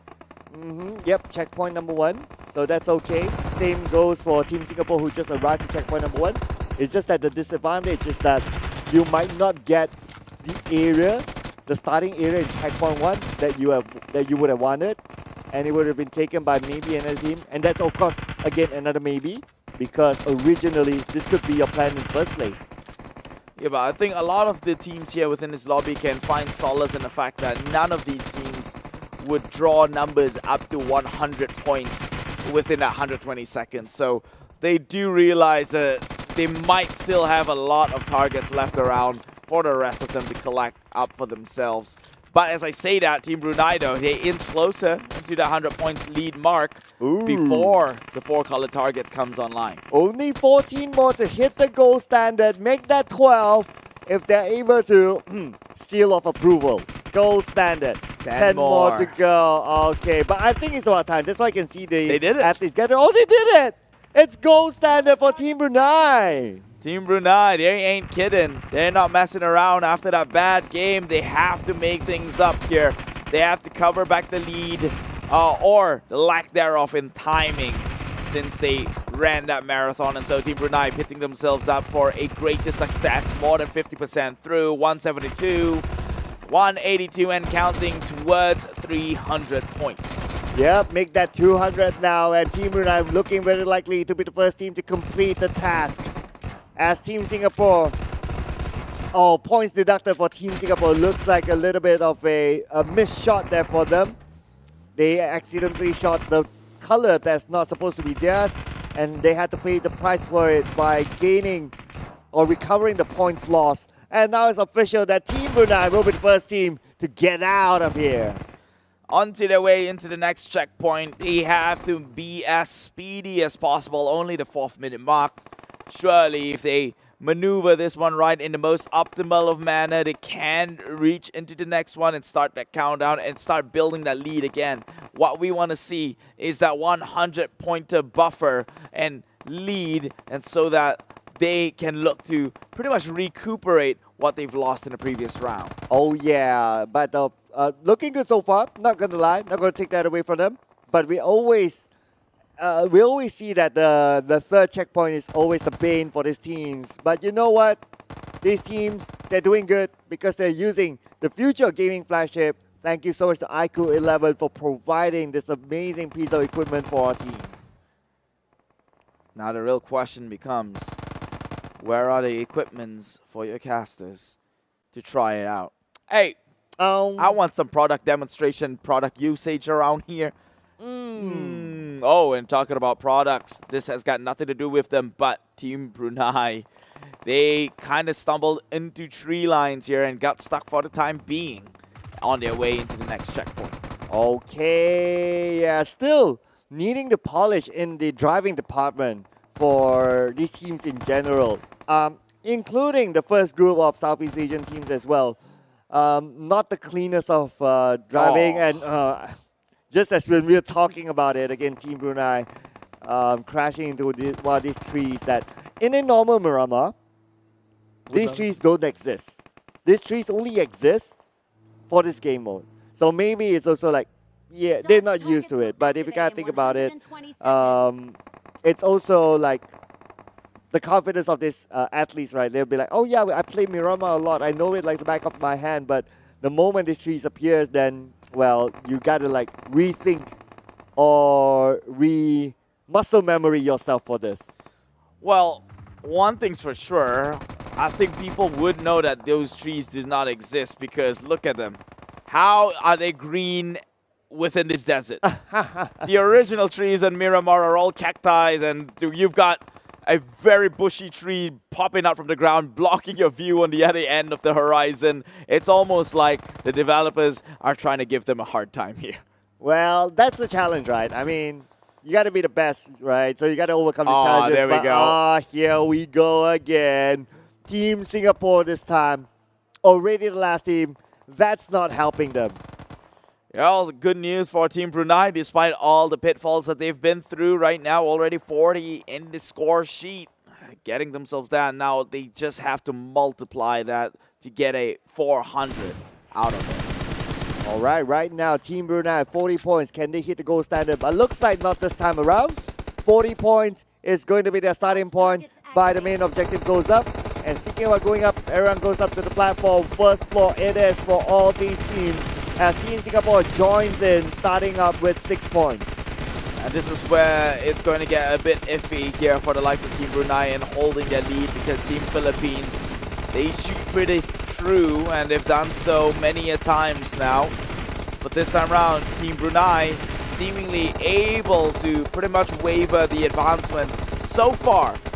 But as I say that, Team Philippines already inching the distance and closing that gap.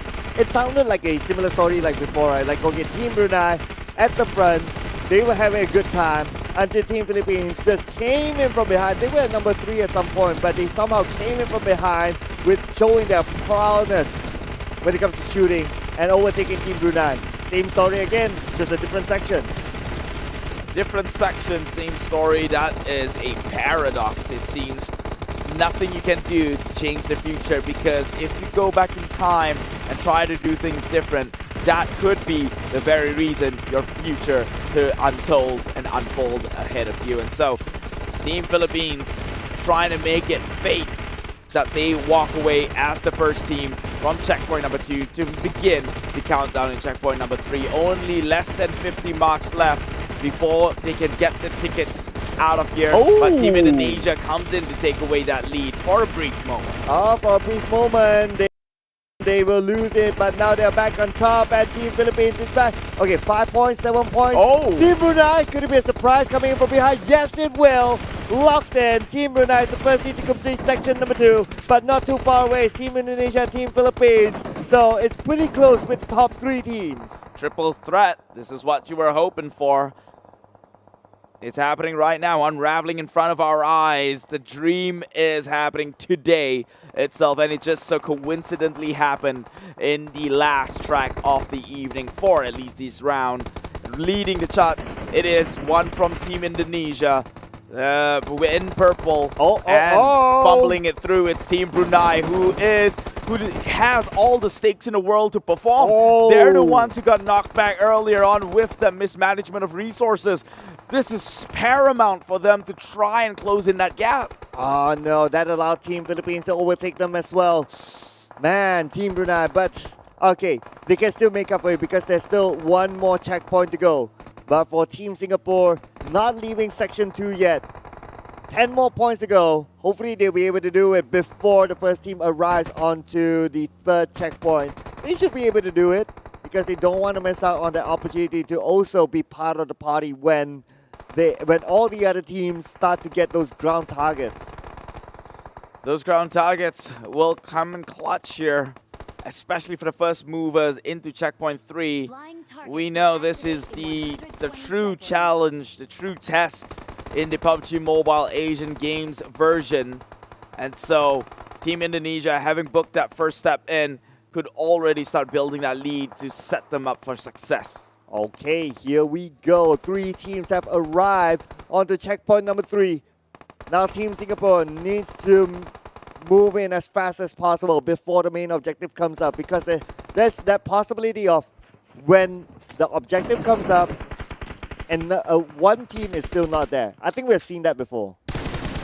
We have, time and time again, because there is the 120 seconds to pretty much buffer the advancements of the rest of the teams and allow the teams from the back end to probably close in that gap.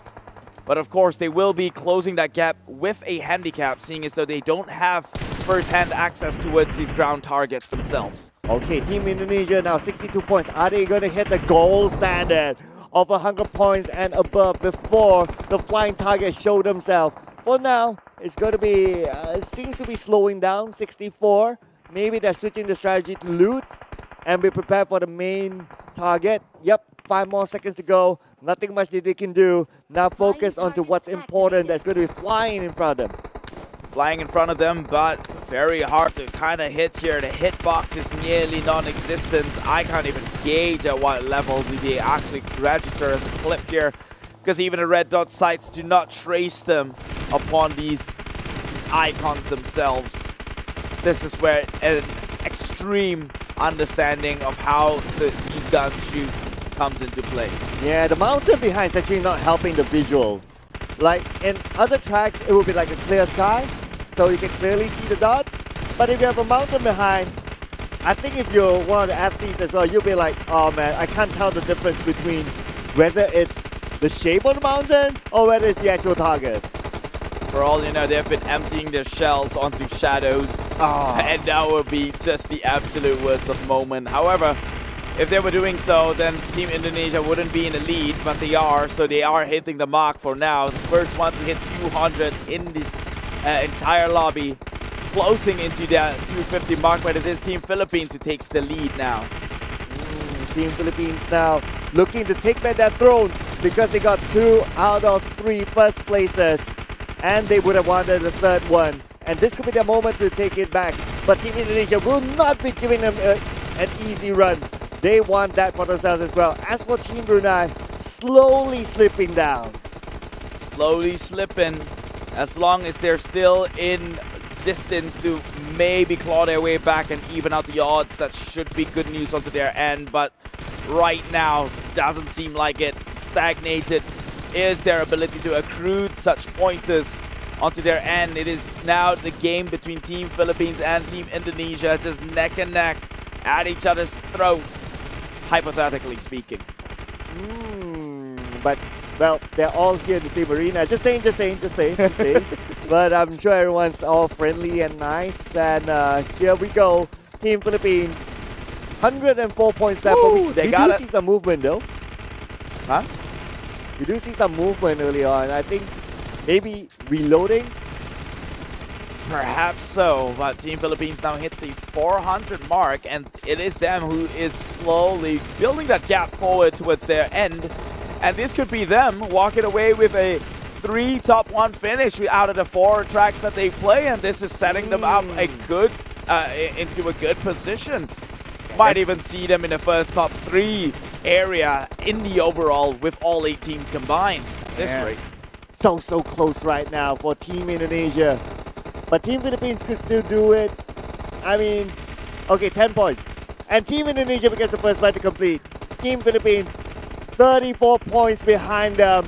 And very, very likely for Team Indonesia to be the first team to cross over the line, giving them a first place finish 2 times in a row.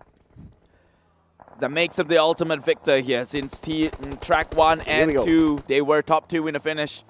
And they're going to make this one, I think not. No. What a somersault. They found themselves in equal grounds, equal footing. They're still going on. Nothing's changed. They are still in trajectory victory. I mean, that is style.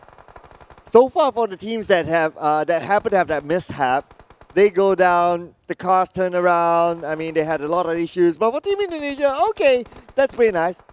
I do wonder whether that's intentional or that was just pure luck. Well, nothing's luck with them. Consistent through and through. And another one here gets their way. It is Team Philippines also falling down, but on equal grounds.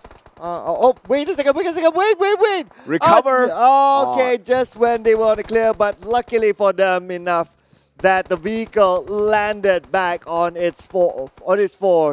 So they're okay there, they're okay. There was a scare for Team Philippines, but next is going to be Team Brunei. So we will probably get to see a side of whether Team Brunei will be able to pull off the jump. We'll see. I'm not sure if they're going to take the risk here because they've already gotten so many deficits in the previous map. They've already dragged their time down far too much, and they will not take that risk. They will instead take another risk and find themselves upright and vertical. They have to use the reset, taking them into 5 seconds later than what they should be really achieving. Oh man. And just you think that you're safe down there. No, it's not. Okay, second time around. But this time they don't need to use the reset. They will continue on, but it's still time wasted there. Time wasted, time consumed, time gone. Hey, at least Team Singapore still getting their hands busy. So Team Brunei can tap themselves in the back and pat themselves, call them a good job, look themselves straight in the eyes within the mirror. Yep, now for Team Singapore to complete the challenge. And next we will see how they execute that that huge platform. That's always the one that I'm anticipating to see, because it is one of the more entertaining ones and one of the more challenging ones, because you need to do multiple jumps and you need to be precise with your jumps. Now, on to Team Singapore. So far, the first 3 teams, they managed to do it. Let's see if Team Singapore can. Worth noting, though, during the Super A player scoreboard, it is Team Singapore with Juggernaut as the number 1. Okay. And with that, they get stuck on top of the heavens. Nobody comes out alive here. This task is just a little bit too brutal. Well, at least they still managed to hit that. But okay, not enough momentum for them. And now they're stuck down there for the second time. So out of all these 4 teams, none of them managed to make it through. One is the lack of trying, at the very least. We know that Team Brunei decides to go one way. So it's still a maybe with them. We don't know if they fail. True enough. So that's a 3.5 then. Yeah. 3.5. But anyway, congratulations to all these teams for completing all 4 tracks now. Now we will be tabulating the scores to see who will be fitted into what group coming up next, because they will all play another 4 more tracks before we tabulate all the time to decide who is the top 4 to come to the finals tomorrow. Yeah, and that is one to look out for. Very interesting stuff. However, a huge disclaimer to you guys there. Later on, we have that 4 matches for one group. So that's one half of the overall segregated into a new group. The other half, that will happen not on broadcast, offline, because it will happen past 10 p.m. and today is a Sunday. We're not crazy. We're not expecting you to pretty much stay up all the way till 12 a.m. Yeah, but we expect you to check out the highlights thanks to iCrew from the previous round. And this round, decent amount of accidents, I must say. In fact, all the rounds so far, now that we have ran through all 4 maps, right? Like, the driving needs to be worked on. It's exactly what we said with the earlier stuff today with Central and South Asia. I think when we were watching West Asia and East Asia, I think driving was an understated responsibility that we did overlook as the easier task. Clearly it isn't. Yeah, clearly you're relinquishing that role now, huh? Yeah. Yeah, it's like, okay, no, I'm done. I'm just by the sidelines now, and 15 minutes. That's fast. Team Indonesia out there, even beating the average of West Asia themselves.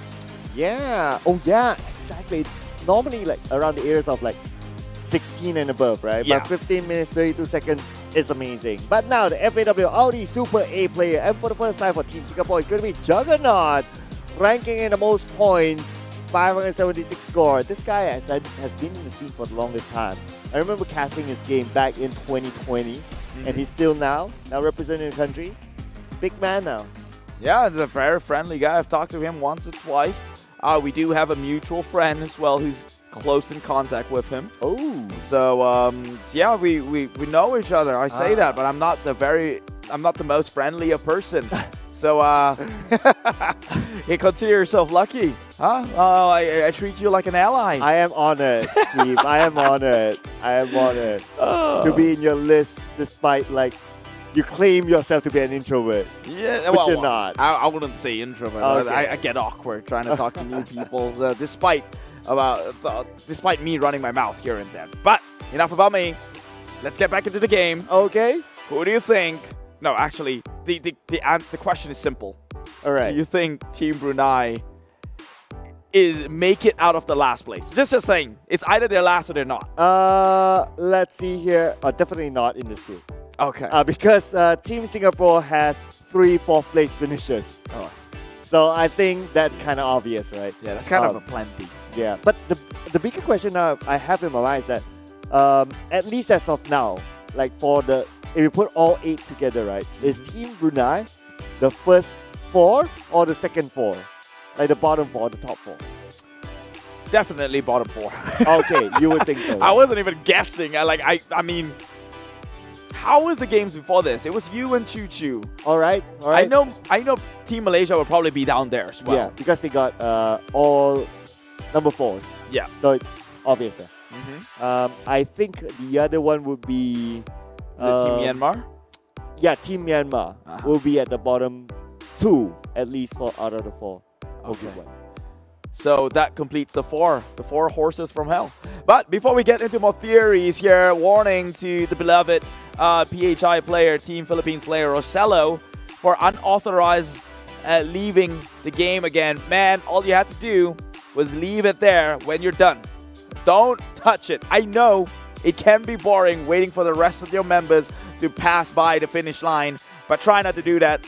It is not worth the risk, I'm telling you that much, okay? So that we have people operating a thing on the back end to make sure that this thing runs as smoothly and as optimally as possible, and you doing that is just gonna be like a pimple to them, and you know what happens to pimple? They get popped, so don't ever do that. You know, fair play. That's a nice analogy. Yeah, that's a nice. But you know what? Sometimes I would think that sometimes it's muscle memory. You know, it's like, oh, once you're done with the game, yeah, you're like, oh, scroll through social media while waiting for the next one. Like, yeah, maybe he had that, like, I want to go, oh, oops. Yeah. But anyway, we have our next segment. Yeah, I think Tash is ready with a player to get interviewed by her greatness and likeness. So without further ado, Tash, please show us what you have. With me, I have joined is Team Philippines, Casino in the house. I'm super excited that you're here alongside his coach. And for now, we had a quick chat last night actually, and they told me that today you guys were gonna lose. And so far, it's been a super competitive group for you guys. What do you guys think about that? Nung usapan daw niyo kagabi, medyo tagilid daw yung expectations natin. So, ano nangyari nung ngayon? Nag-practice lang kami ng nag-practice. At nag-try ng lahat ng mga meta ng gagawin. Okay, so he said that during the whole day, while we were waiting, was that they practiced a lot. Like even when we weren't able to reserve training rooms, like in the dining area, outside, on the way, even in the hotel. Yeah, even like late at night when we arrived at the hotel after eating, they practiced hard. Wow. That means practice really does make perfect, even though it was a big change from yesterday in terms of mindset. So now let's talk a little bit about what's hard in the game. Do you think that the driving or is the shooting hardest for you, and why? Next question is yung daw yung mas mahirap, yung pagdadrive ba or yung pagtitira ng mga target? Siyempre yung pagdadrive din kasi nahirapan din eh. Iba-iba kasi yung nilalagyan nila ng mga bato, yung parang bagong mapa ba. Tapos yung pagbarrel din, siyempre sobrang bilis ng sasakyan eh pag magagayro ka. So we actually said that initially the driving was hard because the different obstacles and the changing landscape as well as the routes for the checkpoints were a bit challenging. Yeah. And he also mentioned that it was both driving and the shooting. Both. Shooting while driving. Shooting while driving. Yeah, because the speed boost targets are very hard to hit while they're going, and like they're checking out everyone else where they are. Yeah, actually, I do agree because that is actually one of the hardest targets to hit. Now, my final question is, your groups will be reshuffled again tonight, right? So, do you think that you can perform as well as you did today after the shuffle? Last question is, ano yung tingin mo dun sa magiging bagong groups nyo? Kasi mga kalaban nyo yung nasa kabilang group. So, ano ba? Makapag-perform ulit kayo katulad ngayon or ano? Gagawin namin yung alam namin at ginawa namin ngayon, tatry namin, pero susubukan pa rin. He mentioned that it's still gonna be challenging because we weren't able to play as much, and they're just gonna do what they do best, the way they know how, and hope for the best, expect for the best. Yeah. Less expectations, but hope for the best. Not a lot of expectations, but hope for the best. That's exactly what Casido has said. And for now, I'm gonna toss it back to our casters. Let's see what they got for us. So that is officially it, confirmed by the man, the myth, the legend himself, Casido from Team Philippines. He said the drive is the hardest part of this entire event. I take it back whatever I said in day number 1 about the drivers being the absolutely easiest of jobs. I take it back. I'm sorry. I'm apologized. Yeah, start training your shooting skills, my man, because you're changing your role. But here it is. Okay, no longer guessing. I told you. Yeah, no longer guessing. So far, this is the total times collected through the first stage of the qualifying stage. And Team Thailand, Team Indonesia, Team Laos, and Team Philippines. 1, 2, 3, 4. But the bottom 4 right now, fighting for their lives to qualify to the finals, is going to be Team Myanmar, Team Brunei, Team Malaysia, and Team Singapore. And look at the gap. For 1 to 4, it's below 70 minutes, but the moment it hits 5 to 8, it's above 70 minutes in total.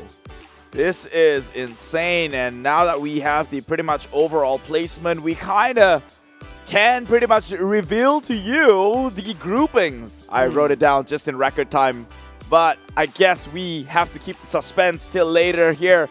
Stay tuned, we still have one set of 4 tracks to watch. Team Thai, Team Philippines, Team Myanmar, and Team Singapore going up in the next 4 tracks here. This is Sir Cloud, I'm Keith. I'll see you in a quick jiffy. Bye-bye.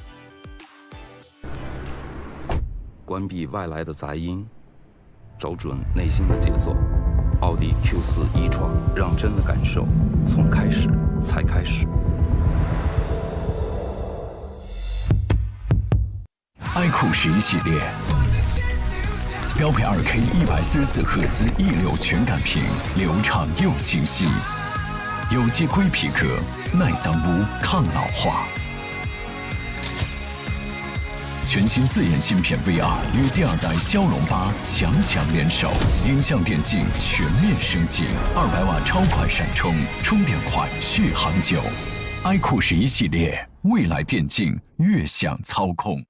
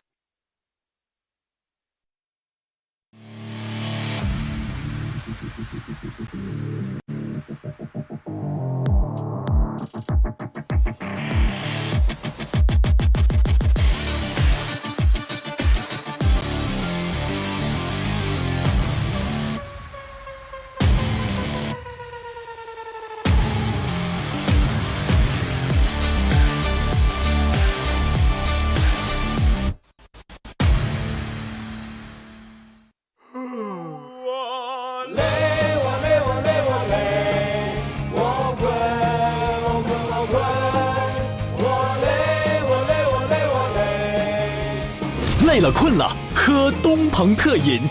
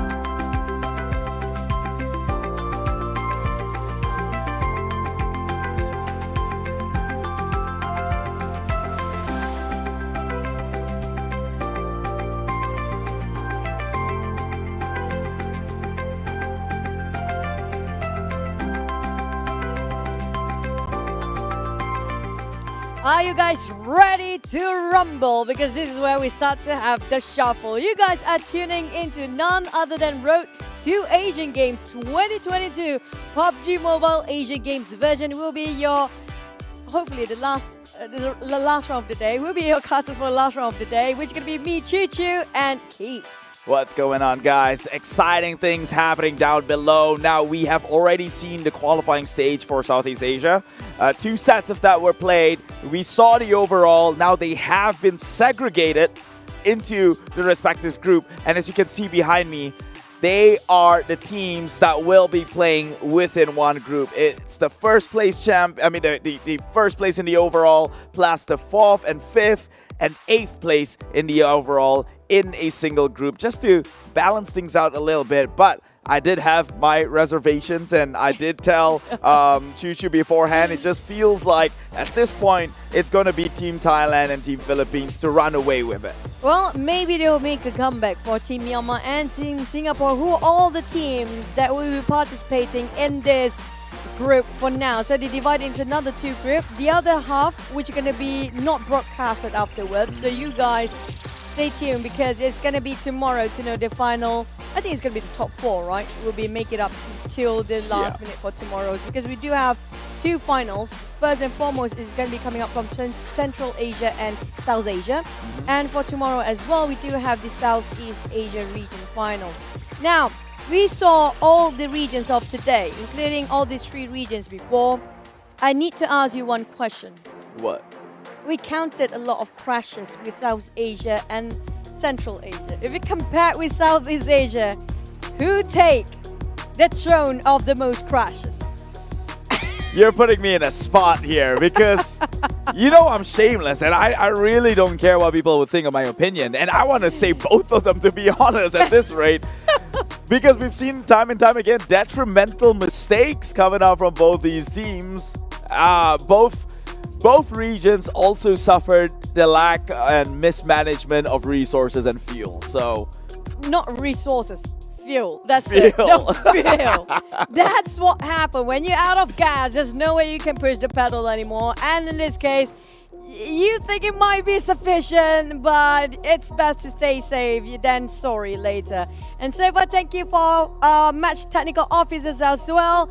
And we definitely know these guys had a long day, but they're still energized and energetic enough to have it another round. But coming out from the Philippines, they are smiling now. They haven't actually tried to compete against the Team Thailand yet, so we're gonna wait and see, will they still be smiling? I like that you bring that one up, because as far as I'm concerned, nobody comes out smiling when they have to get pit up against Team Thailand. It's no surprise why this stack, these individual players, are regarded as world-class in terms of their mechanics, and they've been to global platform, and they are right now still #1 in the overall for Southeast Asia.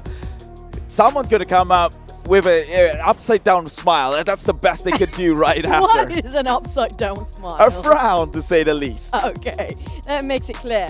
But also, speaking of which, yes, even though they have their past achievement, pretty much mounting up to their statue, but this is a different format as it is. Everybody started off a clean slate again. We have Team Thailand, Team Myanmar, Team Philippines, and Team Singapore to battle it out once more to find themselves who will be the most skillful player in our another round of a Track 1 in Miramar.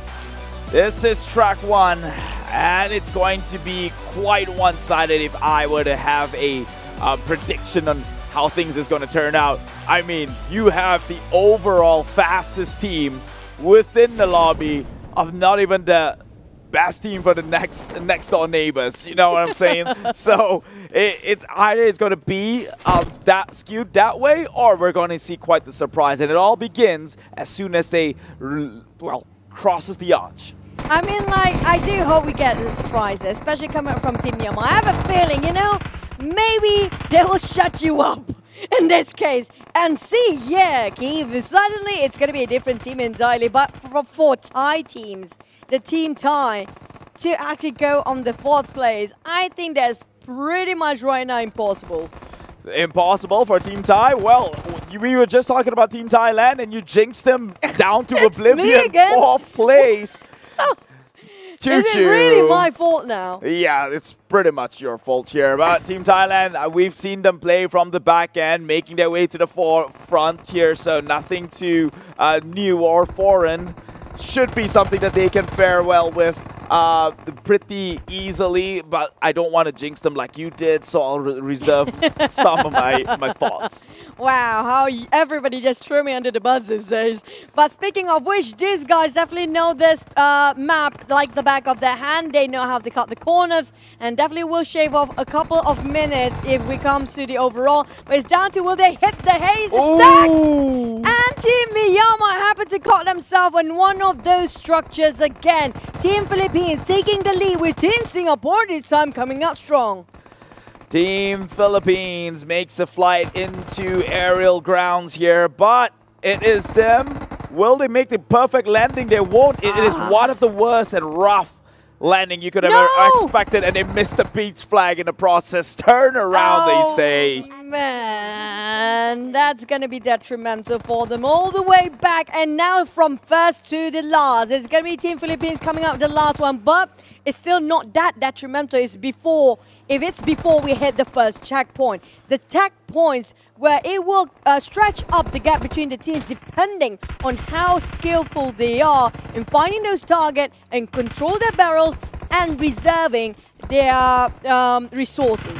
Now the strategy to tackle these checkpoints are simple, right? Go in with the lead time to get as much done to set you up when the activity comes into play. And knowing Thailand, Team Thailand being one of the most ferocious in their mechanics, I have yet to see them try to pull in the points in, and so I am curious to find out, because right now across the board this doesn't look like the fearsome players that they are. 30 only so far in the leaderboards. But all they need to do is just focus on their main mission. When the platform of the multicolored target starting to appear, that's where we can see the difference. Right now it's going to be on ground hitting the targets, just trying to find those targets and hitting as much as they can, but have to reserve their ammunition, making sure they will not waste all their magazines there. If not, they'll be wasting more time trying to replenish their resources.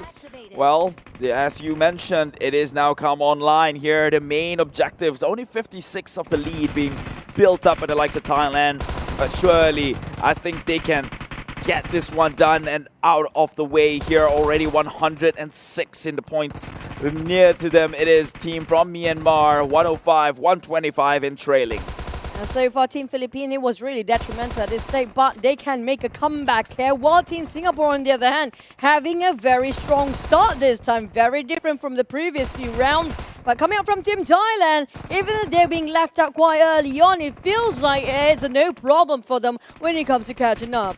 This is as easy as a walk in the park for Team Thailand here. We know that they are one of the region's best within handling this game and its mechanics, but it is Team Myanmar who will find their way out first, alongside with Thailand now trailing from behind. But who will leave the checkpoint at first is still going to be a question until they cross that line. That's kind of true. It's all down to the final checkpoint here. We do know that's going to be the one that will be punishing for the teams that are having a hard time to pin down those flying objects. The first two checkpoint, still you can close one eye about it. You know, you can catch up in the final one as long the gap is not too far, though. That's it.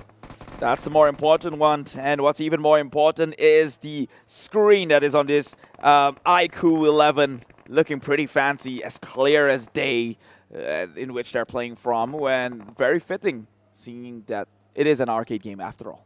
That's kind of true. I wish we can actually have a free It's one. right there. Go take it in front of the desk. Can we? I wouldn't mind, honestly speaking. I would want to have one myself because of how fast the frame rates were.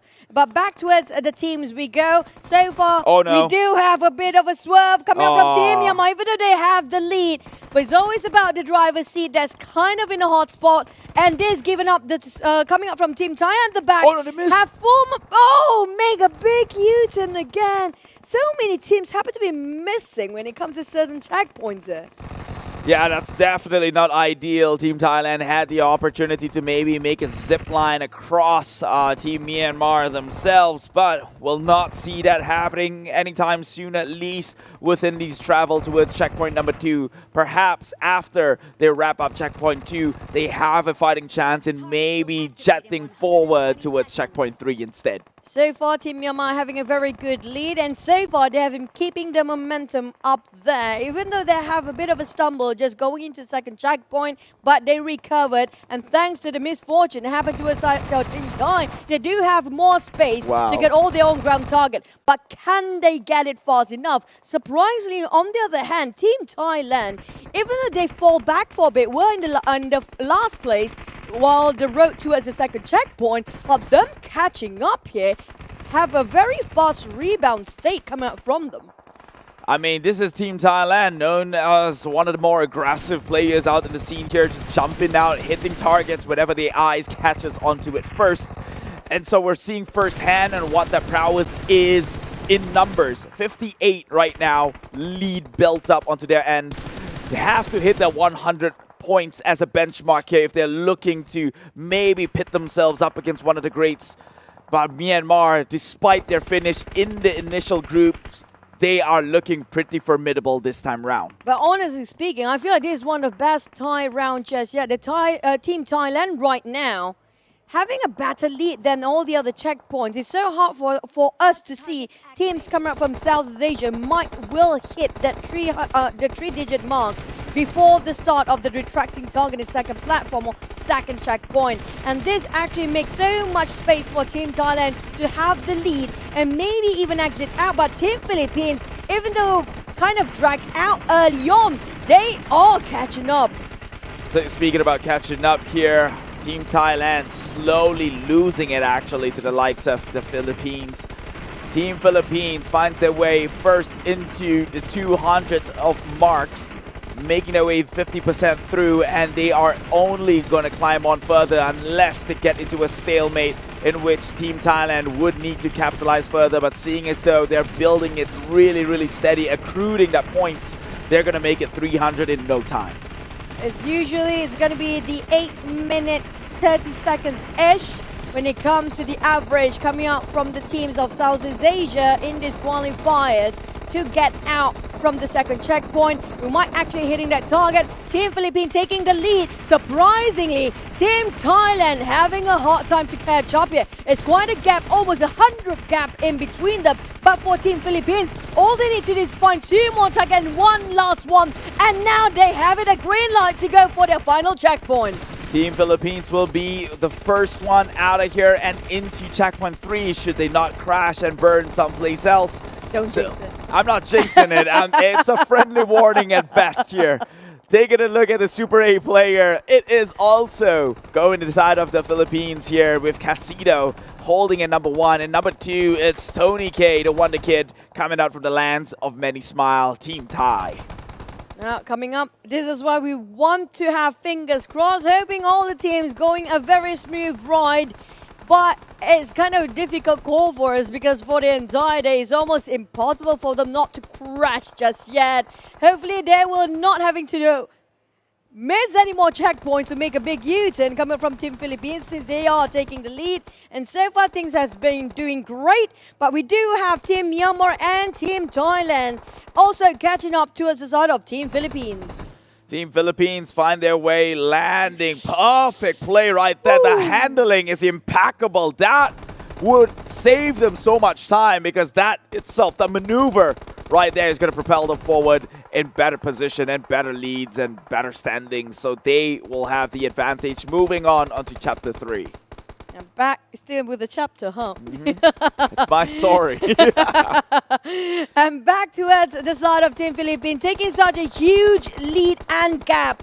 And full second, it's going to be coming out from Team Thai, who happen to be sharing the same space and time with Team Myanmar, who happens to be just next to each other. But Team Singapore, on the other hand, do have a 20-second gap in between the second and third team. But at the same time, can Team Philippines use their full potential here to garner as much as they can for the ground target that's hidden right now? And this is where the tides usually gets tipped over and turned against the hero of the story here, because it is approaching checkpoint number 3, and we all know this is the make or break moment for majority of these teams. Now, Team Philippines historically has never suffered in the checkpoint number 3, but as of recently, in the last 2 games that they have played, they did slow down, and seeing their names drop into the 3rd place to the likes of Team Brunei and even Team Indonesia. So this is something that maybe they are slowly losing their grasp on. Or is it just track 3 and 4 that they might actually encounter some problems? Because it feels like every single team in South Asia familiarize themselves enough in track 1 and 2, but when it comes to the 3rd and 4th, especially the 4th, where everybody just avoid from getting on those bridge. Well, I mean, they were the ones stuck in checkpoint 3 for both those maps, so I would assume it's maybe a firepower issue. But we'll see right here. Perhaps new tournament, not really tournament, new competition within the lobby, sharing new spaces, new environment, maybe posing new challenges instead. And that could very well be one of the factors too. The biggest challenge will be your target will be snatched away by the teams that are trying to competing against these guys. It's going to be Team Thailand catching up to Team Philippines, but now they're starting off as a head start with 62 points for now, but the final checkpoint commenced. We do have the flying target for these guys to shoot it down, but can they pin every single one of it before being stolen by the team next to them? This is it. Team Philippines, they have the lead. First one to hit 100 in the mark here, but Team Thailand, they're trailing ever so slightly nearby, so Team Philippines cannot be comfortable with it. Meanwhile, interchangeable down below, it's exactly what we have expected. 2 of the top teams, Team Thailand and Team Philippines, occupying the top spot. Meanwhile, down below, it's Team Myanmar and Team Singapore. Now, this is very important to take note, because only 2 within this group will move on forward, and it's looking like Team Thailand and Team Philippines right now. Too much at stake here for Team Myanmar and Singapore if they don't push themselves both cylinders out, because this might be the stage they might get relegated if they cannot push themselves forward. But on the same time, Team Thailand now overtake Team Philippines, even though Team Philippines do have a head start. But like you mentioned before, this is where they got stuck and they pulled back. Yep, and it's just reflective of what that happened previously within their own league or group within the qualifier stage. But they are also clawing their way back up pretty healthy and steadily as well. Team Thailand, maybe they are finally up against formidable foes in which could put their position to a challenge. They're shook right now. I'm not sure, but they do look calm and composed. Coming up from Team Thailand, still taking the lead with 210 points, while Team Philippines kind of at a plateau for 286 points for quite some time, but finally got the numbers up here, while Team Thailand will finish off first possibly, but depends on Team Philippines as well. How fast can they react and track down those objects? Because right now, Team Thailand almost at the finish line of 500 points. All they need to find is going to be possibly around 12 more targets, make it 11 now, and they are close to finish things off. Shuketh is perfectly described in a situation right now with Team Philippines as Team Thailand from the bottoms of the pits. Well, not really the bottom, midway through this entire scoreboard, they clawed their way to take on this lead and looking like they could close things out here really strong. Nearly 100 points apart. Where did they go wrong? That's exactly what Team Philippines would be asking themselves, as Team Thailand now, Pogger Walkers makes it 500 points. They will be the first team to make it out of checkpoint number 3. But at the same time, can Team Philippines catch up here? I have a feeling they are very close enough to have a bit of a catch-up. But Team Myanmar, on the other hand, split themselves into 2 parts, where the other 2 were trying to find those hidden targets. Now, Team Thailand, hopefully everything goes smooth from here on, because if they just happen to be fumbling, it's going to be the time where Team Philippines might actually catch up. But at the same time, Team Thailand, nobody else left checkpoint 3 except for them. So I guess it's still a big of a gap. It's all down about your accuracy by the end of the day. Right now, they're looking like they're in prime position to maybe make a 15-minute closure within this track. Still about 20 seconds left to go, but there are not much laps left for them to run. This is it. The most efficient way. Speed on forward. End it at the 15-minute mark. 10 seconds left, and they will do so with 10 seconds to spare here. It is 15:50 for Team Thailand. For Team Thailand, so far their average for each of the track is around 15 minutes here. But coming up from Team Myanmar, still have a lot of catching up to do. But Team Philippines finally leaving the final checkpoint. And now there's going to be over a minute of a gap between them and Team Thailand. And it's just, they have the lead before. It's always the final checkpoint that's kind of troublesome for most of these teams. Well, no, I can't say the same for Team Myanmar right now, because throughout this entire track one, let's be real, it has always been Team Thailand and Team Philippines with the lead since checkpoint one itself. And so perhaps Team Myanmar and both Team Singapore might want to look to pretty much refine on some of the things they know to perhaps stand a fighting chance. They do realize as well they're pitted up against one of the giants within Southeast Asia. Speaking of Team Philippines and Team Thailand, just now they're literally 1 minute gap in between them. But for Team Myanmar, they're done. Finally can have the lead to go straight into the finishing line. I have a feeling it's going to be another 1 minute gap in between them because of how they just left the third checkpoint here, and henceforth they might need another minute to reach out to the finishing line. But Team Singapore, on the other hand, finally finished off their third checkpoint. And this is arguably their best performance just yet coming from Team Singapore.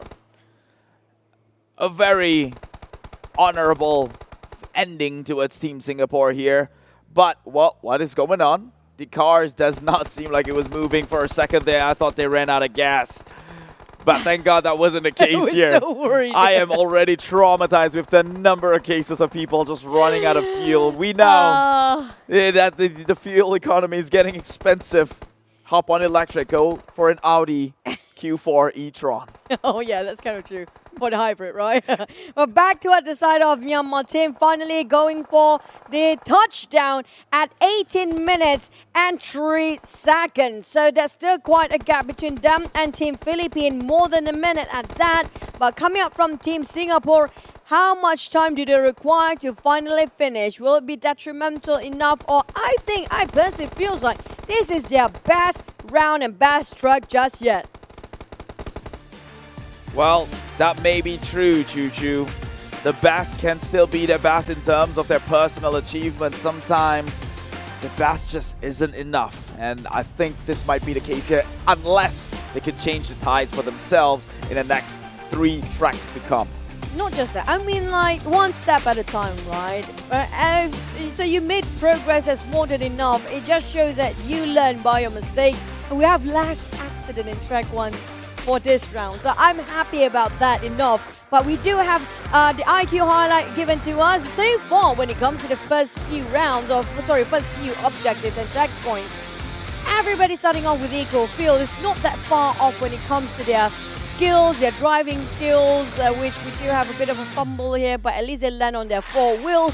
And second checkpoint as well, it feels like everyone on the same level of it. But when it comes to the final checkpoint, now that will be the stretch as always. Even though you've been left behind in the case of Team Thai, where they kind of missed a checkpoint, they even made a U-turn of it, still managed to finish off as the first team. Yeah, and so that 15:50 here finish should have probably be about 15:35, to be honest, if it wasn't for that backtrack. But it is what it is. We will still recognize the feat that they've pulled on here. 15 minutes for a map is still spectacular. And here we're looking at the Audi potential Super A player with Myanmar Gus coming in at 418 of the points. The Philippines Casito with 416 and so on and so forth. Representing from Team Singapore, it's Yuno and Didi. Oh man. So far, track 1 and track 2, we do know that they're a bit more stable in these 2 tracks, right? The one we should watch out for is going to be track 3 and 4. But so far, I see an improvement coming up from Team Myanmar. but it's just the third checkpoint. That's it. They need to have a big lead to make sure that they have around 1 minute gap. Then only they have a shot to make sure they will finish off first by the end of the finish line. 1 minute of a gap is doable. I would say so myself. It's not like a tall order, right? If you're asking for 2-3 minutes, then that's a bit ludicrous. But if you think 1 minute gap is enough for Team Myanmar to pretty much succeed, then why aren't they striving for it? Because that's not really difficult to do. They did try. We saw how they tried to take the lead when it comes to the first checkpoint and second checkpoint, but they happen to have some accidents here and there. Provided there are so many conditions for you to be in to make sure you can take up the lead. One of it will be the driver's seat. And the drivers, even though we barely get to see the drivers happen to be having a lot of contribution when it comes to the points, but it's actually one of the most heaviest responsibility for the entire team, because you are the one who's starting off from the racetrack itself as a head start.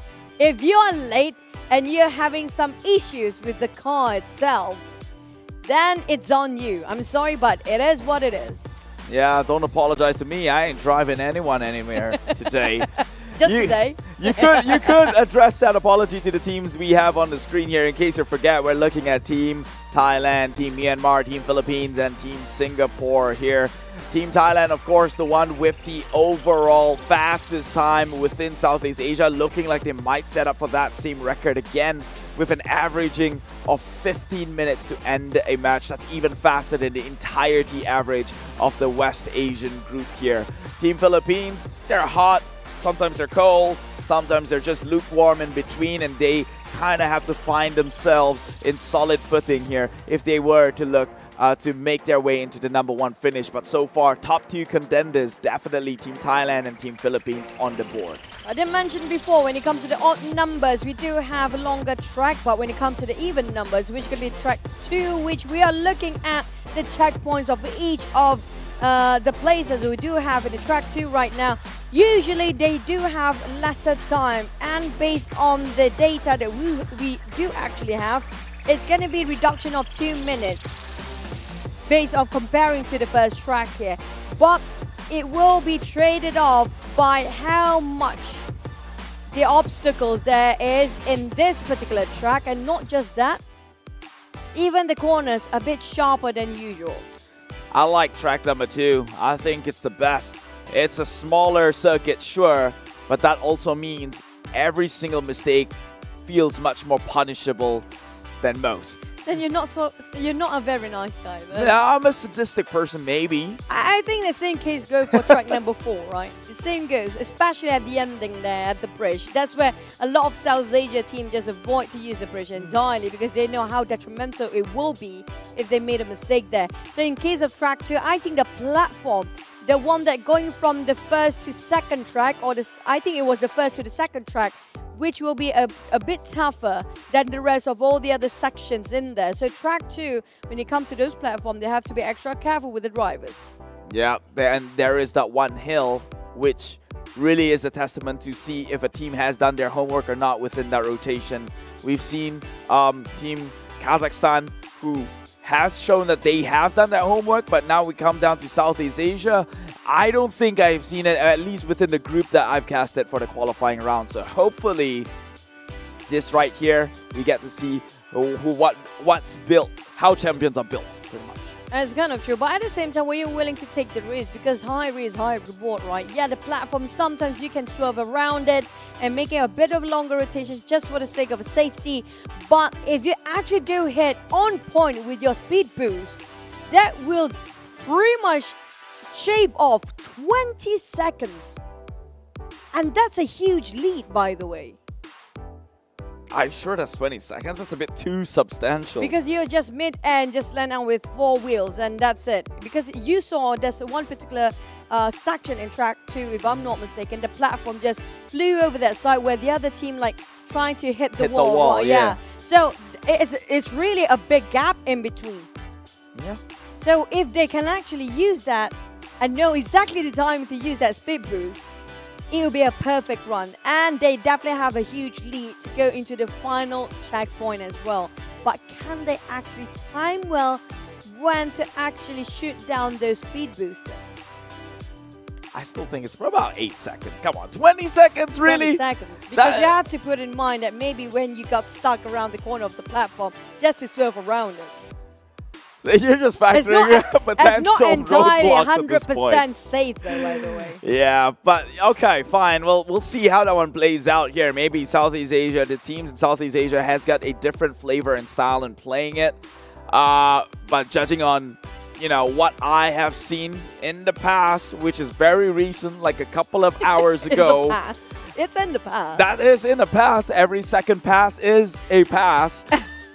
I'm not too confident in that sort of high level, high risk, high reward play going with them. They barely can drive it within that straight bumpy line and still stay afloat. So hopefully that's not the case. Hopefully finally they kind of get the gist out of it and got themselves, you know, the tempo of how to drive it and making sure, you know, when you drive long enough, you realize, yeah, there's a good time, that hunch that you have as a driver, as a long-term driver. And speaking of which, do we have a driver that been swapped over by each of the team based on a certain track, or they just fixed on one designated driver so far? I never noticed. It's so hard to see who's driving in a car. No, it's much worse. It's like a huge shutdown towards the drivers who arguably we were just talking about how important that role is to the team, and I'm just here not noticing them. I don't know. Who's driving the car? Does it really drive? Or is it automated? Does Audi Q4 e-tron have self-driving or a self-parking sensor? I don't know. I would want to have that vehicle if that's the case, because I'm so bad at driving. I need some assistant to it. So back about, I mean, like, why do I exploit my own weakness on live here? But by the way, speaking of which, the average number of time required for each track so far when it comes to Southeast Asia qualifier, the average is around 16. 16 is I think the standard here. But when it comes to the lowest number so far, be delivered by the side of Team Thailand. And if you compare with Team Philippines, on the other hand, I feel like they're still just a bit later, just not too much, not around 2 minutes, definitely around 1 minute, maybe even lesser than that. Yeah, but also you said averaging out Team Thailand's performance, it's usually 15 minutes, right? Per track. Provided that they're not making a U-turn. But still, even though they made a U-turn, it's still around 15 minutes and 50 seconds, close enough to 16. But the usual is going to be the 15 minutes, around 30-ish seconds in between. So far they have been consistently deliver because of how well they shoot in the very last checkpoint. So we don't have to worry about them. If they're going to keep on hitting 15, then I can tell you straight up, they're for sure already up there. Then, since we're talking about somebody will get relegated, some teams will be relegated, then what is the standard not to be relegated for the average speed or the total time then? I'm glad you asked that question. It's the same question I would ask someone. What is the standard to outrun a bear and not get mauled? You want to know the answer? Yeah. Run faster than the next guy.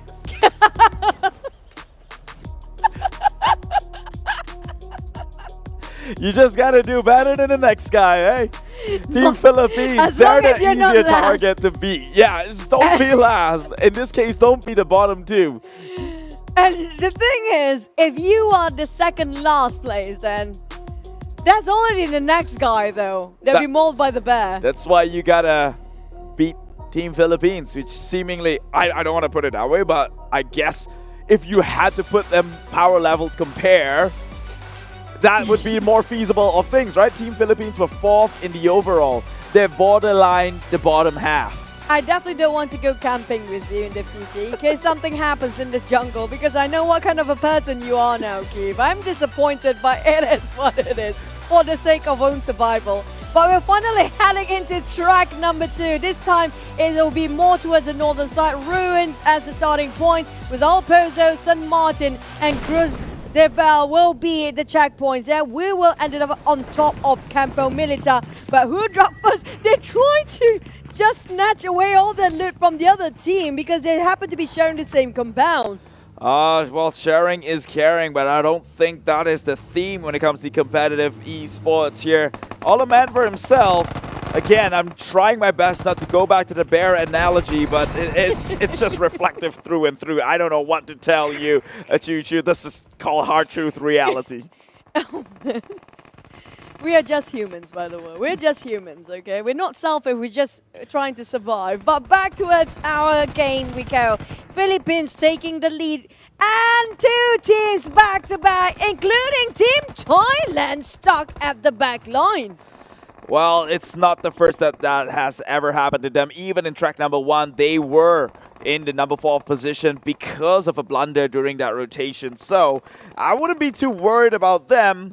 I would, in fact, have my eyes onto Team Philippines because, again, they are the teams to beat. They are the one team that you could potentially push down and save yourself from relegation. So basically you're saying that Team Thailand right now is untouchable at number 1. So the one that you can claw next is going to be the second place, which Team Philippines always having the lead in the first and second checkpoints, which quite difficult for the other teams, including Team Singapore and Myanmar to catch up. But here comes a platform, flew over the tree, another one to jump, and they do have a better lead when it comes to Team Philippines, but Team Myanmar can actually catch up.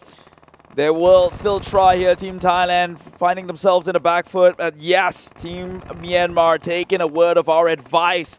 They have their eyes set on the boys in blue. It is Team Philippines up ahead. One wrong move and that's going to allow the likes of Team Myanmar, who has got a better curve entry here, keeping things as straight as possible, giving them a little bit of a boost head start towards this first checkpoint. So fortunately for them, they do not have to share that compound. And it is Team Thailand and the likes of Team Singapore who comes in as the last one to the party. Tail to tail for all the teams here right now. 120 seconds commencing for the downtime before the checkpoint mission finally commence. But for all the teams, can they find all the hidden target? Can they have enough time to loot up? Will the drivers start to, you know, fill in the gas right now while waiting during the downtime? Because if you try to fill in the gas a bit later, then it's going to be detrimental for the team. The driver's seat is always the hardest one.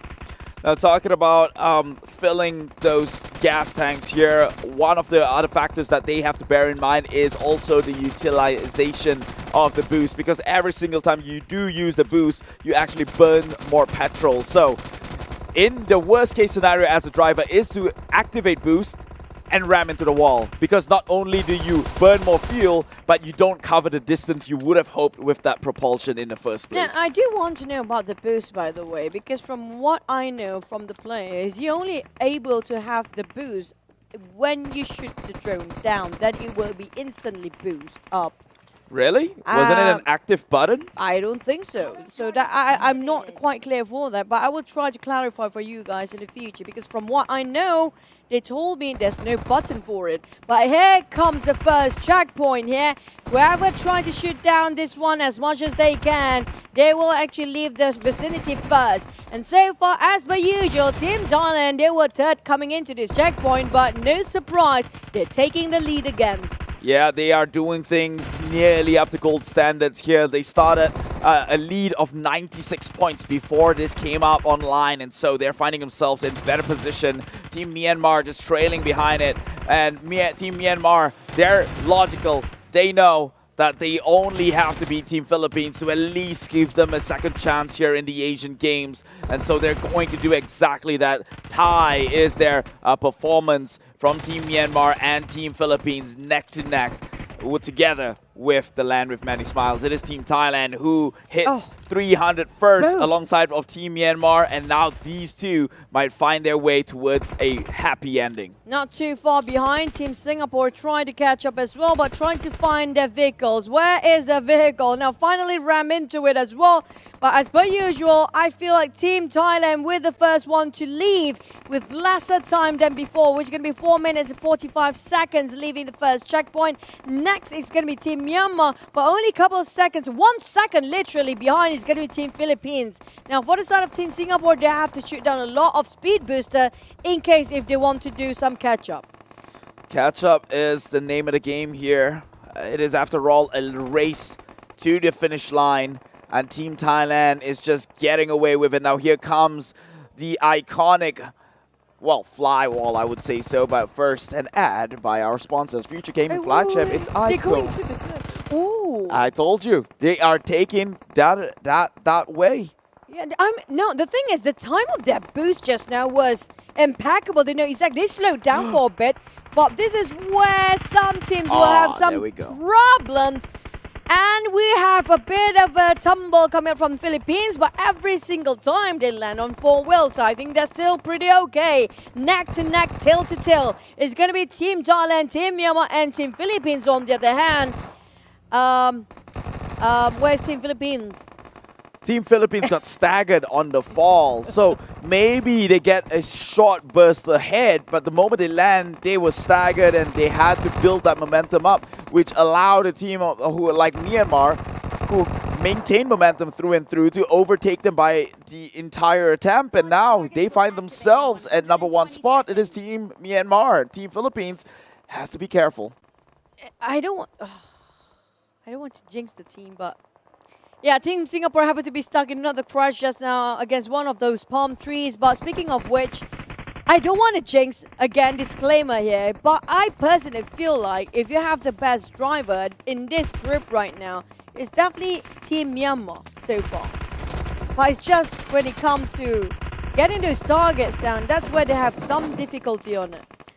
I think Team Myanmar shoots pretty well, even in the track 1. As we saw, it was neck and neck for 3 different teams during checkpoint 3 itself. You know it's redundant for first and second checkpoint now. No, I'm talking about checkpoint 3. Yeah, oh yeah, that's kind of true. It was neck and neck, and for the most part, it was only Team Singapore that was left in the end, and we had to pretty much wait for them out of courtesy. Hey, we wait for everyone. We have time for that. I would wait with them until tomorrow or even next week. Hey, you and I both, sister. You and I both. I'm just saying, again, all they have to do is outrun the next guy. That's all. To be mauled by a bear. But here comes our second checkpoint, the retracting target. Now, from the perspective of Team Lao, which is not in this group, they are the only ones by far that I noticed that put a quadrant on each of the section of the building. The others, not so much. I wish I had a follow-up and explanation or answer towards that method, but help me out here, bro. I'm trying to help you out, but like you said, only Team Lao does that. So what sense of you getting that from me? I mean, like, unless if I overlook some teams that I might not notice, they actually do the same thing here, because it takes a lot of time for you to have the big swing. So I'm surprised nobody actually taking up the second level of the platform can cover up on the eye level for the targets, actually the first 2 rows up there. So nobody actually trying to do that. So I'm kind of surprised right now. On the side of Team Philippines, they are catching up to Team Thailand at second checkpoint. But will it be enough a head start for them to lead up till the finishing line and get into the first of the few into the third checkpoint? Because we do know that hold them back such a long time. Well, that all depends on who hit that 400 mark first, and that looks like maybe Thailand might be able to do so. Now 317 actually with Team Philippines. Look at that. This is what I meant by the top 3 teams. They're even in the gunpowder. They are all within the 300 range. It seems like each and every one of them, either these top 3 would just drive away at any second, and we cannot even predict who. I mean, like in the previous group, we do have Indonesian and Team Brunei neck to neck till the finishing line. Now imagine if that happened between these 3 teams in track 2. Team Thailand and Team Myanmar, both of them understood the assignment. 2 of these teams now make it into the next checkpoint itself. 3 of them now. It's just 1 second gap in between. This is so important to be the driver now. You cannot afford to make a mistake. Now, if you're Team Philippines, you have to be very worried about this. No mistakes at all. This is how your hands will be like when you're driving in your because they know that they're not unstoppable. As Team Philippines, you're not unstoppable. That's kind of true. Right? That's kind of they're true. not closing in record numbers when it comes to, you know, the overall as well. Even they were barely making it top half of the group. So if anyone has to be worried, it's going to be them. That's where the real competition is going to happen. Now, speaking of Team Philippines, where are they? It feels like they've been falling off the back line. Maybe some trouble with the terrain, but Team Myanmar still taking the lead. But it's less than 1 second gap between them and Team Thailand, just chasing tails to tails. But they definitely will head into the last checkpoint, and this is where it will make a big difference. Can Team Myanmar clear up as much ground trackers as possible and the target to be before even the platform started, before the final mission starting, because that's the only way for me right now to see if they can actually take the lead. Because if you're waiting for the flying object to commence, feels like slight difficulty for the side of Team Myanmar to take the lead from there on. I totally agree with you 110%. I think if you've got your eyes set for a goal, waiting around is not going to help that happen. You know, it's not going to expedite that situation. So they have to try and capitalize with that 120 seconds that they have, build that lead now that they know that possibly Team Philippines is not even in that vicinity. That competition is against them with Team Myanmar. So they have to go in and take away those resources and, well, available targets. Now, at the same time, remember we talked about how detrimental this 120 seconds of the downtime. As per usual, Team Thailand, we don't have the flying objects yet, but they find all those hidden and moving targets. There's frantic movement coming up from all those targets. They still manage to shoot it down. Just how well when they are tracking those targets down. Back to Team Philippines, Team Myanmar lost their chance just now. Even though they were in the lead, getting themselves into the first few teams in this final section or the third checkpoint, they've been left behind. And Thai teams, the Team Thailand against once more, taking the lead into the head start when the flying object target commenced.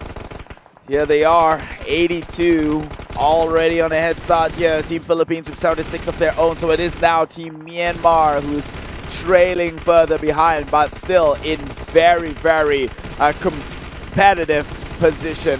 72 to the 78, and now 82. Team Myanmar is taking on the lead against the likes of Team Philippines here. 92, breaking into the 100 mark. So Team Myanmar is in a step forward towards recovery.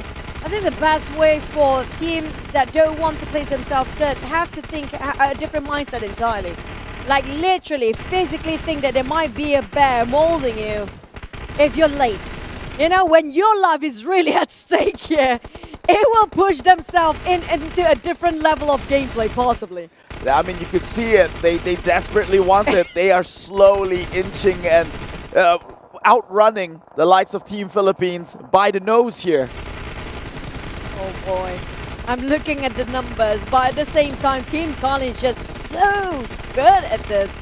They're kind of a flawless execution towards those flying objects is their strength for now, and they just almost done, almost hitting the 400 mark, while Team Myanmar trying to open up the gap between them and Team Philippines, who still can catch up within an instant with only a couple of flying objects behind.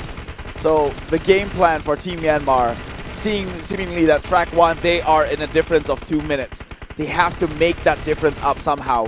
Whether within this map or the next 2 maps, they have to get that edge and top them with an additional minute or 2 to make sure that they've secured themselves ahead of the game. I do want to know, is all the players coming from Team Thailand, all of them actually on the arena to shoot down all those flying objects, or dividing themselves into finding themselves those ground targets? Because we do know one ground target just going to give you 2 points. Compared to all the flying objects, one flying object equivalent to 10 points. Though. That's what you want there. That's why they're investing all their manpowers towards this top side here, trying to shoot them down in the process. Team Thailand is the one in red. So until we've seen their positioning, I guess they are already done making their way out of this place. But still, neck and neck, second and third, Team Myanmar against Team Philippines. Like I said, Team Thailand, they're going to play the league of their own. And right now, Team Philippines seemingly going to run away with it. Oh boy, this is too close for comfort. Well, but we do have Team Myanmar Gus taking the lead when it comes to those scores. But is he the only one that pulling off that heavy weight because the rest of the team do have to pull their own weight as well. Team Thailand racing up to the finish line is just within the distance. They can see it. It's right across them. This is yet by far one of their best tracks so far. 15-15, and it's actually the same amount of time they took for their second track in the previous round as well. Which is exactly why I'm saying it right now. No one's gonna beat them. 16 minutes is already hard to ask from any team. That's the regular 16-17. No, this is a different level of consistency. Exact same amount of time, even though they kind of stumbled sometimes in the early phase of it. Also, Team Myanmar closed in second. Oh boy. And here You get comes more Team by the bear. Philippines. What is the difference in time? 39 seconds. That's quite a huge lead, but they need 2 minutes. Will it be enough? If they keep this going for the next couple of tracks, they might actually do it. They need to have that 2 minutes closed in. That's all that matters at this point. If they cannot close the gap. So right now, if they had 2 minutes of a gap between Team Philippines, minus that with 39 seconds, whatever's left, they have to close it and then gain some more. And they only can do it within the next 2 tracks. Oh, that's a lot of pressure for them. And then that's the track where they have the most accidents, by the way. That's where a lot of crashes happen. And track 3 and 4. Because you want to take advantage of track 1 and 2, where you are very familiar with it, having lesser mistakes being made. But now they are putting themselves at the risk of being relegated. Not just that, mounting up pressure, knowing for the fact that you actually do have a shot. Oh, this game just got way more intense. I can think of 1,000,001 scenarios. And you want to hear what the worst ones are? 1 second. No. Milliseconds. What if Team Philippines in the next track Don't. ran out of gas? Don't! I don't think they will make. So far, they haven't made that mistake. We did see that coming up from Team Brunei. And the previous one was another team, if I'm not Was mistaken. it? No, it was only Kyrgyzstan Team or something? Yeah, it was a different region entirely. But congratulations again with Team Thailand having such consistency, having the same amount of time, the exact number of time, maybe not the milliseconds, but from the previous round, in track 2, it was exactly 15-15. But on the side of Myanmar, this is definitely a huge leap of their progress, because the previous round was 16 minutes and 19 seconds. Yeah, they are, again, the math is right there. 2 minutes to catch up and then make some more. That's the simple game plan strategy for Team Myanmar right now if they want to take over the top 2 position. And Team Philippines, they have to do whatever it takes to either increase the gap or maintain status quo. And we're going to head into our IQ highlight right now to see what really happened, in case you guys missed that one just now. But that was a really close combat, or really close scores in between the players and the athletes. We're talking about the second checkpoint. The first one, was it the first one? Not really. The first one, I do see a bit of a gap, but 1 second of a gap in between of each of the team. But the second checkpoint, where everybody landed at the same time and almost finished off in the same manner. But when it comes to the final checkpoint, on the other hand, it was close enough. But for Team Singapore, they are way behind. Wait, I think we misread the information here. This is not 39 seconds apart. They are 39 seconds from Thailand, I think. Possibly. And that's even worse then, because it's less than, it's just 24, or was it? Not even 24 seconds. Team Myanmar in trouble in that the case. They have to really nail it as the number 1, or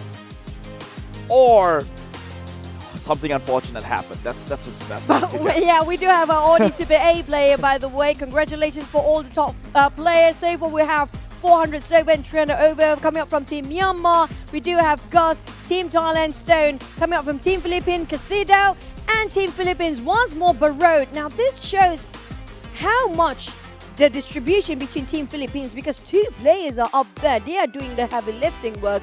But when it comes to the gap in between Team Myanmar, and back to that conversation. So I'm trying to count here. It's literally you know what? We're going to take a break first while we do calculation, okay? So we're back for track 3 and 4 for this group of Southeast Asia qualifiers in the Road to Asian Games PUBG Mobile Asian Games version. See you guys after this break. 关闭外来的杂音，找准内心的节奏。奥迪 Q4 一创，让真的感受从开始才开始。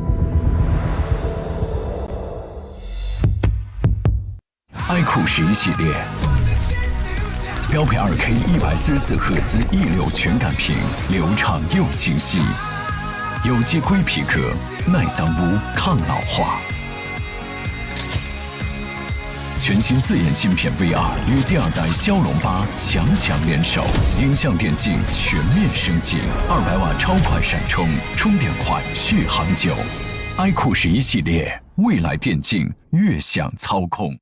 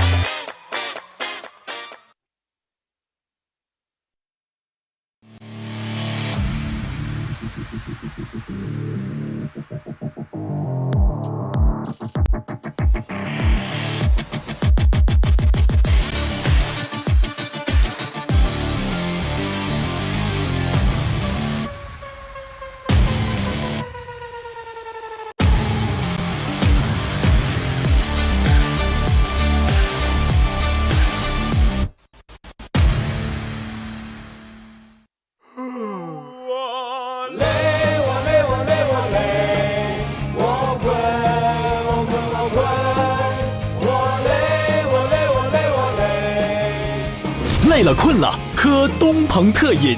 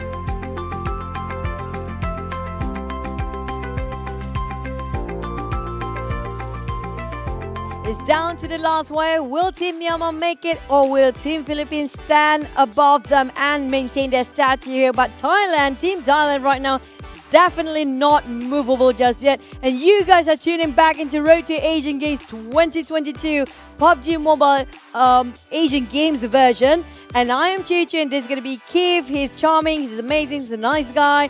Yeah, you definitely have to buy me dinner when we land back. But speaking of which, do they still have a shot for Team Myanmar? First of all, to address your dinner request, that sounded like the least insincere compliments ever. It was just throwing vomits of compliments that didn't mean anything. Yeah. So at best, I'll be giving you like a bread, a loaf of bread or something. That's a loaf dinner. of bread is still good food, so I don't mind that. Speaking of Myanmar team, what are your opinions regarding I think. Hear me out here. I like the underdog story. I know that they have a gap of 2 minutes. Maybe more. Maybe more, potentially. And they've only had 14 seconds deducted from them from their position in track 2. They have 2 tracks left to play, and they have to close in a gap of 2 minutes and some. So safe to say 4 minutes. True. I somehow think they're gonna pull through. I think so. I feel it in my bones. Sir Cloud said he feels it in his gut, and his gut was wrong, but maybe my bones will be wrong too. So you have a different breed of bones there. It's called osteoporosis. You should know that. I don't want to say that. Hopefully you will stay healthy as long as you need. But when it comes to the teams, they are definitely ready up. The athletes already organize their next tactical move or even their strategy possibly. But coming up from Team Philippines, all smiles right now. Saying guess what, Team Singapore? Well, Team Singapore is just having a good time here, if you ask me.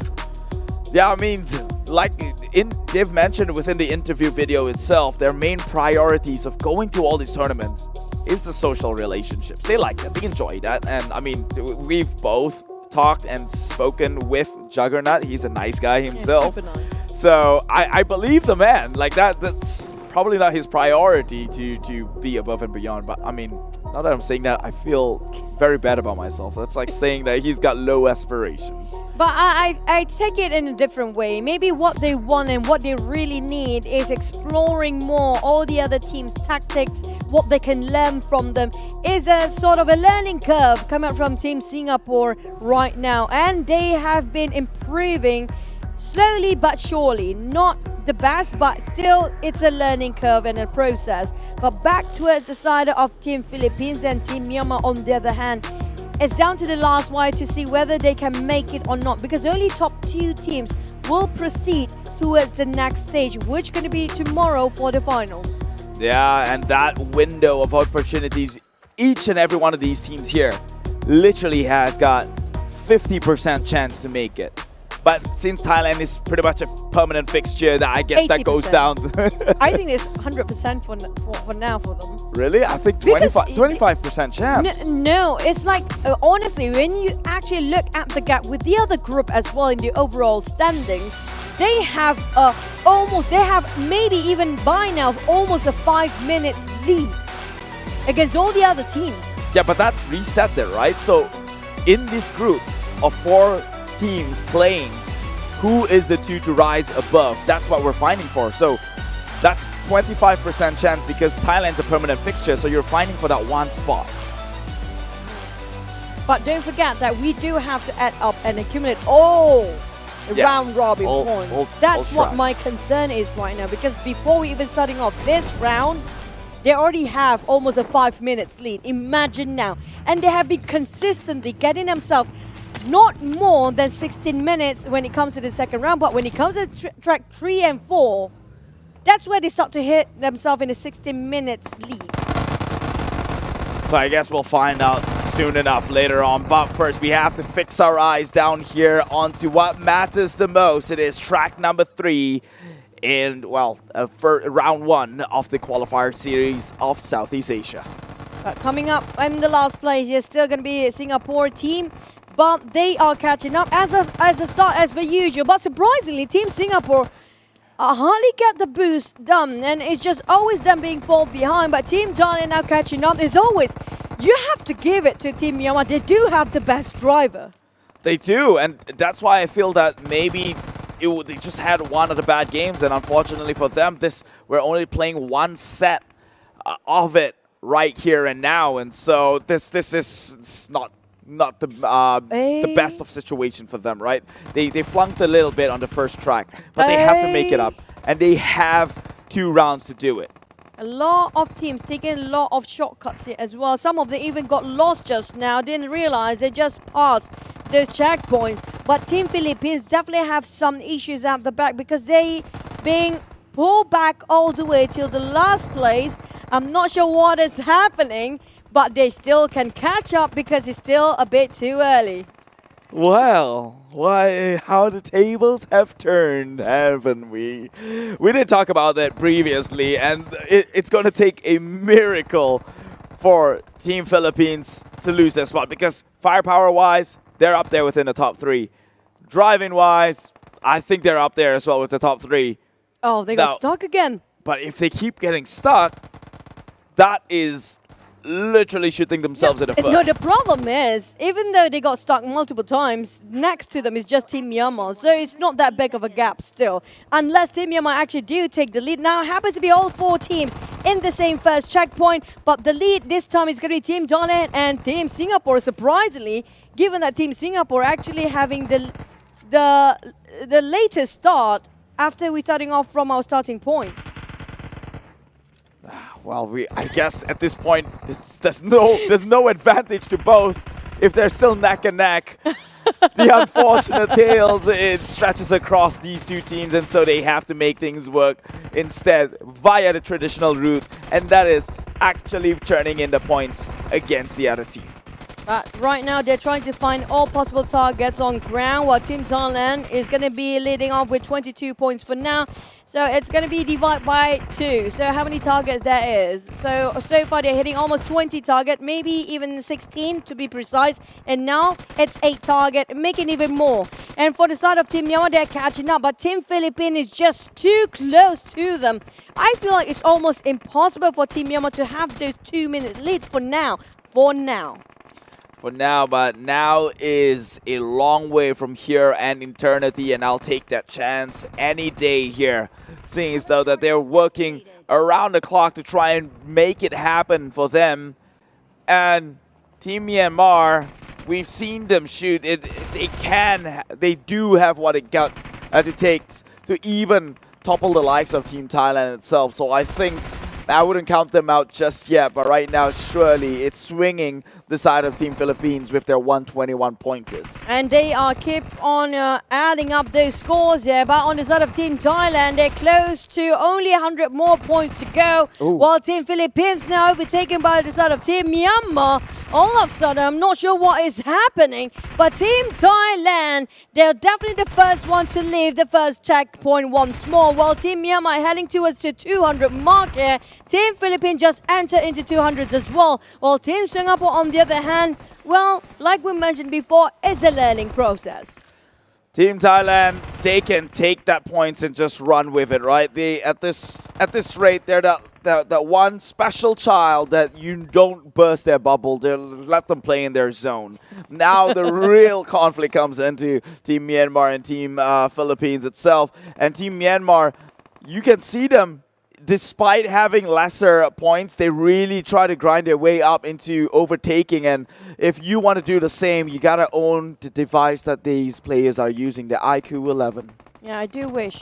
We got it in front of us, but it's like, you know, like a lollipop offered to you, but take it away in the last minute anyways. It's so sad. But on the side of Team Thailand, they're cutting a lot of corners there. That's going to shave a lot of seconds, or maybe even a minute of a gap by the end of the final checkpoint here. But hopefully they don't stumble into any of the structures or haystacks. And so far things have been going pretty smooth for them.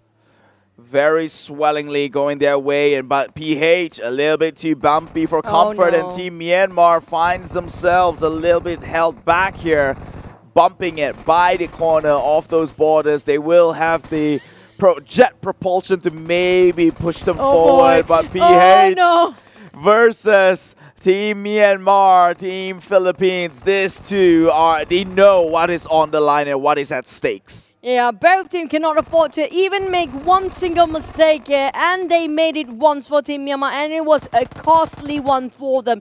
On the side of Team Thailand, they don't have any contenders up here. They definitely have too many space and too much comfort, where they will land themselves on the second checkpoint. They might even clear up all this ground target at first, making it even harder for the teams of Philippines and Team Myanmar. Right now, this neck and neck. I wish we could have full autonomy over this camera, because these two is what I want to see. Every single details, every single move, every single checkpoints or maneuvers that they execute on. This is where the most of the suspense is going to be drawn for, and I would like to see how they could play Chapter 2 out or checkpoint number 2 out. Side of Team Singapore, they're the last one as per usual, but if they can actually make up their time with the target later on, it's going to be still okay for them. But all the other teams already positioned themselves in the second checkpoint here, where Team Thailand again once more taking the lead at 40 points ahead, make it even maybe 60 or 70 at this rate, but I'm not sure. It's still going to be 20 seconds to go before the retracting target commencing, but these guys, yep, that happened though. That's ambitious. Hey, I feel for the man, okay? He tried to climb over a wall with nothing on it, like, so, yeah, there's an entrance literally next to it. That's the story of my life. I'm 5'4". I could jump for a ledge, but doesn't mean I could climb over it. I cannot comment on that. I'm your friend here, buddy. But yeah. You know what? I'm not that tall either, so we're in the same boat, okay? Coming up from Team Thailand, they're leading off with a triple digit already, with 100 points in the lead, while Team Philippines happen to be on the second for now, but we do know when it comes to the target, Team Myanmar can do eventually catch up here. But the problem is, the gap between Team Myanmar and Philippines is still around 2 minutes. If they cannot stretch the gap, Team Myanmar will have problems proceeding to the next stage. And that is where things are getting a little bit dicey for them. They know what they have to do, and they know they can do it, but can they do it at such a huge gap? That is really the ultimate question, I would say $1 million question, but they're not playing for $1 million prize pool, so I guess that's the most prestigious question to be asked here. But they have a lot at stake. This is for your country, so definitely when it comes to your region, you have to put up the best of the best. Like, nobody else can compete against you anymore.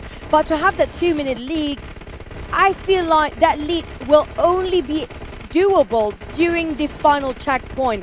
And even if they manage to execute that, it means that they do have to find the hidden target or the ground target around 150 points as a start. Can they actually do that? Because even the Thailand team right now is struggling to have that head start with a triple digit before even the flying object starts. Well, I guess for the Team Myanmar, that is a good news. If Team Thailand does not get the triple digits, that means there are still more ground targets left for them to play around with. But can they get the 100 points as a starter? Less likely not, unless they were the first one to make the move onto the next checkpoint. That does not seem feasible enough. So they will have to make do with whatever they get. Thankfully for Team Myanmar, they will have 2 tracks to be able to close in that 2-minute gap. And that sounds very feasible still within their realm. But for the side of Team Myanmar, they are leaving on the second checkpoint as second place as per usual. Team Thailand and Team Myanmar only have 20 seconds gap here. It's all down to the driving skills and the timing of the speed booster as well. As Team Philippines once more tail to tail with Team Myanmar here. It feels like for now the only way for them to create the gap is if somebody running out of gas. A mistake, like this one right here. Oh, and no. It's them who's making a mistake for Team Myanmar. Now things getting really difficult for them. That should not have happened at this level of the competition, because they cannot afford these mistakes, Team Myanmar. Any sort of slowdown is going to be very detrimental towards their advancement, because, again, the name of their game is to increase that lead and to be able to close in that gap of 2 minutes. Oh, they're taking a bit of a turn there, coming up from Team Thailand. They know how to cut across the corners, easily done. And well, well done coming up from this team itself, but Team Myanmar, they're just going to go straight for the shortcut and straight into the checkpoint as well. But the gap is too close still between them and Team Philippines. On the side of Team Thailand, as per usual, still a 20 seconds gap. They're still in the lead, and they definitely usually do take the lead when it comes to the final checkpoint as well. Team PH, actually, this sort of lead is quite substantial, I think. It's at least maybe 20 seconds apart from Team Myanmar, so it could probably add up sooner than later here towards the last stride of this race, but they have to worry about what's in front of their eyes first. That would be checkpoint number 3. Team Myanmar cannot afford. It's always when it was really critical for them. They start to make mistakes. So for Team Myanmar, we can feel the agitation come out from the team right now. The athletes have to be calm and composed, but on the side of Team Philippines, just 20 seconds, not even 20 seconds of a gap against Team Myanmar, maybe even lesser, around 10 to 5 seconds there. But Team Thailand already shot down around 30 points of those target, those ground target. Now, can Team Myanmar match up to that? This is going to go down to the wire here. Okay, let's take the facts in check. Number 1 spot is definitely going to be Thailand. That's undisputed. Yep, that's true. And the last position is more likely than not going to be Team Singapore. We're just interchanging the two in the middle. Yep. In this position. So we're back at that 50-50%. That's kind of true, but still you have to remember the gap before then. Then can they close up the gap of around 3-ish or 4 minutes? But here comes the most crucial time that they cannot allow themselves to make mistake, and not just that, to have to shoot down all the target without wasting any resources, because they will be wasting their time to replenish their ammunition. Now they have to use it wisely of every single thing they have on them. Even a single millisecond they cannot afford to waste for Team Philippines and Team Myanmar, because these two, sadly, one of this team will have to say goodbye because they will not advance to the final stage. Oh, this is getting insanely stress-inducing here, but Myanmar is the one who takes in the lead against Team Philippines for this brief moment here. And then that lead has gone even further with the 80 to 90 now points going on to their way. Thailand can just get the scores they want and run away with it, but the eyes should go onto the likes of Team Myanmar right now. At 130, they are making significant strides. If they hit a 160 point, that is nearly half more against Team Philippines itself. But on the side of Team Myanmar, taking the lead at 100 points advance against Team Philippines right now. Team Myanmar and Team Philippines, there's quite a gap. But Team Thailand, on the other hand, they are on different league entirely. We're talking about playing a different ball game. The only one they want to beat is going to be themselves based on their last track performance, which was 16 minutes and 48 seconds. Can they beat their own time? Whilst on the side of Team Myanmar and Team Philippines, on the other hand, can they have enough gap in between to make up their lost time before for Team Myanmar or Team Philippines? All they need to do is just consistently trying to get themselves second place. Right now, it is still down to the wire, neck and neck, Team Myanmar and Team Philippines. Team Myanmar found themselves in quite of the stagnation. Finally will hit the 300 mark. Maybe even looking to bypass the likes of Thailand if that is even possible. And at this point, they could use that miracle right here, right now. And because those discs are very limited, it really depends on who gets the shot, because when one team is accumulating, the rest remains on hold. That's kind of true. And also, whoever lands the final bullet will actually get the points away, because it requires more than a bullet to shoot down one. And at the same time, Team Thailand just 8 more objects to go, while Team Myanmar catching up at the same time. Now, this is the lead we talked about before, but it's still not going to be a big enough gap to stretch out until 2 minutes.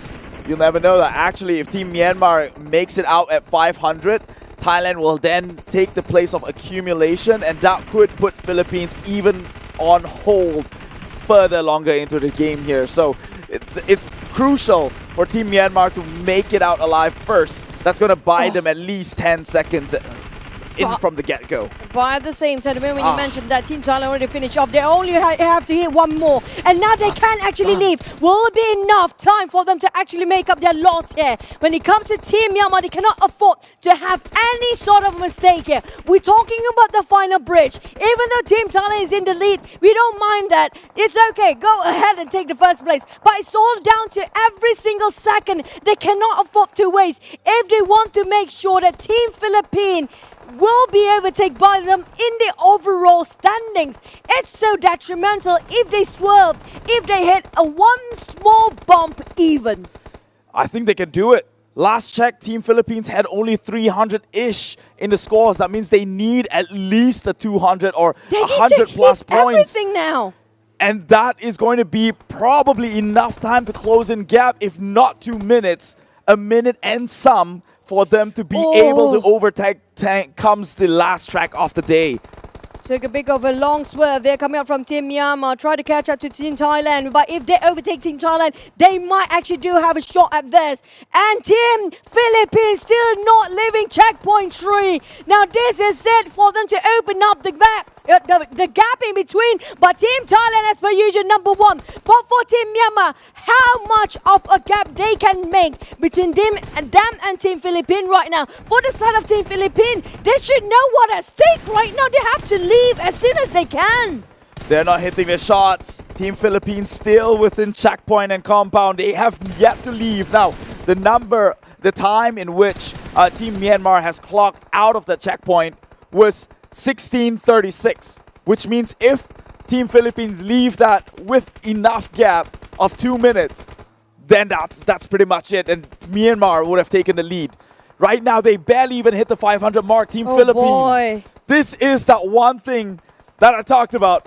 In my bones, I feel it happening just with the sheer trends on how they play things out. And right now, Team Myanmar looking really, really good the longer these games goes on. It's all down to the finishing line. We have to count every single second, every single minute that when Team Philippines go and head up the finish line. Now we have 18 minutes on the clock.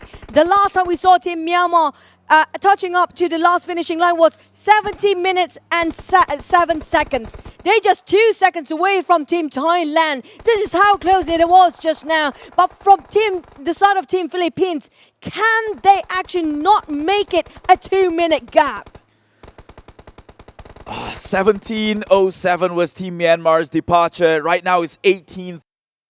Arrows down track 4 to only a minute difference, which is very doable. They cannot afford to have an accident here, but if they do, it's going to cost them quite a number, because if we reach up to 19:07, that's a big gap already by the side of Team Myanmar. They might actually can make it in the last minute, and Team Philippines, they cannot afford to lose that one. They're already on the 19 minutes. This is costly for them, and it might be the 2-minute gap we talked about here. Exactly as it is. By the skin of it. They barely just didn't make it.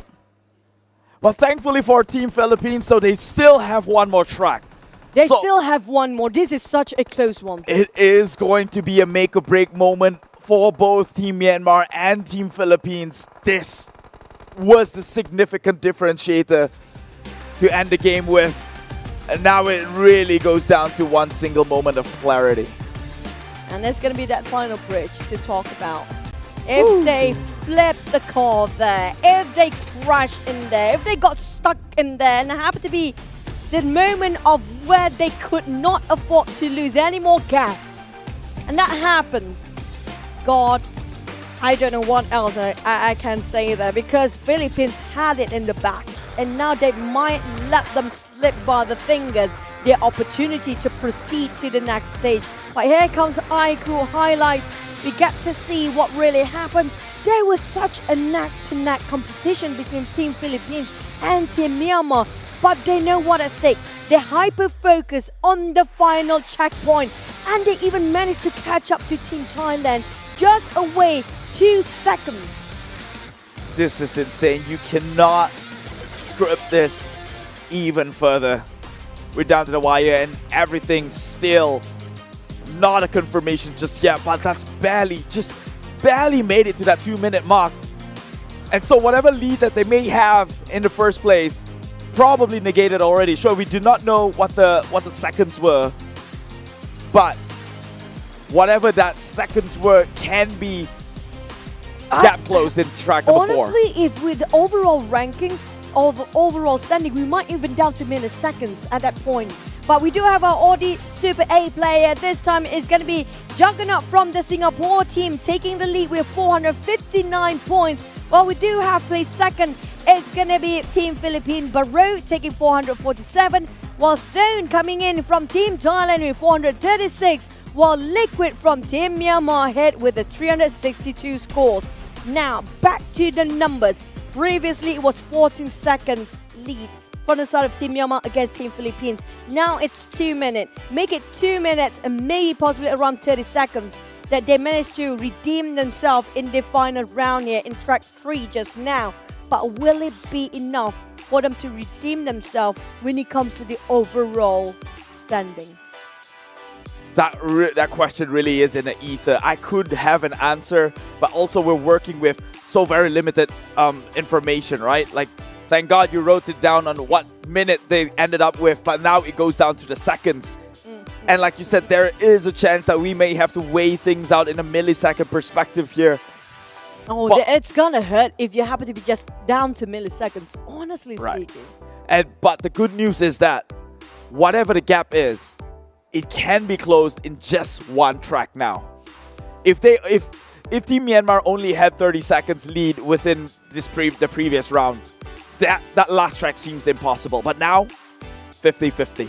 I honestly want to see the overall standing so bad, just to get it out of my head to know who's leading right now. Will it be enough for Team Myanmar to overtake Team Philippines when it comes to the overall standings, even being the top 2? But right now we're having a clean slate, or we're just going back to overall standings is also another question for me, because it's not really per group per se. I think it's the overall standing, who gets the top 4.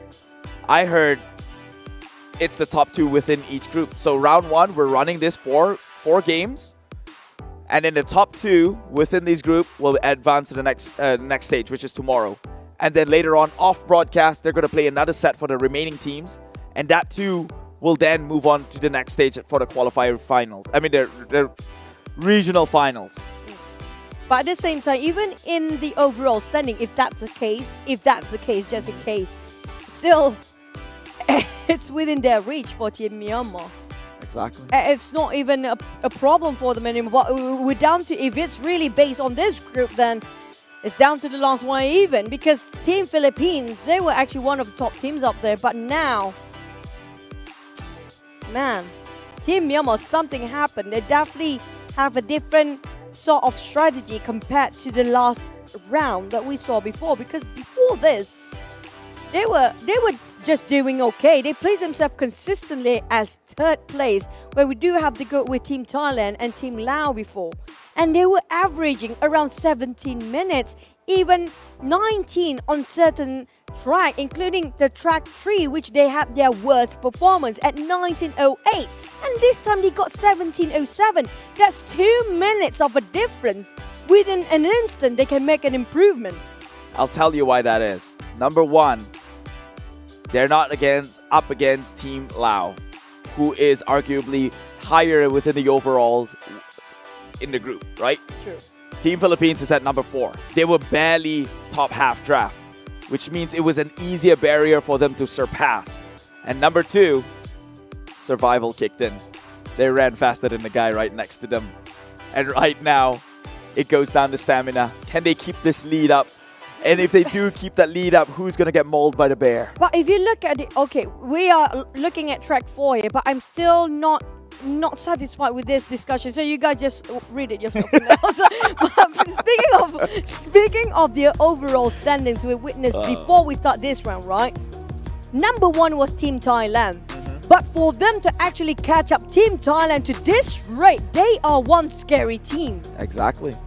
And that's why I think if you clawed your way from playing behind this way in such clutch manner, who could deny them a spot into the regional finals? Yeah, Team Lao is super strong, but they play second regardless of how the other teams compare with all the add-up numbers. But still, Team Myanmar, this is a different level of plays that we're witnessing. It's just, it feels like they boosted themselves up in the last minute. If only they played like this since the start, that they don't have to go through this kerfuffle to make sure they will make it in the next stage.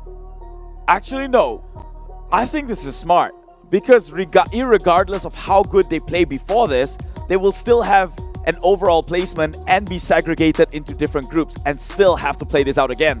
Because they didn't play as good back then, they're now pitted up against team who arguably maybe is a lower barrier to overcome. Like Team Philippines instead of Team Lao. Not really. Team Philippines do have the better number than Team Lao around that area. Okay. And it's not that far off when it comes to the difference as well. It's not that big of a difference. So, Team Philippines is number 4, right? Not really. They were number 4. They were number 1 in their group. No. I mean in the overall. In the overall. I don't think they are. I think they were second. Nah, they were number 4. Second or third. They were number 4. That's why they're here. Because the grouping for round number 1 is first place, 4th place, 5th place, and 8th. Yeah, they're 4th. They are 4th. Now that kind of makes sense. And plus, maybe another one is going to be, they know for a fact they will have to go through another round robin. So they've been reserving their energy as well to play their heart out when it comes to this round. Because it's an easier entry, right? And not just that, this is where everything really matters. Right. Why would you want to be focusing and investing your energy and stamina into something that's still a 50-50 when you can get into 100% hyper-focus when it's 100%? Well, it all boils down to this right here, ladies and gentlemen. It is track 4 here in the Road to Asian Games with the PUBG Mobile Asian Games version. Southeast Asia qualifying stage, round number 1. Let's go. I'm just going to put up team tires first for this one as well, just in case, Because right now we do have the lead. It's going to be Team Philippines this time. They know what's at stake here. And Team Thailand, they are not the fastest when it comes to the first few checkpoints, but when it comes to the final one, they know what they have to deliver. So far, we do have coming up from Team Philippines leading off with Team Yellow. Team Thailand coming up second with Team Purple.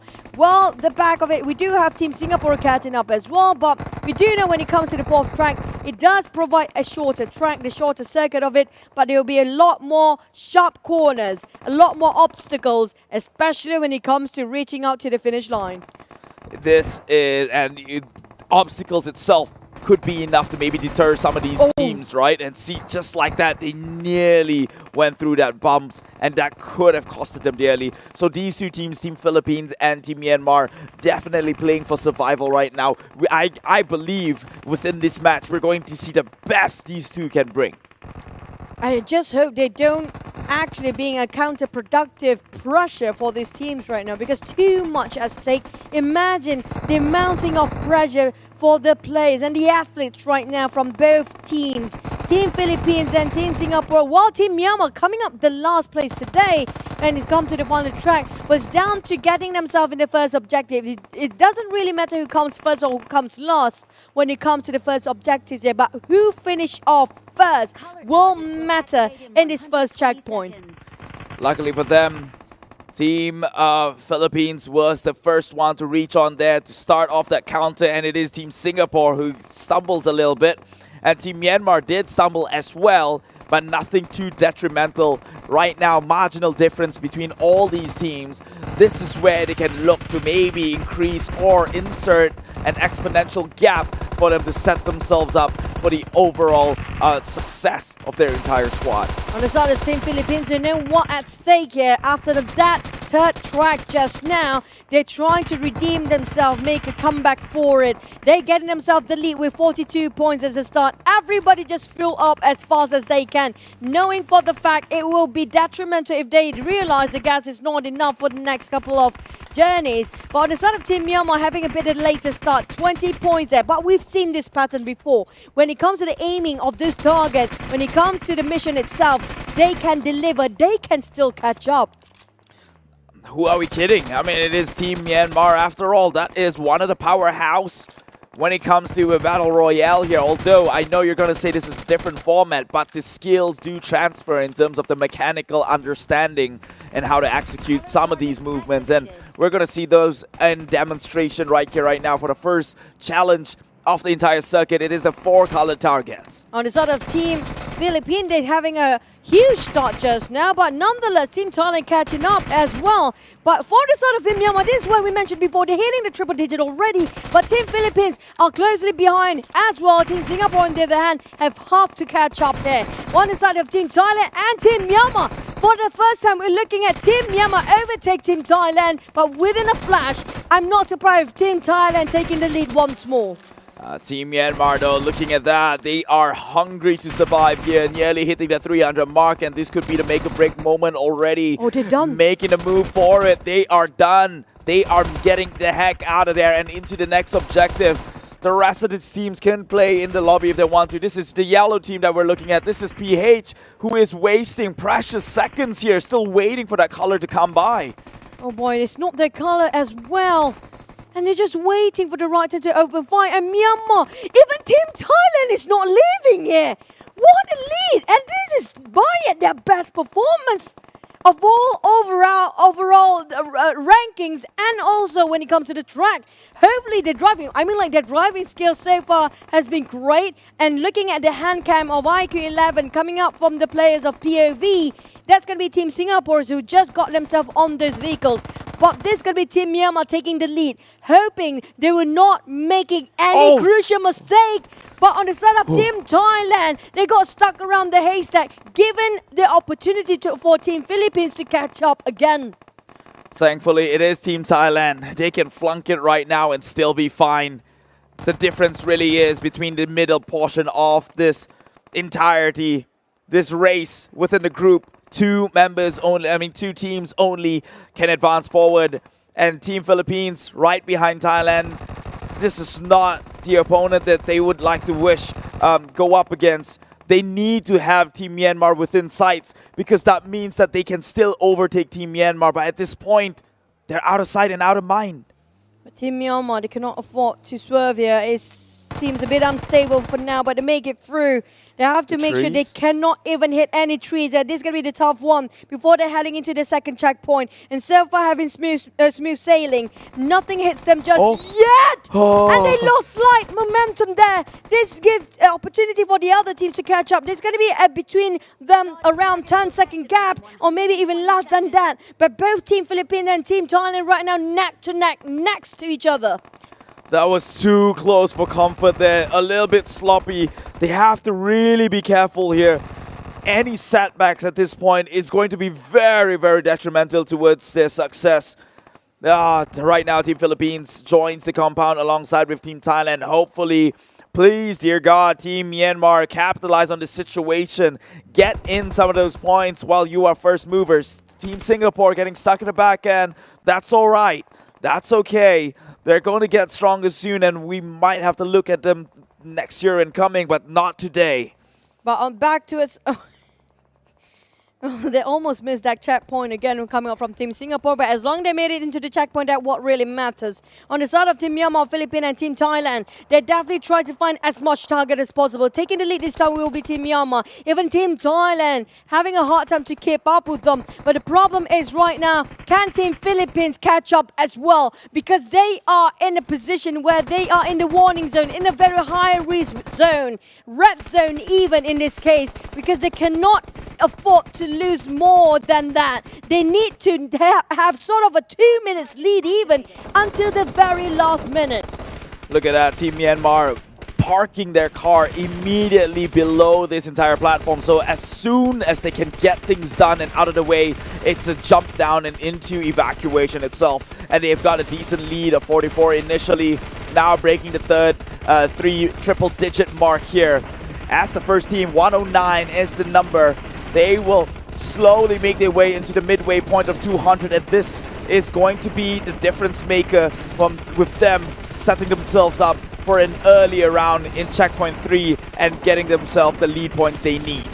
Oh, Team Thailand on the other hand got themselves the airdrop, if I'm not mistaken, got themselves an extra 14 points here, but on the side of Team Myanmar, they're halfway there. All they need to do is just shoot down around 10 more targets and they're done. But coming up from Team Philippines, they are on a stagnant. They are on a plateau just now, slowly climbing up, but the targets are limited. Whoever sees them first, shoot them down, get the point first. On the side of Team Myanmar, on the other hand, they only have 12 more targets to go and they're done. But Team Philippines is catching up. Same goes for Team Thailand. But at the same time, Team Philippines have to catch up to second place here and have to push down Team Thailand if they want to catch up towards Team Myanmar.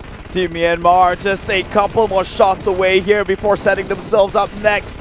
This is the lead that they've been yearning for the longest time. It has been dominated by the likes of Team Thailand for the longest. And now, Pocket Walkers, they're just 1 point away in booking themselves an exit and a great lead to start off with. Checkpoint 3 seems to be the destination in mind. Now I'm surprised they're actually on the same level of Team Thai right now, coming up from Team Myanmar, but coming up, crossing across the border, which is going to be just moving on towards the next checkpoint. It's going to be just 2 seconds different again between Team Myanmar and Thailand. Before this, it was Team Thailand having the advancement, having the front lead within 2 seconds.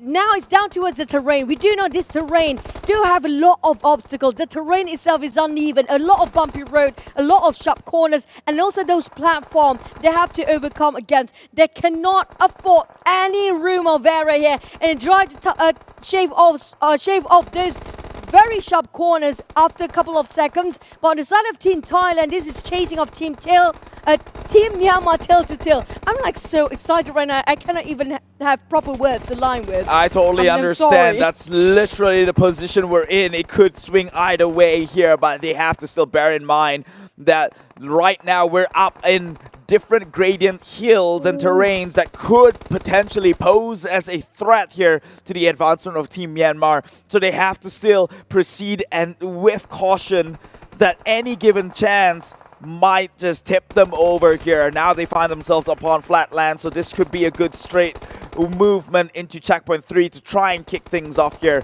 But the fact that Team Thailand is trailing behind them could also mean that those targets and leads that they wish to accumulate for themselves might have to be in contention to one of the greats too. And also coming up from the side of Team Myanmar, they're taking the lead again, checking into the third checkpoint, the final one, where it will be detrimental for Team Philippines to catch up here. But the gap is huge right now. 20 seconds in the lead. It's going to be Team Myanmar, while Team Philippines hoping to closing up the gap will still possible. All they need to do is make sure they don't miss. They cannot afford to miss any target when it comes to the flying objects, because it's down to the milliseconds for them to make it to the next stage. But for Team Myanmar, on the other hand, we do know they are potentially one of the best team when it comes to driving, but they still have slight chance of having a bit of a crash in the very crucial moment.